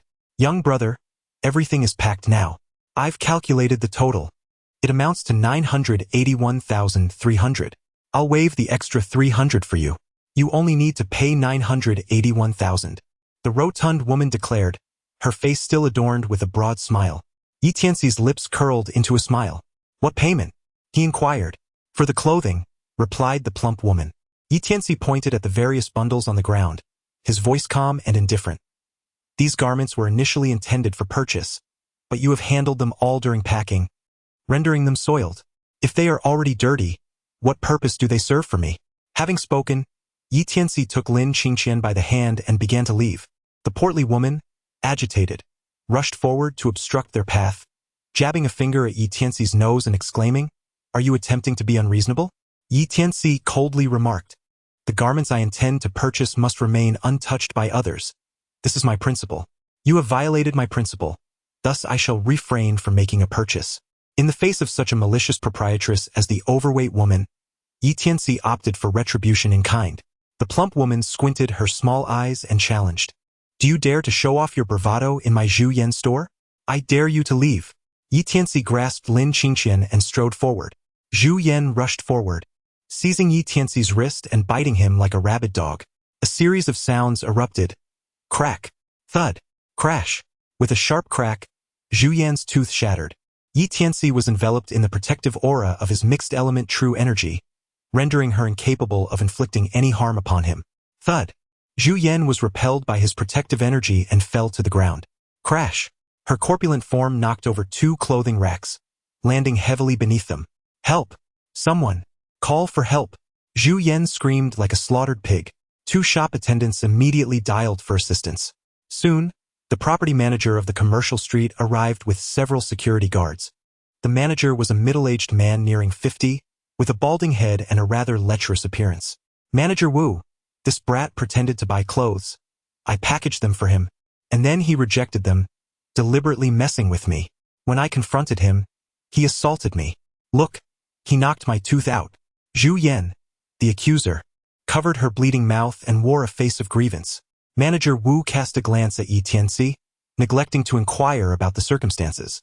He domineeringly commanded, You, young man, pay for all the packaged clothes. Additionally, compensate Boss Zhu with 50,000 for medical expenses. Otherwise, you shall not leave this door. Chapter 57. Are you teaching me how to do my job? Observing the bald-headed manager Wu, Yi Tianci sneered, You choose to resolve this without seeking any explanation? What? Do you have a problem with that? Manager Wu squinted his small eyes and arrogantly retorted. Having a problem is irrelevant. Do you even realize where you are? This is Gully Commercial Street, the most prosperous street in Shucheng. Here, my word is love. He pounded his chest, his nostrils flaring with self-importance. Yi Tianci raised his eyebrows slightly, realizing that this was indeed Gully Commercial Street. He vividly recalled that Gully Commercial Street was listed among the Tianmen assets provided by Tang Qiong. He had not anticipated it would be here. Wu De, with an air of superiority, remarked, You are unaware that this is Gully Commercial Street? What gives you the audacity to stir up trouble here? Pay the bill promptly. Additionally, cover boss Zhu's medical expenses. I shall not make things difficult for you, otherwise. Tianci interrupted him coldly, stating, Manager Wu, since this is Gully Commercial Street, you, as the overseer, ought to properly regulate the merchants and enhance their standards, rather than indulging them in treating customers with prejudice or allowing them to exploit their position. Your arbitrary and tyrannical approach to handling matters suggests that your tenure as property manager has reached its limit. Wu Da's eyes widened, momentarily stunned by Yi Tianxi's words. After a brief pause, he smirked and retorted, Kid, are you attempting to instruct me on my duties? You may perceive it that way, Yi Tianci replied calmly, gazing at Wu Da. Ha! Who do you think you are to dare teach us, the leaders of this commercial street, how to conduct ourselves? Have you lost your senses? Zhu Yan shouted, adding, Manager Wu, this brat is merely here to cause trouble. I suspect he has been sent by another commercial street to create chaos and tarnish the reputation of our Gully Commercial Street. Wu Da, with a grim expression, nodded in agreement and glared at Yi Tianci. You may have caused a ruckus in our merchants' establishments, but now you presume to instruct me? You truly are a fool seeking peril. Since you refuse to cooperate amicably, I am left with no choice but to issue a forceful command. Otherwise, I will have you sent to the Celestial Pavilion. Yi Tianci gazed at Wu Da and remarked calmly, Manager Wu, it is not too late for you to reconsider your actions. Wu Da was immediately incensed by his words, erupting in a torrent of curses. Do you dare to be arrogant before me? I will teach you a lesson first, then send you to prison. He swung his hand violently, aiming a fierce slap at Yi Tianci's face. A sharp sound of the slap echoed, yet it was Wu Da who was sent sprawling backwards. He crashed into 2 clothing racks, landing heavily on the ground in a most humiliating manner. Struggling to rise, he bore several red imprints on his face, and 2 of his front teeth were knocked out, blood streaming profusely. Are you just going to stand there? Help me! Wu Da shouted furiously at the 3 security guards nearby, his words barely coherent. The trio rushed forward, but without any doubt, they were swiftly incapacitated by Yi Tianci. Yi Tianci did not resort to extreme measures. He merely incapacitated them temporarily. After all, these security guards were grassroots employees under his enterprise, and thus innocent. You have caused a great calamity. Do you have any idea whose territory you are in on Gully Commercial Street? Dare to create a ruckus and assault others here, and you should brace yourself to pay dearly while languishing in prison. No one can rescue you. Wu Da exclaimed, pointing an accusatory finger at Yi Tianci, his frustration palpable. Yi Tianci smiled coldly. I do not believe it. You do not believe it, do you? Just wait. Wu Da promptly took out his phone and made a call.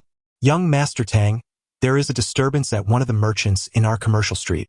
I am coming to handle it, but I've also been assaulted. The other party is extremely aggressive, threatening to demolish our Gully Commercial Street. After his exaggerated and embellished report, a smug expression appeared on his face. Our boss will be here shortly. Kid, when our boss arrives, I hope you will still be this arrogant. Don't end up begging for mercy on your knees. Wu Da's face radiated with self-satisfaction. Zhu Yan, too, became pleased, grinning maliciously at Yi Tianci. Gully Commercial Street is a property of the Tang family. Causing trouble and assaulting people here means you have offended the Tang family. They will ensure you face dire consequences. Yi Tianci pulled up a chair and sat down, a smile gracing his face as he observed the 2 individuals flaunting their arrogance. Soon, a Lamborghini roared into view, coming to a sudden halt at the entrance. A young man clad in splendid attire leaped out, exuding confidence. It was none other than Tang Qiong's younger brother, Tang Ying. He strode into the establishment, where Wu Da, covering his face, approached with a pitiful expression, lamenting, Young Master Tang, someone is causing a disturbance in Boss Zhu's shop and even assaulted me. Look, I've lost 2 teeth, the pain is unbearable. His demeanor resembled that of a dog pleading for mercy before its master. Zhu Yan also stepped forward, her voice filled with feigned sorrow. General Manager Tang, this person promised to purchase my garments, and I had everything packed. Yet he unjustly rejected them without cause and even resorted to violence against me. Manager Wu attempted to reason with him and was also assaulted. You must stand up for us. Tang Ying waved his hand nonchalantly. Rest assured, as long as you are in the right, I will certainly advocate for you. Zhu Yan triumphantly shouted at Yi Tianci.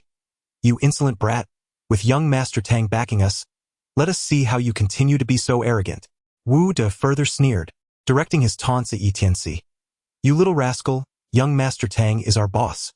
With him here, there is no escaping compensation and an apology. If you wish to avoid a lengthy prison sentence, you better kneel and beg for mercy. Yi Tianci remained composed, sitting calmly in his chair. Tang Ying's gaze fixed upon Yi Tianci, his eyes widening in astonishment. Without a moment's hesitation, Tang Ying dashed forward, producing a box of cigarettes from his pocket, extracting 2 with reverence and presenting them. Brother Yi, what brings you here? This simple utterance left Zhu Yan dumbfounded and Wu De bewildered. What was happening? The owner of Gully Commercial Street, the young master of the Tang family, was actually offering cigarettes to Yi Tianci with such respect, even addressing him as brother? Surely, he must be mistaken. To their further astonishment, Yi Tianci unflinchingly declined Tang Ying's gesture. My fiancé Yi is here. I do not smoke. Then I shall forgo it as well. With a cheerful smile, Tang Ying greeted Lin Qingqian, retracting the cigarettes. He then proceeded to perform an utterly astonishing act, bending at the waist. He gently massaged Yi Tianci's shoulders while complimenting him with a grin. Brother Yi, when will you have the time to teach me a few tricks? Yi Tianci chuckled. Teaching you a couple of tricks is no trouble at all. But I fear I may not have the opportunity. Why is that? Tang Ying inquired, perplexed. Your property manager, Wu De, is incessantly insisting on sending me to the Celestial Pavilion, where I would languish in confinement. If I were to truly end up in prison, would I still have the chance to teach you? Tang Ying's expression darkened instantly as she shot a fierce glare at Wu De. Wu De, Mr. Yi is my elder brother. Are you blind? How dare you provoke my brother Yi? Chapter 58. Enumerating the charges, boss. I had no idea he was your brother? Wu De stammered, completely flustered, his legs trembling. Are you certain this is a misunderstanding? Just moments ago, you were shouting for me to compensate you, apologize, and even beg on my knees. Your boss heard all of it. As he spoke, Yi Tianci turned to Tang Ying. Shall I kneel and beg for mercy? Tang Ying shuddered in fear. Yi Tianci is the most respected figure by his grandfather, and also the mentor of his sister, Tang Qiong. The mere thought of having Yi Tianci kneel before him, or even bow, is utterly unbearable. Even if he were endowed with 1,000 times the courage, he would not dare to demand such a thing from Yi Tianci. Dear brother, please do not jest about such matters. I cannot bear the consequences. Tang Ying said with a grave expression. He cast a fiery glare at Wu De, demanding, Wu De, elucidate the situation for me. Otherwise, I shall flay your skin. Cold sweat poured from Wu De's bald head as he hunched over like a shrimp, stammering, Boss, I truly do not comprehend what transpired just now. His previous arrogance had vanished, replaced by a woeful countenance. If you know nothing, why did you so aggressively compel us to apologize and incur losses? We merely had a minor dispute with this boss Jew, and upon your arrival, you insisted we pay and even threatened Tianci with imprisonment. Lin Qingqian interjected. In just a couple of sentences, Tang Ying grasped the situation. So, this is how you manage the commercial street. Wu De, I have long heard rumors of your corrupt dealings, allowing unscrupulous merchants to set up shop, resulting in numerous customer disputes and online complaints. I never believed it until now. It appears to be entirely true. If I do not deal with you today, I shall no longer bear the Tang surname. With a thud, Wu De fell to his knees. Boss, I realize my mistakes. Please grant me another chance. I shall reform. He bowed his head, begging for mercy. Ignoring him, Tang Ying shouted into his walkie-talkie. Soon, over a dozen security personnel stormed into the store, accompanied by a formally dressed woman who appeared to be from the finance department. Listen up. I hereby revoke Wu De's title as general manager of Gully Commercial Street for every instance of misconduct and every bribe he has accepted. You are to report it honestly.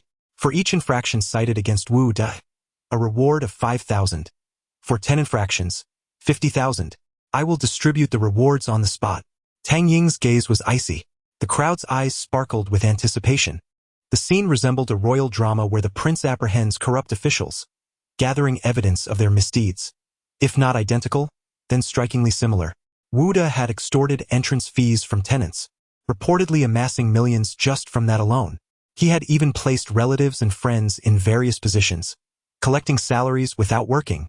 Furthermore, He colluded with unscrupulous merchants to sell counterfeit goods, profiting immensely from it. The security personnel eagerly listed Wu De's transgressions. The formally dressed woman even reported that Wu De had coerced her into falsifying accounts and threatened her job if she did not comply. Zhu Yan stepped forward, saying, "Manager Tang, I can attest to Wu De's demand for an entrance fee. I paid him 50,000 just to gain entry." "Zhu Yan, you fool." Wu De could not contain his fury. Slap! Tang Ying struck him across the face. Wu De collapsed to the ground, his face ashen. He realized he was doomed. Zhu Yan, with a smile, said, "Manager Tang, this should count as a valuable report, right? My store was originally rated 3 stars. If I reported Wu De, could you not elevate me to 4 stars? Tang Ying replied with a smile, "Rest assured, Boss Zhu, once we deal with Wu De, I shall ensure you receive a death sentence for your rating." He turned to Wu De, his voice cold. "Wu De, do you have anything to say?" "Boss, I." Wu De lay on the ground, parched and drained of strength. "Since you have nothing to say, then you shall enter confinement for a thorough reflection. You have embezzled vast sums and committed numerous offenses. The Tang family will determine your duration of imprisonment." Tang Ying then turned to Tianci, bowing respectfully, "Dear brother, how long do you deem appropriate for the scoundrel's incarceration?" Tianci replied nonchalantly, "As the proprietor of the commercial street, your word is law." Tang Ying, wearing a flattering smile, responded, "Elder brother, the people of Xuantian Pavilion heed my counsel, and I heed yours." Despite his youth, he was astute in navigating social dynamics, recognizing this as an opportune moment to cultivate a closer rapport with Tianci. Tianci gazed at Wu De and remarked, "For a person like him, a decade of confinement should not be deemed excessive, should it?" "Indeed, it is not excessive.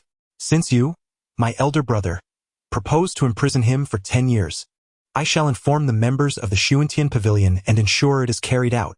Tang Ying exuded an air of dominance. Wu De, terrified, realized who truly held the power. He crawled forward on his knees, repeatedly bowing before Tianci. "Mr. Yi, just now, I failed to recognize your stature. I acted without due consideration and made a grave mistake. I beseech you to spare me this once. I have an elderly mother of 80 and a 3-year-old child depending on me. I cannot endure imprisonment. I implore you, let Mr. Tang be lenient in my punishment." Wu De knelt on the ground, his head striking the floor with fervor, tears and snot streaming down his face, completely bereft of the composure expected of a manager, resembling instead a lost and desperate creature. Tianci, with an expression of indifference, inquired, "Manager Wu, why are you crying? I rather preferred your earlier rebellious demeanor." With a resounding slap, Wu De began to strike his own face repeatedly, pleading as he did so, "I truly acknowledge my mistakes. I beseech Mr. Yi to speak a few kind words on my behalf." Tianci remained silent as Wu De incessantly struck his own face. Before long, his cheeks became swollen, blood streaming from his nose, and crimson streaks trickled from the corners of his mouth. "Tang Ying, handle the matter as you see fit. I have little patience for those who bow before me." Tianci waved his hand lightly. His temperament, cultivated to be steady and mature, rarely succumbed to anger. However, this did not signify that he was magnanimous. On the contrary, he harbored a deep-seated desire for retribution. He would not spare Wu De simply because he prostrated himself in supplication. Tang Ying coldly commanded, "Take Wu De to the Celestial Pavilion." Several security personnel surged forward, dragging the wailing Wu De away like a lifeless dog. Turning around, Tang Ying cast an impassive gaze toward Zhu Yan. Zhu Yan hastily approached with a forced smile, saying, "General Manager Tang, you have truly made the right decision in dealing with someone as morally bankrupt and unscrupulous as Wu De. You have indeed rid our commercial street of a menace." Zhu Yan gave a thumbs up, her face beaming with flattery. Tang Ying replied with a faint smile, "Boss Zhu, it is now time to discuss your matters." Chapter 59. Closure of the store. Zhu Yan's plump face radiated an even warmer smile as she said, "General Manager Tang, what matters could I possibly have? My misunderstanding with Mr. Yi is entirely due to Wu De's instigation. Otherwise, we would never have quarreled. With Wu De dealt with, the misunderstanding will naturally be resolved."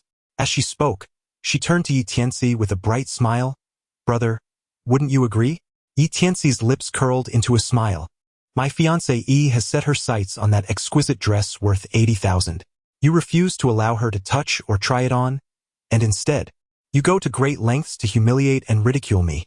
This is a misunderstanding?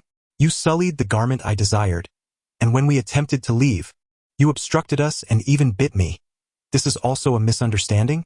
You summoned Wu De for support, incessantly demanding that I compensate you and apologize, threatening me with imprisonment.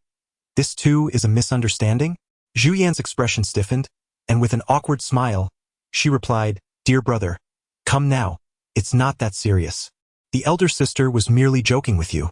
Tianci smirked slightly. "Are you joking? I took you seriously."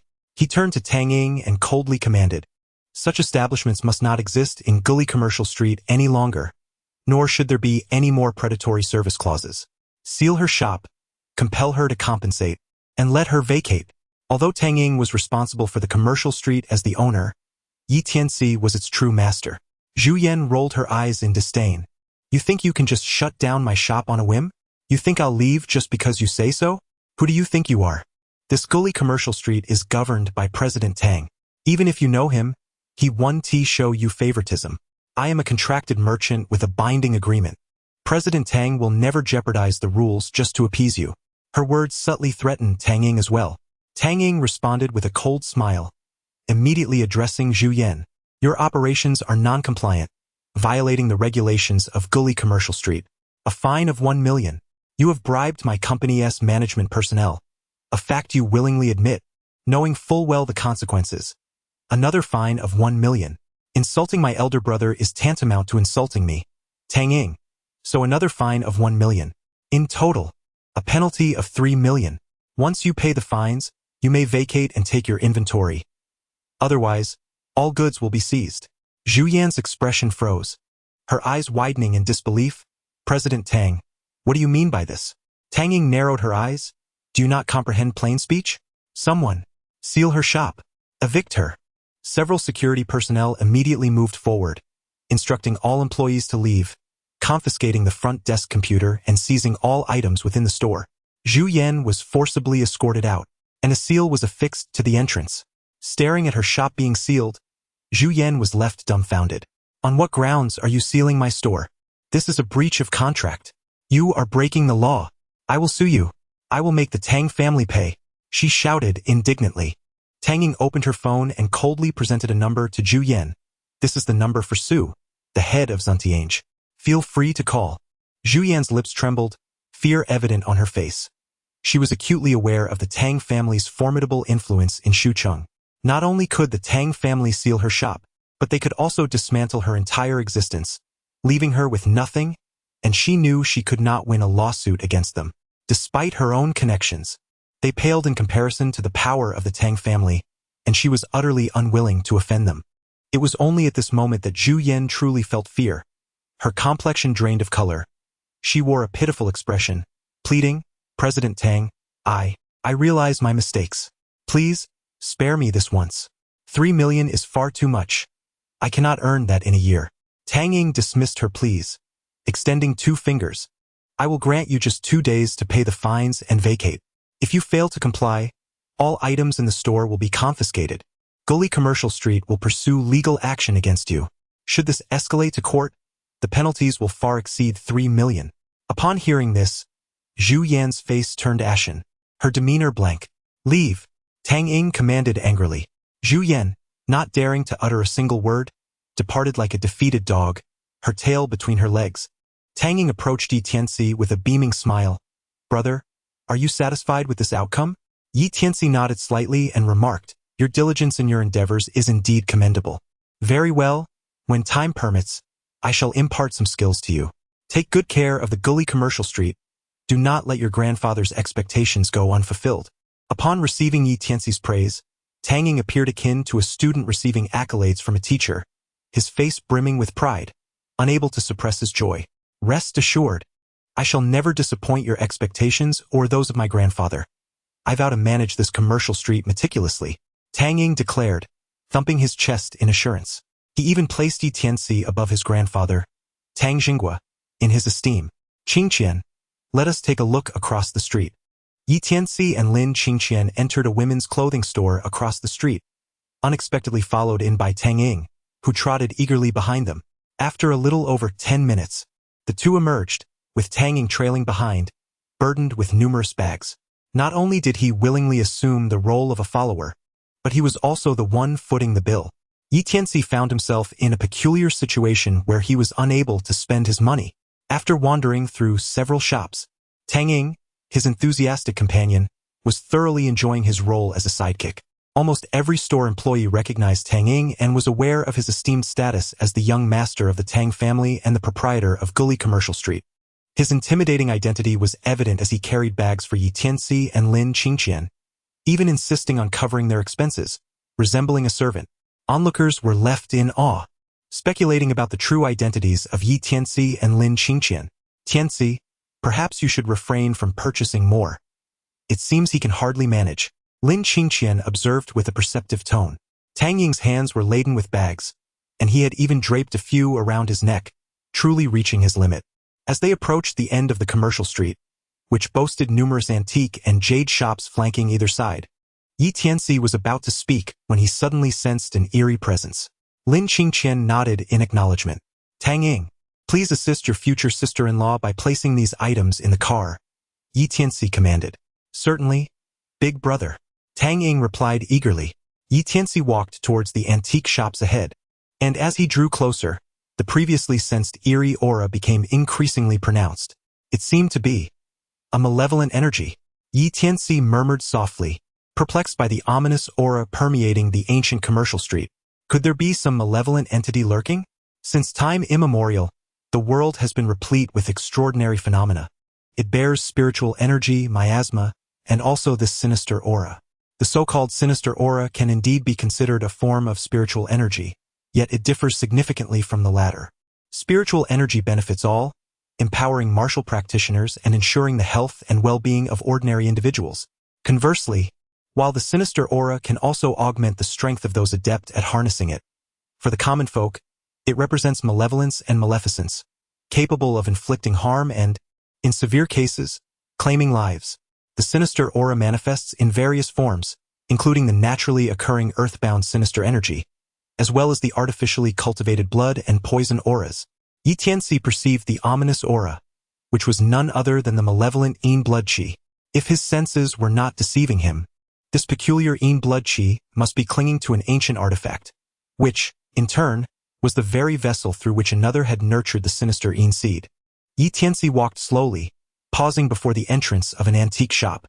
Tonggu Zhai, the ominous aura of blood and malevolence emanated from this establishment. Tianci stepped into the courtyard and was unexpectedly greeted by a familiar face. In Chapter 60, the overbearing Yin blood evil, Shui Huaiju's disciple, Yang Ming, the proprietor of Huairen Hall, was encircled by a group of people. Dr. Yang, please examine my father once more. I implore you. A middle-aged man in a gray robe beseeched, grasping Yang Ming's hand with desperation. Indeed, Dr. Yang, my father-in-law was in excellent health just a week ago. How could he suddenly decline so gravely? Please, conduct a thorough diagnosis. If all else fails, kindly summon the esteemed Dr. Shui. Two other middle-aged men nearby echoed their pleas to Yang Ming. Their luxurious attire suggested they were of significant stature. Yang Ming, carrying his medical bag, maintained an air of indifference. It is not that I, Yang Ming, would turn a blind eye to suffering. Your esteemed elder has truly departed this world. Even if I were to summon my master, he would be at a loss. Trust me. Upon hearing his words, the group sighed collectively, their expressions heavy with sorrow. Yang Ming, your repeated mistakes have rendered you the most incompetent physician under heaven. A cold voice shattered the stillness. Yang Ming's fury ignited as he glared at Tianci. You again. You have already caused me disgrace and financial loss, harmed my son, and our past grievances remain unsettled. Now, you dare to defame me. Yang Ming glared at Tianci with palpable animosity, and the others turned their attention toward him as well. Tianci stepped forward, disregarding Yang Ming, and addressed the middle-aged man clad in a long robe. Is there an elder in your family who is unwell? The robed man, taken aback, inquired, Who are you? Are we acquainted? I do not know you, nor do we share any ties. Tianci replied nonchalantly. Then how do you know? I not only know that your elder is ill, but I am also aware that he has just ceased to breathe. Prior to losing consciousness, His complexion must have turned ashen, with blood streaming from his eyes. Yet he has not yet closed them. The robed man widened his eyes in astonishment, his expression reflecting sheer horror. Could it be that you, young sir, possessed the ability to divine the future? Divine? Nonsense. Yang Ming scoffed from the side. He surely overheard our earlier conversation. What is there to be astonished about? This fellow surnamed Yi enjoys putting on a facade of mystique. At that moment, the man in tang suit, who had previously beseeched Yang Ming, stepped forward and declared solemnly, "No one mentioned my father-in-law's condition just now. This young brother, despite not having seen him, has accurately described everything. It appears he possesses genuine skills." The robed man nodded, regarding Yi Tianci with a serious expression. "Young brother, may I inquire your surname?" "Yi," replied Yi Tianci. "Brother Yi, I am Dong Yuan, the proprietor of Tonggu Studio. Since you can discern my father's condition without seeing him, might I ask if there is hope for his recovery?" The robed man respectfully clasped his fists in greeting towards Yi Tianci. Yi Tianci spoke softly, "Have someone touch the soles of your father's feet. If there remains even a trace of warmth, there is still a glimmer of hope. Jiaqing, quickly, check your grandfather's feet," Dong Yuan urgently instructed, and a young man swiftly turned and dashed away. "Dad, grandfather's feet still have a bit of warmth." The excited shout soon resonated from the back hall. Upon hearing this, Dong Yuan immediately looked at Yi Tianci with eager eyes, clasping his fists. "Since my father's feet still retain warmth, may I ask if Brother Yi can save him?" With a flicker of hope, it was indeed possible to save him. Ye Tianci main tainet a kaun demeanor. Humph! A dismissive snort escaped Yang Ming's nostrils as he rolled his eyes and remarked, with no breath or heartbeat left, "Do you still believe you can save him? Yi Tianci, do you truly consider yourself a demigod?" Dong Yuan's expression darkened as he retorted, "Dr. Yang, are you implying that my father has no choice but to succumb to death?" A middle-aged man clad in a tang suit also wore a stern countenance as he added, "Yang Ming, are you suggesting that my father-in-law, Yu Fei Hu, is destined to perish?" Both individuals were incensed. Yang Ming instinctively recoiled, hastily clarifying, "Mr. Dong, Mr. Yu, that is not my intention. Your esteemed elder has indeed departed this world. Please refrain from further distressing him and allow him to leave in peace. This fellow named Yi enjoys playing the role of a mystic, but in truth, his medical prowess pales in comparison to mine." Yi Tianci spoke softly, "Yang Ming, the difference between you and me lies in my ability to save lives, while you cannot." Yang Ming, incensed by his demeanor and tone, retorted impulsively, "If you can save the old master of the Dong family, I, Yang Ming, will publicly eat excrement." Yi Tianci cast a glance at him, a slight smile playing at the corners of his mouth.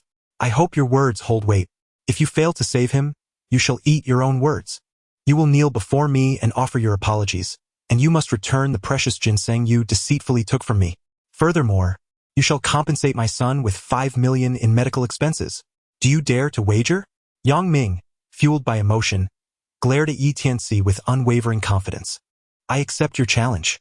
Yi Tianci offered a serene smile and gestured to Dong Yuan, inviting him to guide him to the patient. "Brother Yi, please come in."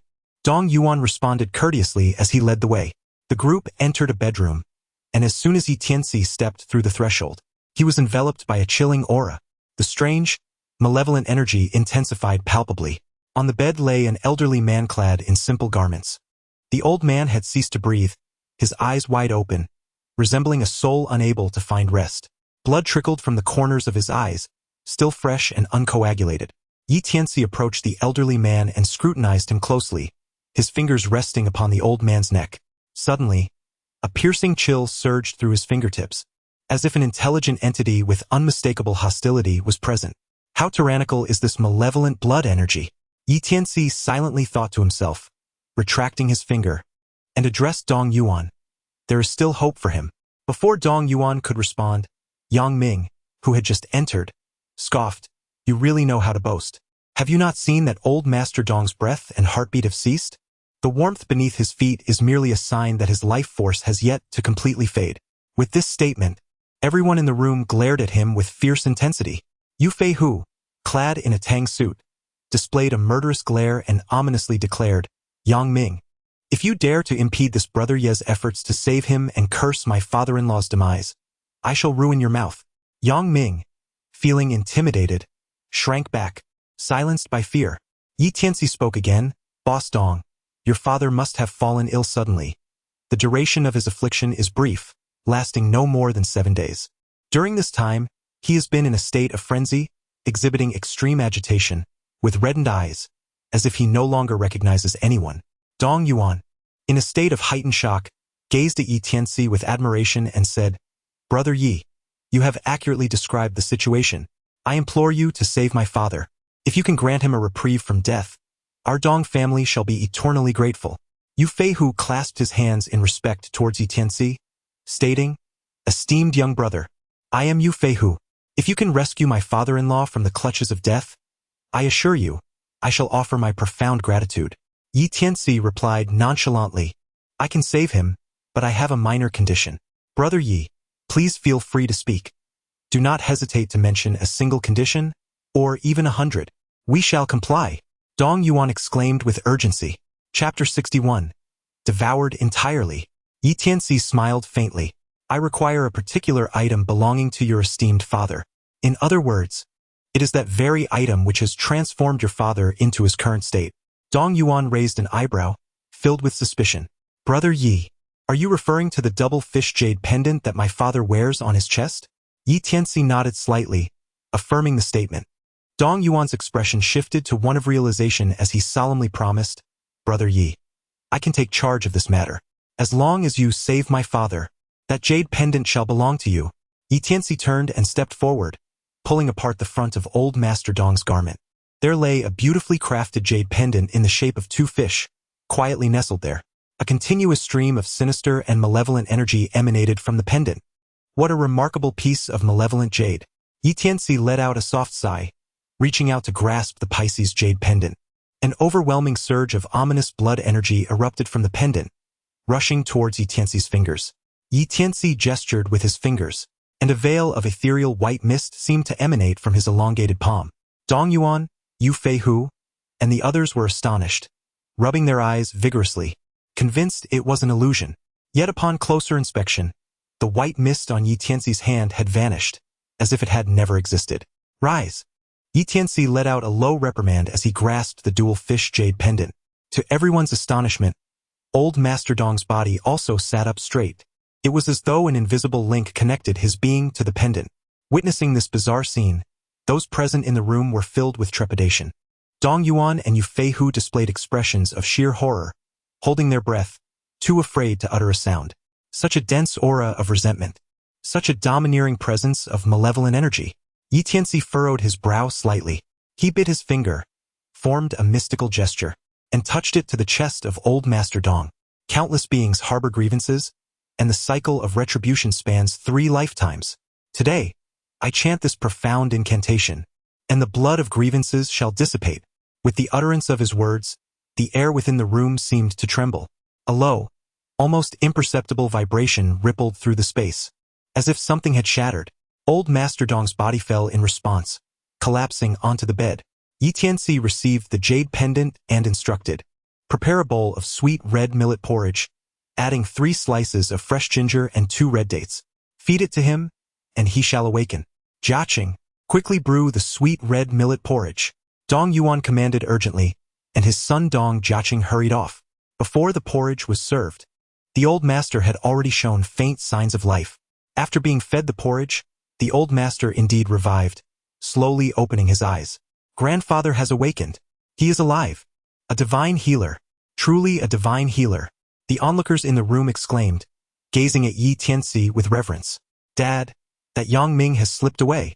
Dong Jiaqing, with keen eyes, reported. Stop him. Dong Yuan shouted angrily. Dong Jiaqing swiftly led a group to chase after him, intercepting the fleeing Yang Ming in the courtyard. The crowd gathered outside, and Dong Yuan coldly addressed, Dr. Yang, why do you leave without a word? Yu Feihu's expression was one of fury, his gaze fierce. Yang Ming, do you dare to depart without a proper farewell in my presence? Yang Ming chuckled awkwardly. Boss Dong, General Yu, your old master has narrowly escaped the clutches of death. Congratulations. I have matters to attend to, so I won't linger. As for my consultation fee, consider it waived. We are all friends. Yu Feihu sneered, Yang Ming, you are truly audacious. What relation do I have to your congratulatory remarks regarding my father-in-law's escape from death? Do not forget, you previously declared that he was already deceased. What right do you have to celebrate? And to mention fees? Dong Yuan stepped forward, his expression grim. Dr. Yang, you made a wager with Brother Yi, and we are all witnesses. Now that my father has been revived by Brother Yi, it is time for you to fulfill your promise. Yang Ming hesitated, his smile faltering. That was merely a jest. We are all friends. Do not take it to heart. Dong Yuan's expression darkened. You are not a friend of Dong Yuan. Yu Feihu's gaze turned menacing. You jest with my father-in-law's life and death. Regardless of your ties as the son-in-law of the Qi family or the disciple of divine physician Xue, even if you were Zhang Yuhuang's own son, if you refuse to honor your wager, you shall not leave. Yang Ming's expression stiffened, his bravado faltering. General Yu, since you are aware of my connection to the Qi family, knowing my father-in-law is Qi Chongling, you should not make things difficult for me. If my father-in-law learns of this, the Qi family will not let you off easily. Yu Feihu grinned sinisterly. You know my reputation, Yang Ming. In Shuqing, who do I fear? A powerful aura emanated from him, causing leaves on the ground to stir. The surrounding air seemed to drop in temperature. Yang Ming's expression froze. Overwhelmed by Yu Feihu's formidable presence, he lamented, General Yu, we are all friends. Let us not allow a trivial matter to mar our goodwill. Yi Tianci stepped forward and calmly stated, Yang Ming, since you have spoken, you must honor your word. Should you fail to uphold your agreement, not only will I refuse to let you leave, but I believe these two gentlemen will also ensure your departure is not permitted. Yang Ming glared fiercely. Yi Tianci, who do you think you are? Do you really believe you have the authority to stop me? With a resounding slap, Yang Ming was sent crashing to the ground. The assailant was Yu Feihu. Brother Yi saved my father-in-law. He is a benefactor to both the Yu and Dong families. Who do you think you are to bark at our benefactor? Yu Feihu's gaze was icy, exuding an aura of formidable power. He turned to Yi Tianci and clasped his fists in respect. Brother Yi, rest assured, with me, Yu Feihu, here, this scoundrel will certainly taste the consequences before he departs. Is there anyone with a ready supply? Let us prepare a dose for this esteemed Dr. Yang to savor. Yu Feihu surveyed the crowd. Yi Tianci spoke. Boss Yu, since you refer to him as a worthless wretch, he should not be allowed to indulge in what humans have produced. Rather, let him feast on some dog excrement, which would be a fitting tribute to his station. Yu Feihu's eyes glimmered with amusement as he nodded in agreement. Indeed, being a lowly creature, he is only deserving of such a meal. Uncle, my Labrador has just relieved itself. I shall fetch it. Dong Jiaqing eagerly raised his hand and soon returned with a shovel full of dog feces. Truly, the Labrador had produced a considerable amount, at least 2 pounds. Dr. Yang, savor your delightful repast. Yu Feihu sneered. Yang Ming's countenance changed dramatically as he forced a weak smile, pleading, Mr. Yu, I implore you to show mercy. Spare me this once. I did indeed misdiagnose, but if you let me go, I will compensate you with 100,000. Yu Feihu coldly responded, we do not require a single penny in compensation. Consume the dog excrement, and you may depart. Yang Ming gritted his teeth, retorting, Yu Feihu, do not push me too far. Even a cornered rabbit will bite. Yu Feihu's expression hardened, and he coldly gestured, You four, feed him. Ensure he consumes every last bit. For burly men advanced, pinning Yang Ming down. One pried his mouth open while another used a shard of tile to scrape the feces and force it into his mouth. Chapter 62. Mission Air I won't eat. Ah, ugh. I won't. Ugh. Yang Ming screamed in terror, his cries muffled by the foul contents being forced into him. A relentless stream of excrement was shoved into his stomach, and he collapsed to the ground, retching violently. The stench was overwhelming. Tears and snot streamed down his face as he wailed. Dong Yuan, Yu Feihu, Yi Tianci, you dare to force me to eat dog feces? I will not let this go unpunished. Expel this wretch with sticks. Dong Yuan coldly waved his hand. The servants surged forward, and Yang Ming was beaten out with sticks. He took 2 blows to the head, his face smeared with blood. I will surely avenge this grievance. We shall see. Yang Ming shouted in fury as he hastily fled in his vehicle. Within Tonggu Studio, Dong Yuan and Yu Feihu invited Yi Tianci into the room. Old Master Dong lay in bed, having regained consciousness. a hint of color returning to his previously pale face. Brother Yi, you are truly a miraculous healer. Jiaqing, quickly bring the tokens of gratitude. With a wave of his hand, Dong Jiaqing promptly presented a tray bearing 6 hefty gold bars. Brother Yi, I, Dong Yuan, have a penchant for collecting antiques and accumulating wealth. These are premium gold bars, each weighing half a pound. You have saved my father's life. Please accept these as a modest token of my appreciation.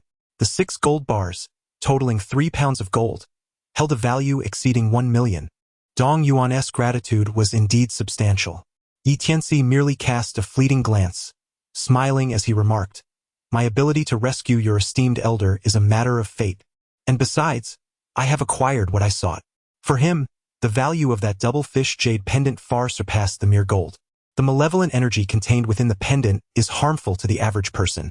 Yet for those versed in martial arts, it serves as a potent tonic, akin to the essence of the heavens and the earth.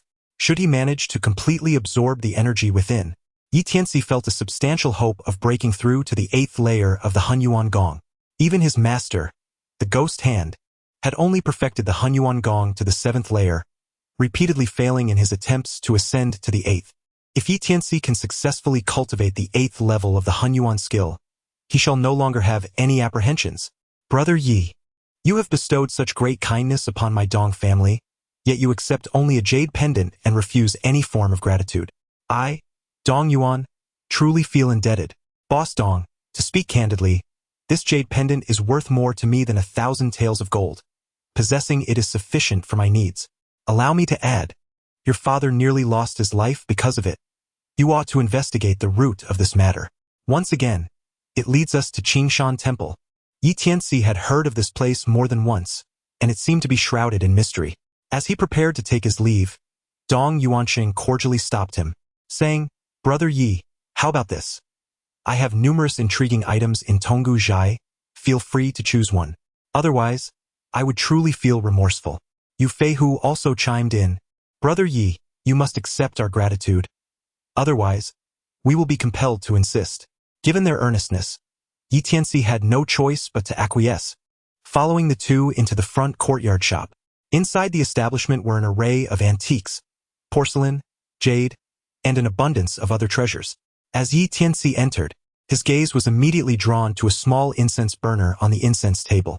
The burner was filled with fragrant ash, presumably utilized by Dong Yuan for his daily offerings.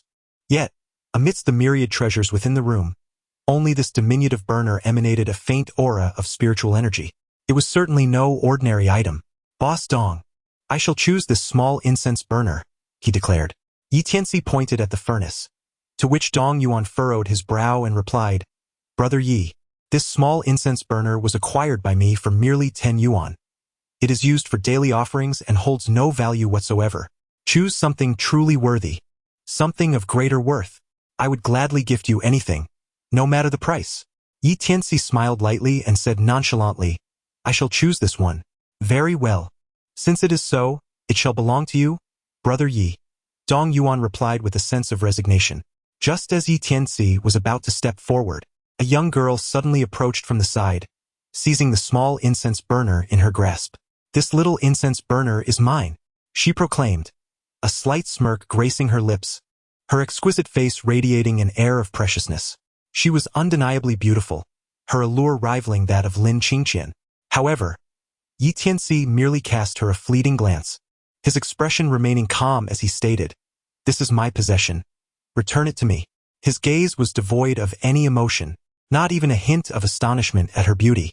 The girl noticed the indifference in Tianci's eyes, her brows furrowing slightly as she pouted. How can it possibly be yours? You haven't paid for it, nor have you taken possession. With that, she turned her attention to Dong Yuan, her tone demanding, Boss Dong, I desire this little incense burner. Name your price. Dong Yuan stepped forward, bowing respectfully as he replied, Miss Shun, this incense burner belongs to Brother Yi. I cannot sell it to you.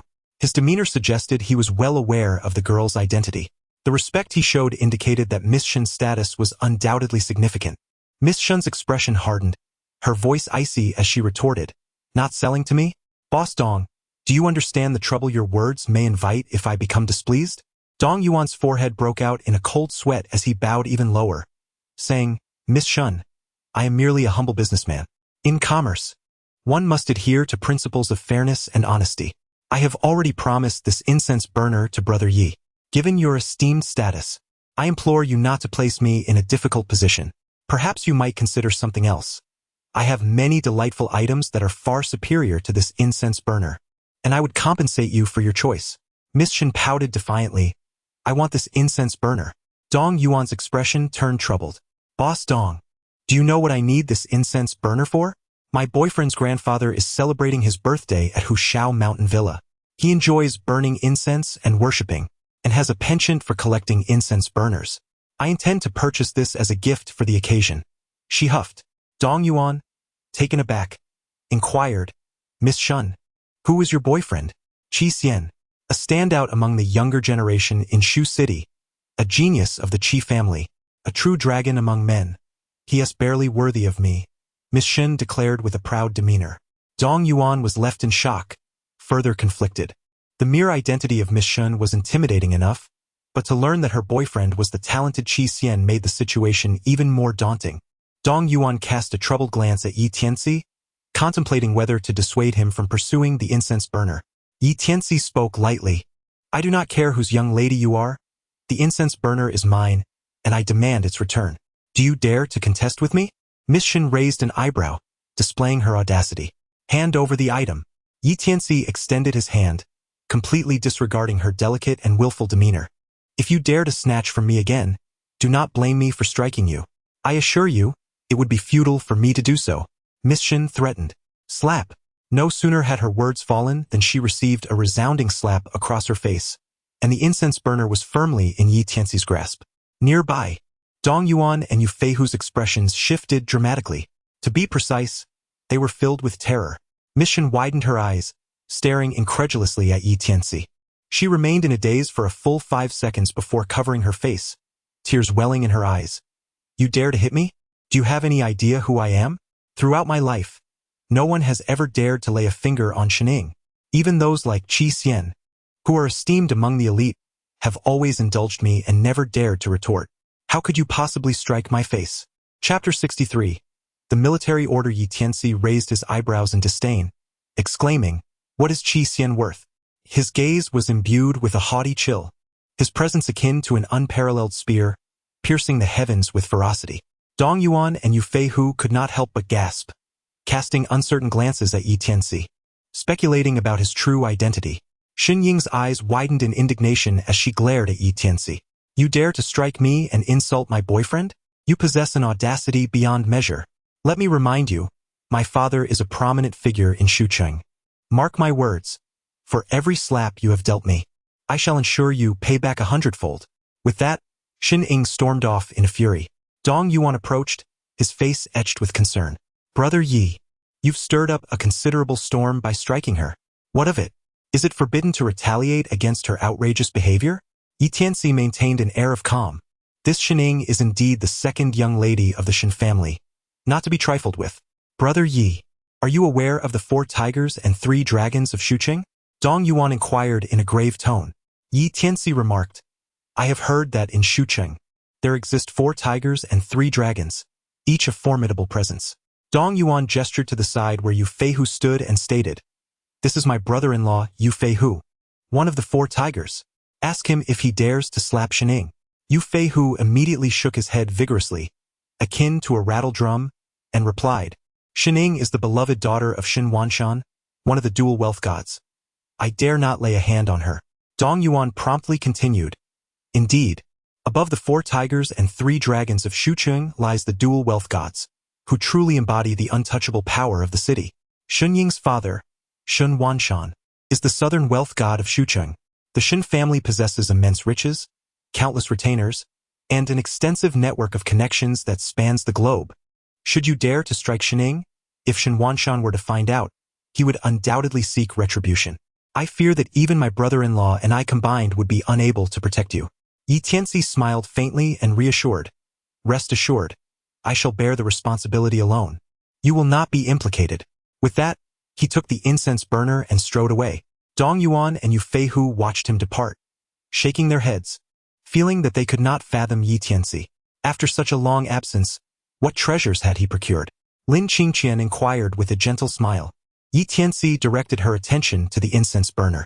I thought you had bought something exquisite, but it is merely an ordinary incense burner. This is indeed a fine item. You shall come to understand its value in due time.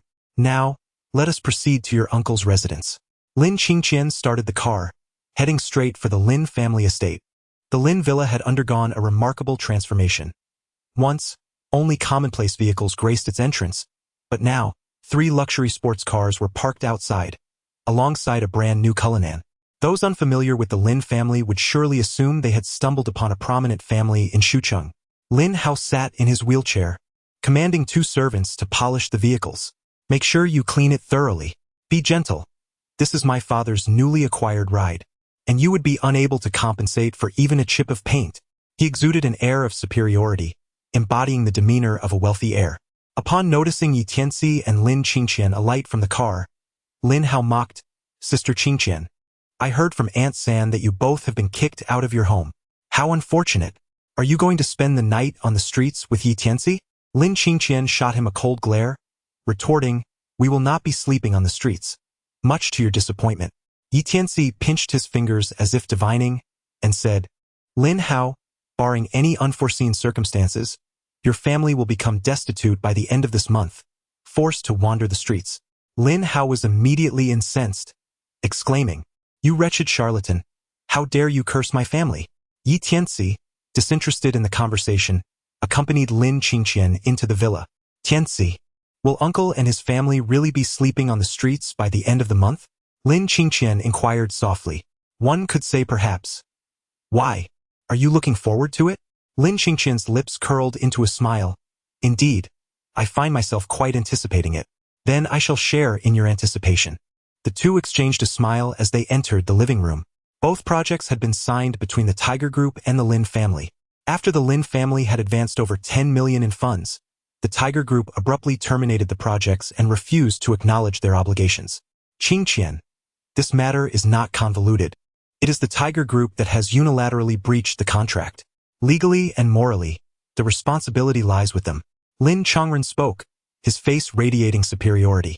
Upon hearing his words, Lin Qingqian furrowed her brow. The Tiger Group? The company owned by cold-faced Tiger Yu Feihu, one of the 4 tigers of Shucheng? Indeed, Lin Chongren affirmed with a nod, his gaze menacing.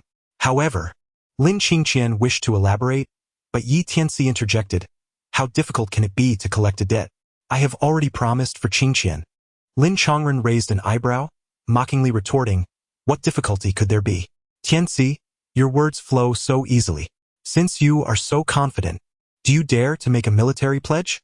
Yi Tianci gazed at him with a hint of indifference and inquired, What do you mean? Should you fail to accomplish this task, not only must you depart from Qingqian and leave Shucheng, but you shall also be compelled to bow 100 times before the gates of the Lin family. At that moment, I shall even broadcast it live for all to witness your disgraceful demeanor. Lin Chongren coldly snorted in response. Yi Tianci's lips curled into a mischievous smile. I dare you to stand firm. I fear you lack the audacity. He commanded, Bring me paper and pen. With a sweeping gesture, Lin Chongren summoned a servant who promptly presented the materials. Lin Chongren personally inscribed the military order, the wager delineated with clarity, and eagerly affixed his signature and seal. He then cast a taunting glance at Yi Tianci. Your turn. If you possess any courage, sign and seal it. He presumed Yi Tianci would not dare to comply. However, Yi Tianci merely glanced at it before swiftly signing and sealing the document. Lin Chongren chuckled darkly. Yi Tianci, I eagerly await your performance. Lin Qingqian, her expression grave, pulled Yi Tianci aside. Qingqian, what troubles you? How could you engage in a military order with uncle? Do you realize this is a trap? Lin Qingqian's voice was tinged with frustration. Why do you say that? Yi Tianci inquired with a smile. You do not understand. The owner of the fierce tiger group is Yu Feihu, the most formidable among the 4 tigers of Shucheng. Lin Qingqian's brow furrowed deeply as she shook her head in despair. Yi Tianci smiled, saying, I have heard of Yu Feihu. You need not worry. I will handle this matter. Lin Qingqian cast a glance at him, falling silent as her mood grew heavy. As the two approached the entrance of the courtyard, They intended to get into the car, only to discover that Lin Qingqian's Hongqi vehicle had been vandalized. The glass was shattered, the hood was dented, rendering it nearly inoperable. Tianci cast a cold glance at Lin Hao, who was seated in the wheelchair beside him. Chapter 64. Card Verification. Lin Hao lazily scoffed. How would I know? The car was parked at your doorstep, and we've only been inside for a few minutes. You didn't notice the car was damaged? Of course I didn't know. Lin Hao retorted, his eyes widening in defiance, exuding an air of arrogance. Tianci's expression turned icy. It was you who had the car vandalized, wasn't it? Tianci, do not slander me. Lin Hao retorted defiantly. Your reckless parking led to the car being damaged. How is that related to me? If you doubt it, ask them. He gestured dismissively towards the servants. It was not our young master who caused the damage. I can attest to that. Indeed, none of us were involved, chimed in two of the servants. Lin Qingqian glared at Lin Hao in fury. I believe it was you who did it. You are truly despicable. Ah, Sister Qingqian, you must not stoop to Tianci's level and make baseless accusations against me. If you continue to slander me, I shall not hesitate to report you to the Celestial Pavilion and demand compensation for emotional distress. Lin Hao feigned innocence. With no surveillance in the vicinity, he stubbornly denied any wrongdoing, leaving everyone powerless against him. Tianci swiftly inscribed a rune in the palm of his hand, then approached Lin Hao and gave him a light pat on the shoulder. In an instant, Lin Hao shivered, instinctively shaking off Tianci's hand with a look of disdain. What do you want? He retorted. Do not lay a finger on me. Lin Hao, Tianci warned. Wrongdoings will inevitably lead to retribution. Your refusal to acknowledge the damage you caused will only invite a cascade of misfortune upon you. Tianci smiled benignly. He was certain that Lin Hao was responsible for the damage to the car. Thus he refrained from using the charm of truth, instead placing a curse of misfortune upon Lin Hao's shoulder. With the curse affixed, Lin Hao would soon find himself beset by a series of unfortunate events. Lin Hao scoffed dismissively. Who are you trying to fool? No matter what you say, I will not acknowledge it. If you dare lay a hand on me, I will feign injury and extort you. His brazen demeanor was infuriating to behold. Tianci, do not engage with this scoundrel any longer. Lin Qingqian exclaimed in frustration, as she dialed for a tow truck to remove the wrecked Hongqi car. Having been cast out of the family lineage and disdained by my mother, now with my car destroyed, I am left without even a means of transport. Tianci, all I desire is to fulfill our engagement. Why must it be so arduous? Lin Qingqian lamented, her eyes glistening with unshed tears. Tianci assertively took her hand, saying, these past few days have been difficult for you. Rest assured, your days of triumph are just around the corner. Come, let me take you to purchase a new car. Lin Qingqian gazed at him with a hint of doubt. Surely you are not merely spinning grandiose dreams for me?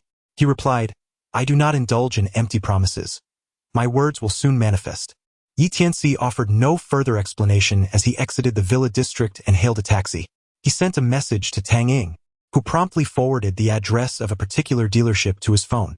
Before long, the taxi came to a halt in front of the Rolls-Royce showroom.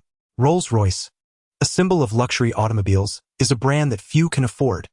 Thus, the clientele is typically sparse, and today there was not a single customer in sight. A few salespeople lounged on their chairs, casually chatting and snacking on seeds, when they observed Tianci and Lin Qingqian alight from the taxi and enter their establishment. However, the salespeople remained glued to their seats, neither rising nor extending a greeting. Witnessing this scene, Lin Qingqian glanced at the vehicles on display and tugged at Tianci, urging him to leave. Why did you bring me here? They sell Rolls-Royce. Tianci grasped her arm and chuckled. Just wait for the car. He limped forward and inquired of the sales staff within the store. Who is the manager? I am. A man in a tailored suit replied, rising with evident impatience. His name tag read Gao Yukai. Do you not sell cars here? Tianci questioned. Who told you we don't sell cars? Gao Yotsai's eyebrows arched. If you do sell cars, then why do you neglect your customers? Casting a sidelong glance at Tianci, Gao Yukai scoffed derisively. What do you expect us to do? Arrive in a taxi to purchase a Rolls-Royce? Do you not find that amusing? With an air of aloofness and disdain, he regarded Tianci as nothing more than a trivial internet sensation. Oh, you wish to argue with me? And you claim you are here to buy a car? Your words carry quite the bravado. Do you have any idea what type of vehicles we offer? Are you aware of the price of even one of our cars? Gao Yukai looked down upon Yi Tianci with scorn. Yi Tianci replied lightly, I recognize that emblem. Isn't it a Rolls-Royce? As for the price, I truly have no idea. Ha! Gao Youcai's expression grew even more disdainful as he scoffed. You only recognize the emblem but are oblivious to the price. Arriving in a taxi and still stubbornly claiming you're here to purchase a car? Let me enlighten you. Not everyone can afford a Rolls-Royce. Do you see that Phantom over there? A custom edition, priced at 15 million. Being able to buy a wheel would be a feat for you, let alone a car. He unabashedly mocked Yi Tianci. If Yi Tianci had come alone, perhaps he would have brushed off the taunts after a few jibes. The true problem lay in the fact that Yi Tianci was accompanied by Lin Qingqian. With her stunning beauty and flawless figure, she was nothing short of a goddess. The sight of such a divine figure beside a man like Yi Tianci, who bore a limp, naturally incited envy and jealousy in other men. Gao Yukai could not help but compare himself to Yi Tianci, believing himself to be vastly superior. He felt that a beauty like Lin Qingqian, standing next to Yi Tianci, was akin to a flower blooming amidst cow dung. Much of his derision towards Yi Tianci stemmed from his fixation on Lin Qingqian. Yi Tianci furrowed his brow slightly and remarked, If you refuse to sell, then summon your boss. I shall converse with him. Summon our boss? How audacious of you, retorted the other. Weren't you just insisting on purchasing a vehicle? Very well. Let me extend my hospitality. However, before acquiring a car from our establishment, you must first undergo a financial verification. Present your bank card so I may ascertain the funds you possess. Gao Yukai scoffed disdainfully. Yi Tianci retrieved the bank card bestowed upon him by Tang Qiong and remarked nonchalantly, Very well. Let us verify it. Oh, so you truly dare to test it? I am eager to witness your embarrassment. Gao Yukai scoffed as he took the card and stepped aside to swipe it. Apologies, the data is irregular. A mechanical voice intoned. Gao Yukai swiped it again. Apologies, the data is irregular. The same mechanical voice echoed once more. Gao Yukai was momentarily taken aback before he tossed the card back to Yi Tianci, a cold sneer escaping his lips. Are you jesting with me? A bank card with not a single cent to its name, and you dare present it for verification. Yi Tianci furrowed his brow, puzzled.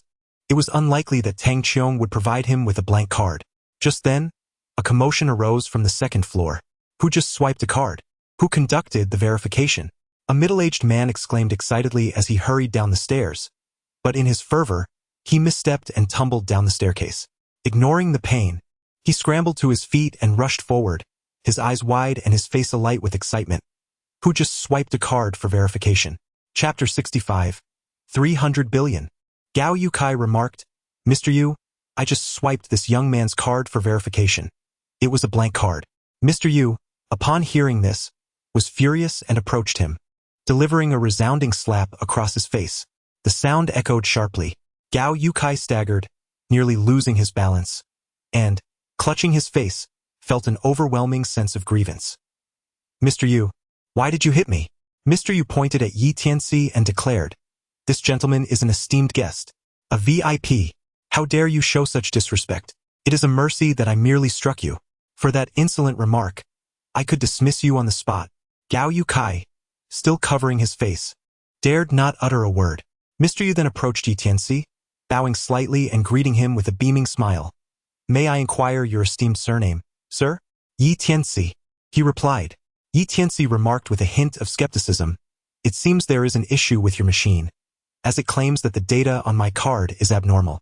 The smile on Mr. Yu's face widened, and he respectfully replied, Mr. Yi, you may not be aware that the capital verification machine on this floor has a preset limit. If the funds on a card exceed 30 million, it will indicate that the data is abnormal. This measure is designed to protect our client's privacy. Your card holds more than 30 million, which is why it cannot be read. Yet I can verify it at the main desk on the second floor. Upon hearing his words, Gao Yukai and several sales staff were astonished, their eyes widening in disbelief. They had not anticipated that Yi Tianci was indeed a wealthy individual, and not just moderately wealthy. His card balance surpassed 30 million. However, they failed to grasp that if Yi Tianci's bank balance were merely beyond 30 million, their boss, Yu Sihai, would not have hurriedly descended from the second floor. Moments earlier, when Gao Yukai had swiped the card for verification, Yu Sihai had clearly heard the voice from the main desk proclaim, 300 billion, not merely exceeding 30 million, nor 300 million, but 300 billion. Yu Sihai had encountered affluent clients in his establishment before, yet the wealthiest had only amounted to 2 or 300 million. None had surpassed a billion. The sudden appearance of an individual possessing 300 billion was beyond exhilarating for Yu Sihai. This was undoubtedly a financial deity. He resolved to cater to Yi Tianci with utmost diligence. Bowing slightly lower, Yu Sihai addressed Yi Tianci with a smile. Mr. Yi, I am Yu Sihai, the proprietor of this establishment. Please feel free to select any vehicle in my inventory, and I shall extend to you the utmost preferential treatment. Yi Tianci gazed at him with a hint of indifference. Can I purchase a car from your shop? Of course. Yu Sihai nodded affirmatively. Yi Tianci pointed at Gao Yukai and said, Yet your manager claims I am unworthy, suggesting that being able to afford a single wheel is already an achievement. If that is the case, I shall purchase every wheel from all the vehicles in your store. What? Yu Sihai was taken aback, glaring furiously at Gao Yukai. Did you just offend Mr. Yi? Gao Yukai, startled, trembled violently, his gaze darting nervously. Boss, it's all a misunderstanding. He forced a smile as he turned to Yi Tianci. Mr. Yi, I was merely jesting with you. Please do not take it to heart. Which model has caught your eye? Allow me to provide you with a thorough introduction. Yi Tianci, with a stoic expression, declared, I am not jesting. I intend to acquire all the wheels from the vehicles in your establishment. I am familiar with wheels, so there is no need for you to elaborate. Simply remove them and install them accordingly. Gao Yukai, wearing a distressed expression, replied, Mr. Yi, when purchasing a car, who buys just the wheels? Yi Tianci turned to Yu Sihai and said, Boss Yu, if your people refuse to sell me a car, will they also deny me the wheels? Yu Sihai quickly realized that one of his employees must have offended Yi Tianci, otherwise, he wouldn't be so enraged. Mr. Yi, please do not be upset. Allow me just 2 minutes, Yu Sihai responded as he hurried away to check the surveillance footage. Before long, Yu Sihai witnessed the scene where Gao Yukai was mocking Yi Tianci. After only a few words, he could no longer bear to watch. The ridicule was utterly intolerable. If he were in Yi Tianci's position, he would have longed to see Gao Yukai suffer. With the agility of a leopard, Yu Sihai charged toward Gao Yukai and delivered a fierce kick. Thud! Gao Yukai was sent flying over 10 meters, crashing heavily to the ground, blood spilling from his head. Here I finally have a distinguished guest, and you dare to offend him. Are you trying to ruin me? Yu Sihai shouted angrily, unable to contain his fury as he leaped forward to unleash a flurry of punches and kicks upon Gao Yukai. Gao Yukai howled in pain, pleading for mercy, yet Yu Sihai showed no signs of stopping.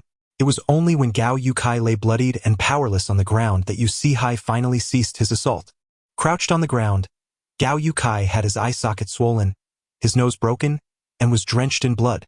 He lay there in a pitiful state, akin to a beaten dog.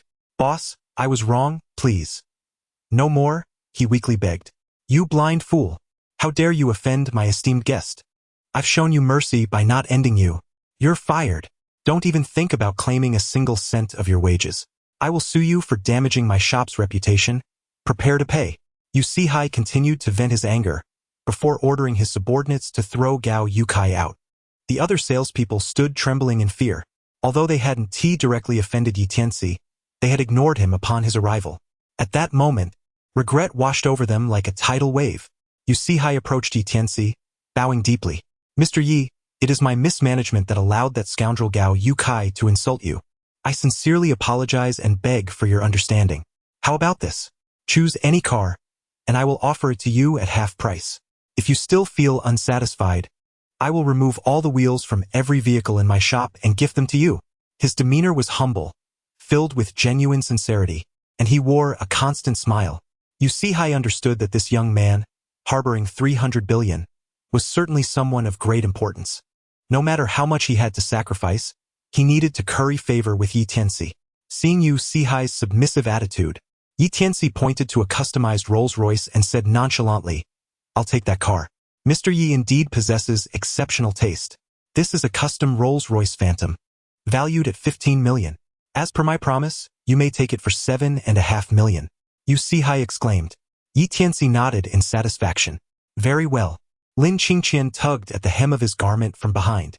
Where did you acquire such funds? Have you forgotten? My master and old Master Tang are old friends. This card was bestowed upon me by the Tang family. Tianci explained in a low voice. Although he concealed some details, his words were entirely truthful.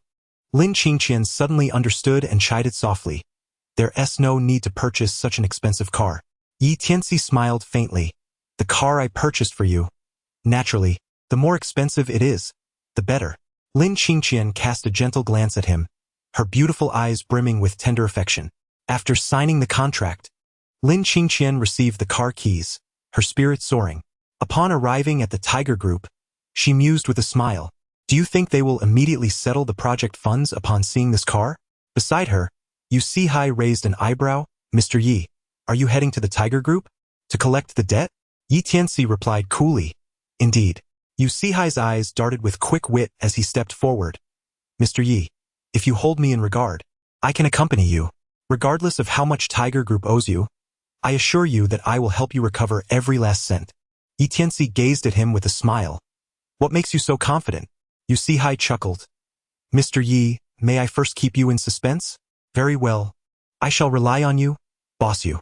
Moments later, Lin Qingqian drove out of the shop in a Rolls-Royce, with Yu Sihai seated beside Yi Tianci, heading towards the Tiger Group.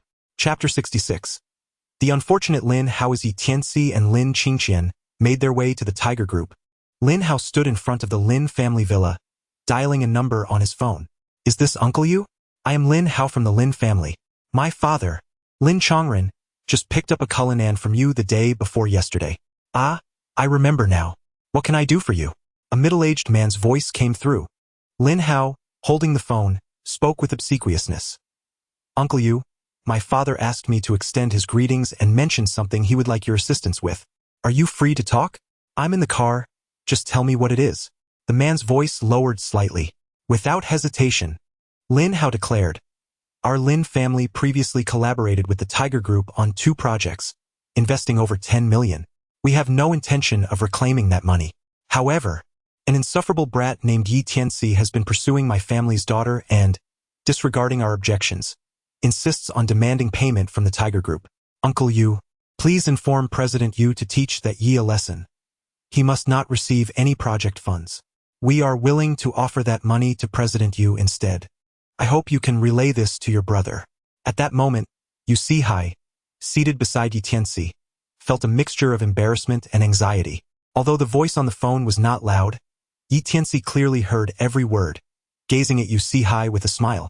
Yu Sihai felt as if he were sitting on pins and needles. Understood, he replied vaguely before hanging up.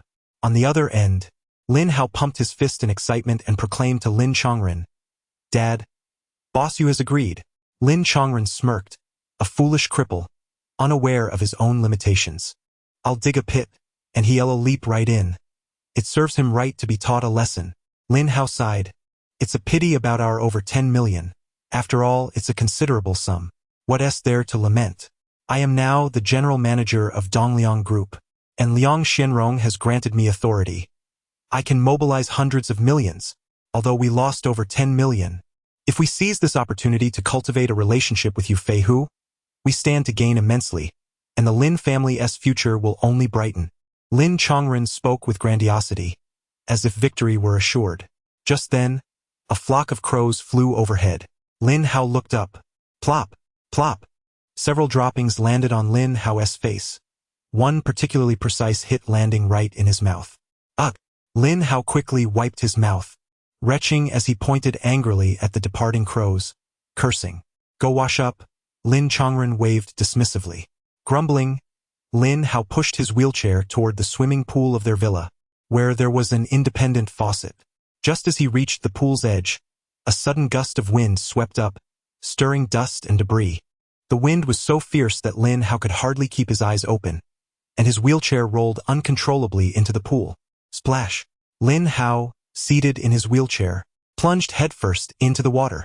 Though he was not a poor swimmer, his legs were broken and bound in bandages, rendering him unable to tread water. And he fell in upside down, only able to gulp down water. Gurgle! Help! Ah! Lin Hao flailed in the water, swallowing pool water through his mouth and nose. By the time Lin Chongren pulled him from the water, Lin Hao's face was pale from choking. The wind had also ceased. Lin Hao lay on the grass by the shore, taking a long time to recover. Damn it! Truly unfortunate.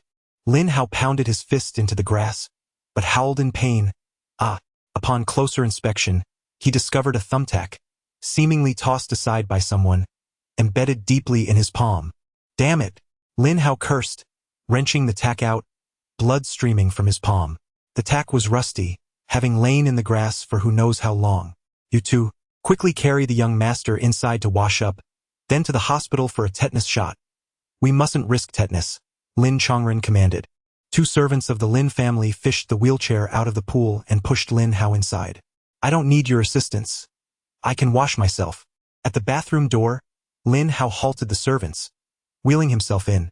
Not 10 seconds after he entered, a shriek echoed from the bathroom. The servants rushed to open the door, only to find Lin Hao collapsed on the floor, his body rigid and eyes rolled back. Sparks crackled from the showerhead. It's leaking. By the time the servants shut off the power and dragged Lin Hao from the bathroom, he had already lost consciousness. Lin Chongren quickly instructed his wife, Yang Liz-hen, to take Lin Hao to the hospital. Fortunately, Lin Hao's injuries from the electric shock were not severe.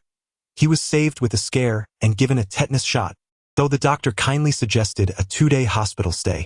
Lin Hao cursed vehemently. What the hell? I'm perfectly fine. Yang Liz-hen berated the doctor for his lack of tact. Knowing they were wealthy, the doctor dared not retort. Their car was parked outside the hospital entrance when Yang Liz-hen, pushing Lin Hao toward the vehicle, was interrupted by Lin Weiwei, who arrived in her newly purchased Tesla. Suddenly, the brakes failed, and she crashed straight into them. Bang! Everyone else dodged out of the way, and Lin Hao was hurled from his wheelchair. He landed just as an old-fashioned sewage truck passed by, the thin wooden covering on the tank breaking under his weight, and he fell right in. By the time they pulled Lin Hao from the waste truck, he was thoroughly drenched. Lin Hao lay on the ground, retching uncontrollably, covered in filth and emitting a foul stench that even Yang Liz-hen and Lin Weiwei could not bear to be near. Sanitation workers hosed him down, and only then did Yang Liz-hen approach, tears welling as she gazed at her unfortunate son. Son, perhaps we should stay in the hospital for a couple of days. Why am I so unlucky? Lin Hao lamented, on the verge of tears. Meanwhile, Lin Qingqian's Rolls-Royce came to a halt outside the Tiger Group building. Yu Sihai leaped from the car and hurried around to the other side, eagerly opening the door for Yi Tianci. Mr. Yi, we have arrived. Yi Tianci alighted from the vehicle, casting a casual glance at Yu Sihai. Is Yu Feihu your elder brother? He inquired.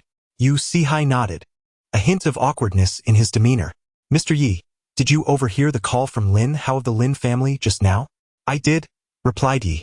Are you intending to relay my words to Yu Feihu, to admonish me severely?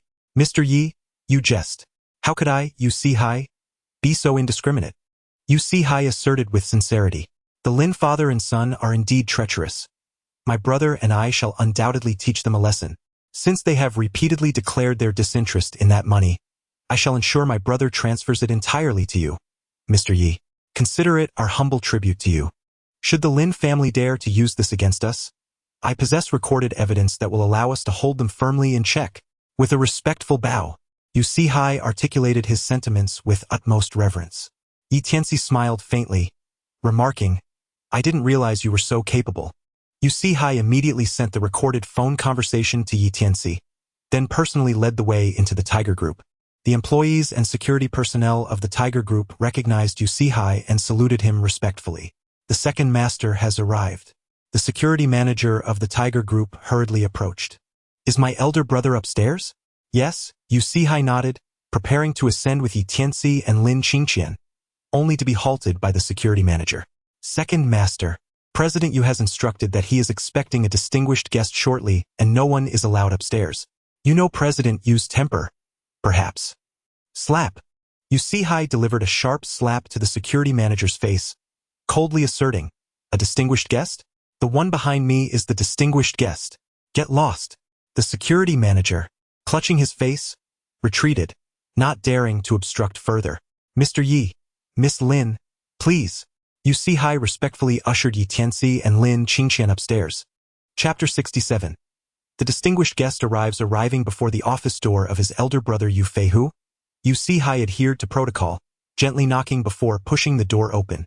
Yu Feihu eagerly stepped forward, only to find it was Yu Sihai entering, causing his expression to darken instantly. Sihai, who permitted you to come up? Did I not instruct that I have a distinguished guest arriving imminently, and no one is allowed upstairs? Yu Sihai quickly replied, Elder brother, please do not be angry. I was unaware of which distinguished guest you were expecting, but I have brought 2 esteemed guests with me. Yi Tianci and Lin Qingqian entered from behind him. Upon seeing Yi Tianci, Yu Feihu was momentarily taken aback and hurriedly stepped forward, addressing him, Dr. Yi? With a gentle smile, Yi Tianci nodded, Boss Yu, it is a pleasure to see you again. Yu Sihai's eyes widened in astonishment as he exclaimed, Elder brother, you know Mr. Yi? Indeed, I do. Not long ago, doctor. He saved my father-in-law's life. I owe him a great debt of gratitude. Yu Feihu interjected, Sihai, how did you come to know Dr. Yi? With enthusiasm, Yu Feihu ushered Yi Tianci and Lin Qingqian into the room. Yu Sihai pulled Yu Feihu aside and whispered a few words. Yu Feihu's brows arched in surprise, his expression clearly reflecting his astonishment. Upon returning, Yu Feihu chuckled. Dr. Ye's esteemed presence truly elevates our tiger group. Boss Yu is too kind. I heard from Sihai that Dr. Yi is the son-in-law of the Lin family, here to discuss project payments? Precisely, Tianci nodded. Yu Feihu adopted a serious demeanor, stating, It is only right to repay debts. Please wait a moment, Dr. Yi. He promptly called the finance department, instructing them to transfer the owed project funds to a card and deliver it to his office. In less than 2 minutes, the finance team presented a bank card. Yu Feihu respectfully handed it to Yi Tianci, saying, Dr. Yi, your timing is impeccable. I am to meet a significant figure shortly. I believe it is essential for you to be introduced. What significant figure? Yi Tianci inquired with a serene smile as he accepted the bank card. Yu Feihu rose, feigning mystery, allow me to keep you in suspense for a moment. This individual is truly a prominent figure in Shucheng, a connoisseur of antiques and calligraphy. He is here specifically for one of my prized collections. He gestured towards a painting hanging on the wall. Yi Tianci glanced a few times and remarked nonchalantly, This is the snow on the mountains by the talented scholar Wen Zhengming of the Qing dynasty. My heavens, Dr. Yi, you possess knowledge of calligraphy and paintings as well? Yu Feihu expressed his astonishment. At that moment, a sudden knock echoed at the door. My esteemed guests have arrived. Yu Feihu promptly rose and hastened to the entrance. 2 figures entered, one elderly and one youthful. An old man with a head of white hair was accompanied by a young girl. The girl donned a pristine white dress, her slender waist accentuated, and her exquisitely crafted features bore no imperfection. In terms of beauty, she was undoubtedly on par with Lin Qingqian, radiating unparalleled allure. The only aspect that evoked a sense of discomfort was the hint of petulance in her expression. She was none other than Miss Shening, the second daughter of the Shen family, who had recently received a slap from Yi Tianci in Dong Yuan's establishment. Yi Tianci spotted Shen Ying, who in turn recognized him. Is it you? Shen Ying's expression immediately darkened. Upon suddenly noticing Lin Qingqian by Yi Tianci's side, she was momentarily captivated by Lin Qingqian's beauty, her eyes betraying a clear hint of jealousy. Could it be that there was another girl as stunning as her in Shucheng? Shen Ying angrily directed her gaze at Yu Feihu. Mr. Yu, my grandfather is here as your guest. Why do you still allow idle people to linger? Yu Feihu quickly approached to apologize. Miss Shen, this esteemed Dr. Yi has rendered me a great favor and is my honored guest.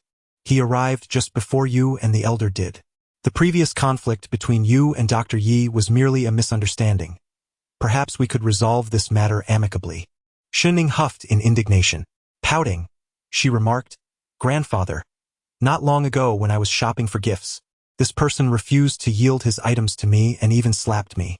Oh, the elderly man raised an eyebrow, his expression turning astonished as he looked at Yi Tianci. Did you truly strike my granddaughter? Although he exuded no imposing presence, resembling an ordinary old man, his gaze was sharp as a sword. Yu Feihu became instantly anxious. Elder Shen, Dr. Ye.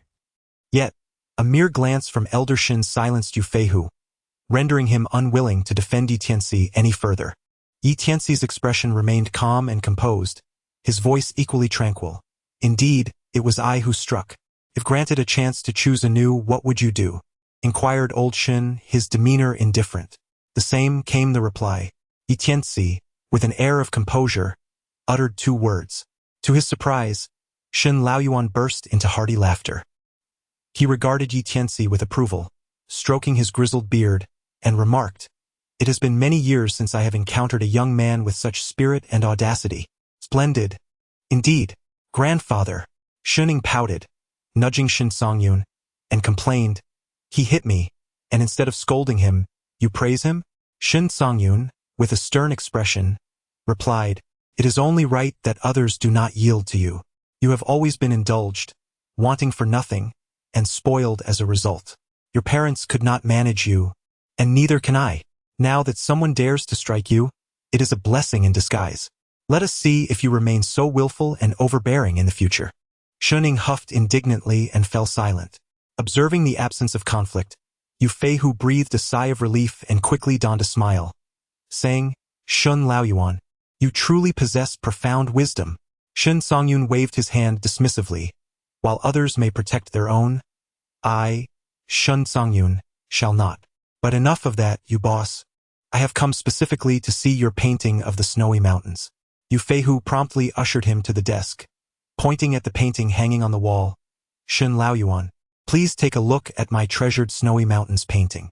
Shen Songyun, donning his reading glasses, meticulously examined the scroll and could not help but exclaim, "Snow is difficult to paint, but accumulating snow is even more challenging.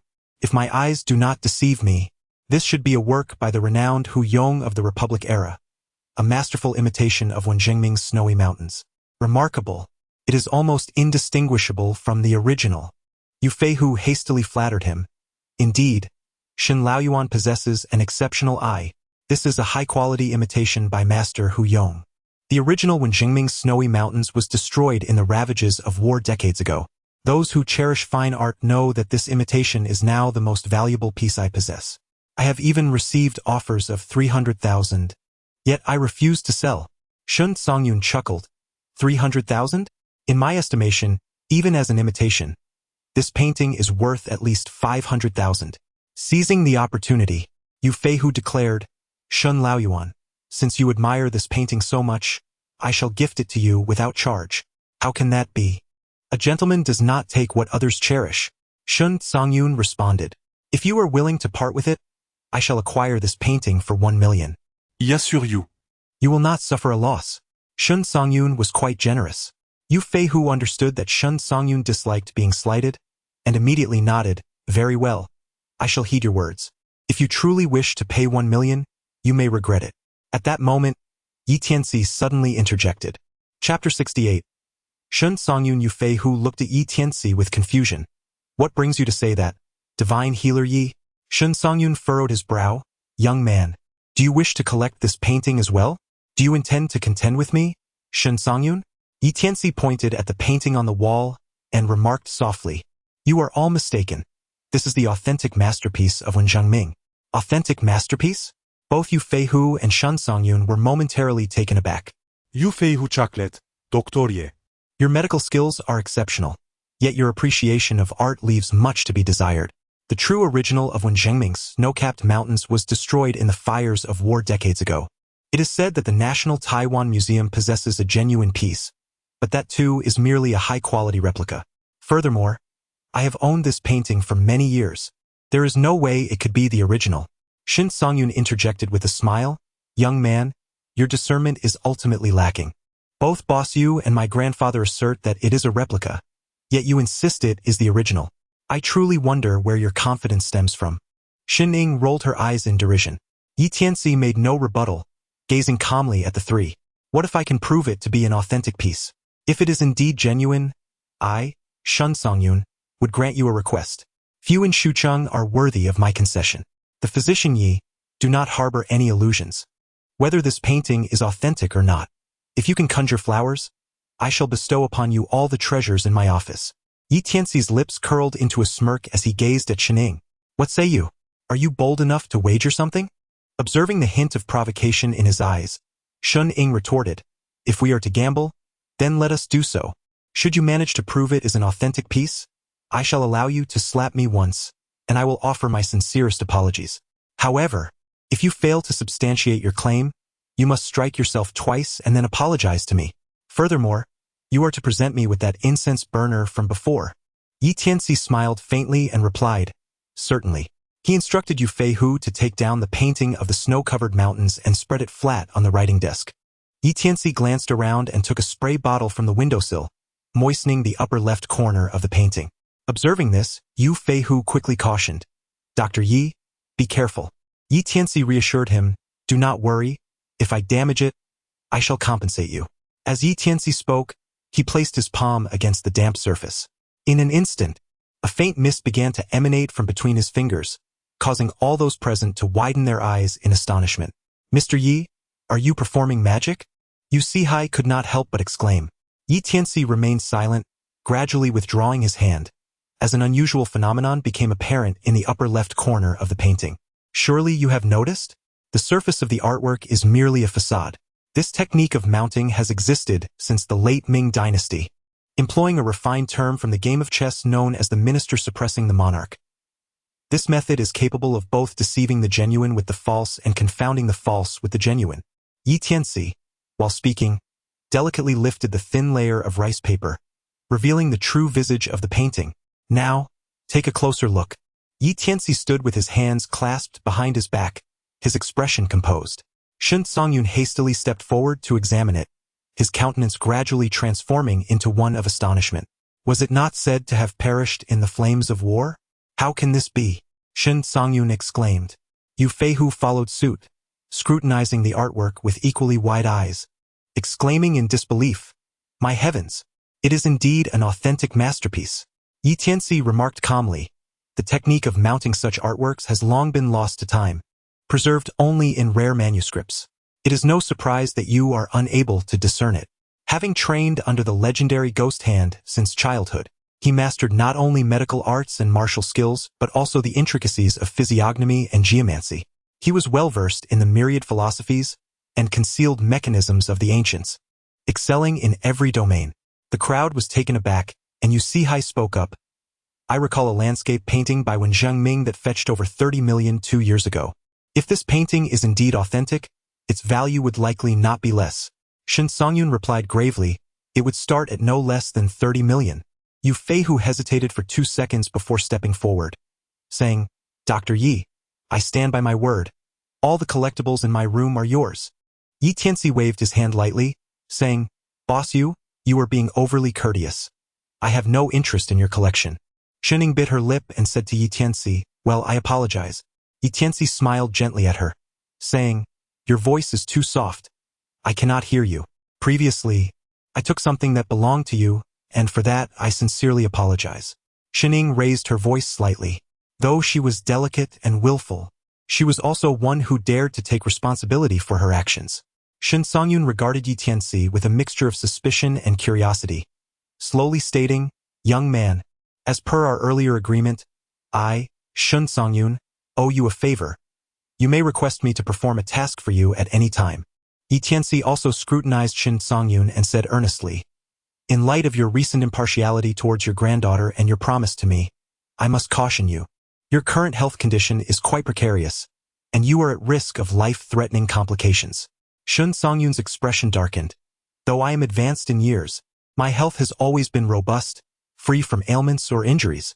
Why do you make such assertions? No elderly individual relishes hearing that their health is in decline, especially someone of his stature.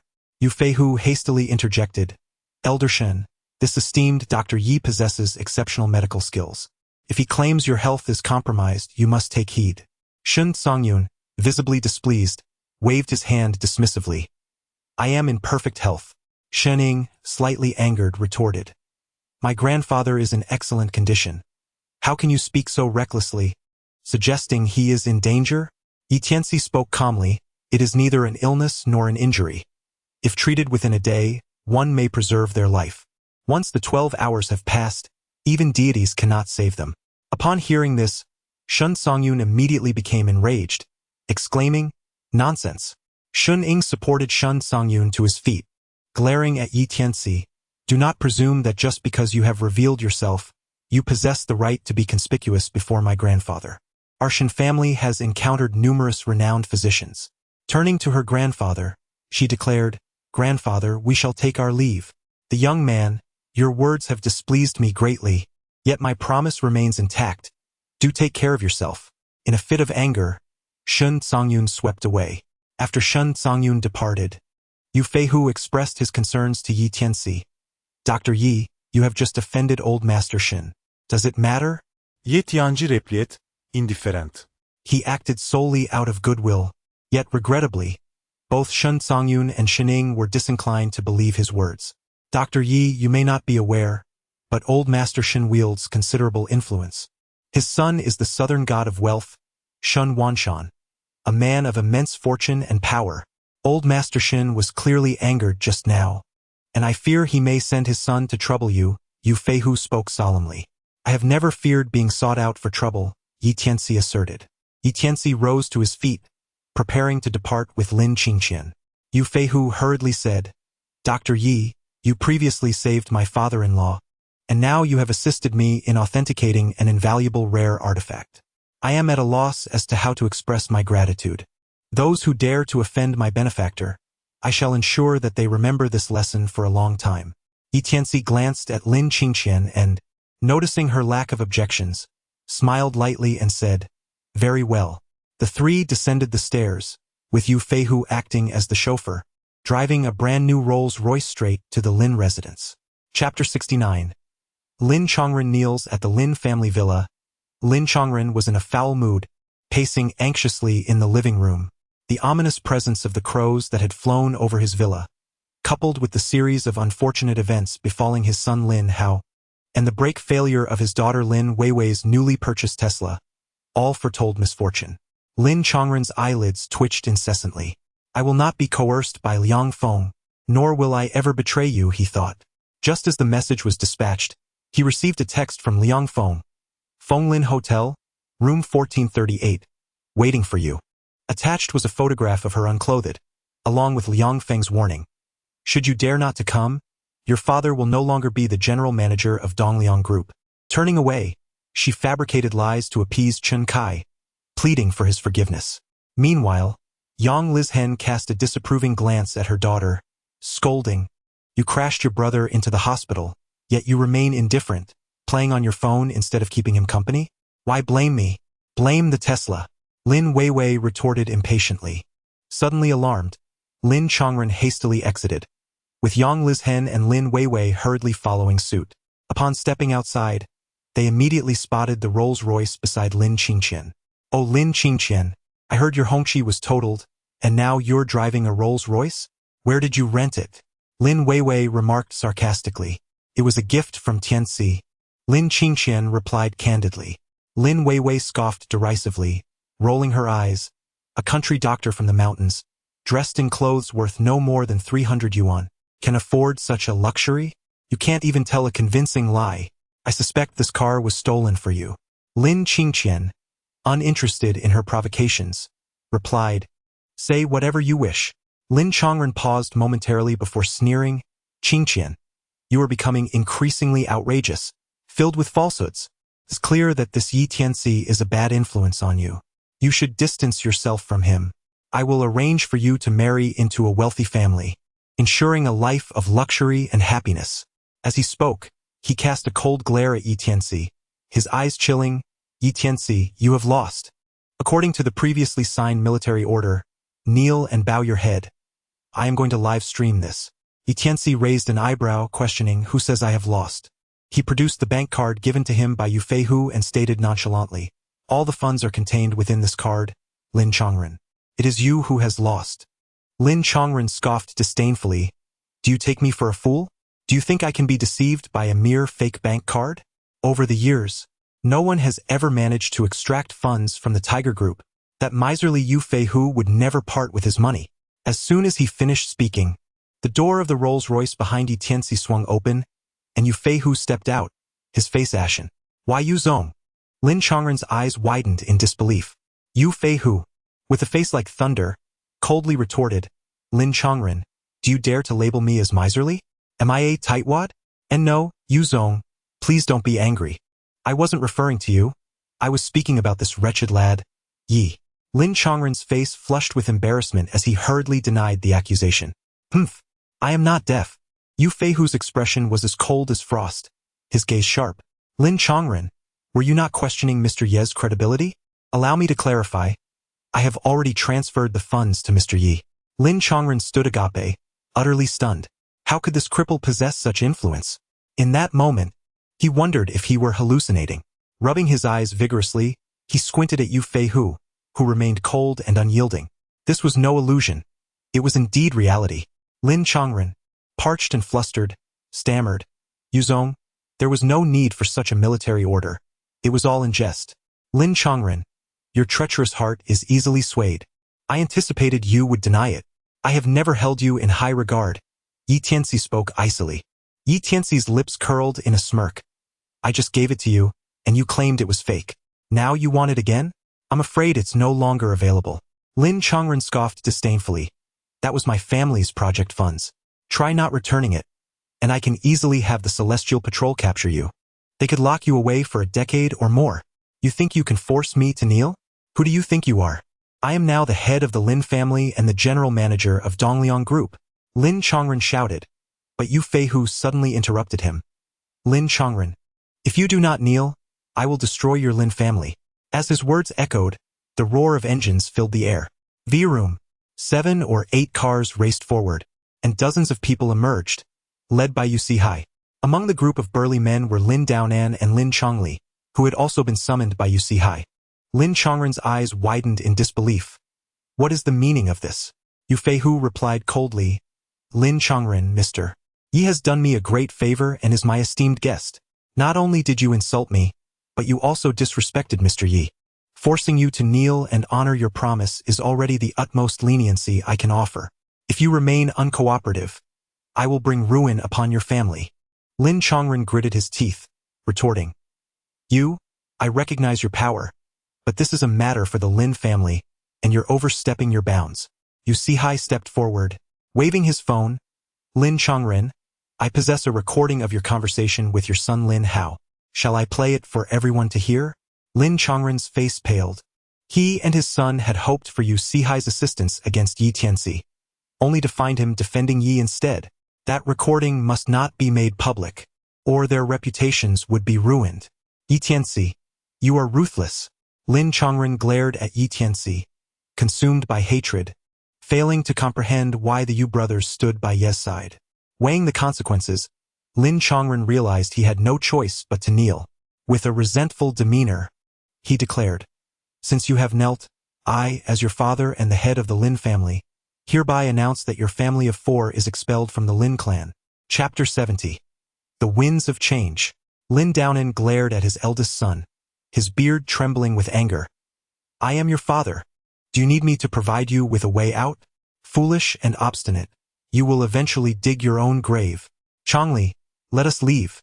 The old man turned on his heel. Brother, do take care, Lin Chongli huffed, following Lin Daonan. Yang Lizhen erupted in fury. Expel us from the Lin family? Look at you, you old fool. Hurry and leave. Whoever wants to support you can do so. And you lot teaming up to bully us. Do you think I'm easy to provoke? She directed her ire towards Yu Feihu and the others, spitting vitriol. Standing merely a few meters away, her saliva splattered onto Yu Feihu's face. Yu Feihu wiped the spittle from his brow, coldly gesturing. For every insult she hurls, give her a slap. For burly men rushed forward, pinning Yang Lizhen down. Lin Weiwei attempted to assist her mother, but was shoved back several meters, landing in the swimming pool and emerging drenched. Let go of my wife. Lin Chongren bellowed, glaring at Yu Feihu. You. I am the general manager of Dongliang Group, backed by Lord Liang of the Liang family. You meddle in affairs that do not concern you.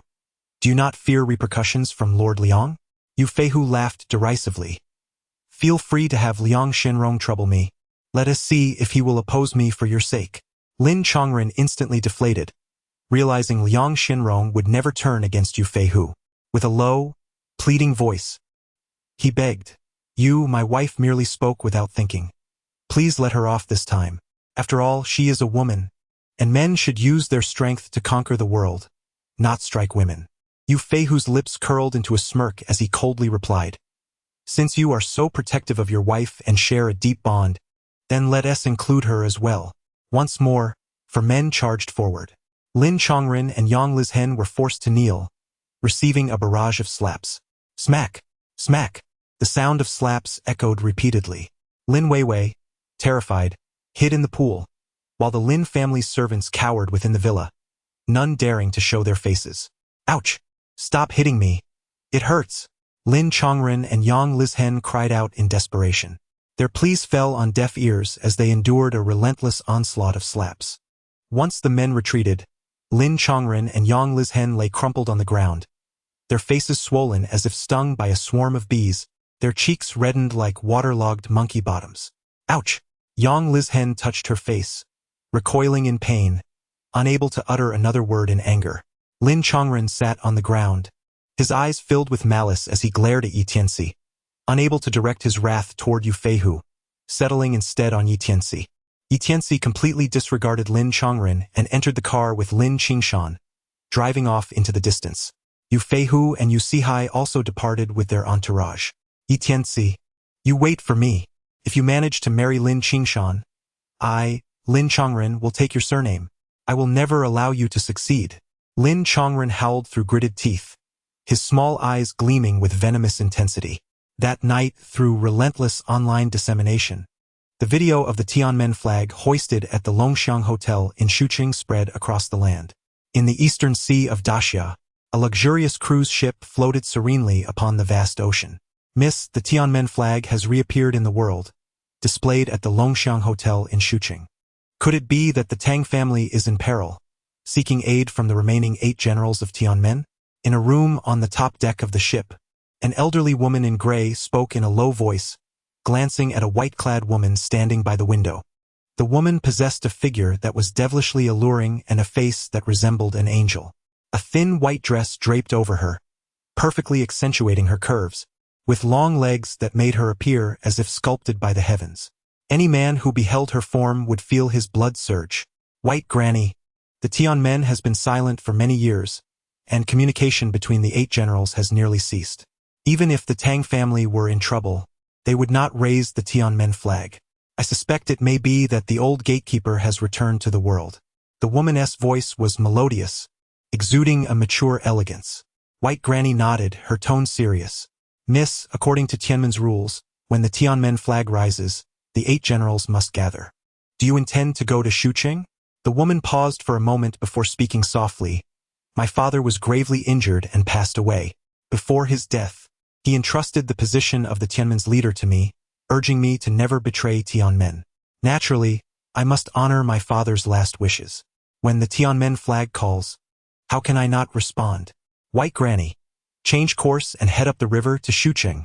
White Granny solemnly acknowledged the command and immediately went to relay the orders.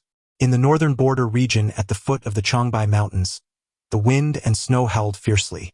A grand estate, extravagantly constructed, stood tall. Beneath the estate lay a bunker, within which countless gold bars were stacked, their radiant glow illuminating the room. "Father, this year our gold mine has prospered greatly. In Jixing, no one can rival the wealth of our He family," exclaimed a young man excitedly. An elder beside him stood with his hands clasped behind his back, seemingly ignoring the youth's words as he murmured, "The Tianmen flag has emerged, and the 8 generals are gathering. Could the old gatekeeper have returned?" The youth scoffed. "Father, what does the emergence of the Tianmen flag and the gathering of the 8 generals matter?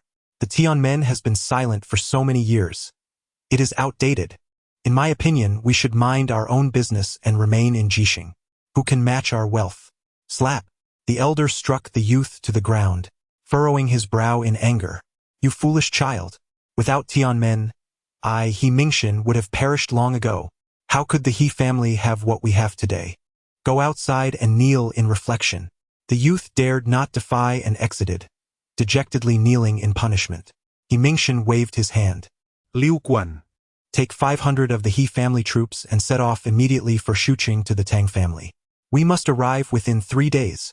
In the distant western region of Daxia, amidst the vast desert, A film crew was shooting a scene as a dozen gallant horses raced in, kicking up clouds of dust. Whoosh! The lead horse came to a sudden halt, and a woman dressed in fitted attire gracefully leaped down, exuding a heroic aura. The woman took a phone from her assistant to make a call. Has my junior brother come down from the mountain a few days ago? The Tianmen flag has appeared in Shucheng? I understand now. Master must have passed the position of the Tianmen's leader to my junior brother. He is going to Shucheng for revenge. Rest assured, senior sister, I will head to Shucheng immediately. I will not allow anyone to harm my junior brother. After finishing her call, the director, sporting a receding hairline, approached with a smile. Miss Zhuang, when shall we shoot the next scene? What do you mean when? If you don't want to be the director, just say so, and I'll find someone else. Please, Miss Zhuang, we will do as you say. The director quickly smiled, signaling those around to disperse. The woman's full name was Zhuang Muqing, Yi Tianxi's third senior sister. Having descended from the mountain 2 years ago, she was not only a popular star but also possessed a fortune of billions, owning several companies. Zhuang Muqing promptly changed her clothes and set off directly for Shucheng in Sichuan. Upon witnessing the reappearance of the Tianmen flag, the 8 generals of Tianmen, each guarding their own territory, mobilized, while the concealed blood-clad 13 guards also rushed towards Shucheng. The winds of change were stirring. A storm was brewing. Chapter 71. The astute won the following day. As the sun rose high, chaos erupted in the Shin family mansion located in a corner of Shucheng. Old Master Shin Songyun, who had awoken in good spirits and practiced Tai Chi in the courtyard, suddenly fell ill at the breakfast table, collapsing onto the dining surface. The family doctor, Chun Peishing, hurriedly arrived to treat him but not only failed to remedy the situation but rendered Shun Songyun unconscious. At that moment, Shun Songyun lay in bed, his complexion pale and breath faint. The southern god of wealth, Shun Wanshan, rushed in, slapping Chun Peishing twice. What have you been doing? Chun Peishing knelt on the ground, trembling. Mr. Shun, the old master's sudden illness is quite suspicious. Shun Wanshan turned to Shining, his face stern as he demanded, Inger, wasn't your grandfather fine yesterday? How did he suddenly fall ill? Yesterday, I accompanied grandfather to the Tiger Group. He took a liking to a painting by Boss Yu. During the visit, someone mentioned grandfather's poor health and potential life-threatening risks, which led to a dispute between us. Chun Peishing, still kneeling, interjected, Mr. Shin, the old master's current condition indeed suggests he was angered. Shun Wanshan's expression darkened. Yu Feihu dares to incite anger upon the old master? Bring Yu Feihu here. Chun Peishing, do you have no solutions? Chun Peishing pondered for a moment before speaking gravely. Mr. Shun, I believe we can only invite my senior brother, Xue Huaishu. Once he arrives, I believe the old master can turn the crisis into safety. Shin Wanshan kicked him. Hurry and summon Dr. Xue. By the way, I heard there are 2 renowned doctors in Shucheng, known as Xue in the west and Lu in the east. You must find a way to invite them both. Whichever one cures the old master, I, Shun Wanshan, will offer a generous reward. Chun Peishing looked anxious. I have no connections with Lu Zhanyuan, so it may be difficult to invite him. Shining stepped forward. Dad, I just messaged Qi. He assured me he could invite Lu Zhanyuan. Excellent. As expected of the most outstanding young man from the Qi family. Inger, your choice of boyfriend is commendable. Shin Wanshan expressed his satisfaction. Shun Ying messaged Qi again, urging him to act swiftly. Meanwhile, Chun Peishing managed to contact Xue Huaishu. Within 10 minutes, Xue Huaishu arrived at the Shin family mansion and was respectfully welcomed into the old master's bedroom by Shun Wanshan. Dr. Xue, you must save my father. Shin Wanshan will reward you generously. Mr. Shin, I cannot guarantee success at this moment. Let us see how it goes. Xue Huaishu remained humble. Since being struck by Yi Tianci, he had become much more low-key. He placed his medical kit by the bedside and began to assess Shun Songyun's condition. The members of the Shin family fell silent, their breaths held in anticipation as they gazed at Xue Huaishu, their eyes filled with hope. However, they could clearly see that Xue Huaishu's brow was furrowing increasingly tight. What could this mean? Xue Huaishu, his expression grave, found himself at a loss. Shin Wanshan, filled with concern, inquired, Dr. Xue, what is the matter? Xue Huaishu, with a look of embarrassment, replied, Mr. Shen, I must confess, I have never encountered a situation quite like your father's. His vital signs and pulse appear normal, showing no signs of illness or injury, yet the pulse indicates a terminal condition. It is truly baffling and unprecedented. I feel utterly helpless. Shun Wanshan's countenance darkened as he solemnly asked, Dr. Shui, is there still hope for my father's recovery? Please speak candidly. Shui Huaishu shook his head despondently. Mr. Shun, a physician must not sugarcoat the truth. I fear the prognosis for your father is grim. How could this be? Shining, standing nearby, could not hold back her tears. The rest of the Shin family joined her in sorrow. The once vigorous patriarch now seemed to be on the brink of death, and the suddenness of it all was overwhelming.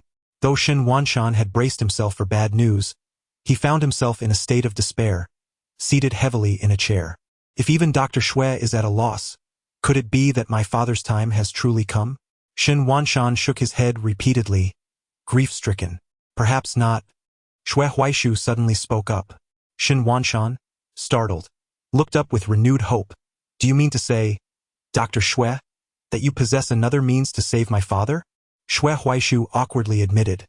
I regret to say that I do not have a method to save him, but I know someone who can. Who is it? Shun Wanshan's eyes burned with intensity as he stared at Shui Huaishu. Dr. Shui, please do not keep us in suspense. Speak at once. Shining urged. Shui Huaishu replied, This person is named Yi Tianci. I have heard he resides in the Minghu Xiangshu, number 6, owned by Lei Laohu. Mr. Shin, you may inquire with Lei Hong. Is it him? Shin Ying exclaimed in surprise. Inger, do you know this Yi Tianci? Shin Wanshan turned to his daughter. Shin Ying huffed. He was the one who said yesterday that grandfather would be in grave danger. Shin Wanshan, astonished, asked, could it be that he possesses some prophetic ability? Yingya. Since you know him, go and invite him. Shun Ying pouted defiantly. I refuse to seek him out. Father, he is no seer. He is an ordinary person, and if it were Qi Xian, he could easily eclipse him by a wide margin.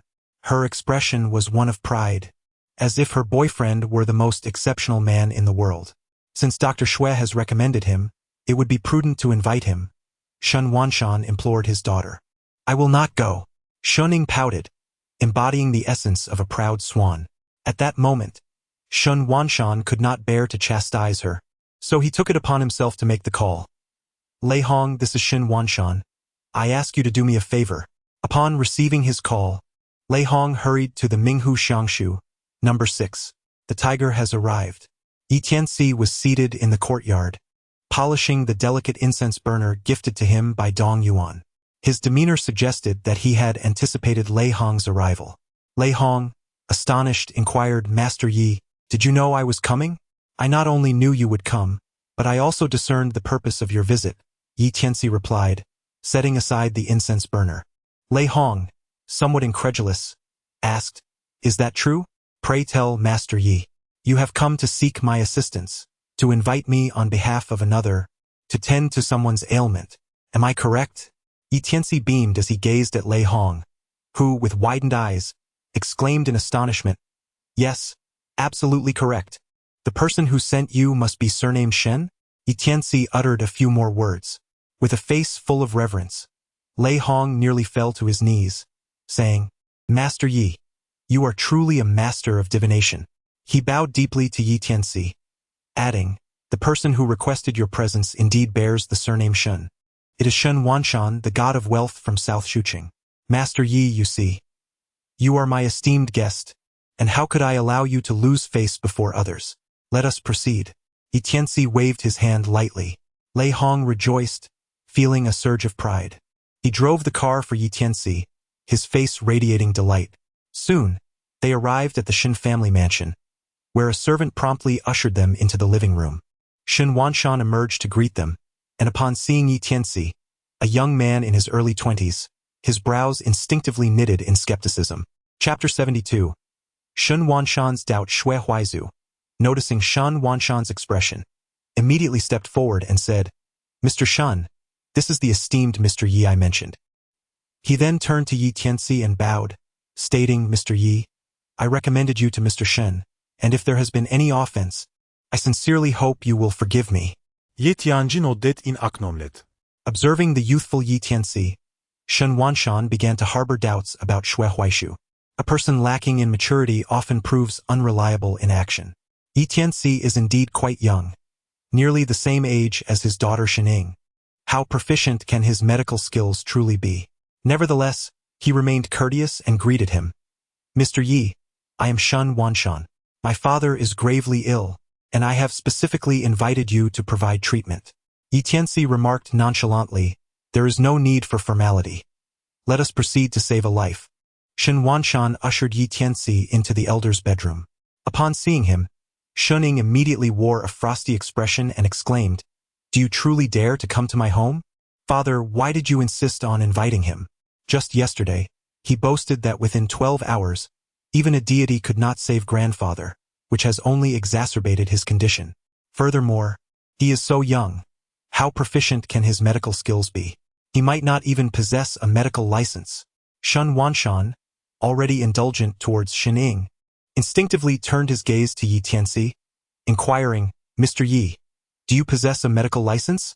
No, came the reply. Then from whom did you learn medicine? Shen Wanshan pressed, his brow furrowed. My master and I are both country doctors, Yi Tianci answered. Yi Tianci's voice was calm. Shen Wanshan's expression immediately darkened, and he angrily reproached Xue Huaishu. Dr. Xue, is this the person you wholeheartedly recommend? He doesn't even possess a medical license. How can he treat my father? Xue Huaishu, usually of good temper and never daring to offend any powerful figures in Shuqing, erupted in anger at that moment. Shen Wanshan, I recommended Mr. Yi to save your father out of the friendship between us. Mr. Ye's presence here is not only a favor to me but also an honor to you. How can you be so ungrateful as to question him? He then turned to Yi Tianci and bowed in apology. Mr. Yi, it is entirely my fault for meddling and recommending you, leading to such unwarranted doubts about your abilities. You are not to blame. Yi Tianci smiled gently at Xue Huaishu. Whether his anger was genuine or feigned to curry favor, his sentiment was acknowledged. Lei Hong stepped forward, his expression grave as he addressed Shen Wanshan. Old Shen, what do you mean by this? Master Yi is my esteemed guest. I only invited him here because you personally requested it. Yet, you not only show ingratitude but also dare to question Master Yi and treat him with disrespect. It is permissible to slap my face, but not his. Lei Hong admonished Shen Wanshan without reservation. In the past, he would never have dared to offend Shen Wanshan. However, with Yi Tianci backing him, he felt no fear. Yu Feihu had just arrived, intending to apologize to Shen Wanshan but had not found the opportunity to speak. Witnessing the scene, he stepped forward from the crowd, his demeanor serious. Mr. Shen, this gentleman Yi saved my father-in-law's life just yesterday, showcasing extraordinary medical skills. How dare you question him for lacking a medical qualification certificate? It seems you are wise in some matters yet foolish in others. Shen Wanshan's face revealed astonishment. The statuses of Xue Huaishu, Lei Hong, and Yu Feihu were all considerable, yet they typically only sought to ingratiate themselves with him, never daring to utter a word of defiance. What was happening today? For the sake of Yi Tianci, all three stood resolutely against him. The stark contrast vexed Shen Wanshan greatly. His expression darkened as he said, You three dare speak to me in such a manner for his sake? Are you not afraid of my retribution come autumn? Shen Wanshan hoped to see regret and worry etched on their faces, yet he was met with disappointment. Xue Huaishu, Lei Hong, and Yu Feihu maintained their calm composure, entirely indifferent to his words. Dr. Xue, Tiger, Mr. Yu need not say more. I shall take my leave. Yi Tianci spoke softly. Shening scoffed. You should not have come. There are others who will rescue my grandfather. Yi Tianci's lips curled into a smirk as he pointed at the unconscious Shan Songyun, saying, Remember this statement of yours. Furthermore, the last thread of hope for your grandfather was severed by none other than you, his dutiful granddaughter. Shening rushed forward in anger, retorting, Clarify your words. Are you cursing my grandfather to death? I made my position clear yesterday, he replied. Yi Tianci cast a cold glance at Shening, his gaze inadvertently drifting to her bosom. Shen Ying's beauty was comparable to Lin Qingqian's, with the sole distinction being her more prominent assets. Yi Tianxi's gaze was entirely instinctual, devoid of any malice. However, Shuning noticed the look in Yi Tianxi's eyes and, in a fit of anger and embarrassment, raised her hand to slap his face. A sharp sound echoed through the air.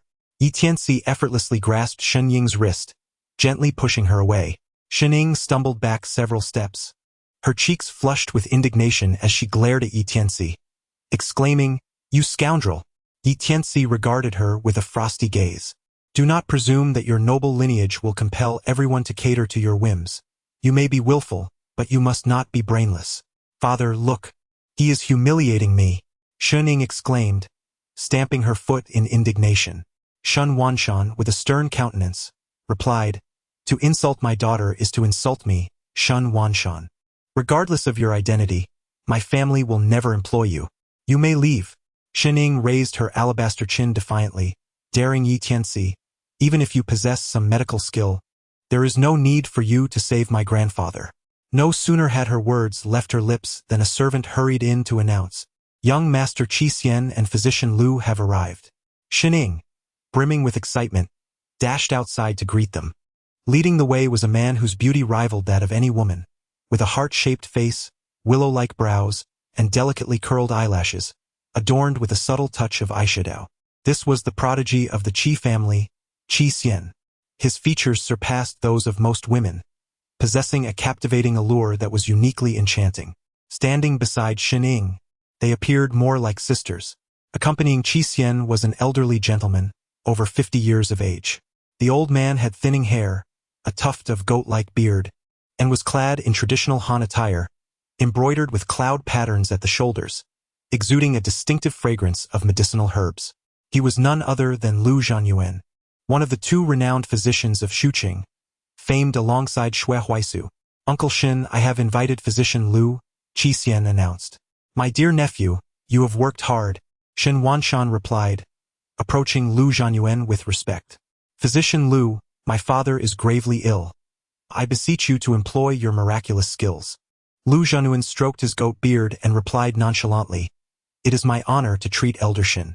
Upon noticing Xue Huaisu nearby, he expressed surprise. "Xue Huaisu, you are here as well? Have you failed to cure Elder Shen?" Xue Huaisu replied coolly, "Indeed, I could not. Colleagues can often be rivals, and their relationship was rather indifferent." Lu Zhanyuan scoffed, "Xue Huaisu, it seems it is time for you to relinquish your hollow reputation and focus on honing your medical expertise. Otherwise, the distinction between East Lu and West Xue will cease to exist, and there will be only one physician in Shuqing, me, Lu Zhanyuan." He brazenly mocked Xue Huaisu in public. Although they were contemporaries, the nobility of Shuqing sought Xue Huaisu's services far more often than Lu Zhanyuan's, leaving the latter envious of Xue Huaisu's prominence. Observing the current scenario, it appeared to be Lu Zhanyuan's moment to shine. Chapter 73. The 13 Ghost Needles. Xue Huaisu regarded Lu Zhanyuan with disdain. "From your words, do you believe your medical skills surpass mine?" Lu Zhanyuan chuckled with self-satisfaction. "Whether I surpass you will soon become evident. You arrived before me but failed to seize the opportunity to treat Elder Shen. That is a testament to your incompetence. Since you lack the ability, I shall employ my lifelong knowledge to turn the tide." His pride swelled with every word, his face glowing with excitement, as if he had already succeeded in curing Shen Songyun. Yi Tianci spoke calmly, "If you can cure old Master Shen, I shall advocate for Xue Huaishu, ensuring he is forever stripped of the title of divine physician and never practices medicine again." Xue Huaishu paused momentarily before responding, "Indeed, I heed Mr. Ye's words. His promise is my promise." Lu Zhanyuan regarded Yi Tianci, noting his youthful appearance, and immediately displayed a look of disdain. "Who are you?" "Lu Shini, this is Yi Tianci. It was he who declared yesterday that my grandfather's life was in jeopardy, which has since caused my grandfather great distress. I am unsure of the connection between Xue Huaishu and him, yet he claims only he can save my grandfather. Lu Shini, you must wield your extraordinary skills to heal my grandfather." Shen Yingjiao interjected with a huff directed at Lu Zhanyuan. Lu Zhanyuan raised an eyebrow, his expression steeped in further contempt. "Only he can save old Shen? Such grandiose claims." Yi Tianci's lips curled into a slight smile as he calmly remarked, "Doctor, Shui was not mistaken. Only I can save him. Lu Zhanyuan immediately erupted in anger, exclaiming, "You reckless youth! How dare you speak such nonsense? You are utterly oblivious to your own insignificance." Not only was he furious, but also the talented Qi Xian from the Qi family wore a scowl, coldly interjecting, "Who is this audacious fool, daring to speak so insolently? In the entire Shu city, no one can rival Dr. Lu in medical skill." He simultaneously reprimanded Yi Tianci while flattering Lu Zhanyuan. Feeling quite pleased, Lu Zhanyuan stroked his beard with a faint smile, embodying the demeanor of a supreme physician. "You are too kind, young Master Qi," he replied. Qi Xian nodded in acknowledgement, then turned to Shening, saying, "Ying, do not worry. Your grandfather will be just fine. Thank you for inviting Dr. Lu." Shening cast a grateful glance his way. Qi Xian smiled, "As your boyfriend, your grandfather is like my own. We shall be one family henceforth, so there is no need for such formalities." Shening blushed and smiled, exuding charm. "Ying, once Dr. Lu has treated your grandfather, let us choose an auspicious day for our engagement," Qi Xian said, his face filled with anticipation. Shening nodded, casting a hopeful look at Lu Zhanyuan. "Dr. Lu, you must save my grandfather." Qi Xian followed suit. "Dr. Lu, I trust you will not disappoint me. You must heal Mr. Shun." Lu Zhanyuan, brimming with confidence, replied, "Rest assured."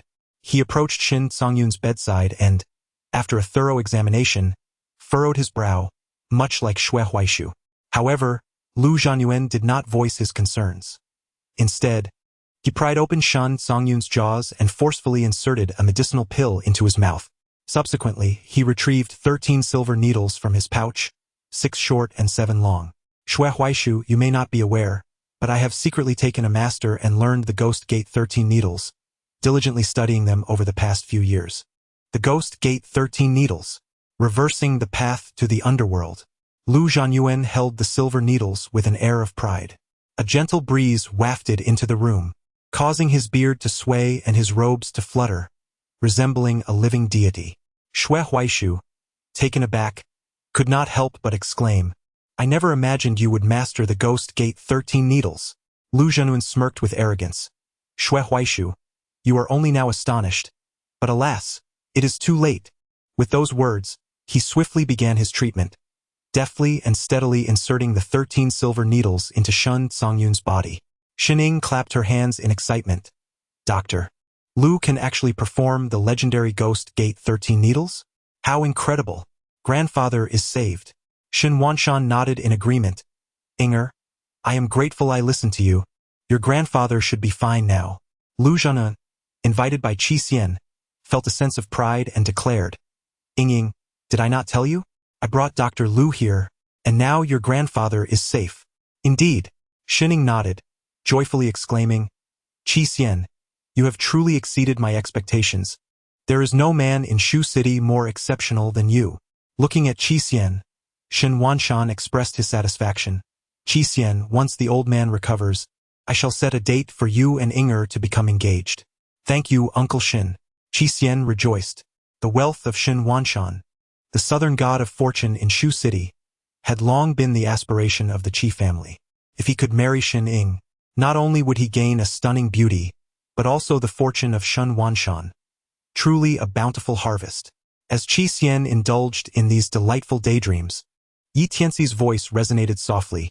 "The Ghost Gate 13 needles, opening the Ghost Gate and reversing the path to the underworld, is indeed a mysterious technique.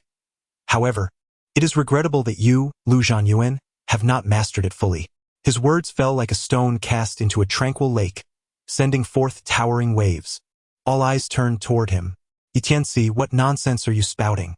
It seems you are merely envious of Dr. Lu." Shening was the first to speak, her face filled with disdain as she looked down upon Yi Tianci. "You, boy, what are you? How dare you criticize Dr. Lu's techniques? You are not even worthy to carry his shoes." Qi Xian crossed his arms, coldly mocking him. Shun Wanshan's expression darkened with anger, yet he remained silent. Lu Zhanyuan raised an eyebrow in disdain, scoffing, "You dare claim I have not mastered my craft? A mere boy presumes to mock Lu Zhanyuan? Ha! What a farce!" Yi Tianci took a step forward, pointing at the silver needles embedded in Shan Songyun's body, and declared, Lu Zhenun, every needle in the Ghost Gate's 13 needles must be executed with precision, yet you have erred with 2. The first needle, I surmise, was due to your inexperience with the technique, resulting in a shallow insertion by 3/10. The final needle, I suspect, was a consequence of your overzealous excitement, leading you to apply excessive force, plunging it 2/10 deeper and deviating by half an inch. The significance of these 2 needles cannot be overstated. Your miscalculation not only jeopardizes the old gentleman's recovery, but may also hasten his demise. Upon hearing these words, Lu Zhenyuan's expression shifted dramatically. He was acutely aware that Yi Tianxi's assessment was entirely accurate. He had indeed faltered with both the first and last needles. However, Lu Zhenyuan felt unfazed, quickly regaining his composure, and arrogantly retorted, This esteemed physician has made no mistakes whatsoever. Spare me your baseless accusations. He then turned to Shen Wanshan, pressing him for support. Shen Wanshan, maintaining a stern demeanor, replied, Mr. Yi, I urge you not to cast doubt upon Dr. Lu. Yi Tianci and Shen Wanshan exchanged glances, and Yi Tianci spoke softly. If I am not mistaken, a year ago your father faced a calamity, likely a stroke with foaming at the mouth, his mouth askew and his eyes askew. Someone must have operated on him. How do you know this? Shen Wanshan was taken aback. Such an incident from a year ago could only be known by those within the Shen family. It is impossible for anyone else to be aware. How did Yi Tianci come to such a conclusion? Could it be that he possesses the gift of foresight? Yi Tianci remained silent and continued, Since that time, your father has abstained from all vegetables, indulging instead in an abundance of meat, particularly favoring fatty cuts. Yet, prior to that, he adhered to a vegetarian diet. How do you know this? Shen Wanshan exclaimed, his complexion shifting dramatically. After the surgery, your father developed a sensitivity to cold, a condition that manifests only at night, rendering him unable to sleep without a quilt, regardless of the season. Shen Wanshan, am I speaking the truth? Yi Tianxi's gaze remained serene. Shen Wanshan stared wide-eyed, mouth agape, his face a picture of astonishment as he beheld Yi Tianci, as if confronted by a deity. Chapter 74, Shun Ying's Request. Yi Tianci pointed at Shen Songyun and calmly said, Go and feel the back of your father's head.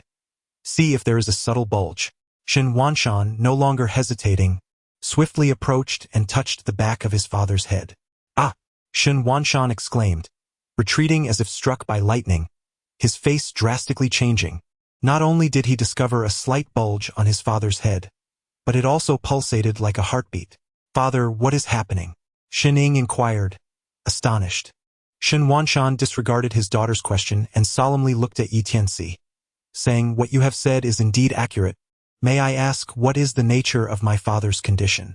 Yi Tianci raised the corner of his lips and pointed at Lu Zhenyuan, saying, This esteemed physician can elucidate the matter for you. By the way, I nearly forgot to mention 2 things.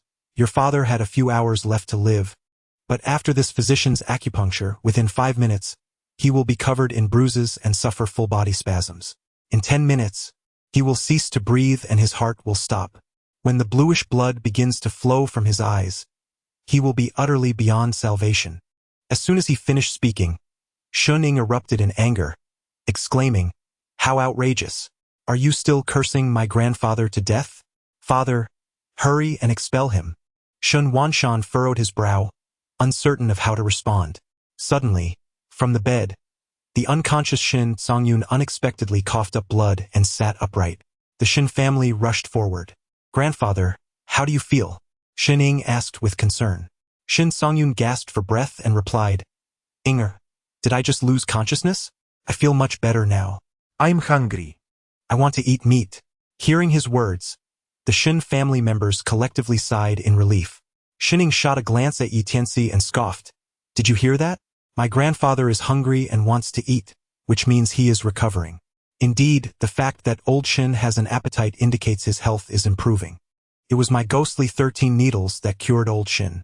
Young man, your previous words were mere alarmist rhetoric. Lu Zhenyuan glared triumphantly at Yi Tianci. Just as Shen Ying was about to retort, Shen Songyun suddenly let out a strange cry, his arm extending stiffly, his face contorted in agony as he gasped, Wanshan, Wanshan. Shen Wanshan rushed to the bedside. Father, Wanshan, I have a few words to impart to you. Shun Songyun attempted to convey his last wishes, but was abruptly cut off, shouting before collapsing back onto the bed. His frail body convulsed as though electrocuted, his complexion swiftly turning mottled with bruises, exactly as Tianci had described. Father, what is happening? Grandfather, old sir, the Shin family cried out in shock, gathering around the bed. Shun Songyun soon ceased convulsing, falling silent, devoid of breath and heartbeat. Grandfather, Shining cried out in despair. The other members of the Shin family knelt, weeping in unison. Shen Wanshan felt as though he had been struck by lightning. How could this happen so suddenly? Though the Shin family was not among the 4 great families of Shuqing, Shen Wanshan was the revered god of wealth in South Shuqing. If old Shin truly died due to this treatment, his life would be irrevocably ruined. With a resounding slap, Shen Wanshan furiously knocked Lu Zhanyuan to the ground. If anything happens to my father, I will make your entire family pay with their lives. Lu Zhanyuan sat on the ground, covering his face, his legs trembling in fear. Shen Yansan approached Tianci, bowing deeply. Mr. Yi, I was ignorant and unappreciative before. I hope you can forgive my folly. Father, why are you begging him? He knew grandfather was unwell yet did nothing to help, instead relishing in this misfortune. He has no integrity as a physician. Shun Ying lamented, tears streaming down her face. Miss Shen, it would be wise to think before you speak. Did Mr. Yi not warn you yesterday? How can you now blame him? Shui Huaizu admonished. Old Shin, indulging your daughter is as harmful as neglecting her. You must take control. Lei Hong added coldly. Shen Wanshan glowered at his daughter. Be silent. If not for your willfulness and disrespect towards Mr. Yi, I would not have so easily dismissed his words, leading to your grandfather's current state. Qi Xian interjected. Uncle Shin, Ying is beautiful and charming. How can you scold her so publicly? Qi Xian, I shall discipline my own daughter without needing your input. You have shown a complete lack of judgment by bringing in a quack to harm my elder. Do not even think about your engagement with Shen Ying. Shen Wanshan coldly waved his hand. Uncle Shin, you speak another word, and do not blame me for disregarding your family's reputation and throwing you out. Qi Xian fell silent, his face filled with discomfort. Seeing her father genuinely enraged, Shen Ying dared not speak further. Shen Wanshan bowed deeply to Tianci once more. Mr. Yi, my daughter's ignorance and obstinacy are to blame. I implore you to show mercy and forgive us. Tianci stood with his hands clasped behind his back, his expression serene. I have come at the invitation of the tiger and the esteemed Dr. Shui. You, however, are unable to discern right from wrong and judge solely by appearances. Why should I humble myself and heed your commands? Was rendered speechless, his demeanor awkward. As the southern god of wealth in Shuqing, he was accustomed to being sought after. He had never been the one to plead with others. The stark contrast left him momentarily flustered and unsure of how to proceed. Grandfather, his eyes appeared to be pooling with congealing blood, a deep shade of blue. Elder brother, everything Mr. Yi said has come to pass. Father is no longer breathing. His heart has ceased to beat, and blue blood is congealing at the corner of his eye. If that blue blood spills out, father will truly be gone. The members of the Shin family gasped in alarm. Shen Wanshan glanced at his ailing father and, without further hesitation, knelt before Tianci. Mr. Yi, I truly recognize my error. I beseech you, grant me your compassion and save my father. Please, Mr. Yi, show mercy. The entire Shin family fell to their knees. Shin Ying stood in stunned silence, tears streaming down her cheeks as she approached Tianci, lowering her proud head. Her voice trembled. Tianci, I was wrong. I apologize and implore you to save my grandfather. Her weeping countenance, delicate and sorrowful, evoked a protective instinct in any man who beheld her. Tianci gazed at her with an expression of indifference. Why should I accept your apology? He inquired. Shen Ying was momentarily speechless. Observing the anxious expressions on her family's faces, she bit her lip and declared, It is all my fault. If grandfather passes away, I shall never find peace in my life. I truly understand my mistakes. I beg of you, If you can save my grandfather, I am willing to agree to any condition you set, even if it means becoming your maid, servant, or girlfriend. I am prepared to do it all. Chapter 75. A glimmer of hope. Her words caused Qi Xian's countenance to change dramatically. Ying, how can you make such promises to him? You are my girlfriend, he exclaimed. It's all your fault. With tears streaming down her face, Shen Ying glared at Qi Xian. You swore that Lu Zhanyuan could save my grandfather, yet he turned out to be a quack, and now my grandfather is on the brink of death. You are utterly useless. Publicly reprimanded by Shen Ying, Qi Xian's face flushed with embarrassment. He was the prodigy of the Qi family, unmatched among the younger generation in Shuqing. Countless women admired and revered him. Wherever he went, he was the center of attention, the subject of praise. Yet now, he found himself berated by Shen Ying, reduced to the most ineffectual of men. Furious, Qi Xian trembled, fists clenched tightly. Ying, how can you say such things? You are my girlfriend. Leave. I do not wish to see you again, Shen Ying shouted. The other members of the Shen family regarded him with disdain. With his pride shattered, Qi Xian stomped his foot in frustration and fled in disgrace. Shen Ying turned to Tianci, setting aside her haughty demeanor to plead. Tianci, I implore you. Lei Hong stepped forward and spoke softly. Master Yi, I truly believe they have realized their mistakes. Perhaps you could show a bit of mercy. Xue Huaishu added. Mr. Yi, Elder Shen has devoted his life to charitable deeds. He does not deserve to die in such a pitiful manner. I dare to plead on his behalf. Yu Feihu quickly interjected. Mr. Yi, saving a life is worth more than constructing a grand pagoda. Please grant Elder Shen the chance to live again. Very well, I shall spare his life. Tianci waved his hand lightly. Step aside. Let Mr. Yi save the person. Shen Wanshan shouted excitedly. The members of the Shen family quickly made way. Tianci approached the bedside, turning Shen Songyun's body so that he lay face down upon the bed. Xue Huaishu, prepare the needle pouch. As soon as the command was uttered, Xue Huaishu eagerly presented the open needle pouch with both hands, ready to assist. Tianci deftly grasped an elongated silver needle and, with remarkable swiftness, pierced the nape of Shen Songyun's neck. The velocity was such that onlookers perceived only a blur, unable to discern the intricacies of his technique. Subsequently, Tianci seized 3 additional silver needles and, employing the same rapid method, deftly punctured Shan Songyun's Mingmen point in the lumbar region and the Yongquan points in both feet. Tianci's wrist trembled, causing the 4 silver needles embedded in Shan Songyun's body to quiver simultaneously. The reversal of destiny. 9 needles? The sun's ascendance. The 3 flames scorching the prairie. Xue Huaizu could not help but exclaim in astonishment. Tianci's voice was calm and composed. Indeed, the Yang has emerged. His life force has been sealed, and I must reopen his vital channels. Every person possesses 3 flames, yet his have been extinguished. These 4 needles shall reignite the fire within him. You aspire to learn my acupuncture techniques, do you not? The extent of your mastery depends solely on your own fortune. With a thud, Xue Huaizu fell to his knees, utterly in awe of Tianci. In that moment, he realized that even if he devoted several decades to learning, he would never reach the pinnacle of Tianci's medical prowess. Could the sealed vital channels truly be reopened? Could the extinguished flames be rekindled? This was nothing short of divine healing. Bring forth a piece of fatty meat. The richer and greasier, the better, Tianci instructed, waving his hand. Hurry, Shen Wanshan urged. Soon, a servant hurriedly presented a large, glistening slab of fatty meat. Tianci gently shaved a patch of hair from Shen Songyun's nape with a razor, revealing a narrow, protruding ridge. Those who were nearby could see it clearly. The elongated bulge pulsated continuously, as if a living creature resided within. Tianci inserted a silver needle into the fatty meat, allowing the grease to seep momentarily. He then gently pricked a hole in the protrusion with the needle and suspended the piece of meat 3 inches above it.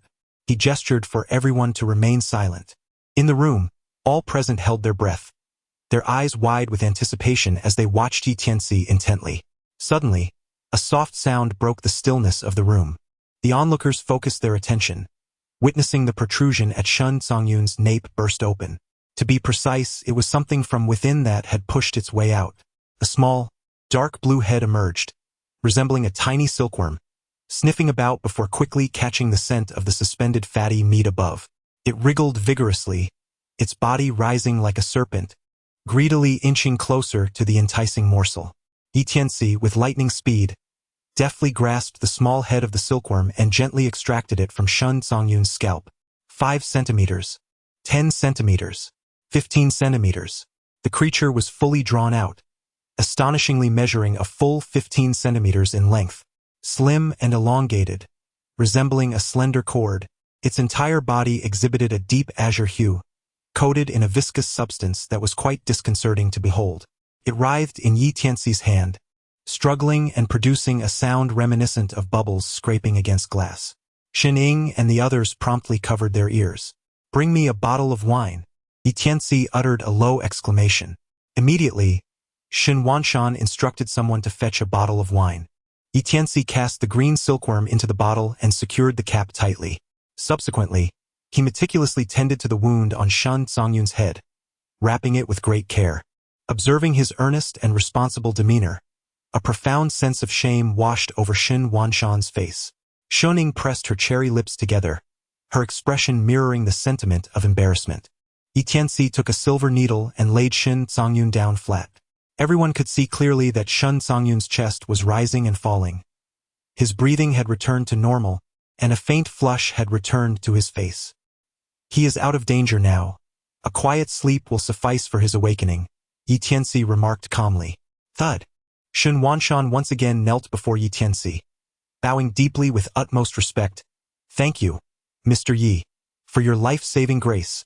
Please rise and speak." Yi Tianci gestured gently. Shen Wanshan stood up, holding the wine bottle in his hand, gazing at the long green worm inside, and asked in confusion, "Mr. Yi, may I inquire what this peculiar creature is?" "It is known as the one-line gu. From the moment it is inflicted upon someone until it fully matures, a whole year is required. This creature thrives on fatty meat and oil, and it is sensitive to cold at night, which is why I deduced that your father exhibited such symptoms. The day the one-line gu fully matures is also the day it meets its demise. I discovered it lurking behind your father's head yesterday, on the verge of becoming a full entity." Shun Wanshan slapped himself across the face, filled with self-reproach. "It is all my fault. Had I trusted you, Mr. Yi, we would not be in this predicament now. By the way, how did this creature come to reside behind my father's head?" Yi Tianci spoke lightly. "This is a question for you. It has been within your father's body for a year, naturally implanted by the surgeon who operated on him. In Miaojiang, there are some wicked practitioners who use living beings to cultivate gu, and your father has evidently been treated as a living host for this purpose." Shun Wanshan widened his eyes and grit his teeth. "Qingcheng Hospital. How audacious!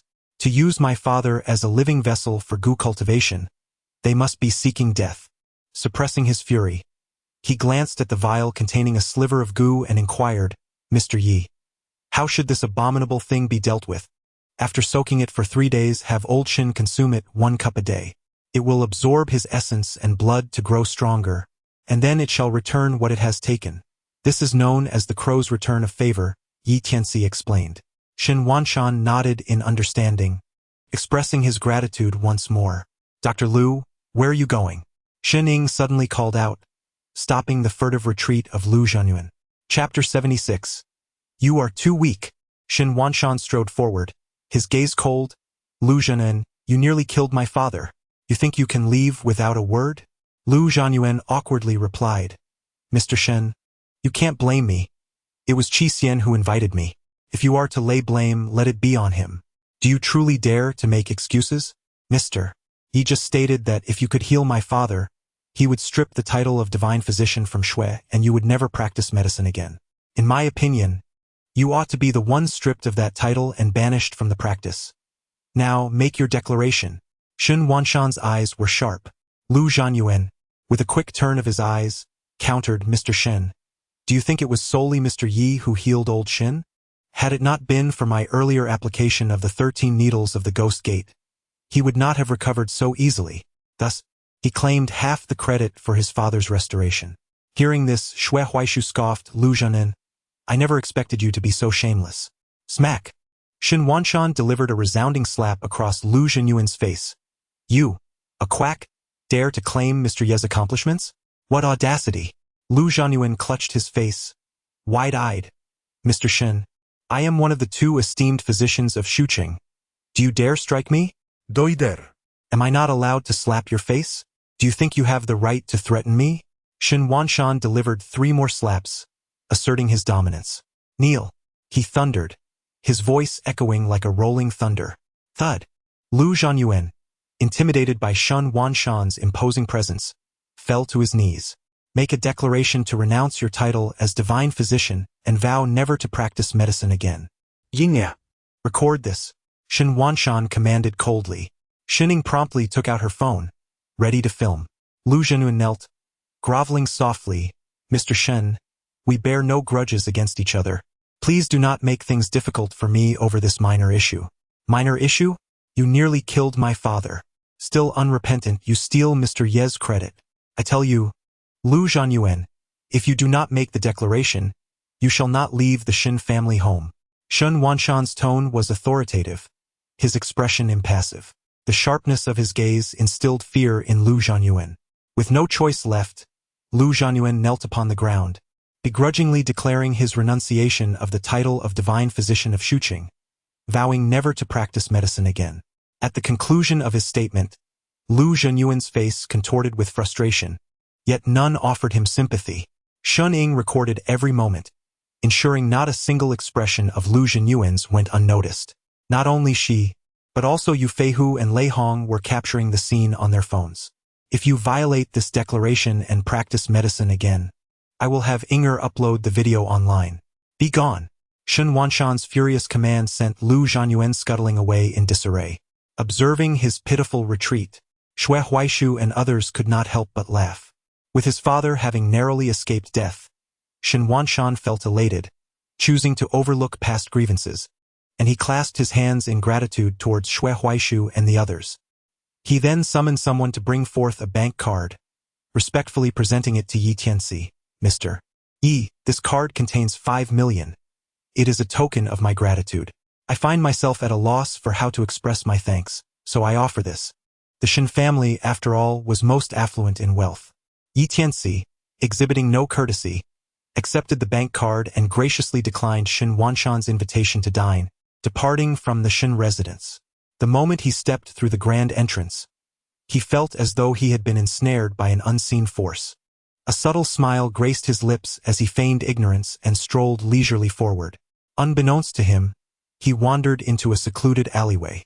The ground within the alley was carpeted with fallen leaves, which rustled softly beneath his feet. Yi Tianci halted his steps, standing with his hands clasped behind his back, and spoke lightly. Qi Xian, cease your furtive following and reveal yourself. Footsteps echoed behind him. Yi Tianci slowly turned around. 10 meters away, Qi Xian stood solemnly, his expression cold and forbidding. Did you know I have been following you? Qi Xian scrutinized Yi Tianci, his tone laced with suspicion. Otherwise, why would I have come here? Yi Tianci gestured dismissively, a smirk playing at the corners of his lips. You intentionally lured me into this alley? Qi Xian scoffed. I never expected you to be so calculating. Likejise, Ye Tianci replied nonchalantly. Qi Xian's gaze turned icy as he cautiously approached Yi Tianci. You were the one who crippled my brother Qi Qingming? Indeed, Yi Tianci confirmed.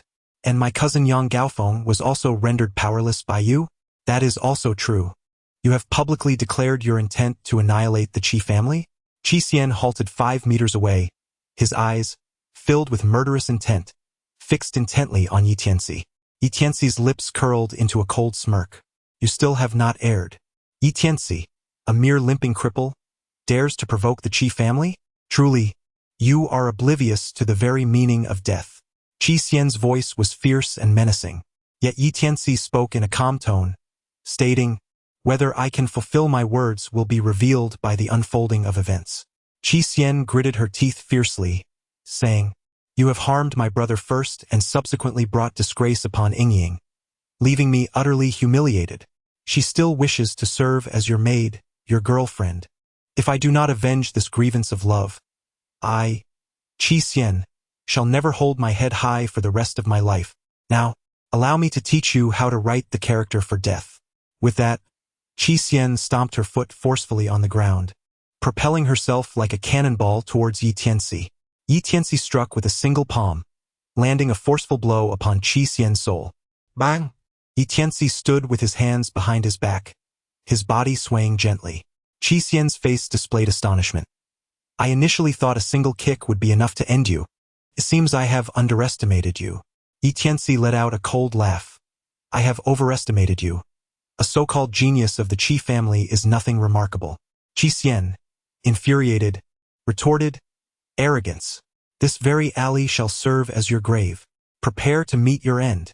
With a sudden motion, Qi Xian drew 2 gleaming daggers from behind his waist and, with a powerful push against the ground, leaped into the air like a descending tiger, exuding a fierce aura of impending doom as he charged towards Yi Tianci. Yi Tianci strolled leisurely, sidestepping Qi Xian's attack and gently flicking his knee. Qi Xian let out a strange cry as he tumbled backward. With a single hand pressing against the ground, he gracefully twisted his waist and managed to regain his balance. Without a moment's hesitation, Qi Xian charged forward once more, wildly brandishing 2 daggers, relentlessly slashing at Yi Tianci. Each strike was imbued with a palpable intent to kill. If his opponent had been anyone else, they might have already succumbed, but he faced Yi Tianci. Qi Xian could not even graze the hem of Yi Tianci's garment. "Qi Xian, you are far too weak. My interest has waned. I shall no longer indulge you in this game." As Yi Tianci's words echoed, his fingers struck like a bolt of lightning. "Ah!" Qi Xian let out a cry of pain, his body soaring through the air like a kite severed from its string before crashing heavily to the ground. His handsome visage instantly drained of color, beads of cold sweat forming on his forehead. Qi Xian's eyes widened in terror, filled with disbelief. Yi Tianci. "What? What have you done to me?" Chapter 77. Qincheng Hospital. Yi Tianci coldly remarked, "Try channeling your true energy." "Ah!" Qi Xian secretly gathered his true energy, only to cry out in agony. His eyes widened in horror as he trembled and shouted, You have crippled my dantian? My cultivation." Qi Xian was on the verge of tears. This genius of the Qi family, renowned for his martial prowess, had been rendered powerless by Yi Tianci. Stripped of his cultivation and martial ability, he found himself no different from a feeble scholar. What could he possibly boast about now? All his sense of superiority had evaporated. Shining would scarcely spare him a glance. How could he even dream of entering the war god temple?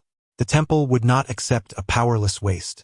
As these thoughts consumed him, Qi Xian's face turned ashen, and he collapsed to the ground, utterly despondent. "Young Master Qi, what has happened to you? Where has your former arrogance gone? You cannot remain in this state of dejection. You must regain your composure." Yi Tianci's words were utterly heart-wrenching.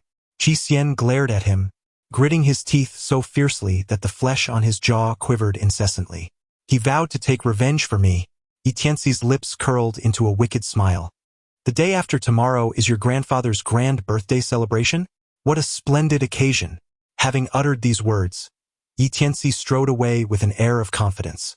Yi Tianci walked a considerable distance, yet he could still hear Qi Xian's furious shouts echoing from the alley. He lowered his head and opened his palm, revealing a faint scar etched in the center. This was the mark left by the knife he had grasped when his mother was abducted by Qi Chongling all those years ago. Even after more than a decade, Yi Tianci vividly recalled that fateful day, the menacing visage of Qi Chongling etched in his memory. "Mother, those who harmed us back then shall not escape my wrath. I know you are still alive. Wait for me, for your son shall find you soon," Yi Tianci murmured to himself. He had once attempted to deduce the whereabouts of his mother, but not only did he fail, he also suffered a backlash, resulting in him spitting blood and injuries. The ghost hand warned him that a more formidable force had sealed away the secrets surrounding his mother. If Yi Tianci were to persist in his calculations, both he and his mother would be harmed. Thus, he dared not pursue the matter any further. He could only begin his investigation with Qi Chongling of the Qi family. What has happened? Someone died last night at the Longxiang Grand Hotel. This morning, breakfast at the hotel was poisoned. Over a dozen guests have been affected and have yet to be saved. They are all at Qincheng Hospital. You must come quickly. It was evident that Tang Ying's voice was filled with urgency. Tianci hung up the phone and promptly hailed a taxi to Qingqing Hospital. The name of the hospital sounded vaguely familiar. Suddenly, he recalled that Shen Wanshan had just mentioned it, stating that the individuals responsible for performing the surgery on Shen Songyun were affiliated with Qingqing Hospital. It was highly likely that there were members of the witch fire sect within those walls. With this thought in mind, Tianci urged the driver to hasten. Within a mere 10 minutes, he arrived at Qingqing Hospital. Tang Ying approached him, exclaiming, "Brother, you've finally arrived." I was frantic with worry. What's going on? As they walked, Tang Ying recounted the situation. This morning, breakfast at the Longxiang Grand Hotel had been poisoned, resulting in over a dozen guests suffering from mass poisoning and being rushed here for emergency treatment. However, the antidote had yet to be administered. During the investigation at Longxiang Grand Hotel, they also discovered that a guest had died in their room the previous night. Consequently, the hotel had been forced to suspend operations. With Tang Yunhao and Tang Jiao confined to the old residence, Tang Ying, now responsible for the Longxiang Grand Hotel, was extremely vexed by this unfortunate incident. "Do not worry. With my presence, the poisoned guests will be safe," he reassured. Tianci's words provided Tang Ying with a sense of reassurance. The two entered a spacious hospital room, which housed 3 beds, each occupied by a patient who lay there, groaning in agony. Xue Huaishu was also summoned and, upon seeing Tianci, hurried over to greet him. "Dr. Xue, have you arrived at a diagnosis?" Tang Ying inquired eagerly. Xue Huaishu, feeling a sense of shame, shook his head and turned to Tianci, saying, "Mr. Yi, the poison afflicting these individuals is exceedingly peculiar. I am unable to identify it and dare not administer any treatment indiscriminately.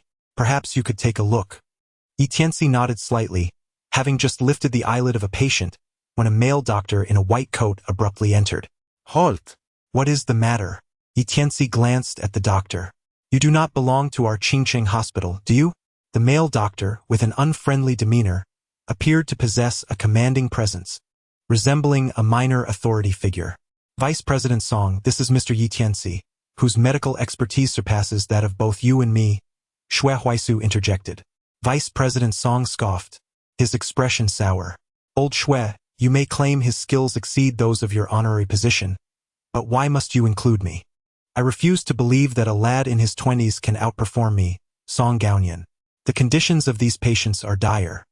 If he, an outsider, were to err, Old Xue, you would bear the consequences." Xue Huaisu's countenance darkened. "Song Gaonian, Mr. Yi is someone I requested Tang Xiao to invite. You have no authority to obstruct him." Song Gaonian, showing no respect, coldly retorted Old Xue. "You are merely an honorary president without any real power." "You!" Xue Huaisu was rendered speechless. Tang Ying interjected coolly, "Vice President Song, Mr. Yi is here at my request to assist. Do you intend to hinder him as well?" Song Gaonian's demeanor softened slightly, yet remained resolute. "Tang Xiao, it is not that I disregard your standing. It is simply a matter of life and death. He is an outsider, not affiliated with our Qingqing Hospital. If he were to endanger a life, you would not be able to shoulder the liability." Tang Ying was poised to continue the argument when Tianci restrained him. Tianci gazed at Song Gaonian with a hint of disdain. "Do you wish for these individuals to perish, or do you strive for their salvation?" He retorted, "What a foolish question. Of course, I desire their rescue. The toxic samples are undergoing their 3rd examination. Once the results are obtained, we can save them ourselves." Song Gaonian's expression was one of arrogance. A young doctor hurriedly approached, anxiety etched upon his face. "Vice President Song, the toxic samples have yet to yield any results. What shall we do?" In a fit of anger, Song Gaonian scolded, "What purpose does your laboratory serve? You have conducted 3 consecutive tests without any outcome. Conduct further tests. Find a solution." As the young doctor turned to leave, Tianci interjected, "There is no need for further testing. I shall examine them myself. What are you to presume to take a look?" Song Gaonian barked dismissively. "Leave at once." He unreasonably expelled Tianci from the room. Tianci's inability to assess the situation might be acceptable, but if he truly succeeds in his evaluation, it would reflect poorly on the competence of all the doctors at Qingqing Hospital. Song Gaonian would not permit such a scenario to unfold. The patient's conditions are already dire. Any further delay could jeopardize their lives. Should you continue to obstruct me, do not blame me for my lack of courtesy. Tianci's voice was cold.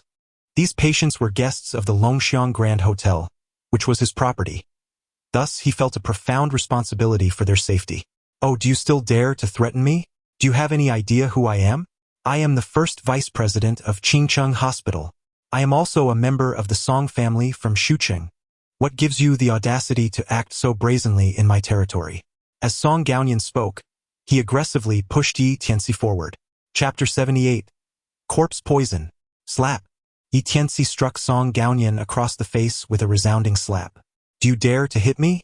Song Gaonian exclaimed, clutching his cheek and glaring furiously at Tianci. I assure you, you will not leave Qingcheng Hospital. He bellowed for the security guards. Several hospital security personnel rushed in, but they were not there to support him. Instead, they surrounded an elderly gentleman nearing his 50s. The man possessed an imposing demeanor, striding with the confidence of a person in power. Brother, this man is Shen Guoxing, the top authority in Shuqing, and it is said that he is of the same lineage as Shen Songyun, Tang Ying whispered. Tianci nodded slightly, his gaze scrutinizing Shen Guoxing. Beside Shen stood an elderly gentleman clad in a white coat, the esteemed director Jin Dafeng of Qingcheng Hospital. Upon noticing the two, Song Gaonian hastily rose, wearing a forced smile as he greeted them. Director Jin, Mayor Shen, Deputy Director Song, have all the patients been stabilized? Shen Guoxing inquired anxiously. The Longxiang Grand Hotel, a cornerstone of Shuqing's hospitality industry and one of its top 10 enterprises, had faced a grave crisis with the collective poisoning incident, which could lead to dire consequences.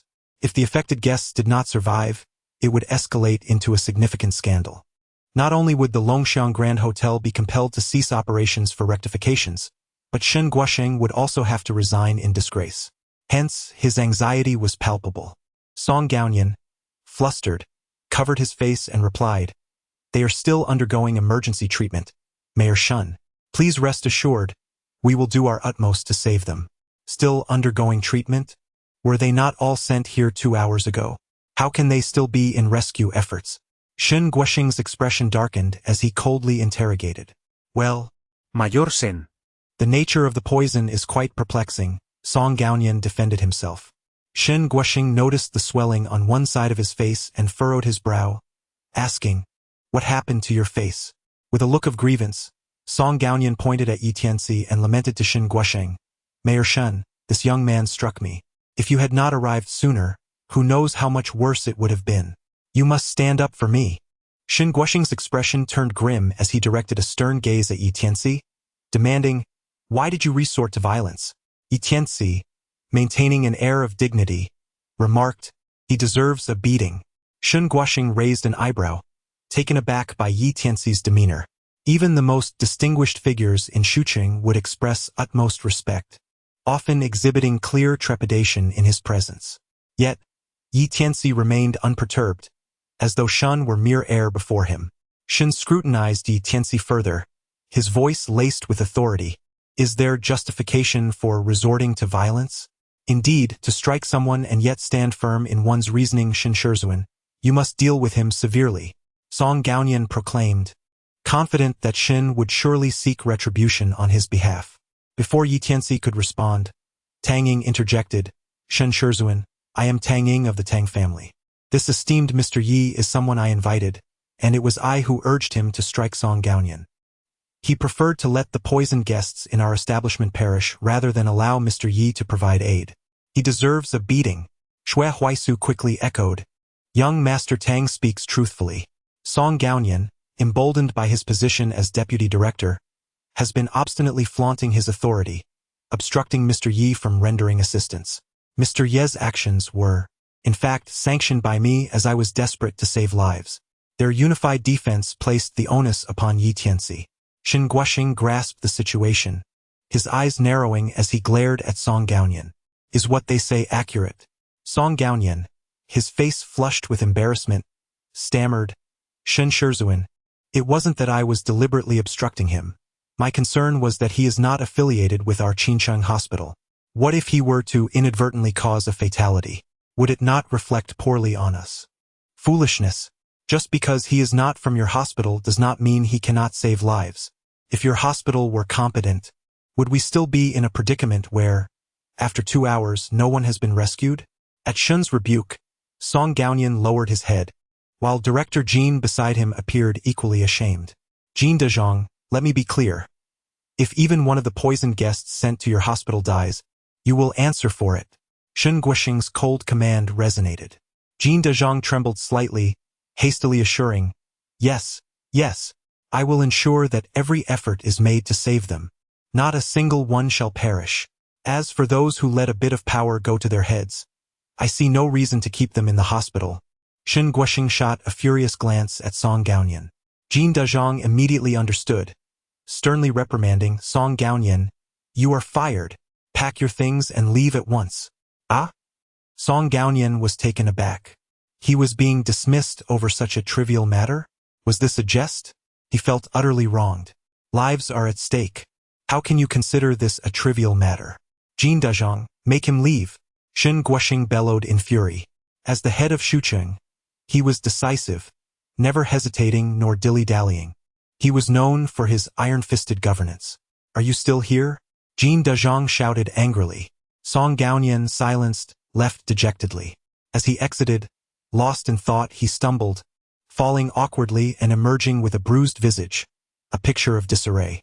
Xue Huaisu approached Jin Dezhong and whispered something. Jin Dezhong immediately turned to Yi Tianci with utmost respect. Esteemed Mr. Yi, might I trouble you for a diagnosis? Yi Tianci did not hesitate for a moment. He immediately assessed the condition of the poisoned individuals. Their symptoms were uniformly dire.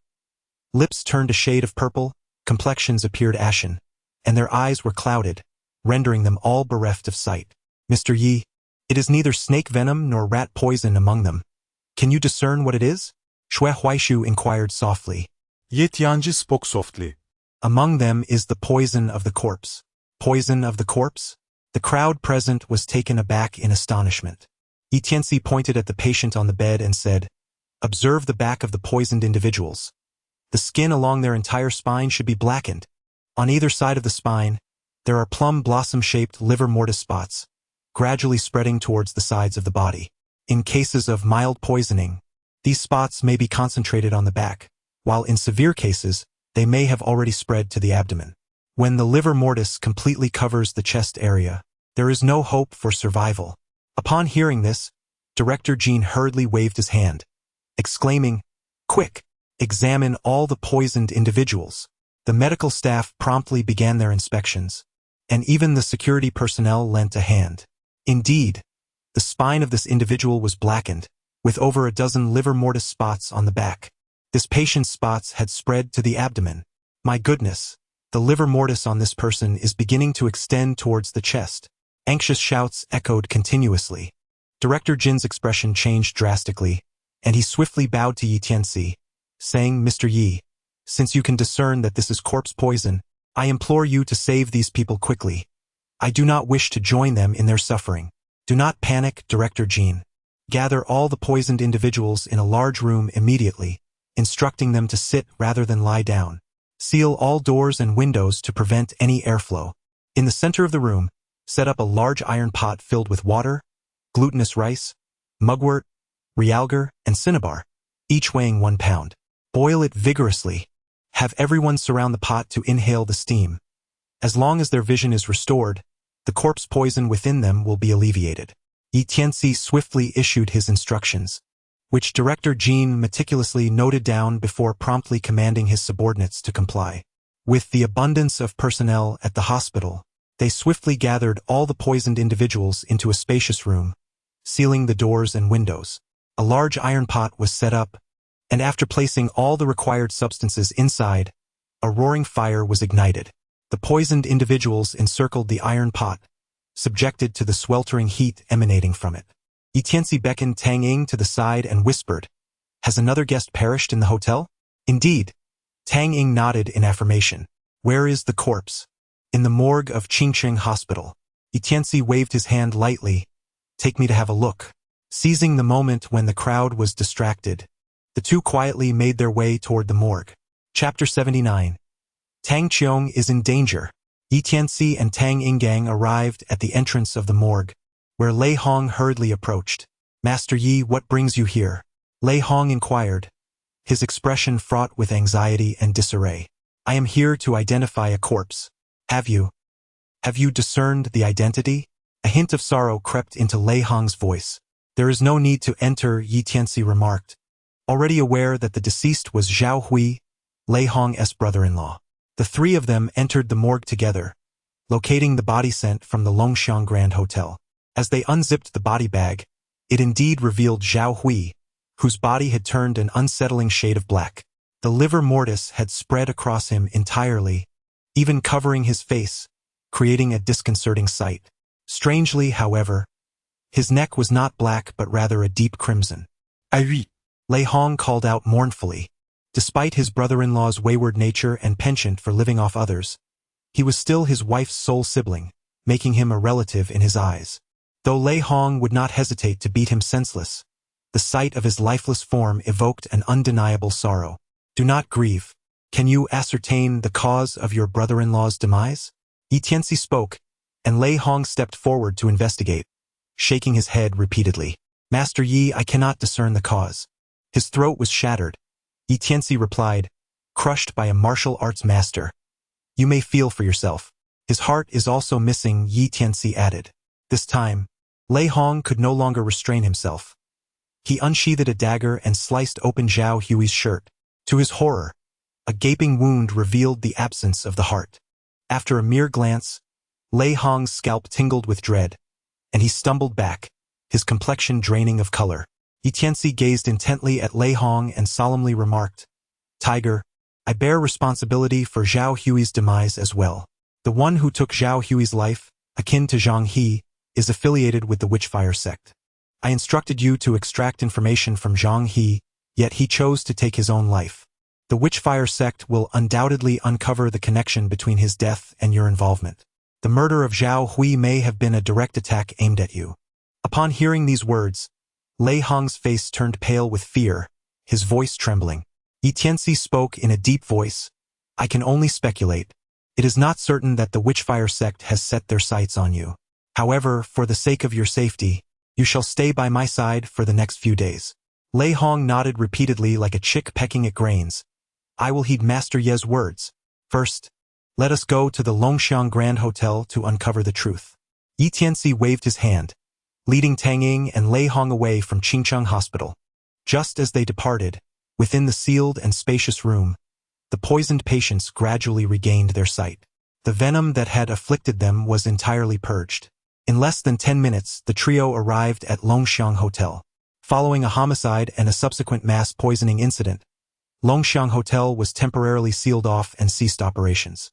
Police cordons were established at the entrance, preventing any unauthorized individuals from entering. Yi Tianci, accompanied by Tang Ying and Lei Hong, entered the building and arrived at the room where Zhao Hui had resided before his untimely demise. The room remained untouched, preserving the state it was in at the time of the incident that morning. However, after a thorough examination, the trio discovered an absence of bloodstains and any signs of struggle within the confines of the room. Yi Tianci wrinkled his nose and whispered, Do you smell that? What? Tang Ying and Lei Hong both looked bewildered.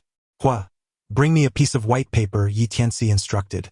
Lei Hong swiftly retrieved a sheet of paper, and Yi Tianci bit his finger, quickly sketching a talisman upon its surface. With a sudden flourish of his hand, he exclaimed, Boom! The talisman detonated in the air with his voice, erupting into a cloud of crimson smoke. The smoke elongated into strands within the room and gradually coalesced, forming the ghostly silhouette of an insect. The insect had a shell and wings, resembling a gigantic ladybug. Master Yi, what on earth is this? Lei Hong inquired in a hushed tone. This is known as the heart-eating goo, a relic from the Miao region. It is said that there are 10 malevolent goo in Miao territory, and the heart-eating goo ranks third among them, possessing extraordinary venom. Zhao Hui's heart was devoured by this little creature.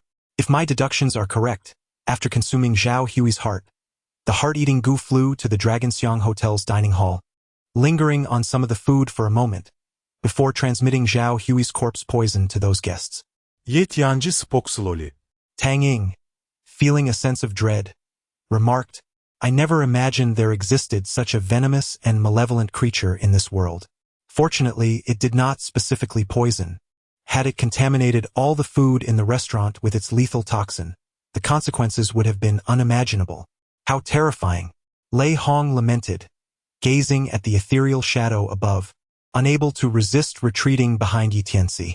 Yi Tianci said, This is merely an illusion of the heart-devouring goo. There is no need for fear. The talisman I just used is a revealing talisman, capable of manifesting things that recently existed here, as well as tracking anything we wish to pursue. By following this illusion, we shall uncover the true heart-devouring goo. Come. Yi Tianci hurried down the stairs. Tang Ying glanced at Lei Hong and said, I will follow my elder brother. If you are afraid, you may stay here. Lei Hong glared defiantly, his face brimming with bravado.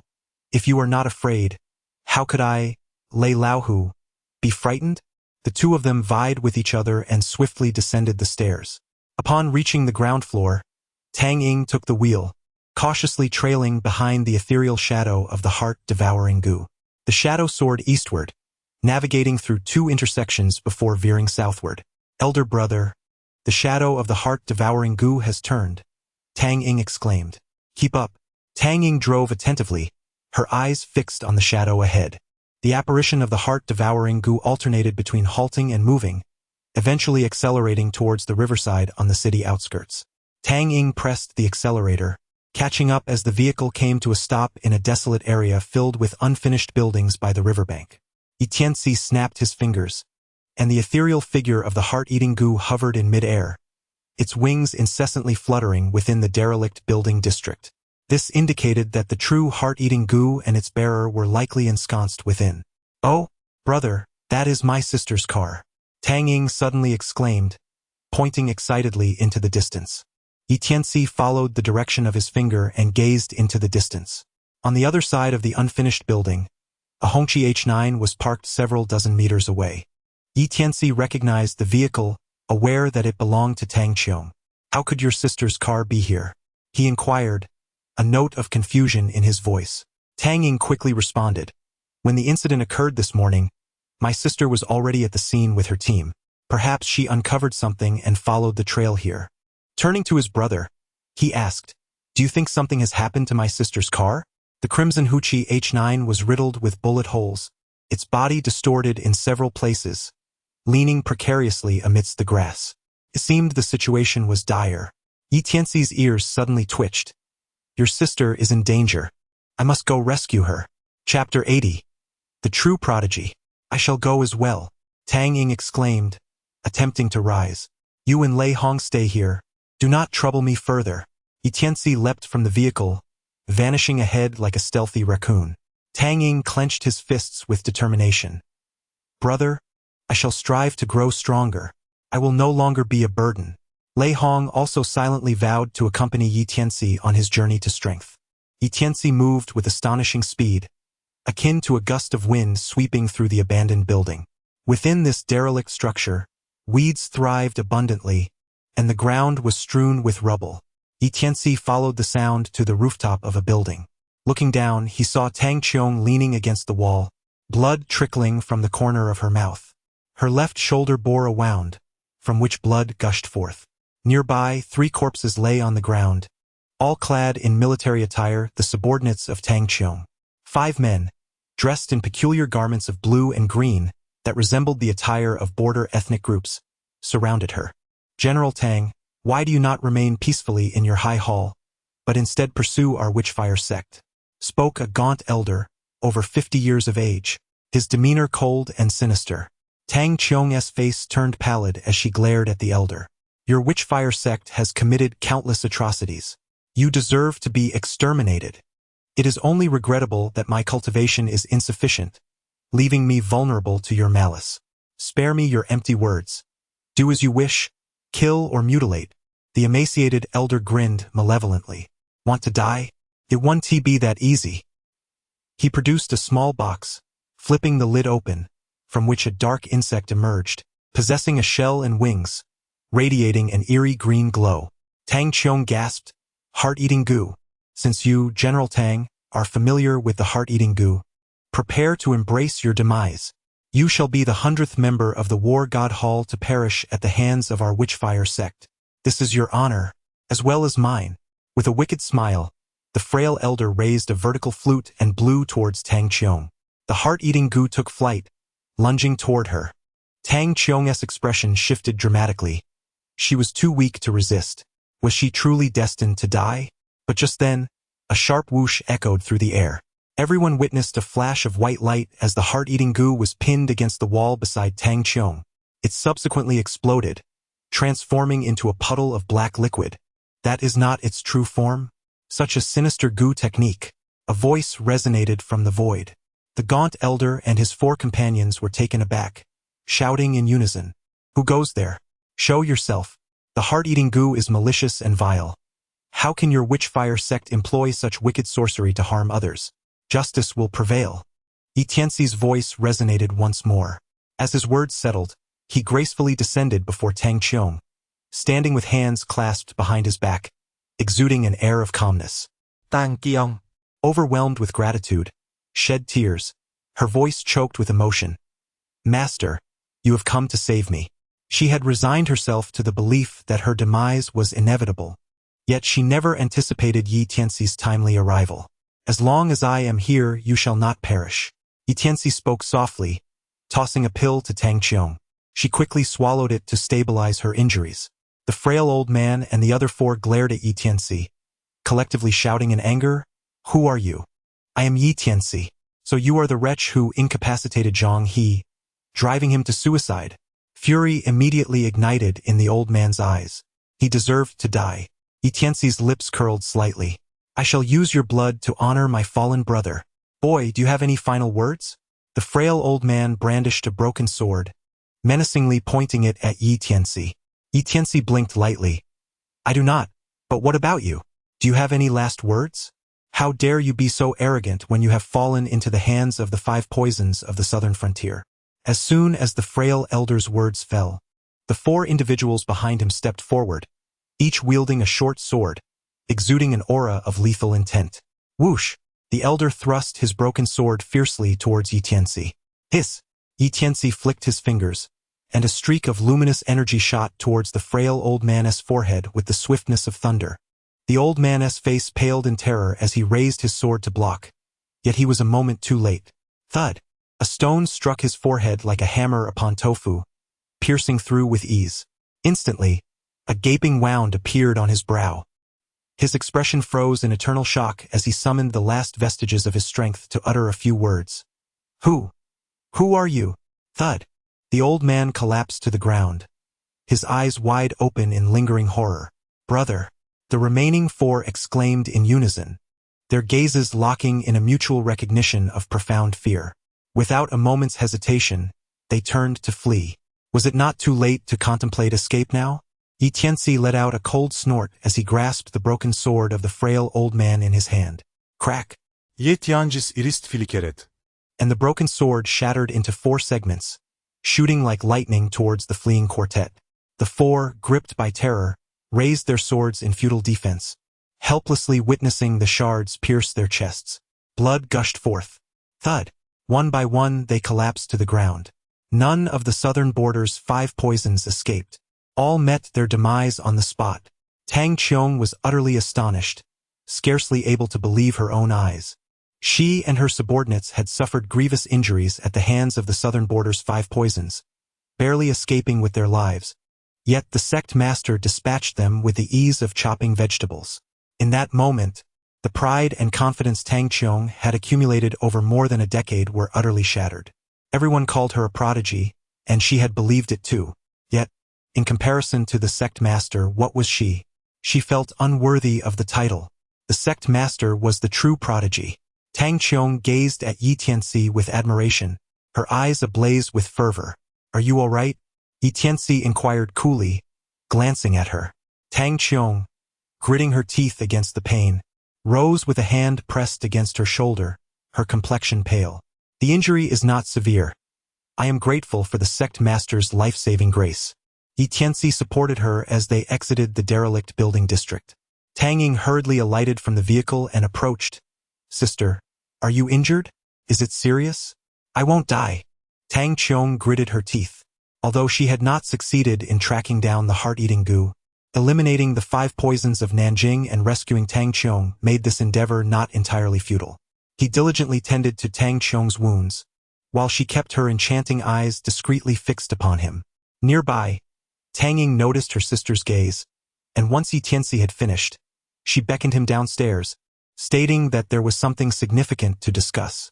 Upon reaching the lower level, Yi Tianci furrowed his brow and inquired, "What matter necessitates speaking in private? Brother, do you not find my sister beautiful?" Tang Ying Venter. Yi Tianci nodded slightly, exclaiming, "How beautiful! Your sister possesses an extraordinary elegance, captivating enough to eclipse the moon and shame the flowers. A true paragon of beauty." He continued, "Brother, why not become my sister's husband? That way we would be family." Tang Ying beamed with delight. A sharp sound resonated. Yi Tianci gave him a sharp reprimand, saying, "What are you thinking? I am bound by a marriage contract, and my fiancée is Lin Qingqian.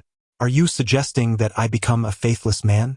Tang Ying rubbed his forehead and retorted, "Why not marry both? If necessary, let my sister take the role of a concubine." Yi Tianci's eyes widened in surprise, causing Tang Ying to turn and flee in fright. From a distance, she called out, "Elder brother, my sister is injured. Please take care of her before you leave. I will take my leave now." Yi Tianci smiled, amused by Tang Ying's rather foolish idea. Upon returning upstairs, he found Tang Qiong had already changed her clothes, her injuries mostly healed. "Master, someone wishes to see you," Tang Qiong remarked. "I shall not meet with them." Yi Tianci declined with utmost decisiveness. Suddenly, a resounding thud echoed as heavy combat boots struck the ground, heralding the arrival of a middle-aged man clad in military attire at the doorway. His gaze was slightly frosty, emanating a formidable aura. "Yi Tianci, you are the very first person in my life to refuse to meet with me." Chapter 81. The Invitation from the War Goddess Hall. Yi Tianci cast a calm glance at the middle-aged man. Their gazes clashed in the air, as if sparks were igniting. A formidable aura surged from the middle-aged man, radiating an overwhelming power that bore down upon Yi Tianci. Yi Tianci's lips curled into a slight smile, his demeanor unperturbed as he calmly regarded the middle-aged man before him. The man's imposing presence stirred the air, causing Yi Tianci's hair to flutter and his garments to ripple. Yet his expression remained as tranquil as a still pond. The middle-aged man's eyes narrowed, igniting a fierce determination within him, his aura surging once more.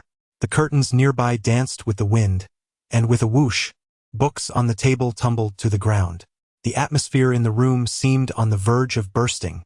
At this critical juncture, the middle-aged man abruptly tempered his energy, restoring a sense of calm. "Ha ha ha!" He laughed heartily, his gaze towards Yi Tianci imbued with a hint of approval. "What are you laughing at?" Yi Tianci invincible. "I find you quite satisfactory," the middle-aged man replied with a gentle smile. Yi Tianci's lips curled into a faint arc. "Unfortunately, you have not satisfied me." The middle-aged man was the first individual he encountered after descending the mountain who truly deserved the title of a master. Regrettably, the man's momentum had not yet reached its zenith when he chose to withdraw, leaving Yi Tianci with an insatiable yearning. The man, unfazed, continued to smile gently as he spoke. "Let us get straight to the point. I seek you for but one matter. I invite you to join the War God Temple of the Great Xia." Yi Tianci hesitated for but a moment before shaking his head and replying, "I am not interested." The man fixed his gaze upon Yi Tianci's eyes and, with a smile, remarked, "Do you not realize that joining the Great Xia War God Temple and serving the nation is the aspiration of countless martial artists? Many yearn to join yet find themselves without the opportunity, while you dismiss it so readily." Yi Tianci stood with his hands behind his back, calmly stating, "I have my own matters to attend to." Yi Tianci, who has never been dared to decline an invitation from the Hall of War Gods, "Do you comprehend the potential consequences of your words and actions?" The man's expression grew increasingly cold. Yi Tianci's brows furrowed, his gaze turning piercing. "What consequences?" Tang Qiong. Fearing that the two might truly come to blows, quickly interjected. Mr. Yi, this is the South King Gu Yenzong of the Great Xia War God Hall, one of the 4 war gods who has achieved countless military feats for our Great Xia. The room fell into a brief silence. Gu Yanzong scrutinizet ye Tianci. His eyes briefly sweeping over the master ring on his finger, before breaking the quiet. Yi Tianci, your words were rather audacious, yet you indeed possess the merit to be so bold. Allow me to elaborate. You have followed the esteemed Master Ghost Hand to learn the art since your youth, secluding yourself in the deep mountains for 15 years. Now, having just emerged, you have taken up the banner of the Heavenly Gates leader from Master Ghost Hand. Yi Tianci raised an eyebrow, astonished at how much Gu Yenzong knew. However, it was Gu Yenzong's subsequent revelations that truly left him in shock. You are a member of the Yi family from Yanjing. Your father, Yi Xiaoyao, is the second son of the Yi family. The Yi family has 4 sons, and 15 years ago, a struggle for succession ensued. Your father was wrongfully accused, leading you and your mother to wander to Shuqing. Your mother, Yan Shiruo, was once the esteemed young lady of the Yan family in Luocheng, Jiangbei. Due to her unwed pregnancy with your father, she was not accepted by the Yan family. In desperation, she brought you to seek refuge with her close friend, Qi Yan, in Shuqing, Jiangnan. Yet, Qi Yan and her father, Qi Chongling, betrayed you both. Am I correct in my account? As his words settled in, Yi Tianxi's expression turned icy, as if confronted by a formidable enemy. Who exactly are you? How do you know everything about me? Gu Yenzong's gaze softened, and he spoke gently. I share a deep bond with your father, Yi Xiaoyao. He is my elder brother, Tianci. After 15 years, you have finally grown up. If brother Yi and sister-in-law Yan were to know how exceptional their son has become, I believe they would be immensely pleased. As he spoke, Gu Yenzong produced a photograph and handed it to Yi Tianci. It was a picture of 4 individuals, a young couple holding a child together. Yi Tianci recognized his mother at a glance. Although his father's visage had become somewhat blurred in his memory, the present figure bore an uncanny resemblance to the youthful Yi Xiaoyao, as if sculpted from the same mold. Gu Yenzong stood beside his father. Over the course of more than a decade, his appearance had changed little. This photograph serves as ample proof of Gu Yenzong's identity. This photograph is yours, Gu Yenzong remarked. Yi Tianxi's expression shifted dramatically as he hurriedly stepped forward to pay his respects. Tianci greets Uncle Gu. I sincerely apologize for my earlier rudeness. I hope you will not take offense. Gu Yenzong, with a beaming smile, steadied him and patted his shoulder, saying, I truly admire your spirit. It resembles your father's almost identically from back in the day. Simply splendid. Yi Tianci gently touched his nose and inquired, Uncle Gu, are you aware of my father's current whereabouts? Years ago, your father was compelled to withdraw from the struggle for succession to protect you and your mother. However, your uncle, fickle in his loyalties, ensnared him in a trap and imprisoned him. I ventured to Yanjing to rescue him, but was injured by your uncle's men. Fortunately, the Lord of the War God Temple saved my life and trained me through numerous battles, allowing me to become one of the 4 war gods of the temple. Over the past few years, I have sought information regarding Brother Ye's whereabouts, but alas, your family wields considerable power. Even as a war god, I find myself powerless, and I remain unaware of Brother Ye's situation to this day. What of my mother? Ye Tianci presset. Gu Yenzong lowered his voice, saying, the old master, known as Ghost Hand, has cautioned me against probing into your mother's affairs. I believe his directive must stem from a significant reason. Yi Tianci clasped his fists towards Gu Yenzong, expressing his gratitude. Thank you, Uncle Gu, for sharing this information with me. Tianci, I suspect that there are formidable, unseen forces at play behind this situation. Otherwise, Master Ghost Hand would not have intervened. Although you are now the leader of the Heavenly Gate, it has languished in silence for over a decade, losing much of its former strength. Should you choose to join the War God Hall with your abilities, you would swiftly ascend to a significant position within it. At that point, with your dual identity as a member of both the Heavenly Gate and the War God Hall, you would find it considerably easier to uncover the whereabouts of your parents. Yi Tianci nodded slightly, and Gu Yenzong inquired with a smile, Are you now willing to accept my invitation? Yi Tianci blinked, a faint smile gracing his lips. Uncle Gu, The day after tomorrow marks the 70th birthday of the old master of the Qi family, Qi Chongling. I shall pay my respects then, and at that time, I will give you my answer. Very well. You must not go back on your word, Gu Yenzong replied, producing a token and handing it to Yi Tianci. This is my Southern King token. Apart from the Lord of the 10,000 halls and the 3 great war gods, anyone who sees my Southern King token must obey my command. Please accept it. Yi Tianci carefully stored the token, and as Gu Yenzong turned to leave, she caught sight of the Southern King's token in Yi Tianci's hand, her face instantly transforming into one of astonishment.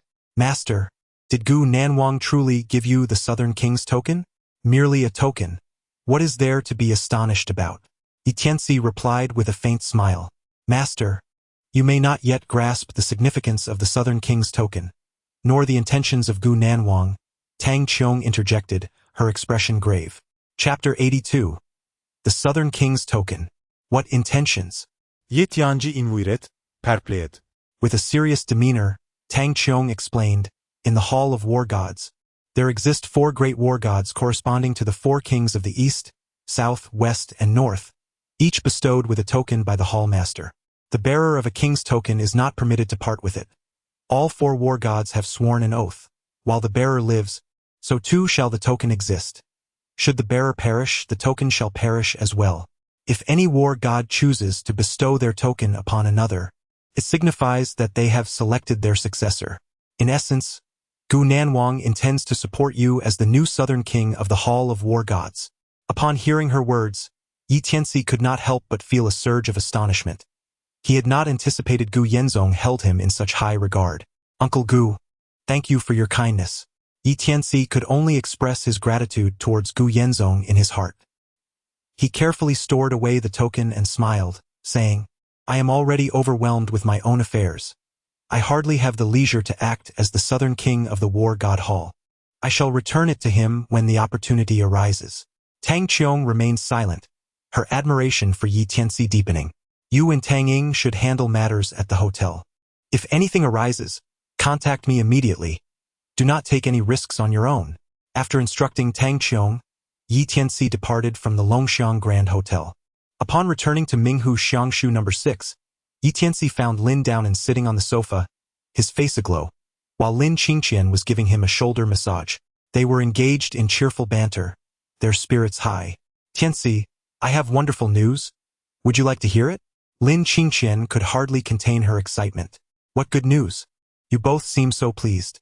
Lin Qingqian turned to Lin Daonan and said, Grandfather, please share. With a smile, Lin Daonan began. The Lijiang Street in the old district is set to be developed. It is said that a large port is to be constructed, and our Lin family's ancestral home is located right on Lijiang Street, soon to be demolished.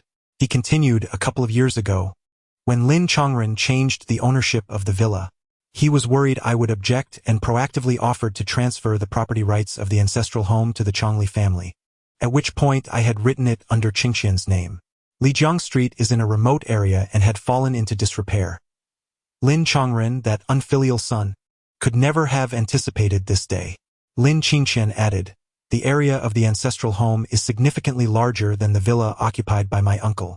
The compensation for its demolition will certainly be substantial. This is truly a fortuitous turn of events. I believe we must celebrate this momentous occasion.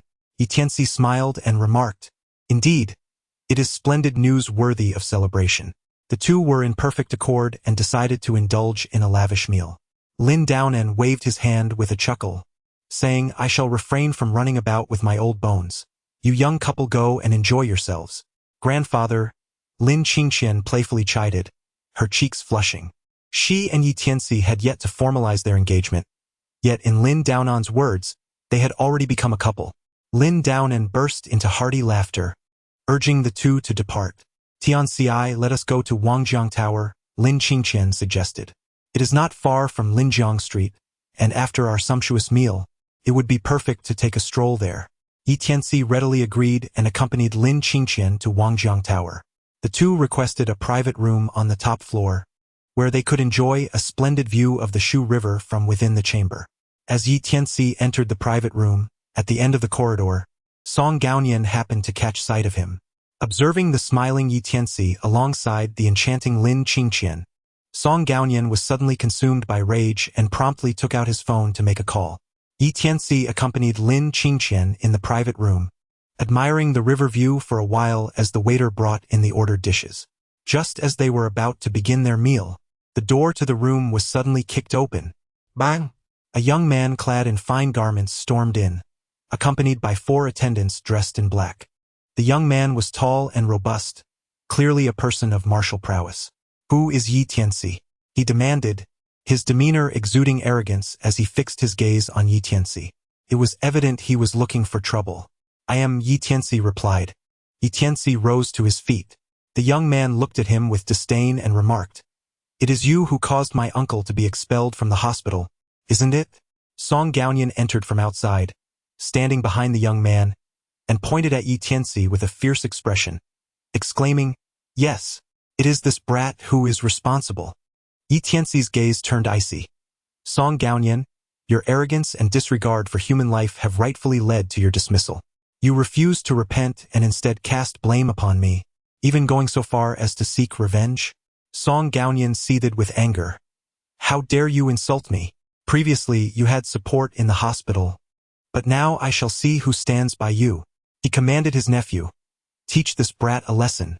The young man in fine attire smirked confidently. "Uncle, do not worry. Witness how I handle this fool." He pulled up a chair and sat down without a hint of courtesy, one hand drumming on the table while the other pointed menacingly at Yi Tianci. "I, Wang Shuang, do not bully others. However, since you have caused my uncle disgrace and dismissal, you owe me an explanation." "What explanation do you seek?" Yi Tianci queried coldly. "Quite simple," Wang Shuang snapped his fingers. "First, you must present 5 million as compensation for my uncle. Second, you will kneel and bow to my uncle, a mere 100 times will suffice. As for the third..." Wang Shuang's gaze drifted toward Lin Qingqian. Lin Qingqian, resembling a celestial being with her ethereal and aloof demeanor, was akin to a snow lotus. It was utterly inconceivable that such a stunning woman would associate with a cripple like Yi Tianci. It was akin to placing flowers amidst dung. Thirdly, she must accompany my uncle and me next door for drinks and song.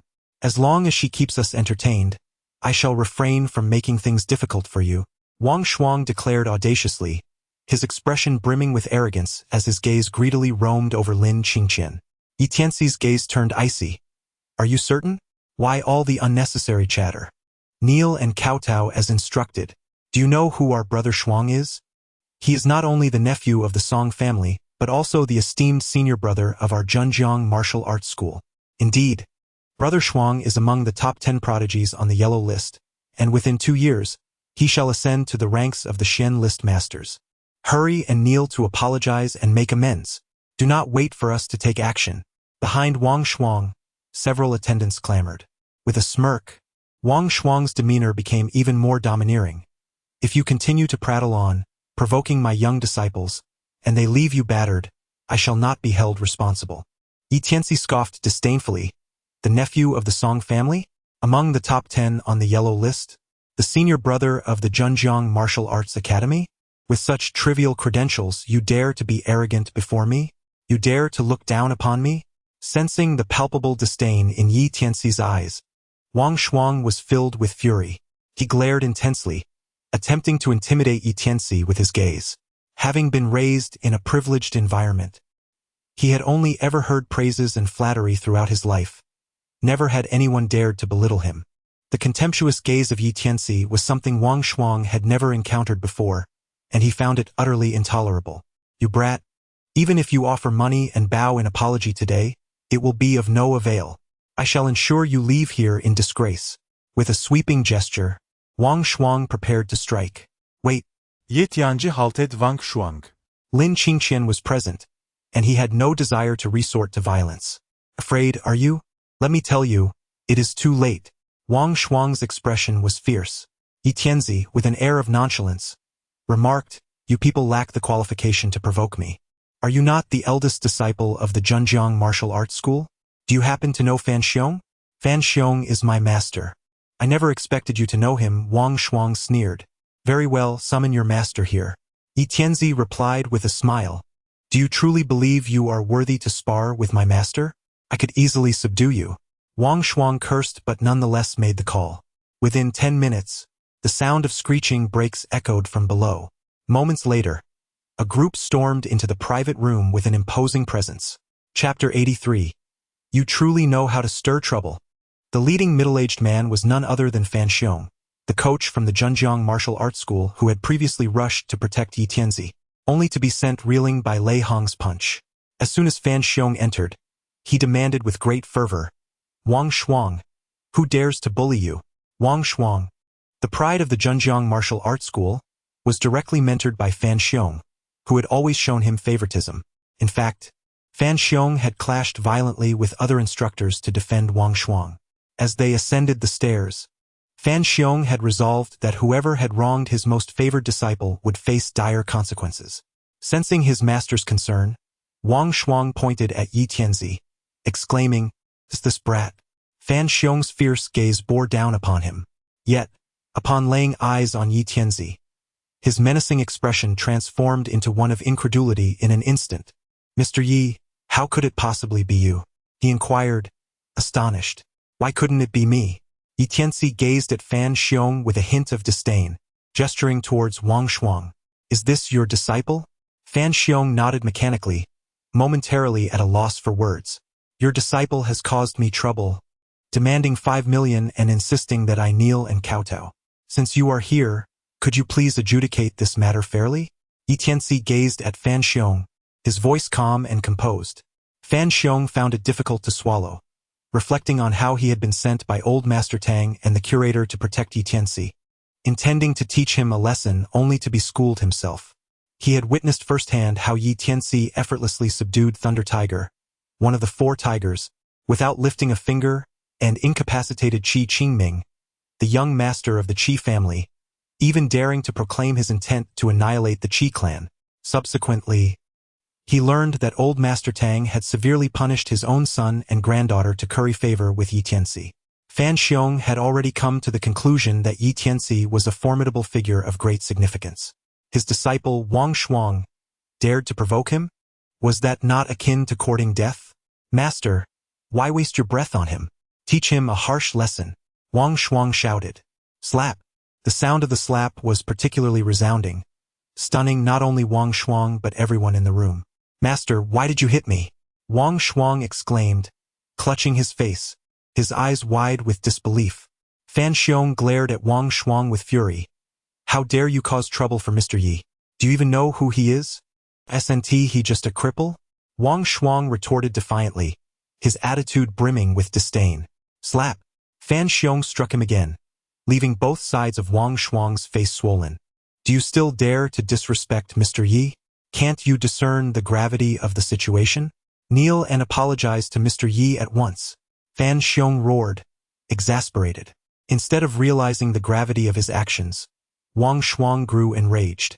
He had always possessed a strong sense of pride, and as the senior disciple of the Zhenjiang martial arts school, he felt utterly humiliated by Fan Xiong's public slaps. Unable to tolerate such indignity, he glared fiercely. "You are my master, yet you protect an outsider, slap me, and force me to kneel and apologize to him. Wang Shuang, heed my words and kneel to apologize.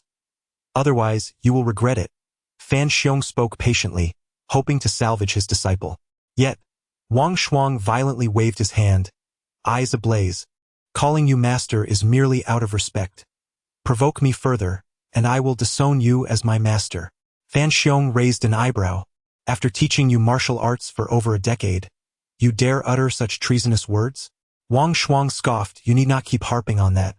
Even if my skills are derived from you, what of it? Those 2 slaps you just gave me have settled my debt to you."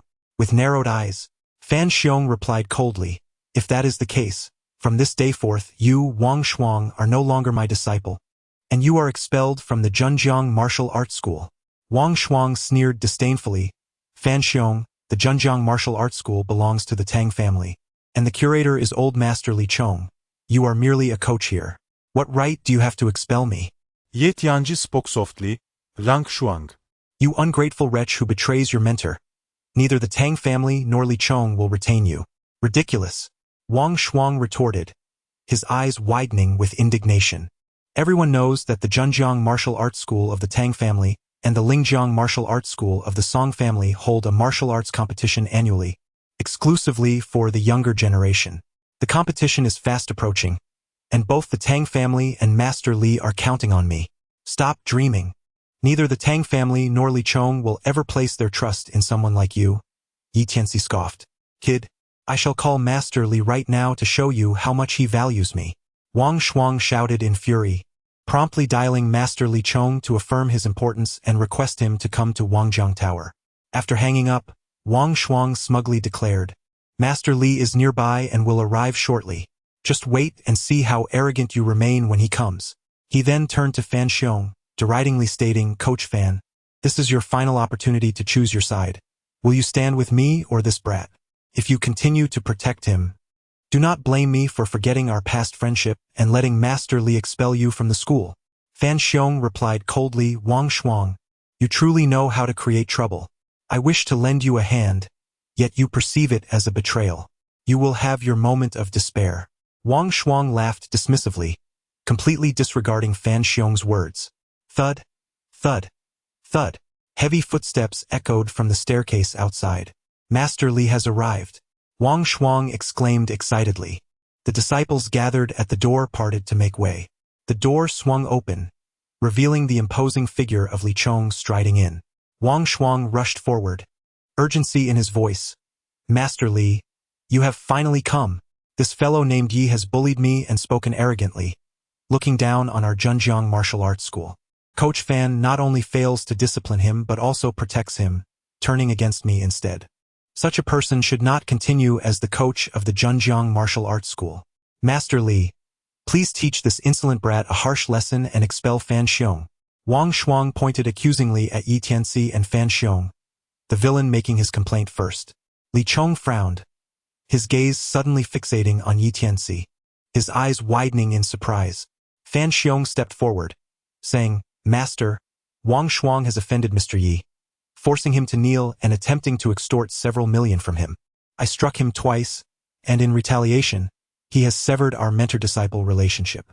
Should we continue to harbor such an ungrateful individual in our school? Ye Tianci spoke softly. Such ungrateful individuals, if I were the master of the martial arts hall, I would certainly not retain them. Wang Shuang scoffed disdainfully. Kid, there's no need for you to speak in such a sarcastic tone towards our Master Li. He would not heed your ambiguous words. He then turned to Li Chong, bowing respectfully, Master, I believe Fan Xiong and this scoundrel Yi are undoubtedly in cahoots. Smack! Before he could finish his sentence, a hand, as broad as a fan and accompanied by a gust of wind, struck him fiercely across the face. Chapter 84. Severing one's own arm. Bang! Crash! Wang Shuang's body collided heavily with the wall, then fell to the ground, shattering the vase that had been placed nearby. Puff! Leaning against the corner, Wang Shuang coughed up a mouthful of blood. Clutching his chest, he stared at Li Chong in disbelief. Meanwhile, all the disciples of the Zhenjiang Martial Arts Hall looked on in confusion. Wang Shuang was the senior disciple of the Zhenjiang Martial Arts Hall, the one most favored by Master Li. Why had Master Li, without a word, dealt such a grievous blow to him? Master, why did you strike me? Wang Shuang asked, his face pale as he held his chest.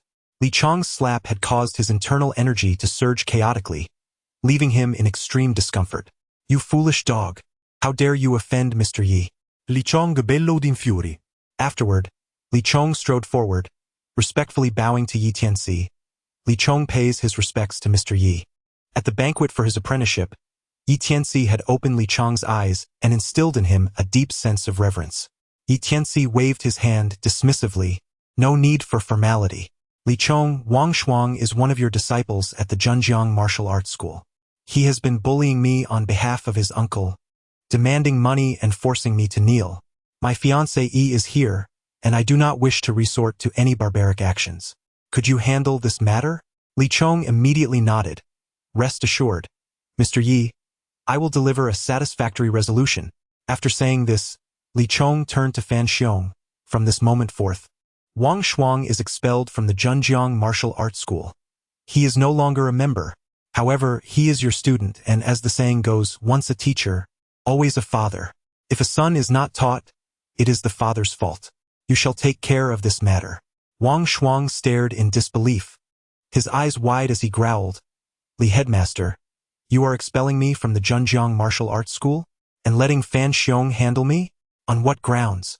Do not forget, I am the nephew of the Song family. Uncle, save me. Wang Shuang anxiously looked toward Song Gaonian. Song Gaonian, with a stiff demeanor, stepped forward, trying to project an air of superiority. I am a member of the Song family. Wang Shuang is my nephew. Are you not concerned about the repercussions of offending the Song family? Li Chong scoffed. Are you sure you are a member of the Song family? Song Gaonian, do not think I do not know you. You are merely a branch of the Song family, completely unrecognized by the core circle. The Song family will not support you. Even if you were a true member, I would not fear you. It would be best for you to remain silent, or I will have Fan teach you a lesson as well. His words rendered Song Gaonian speechless, his expression awkward. Li Chong was correct. Song Gaonian was just a peripheral member of the Song family, having been distanced from the true lineage by several generations. He was merely bearing the surname. Song Gaonian dared not speak further, shrinking back like a frightened turtle against the wall. Uncle! Wang Shuang shouted in anger, his voice laced with tears. Fan Xiong approached him, sneering, Wang Shuang, who has been expelled from the Zhenjiang martial arts school? Is it you or me? I warned you before. I tried to help you, but you mistook my intentions and thought I was trying to harm you. Do you regret it now? Wang Shuang gnashed his teeth, glaring at Fan Xiong, and spat defiantly. Regret? Not a chance. Let me tell you, where I do not stay, another place awaits me. Do you think I enjoy being at the Zhenjiang martial arts school? The Lingjiang martial arts school has already been in secret contact with me. Expel me? Ha! Perfect. I shall join Lingjiang martial arts school. In a few days, I will represent Lingjiang and thoroughly crush the younger generation of the Zhenjiang martial arts school. At this point, Wang Shuang couldn't help but laugh, his mirth unrestrained, as if he had already become a part of Lingjiang martial arts school and had triumphed over Zhenjiang. Ungrateful wretch. Fan Xiong, no need for courtesy. Proceed as you see fit. I will bear the consequences. Li Chong spoke coldly. With Li Chong's words, Fan Xiong understood what was required of him. He took a swift step forward, swinging his arm and delivering a resounding slap to Wang Shuang's face. Smack! Wang Shuang's face was instantly marred, blood streaming from his nostrils and eye sockets. You dare strike me? Bang! Fan Xiong kicked him down to the ground, placing a foot on Wang Shuang's face. Not only will I strike you, but I will also trample you. Fan Xiong, do not push me. If cornered, I am capable of anything. Wang Shuang roared, struggling in vain, pinned beneath Fan Xiong's foot. Meanwhile, Song Gaonian stood by, not daring to utter a word. Fan Xiong looked down coldly. Did you take Headmaster Li's words lightly? You still dare threaten me? He pressed down harder, causing Wang Shuang to yowl in pain, abandoning any bravado. He began to pound the floor. I was wrong. I apologize. I kneel to apologize. Fan Xiong released his foot. Wang Shuang scrambled to his feet, his heart brimming with indignation as he glared at Fan Xiong. You bully the weak with your power. You despicable coward. He cursed silently, but did not dare to express it openly. He knew that if he continued to resist, he might not leave this room today, and could even be crippled. A wise man does not suffer losses in front of him. Wang Shuang consoled himself, gritting his teeth and kneeling. Thud! Before everyone in the room, Wang Shuang knelt, both knees hitting the ground before Tianci. I am sorry, I was wrong. Wang Shuang's apology was stiff and forced, entirely compelled. Bow to Mr. Yi. Li Chong coldly interjected. Wang Shuang nearly ground his teeth to dust, envisioning a scenario where he could take a gun and eliminate Li Chong and everyone in the room. But he knew that was impossible. If he acted on such thoughts, his entire family would be implicated. Under the oppressive aura of Li Chong, he felt utterly devoid of any courage to resist. Lowering his head, he struck the floor with his forehead. I am sorry, I was wrong. With each apology, he knocked his head against the ground. Silence enveloped the room. Even the sound of breathing was muted as all eyes were fixed on this scene. Fan Xiong remained silent, as did Li Chong. Wang Shuang gritted his teeth, enduring the humiliation, repeatedly banging his head against the ground. After a full 100 strikes, blood coated his forehead. I've done it 100 times. Is that enough? Wang Shuang rose from the ground. Tianci narrowed his eyes slightly. If kneeling and apologizing were effective, there would be far less hatred and conflict. If you wish to leave this place, you must sever an arm. Wang Shuang, filled with rage, retorted.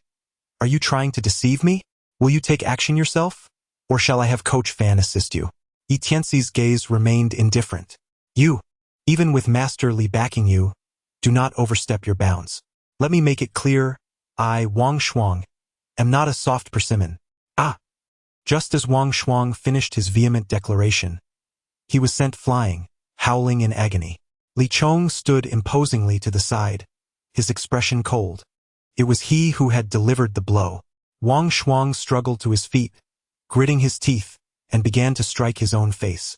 Slap, slap, slap.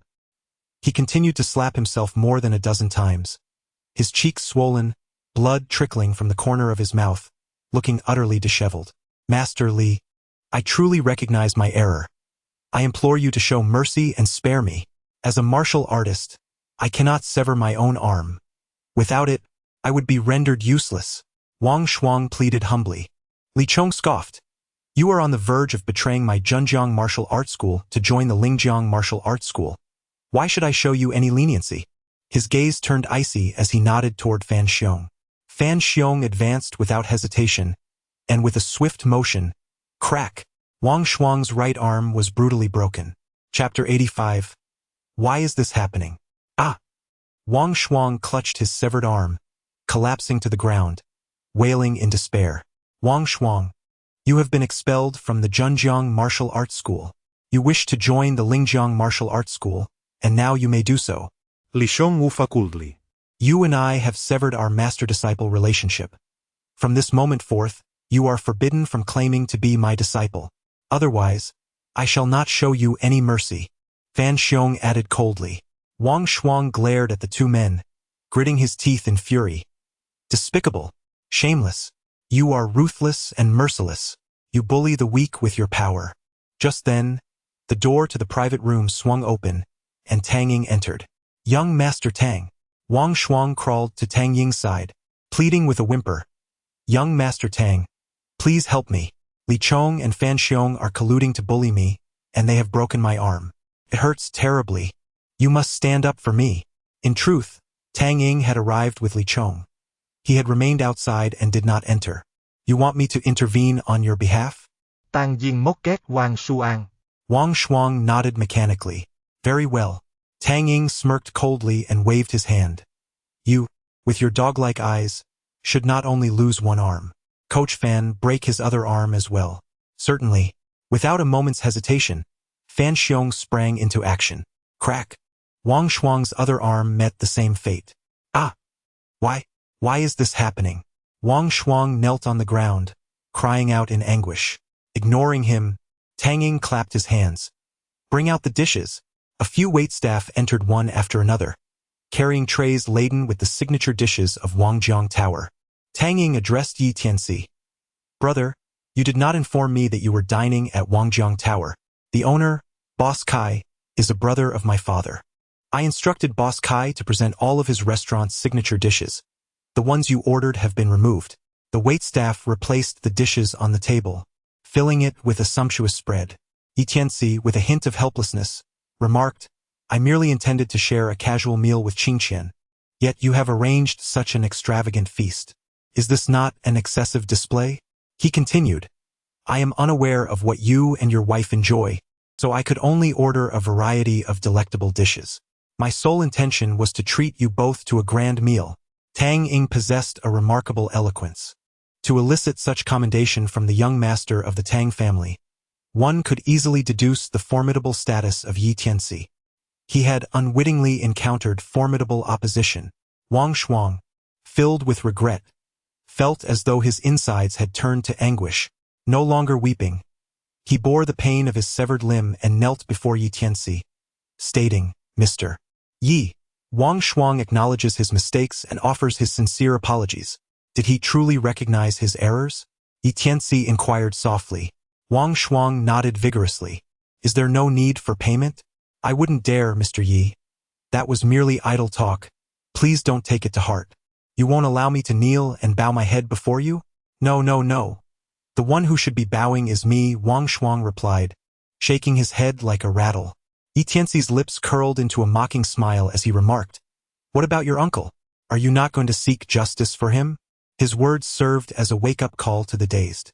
Wang Shuang glared furiously at his uncle, Song Gaonian, realizing that had it not been for him, he would not have been reduced to such a tragic state. Song Gaonian, come and kneel before Mr. Yi.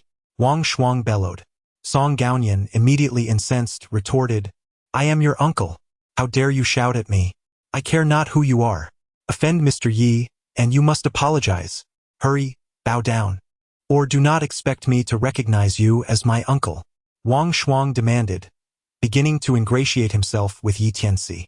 Tang Ying interjected coldly, Song Gaonian, you truly ought to kneel and apologize to Mr. Yi. If we were to heed your whims, the guests at my Tang family's Longxiang hotel would be doomed. Thankfully, Mr. Yi intervened and saved them. Had those individuals perished, you would already be in the hands of the authorities facing dire consequences. Kneel and apologize to Mr. Yi, or you shall not leave this place. Try me if you doubt it.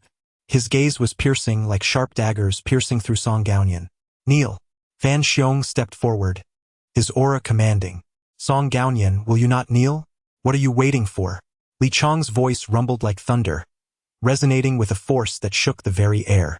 Overwhelmed by the gravity of the situation, Song Gaonian had never encountered such a scene. His legs buckled beneath him. In a state of panic, he knelt on the ground, submissively addressing Tianci, Mr. Yi, I have been blind to your stature and have wronged you. Please forgive my transgressions. Seeing him kneel, Wang Shuang plastered a grin on his face as he sought to appease Tianci. Mr. Yi, I have compelled my uncle to kneel before you. Will you not find it in your heart to forgive me? Tianci rose and spoke. You were originally a member of the Zhenjiang Martial Arts School, yet you harbored ulterior motives, yearning to join the Lingjiang Martial Arts School. Fan Xiong has taught you for over a decade, and you turned your back on him without hesitation, showing great disrespect to your mentor. This is an act of disloyalty and injustice. Song Gaonian is your uncle, and you have overstepped your bounds, compelling him to kneel before me. This is an act devoid of benevolence and filial piety. With such a heartless and ungrateful disposition, what path remains for you? Merely to draw breath and exist. Coach Fan, break his legs. If he does not retaliate, we shall give Vice Dean Song a sense of relief. Tianci chuckled mockingly as he waved his hand. All right. Fan Xiong responded with enthusiasm, charging forward to break Wang Shuang's legs as well. Crack, crack. Wang Shuang could no longer maintain his kneeling position and collapsed onto the ground. He had been promised the loss of only one arm, so why had both his arms been shattered and now his legs as well? Why? Woe is me. Wang Shuang dared not curse and could only lie on the ground, weeping in despair. No one paid him any heed. Tianci gazed at Song Gaonian and, with a faint smile, inquired, Deputy Dean Song, your nephew did not avenge you. I trust one have avenged you instead. Your nephew is now incapacitated. Are you satisfied? Song Gaonian stared blankly at Tianci. Tianci appeared to be smiling, exuding an aura of harmlessness. Yet Song Gaonian felt an unsettling chill creep down his spine, his heart pounding in trepidation. He had never felt such fear towards another individual. Struggling to swallow, Song Gaonian dared not utter a word. Does silence imply consent? So, you may leave, Tianci gestured dismissively. Song Gaonian remained rooted to the spot, paralyzed with apprehension. Do you not wish to depart? Or would you prefer that I arrange for someone to escort you? Under Tianci's penetrating gaze, Song Gaonian shuddered and vehemently shook his head. I will leave. No. I will flee. He dragged the incapacitated Wang Shuang away in a disheartened retreat. Li Chong and Fan Xiong also took their leave, while Tang Ying busied herself with serving tea. Observing the lavish spread of delectable dishes before her, Lin Qingqian lamented. There is an abundance of food, could not possibly be consumed in a single day. At that moment, The faint sound of children's cries wafted up from downstairs. Lin Qingqian approached the window to peer outside, frowning as she remarked, "It seems to be a group of children begging for alms." Tianci promptly instructed Tang Ying to bring the children forth. Moments later, Tang Ying appeared with 7 or 8 children, each smaller and more frail than the last, their garments tattered and worn, resembling a band of little beggars. At the forefront stood a boy of about 12 or 13 years, his face grimy yet his eyes remarkably bright. Chapter 86. A Just Cause. Tianci nodded slightly at Lin Qingqian. Lin Qingqian immediately understood. Rising to gently address the children, "Are you all hungry? There are plenty of delicious dishes on this table. Please help yourselves." As soon as she finished speaking, 7 or 8 children rushed forward, grabbing food with their hands and devouring it voraciously. Observing this group of frail, malnourished children, Lin Qingqian's eyes filled with compassion. Once the children had their fill, the plates on the table were left spotless, not a drop of soup remaining. "May I ask why you are begging together?" Lin Qingqian inquired softly. "Did your parents pass away? Did they die in the mines?" she asked in astonishment as several children nodded. With pity in her gaze, she continued, "Did your parents' deaths in the mines result in no compensation for your family?" The children shook their heads once more, and the eldest boy spoke up. "I heard my grandmother say that the Nanshan mine is owned by the chief family, and it's an illegal operation. Many people have died there over the years. My grandmother said that if someone dies inside, it's just bad luck. The chief family never pays compensation. Anyone who dares to sue them will bring misfortune upon their own family." Lin Qingqian could not help but exclaim, "I never expected the chief family to be running an illegal mine, allowing so many workers to die without compensation, leaving countless children to beg." She turned to Tianci. Her brows furrowed slightly and said, "Tianci, we must find a solution. It is not right for these children to continue begging. They are far too pitiable." Tianci nodded slightly. "I shall take charge." Previously, he had considered his desire for vengeance against the chief family to be somewhat selfish. Now, however, he suddenly felt justified in his actions. To spare the chief family would be an affront to those unfortunate children and a disservice to their wrongfully deceased parents. Tianci called Aunt Li and also notified Lei Hong to come over. Shortly thereafter, Aunt Li and Yuan Zhongyi arrived at Wangjiang Tower, accompanied by several children whom they took away, while Tianci retained the eldest boy among them. "What is your name?" Tianci invincible. "My name is Tianci." The boy replied. "Do you have any family members?" "My parents died in a mining accident, and my grandmother has also passed away. I have no relatives." Tianci shook his head, yet did not weep. At that moment, Lei Hong approached Tianci. "Master Yi, you summoned me?" "Hull Tiger, have you been diligently practicing vegetarianism and reciting scriptures these past few days?" "Indeed, I have faithfully adhered to your instructions, Master Yi, consuming only plant-based meals and engaging in prayer daily." "Excellent." Tianci nodded slightly, gesturing towards Tianci. "This child represents the turning point for the continuation of the Lei family's lineage." "Ah, Master Yi, what do you mean by that?" Lei Hong inquired, perplexed. Tianci smiled as he looked at Tianci and said, "Tianci, your birth in a mine has left you lacking in the element of water, which will repeatedly trigger the fierce flames of calamity. Have you ever been burned by fire before?" Tianci nodded and replied, "I once played with fire and burned my backside, just as I thought. If you do not change your name, even more perilous flames await you in the future. How about this? I shall give you a new surname. From now on, you shall be called Lei Xian. What do you think?" Tianci glanced at Lin Qingqian and Tianci, and with a wise understanding, he said, "Big brother, you and big sister are kind-hearted people. I will listen to you." Tianci pointed at Lei Hong and said, "This man is named Lei Hong, and from this moment forth he shall be your adoptive father. Pay your respects to your adoptive father." Tianci immediately knelt before Lei Hong and proclaimed loudly, "Lei Xian pays his respects to his adoptive father." Lei Hong looked at Tianci with a puzzled expression and inquired, "Master Yi, what is the meaning of this?" Tianci spoke with solemnity, "Tiger, it is destined that you shall not bear children, but Lei Xian is the key to your fortune. The term new signifies rebirth. You must first adopt the son to eventually welcome your own flesh and blood. Is that truly so? Lei Hong's eyes widened in astonishment. Do you believe I am worthy of your trust or your skepticism? Yi Tianci gazed at Lei Hong with an unfaltering demeanor. In an instant, Lei Hong's face broke into a radiant smile. Master Yi, I certainly place my faith in you. He hurriedly helped Tianci to his feet, his eyes brimming with joy. Excellent. From this day forth, you shall no longer call me adoptive father, but rather father. Henceforth, you are my son. No one shall dare to bully you. Invoke my name, Lei Hong. If they do, feeling the warmth of his affection, Lei Xian dutifully knelt once more to pay his respects to Lei Hong. Lei Hong, filled with contentment and joy, took Lei Xian by the hand and departed. Yi Tianci and Lin Qingqian departed from Wangjiang Tower and made their way to the Lin family's old residence on Lingjiang Street. The estate was expansive, comprising not only abandoned houses but also a grove of trees that fell within the property's boundaries. During the demolition process, compensation would be provided for these assets. As the head of the household, you should be entitled to a substantial amount, right? Yi Tianci inquired with a smile. My grandfather mentioned at least 10 million. Lin Qingqian replied with a grin. The two strolled around the Lin family estate, preparing to leave when a young girl suddenly dashed past them in a flurry. Qin Nan?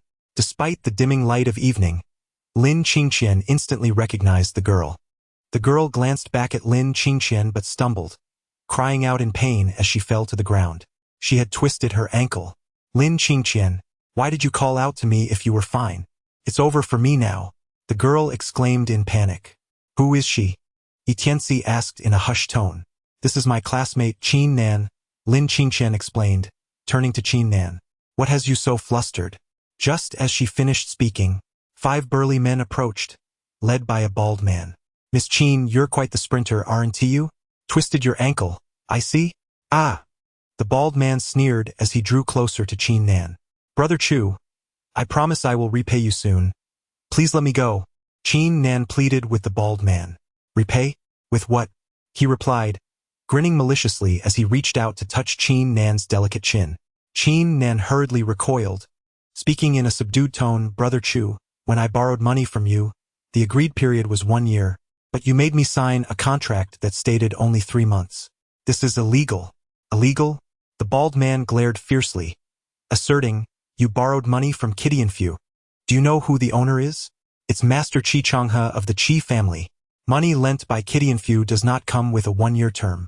Even if it were the king of heaven borrowing, it must be returned within 3 months. Qin Nan trembled in fear at his words, her voice quaking. But I truly have no money to repay you. No money, you say? That's easily dealt with, the bald man leered, his gaze unabashedly roaming over Qin Nan. You still have your body, don't you? You're beautiful, well-shaped, and have a sweet voice.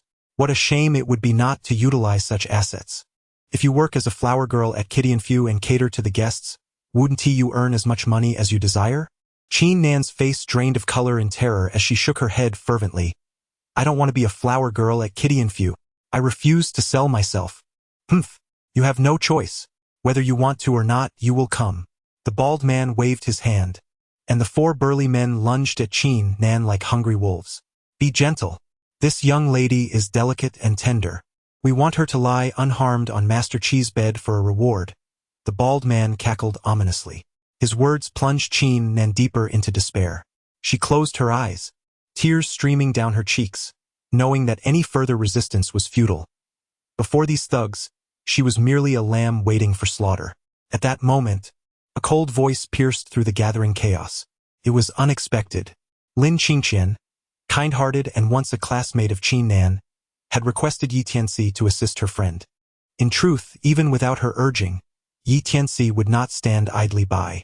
The bald man's gaze flickered to Yi Tianci for only a second before shifting to Lin Qingqian, his eyes gleaming with greed. Well, I didn't expect to find another beauty here. Truly, heaven rewards those who are deserving. Beautiful lady, since you choose to meddle, you might as well accompany Miss Qin. He sneered, completely disregarding the presence of Yi Tianci beside Lin Qingqian. Startled by his sinister stare, Lin Qingqian instinctively retreated behind Yi Tianci. Yi Tianci gazed calmly at the bald man and said, in broad daylight, do you dare to commit such nefarious deeds? Young man, I advise you not to meddle in affairs that do not concern you. We are from the Qitian mansion, and you have no authority to interfere in our matters." The bald man shot a fierce glare, exuding arrogance. Qitian mansion? Tianci narrowed his eyes slightly. Indeed, Qi family's Qi Tianfu, the most prestigious entertainment venue in Shucheng. Just a few years ago, only Tianshang Renjian in Yanjing could compare with our Qi Tianfu. The bald man wore a proud expression, brimming with a sense of superiority. Tianci let out a cold chuckle. The Qi family and Qi Tianfu boast with such audacity. Given your current actions, it is evident that Qi Tianfu has committed numerous vile deeds in Shucheng. How dare you act so brazenly before Qi Tianfu? Teach him a severe lesson. Break his limbs and cast him into the river to feed the fish. The bald man roared furiously, exhibiting an overwhelming and unreasonable dominance. 4 of his subordinates charged towards Tianci, howling in a frenzy. Bang! Oh dear! The brutal beating concluded almost as swiftly as it began. In the blink of an eye, all 5 lay sprawled on the ground, their arms shattered. They writhed on the ground, ceaselessly crying out in agony. Qin Nan's beautiful eyes widened in disbelief as she gazed at Tianci. Tianci ambled before the bald man, a smile gracing his features as he said, "I have already warned you. Anyone who dares to strike will find their arm at risk. Why do you not heed my words? What is your name?" He patted the bald man's face. "Chu Chao," the bald man stammered in terror. "Are you certain you wish to cast me into the nearby river?" "No. No. Brother, I was merely jesting with you," Chu Chao replied, panic evident in his eyes. He had not anticipated Tianci's formidable prowess. It was as though he was a high school student delivering a beating to a mere elementary school child. Smack! Tianci delivered a resounding slap to him, questioning whether he was worthy of jesting with him. Chu Chao wept, tears and snot mingling with blood as she pleaded, "Elder brother, I acknowledge my mistake. Please do not strike me any further. You said you would not hit me again, did you not?" Tianci let out a sinister laugh, suddenly seizing Chu Chao's severed hand. It was unclear what method he employed, but in an instant, Chu Chao's face turned ashen. Not only that, but his entire body became rigid. He widened his eyes and bit down hard on his lip, as if enduring some immense agony. After a brief silence of several seconds, Chu Chao finally emitted a piercing scream of pain. Just as he cried out, Tianci pressed a finger against his neck. Chu Chao's scream became lodged in his throat. As though someone had seized his windpipe, the sound hoarse and muffled, almost impossible to utter. After more than 10 seconds, Tianci released his grip, and Chu Chao collapsed to the ground. His body lay limp like a strand of noodle, his expression listless, and his complexion ghostly pale. "How does it feel?"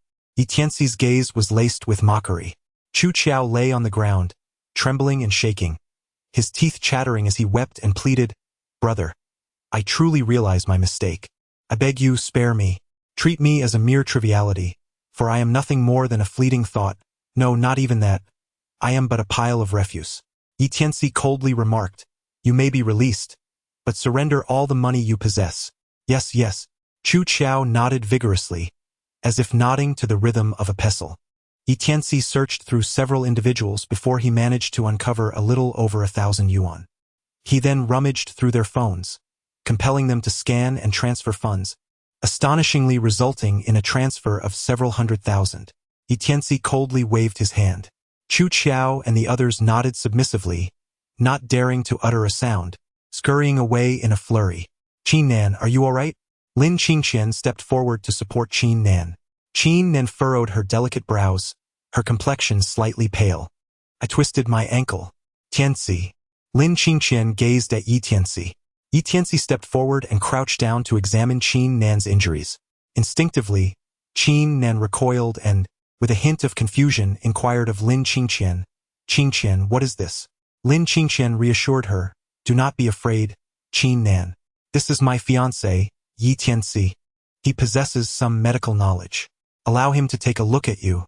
Only then did Qin Nan relax her guard and offer Tianci a tentative smile, saying, "I appreciate your help."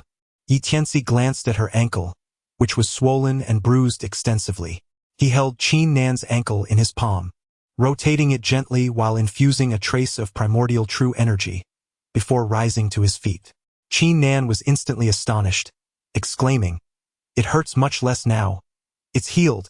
My goodness, Qingqian, your fiancé possesses extraordinary medical skills." Lin Qingqian felt a glow of pride on her face, smiling gently as she asked, "Qin Nan, what were those people after? I overheard your conversation. Did you borrow money from them?" Qin Nan nodded, her expression sorrowful. 2 years ago, my parents were in a car accident with my younger sister. Only she survived. However, she sustained severe injuries. Over the past 2 years, we sold our house to cover her medical expenses, and all my earnings have been spent on her care, yet it's still insufficient.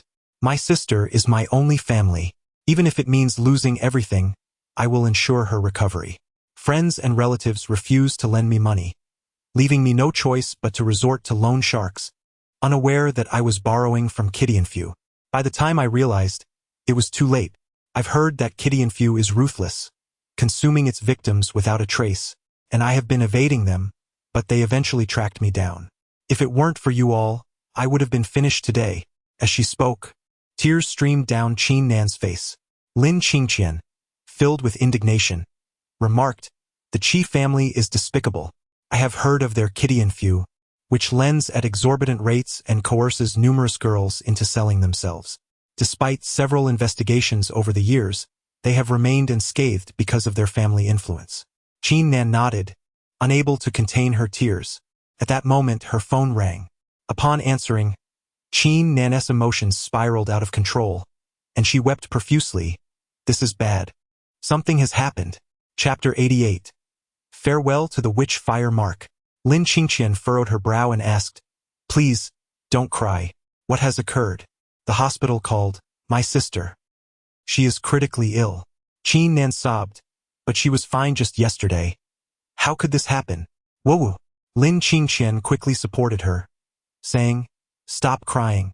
We must go see your sister immediately. Come, I will accompany you." Tianci naturally followed along.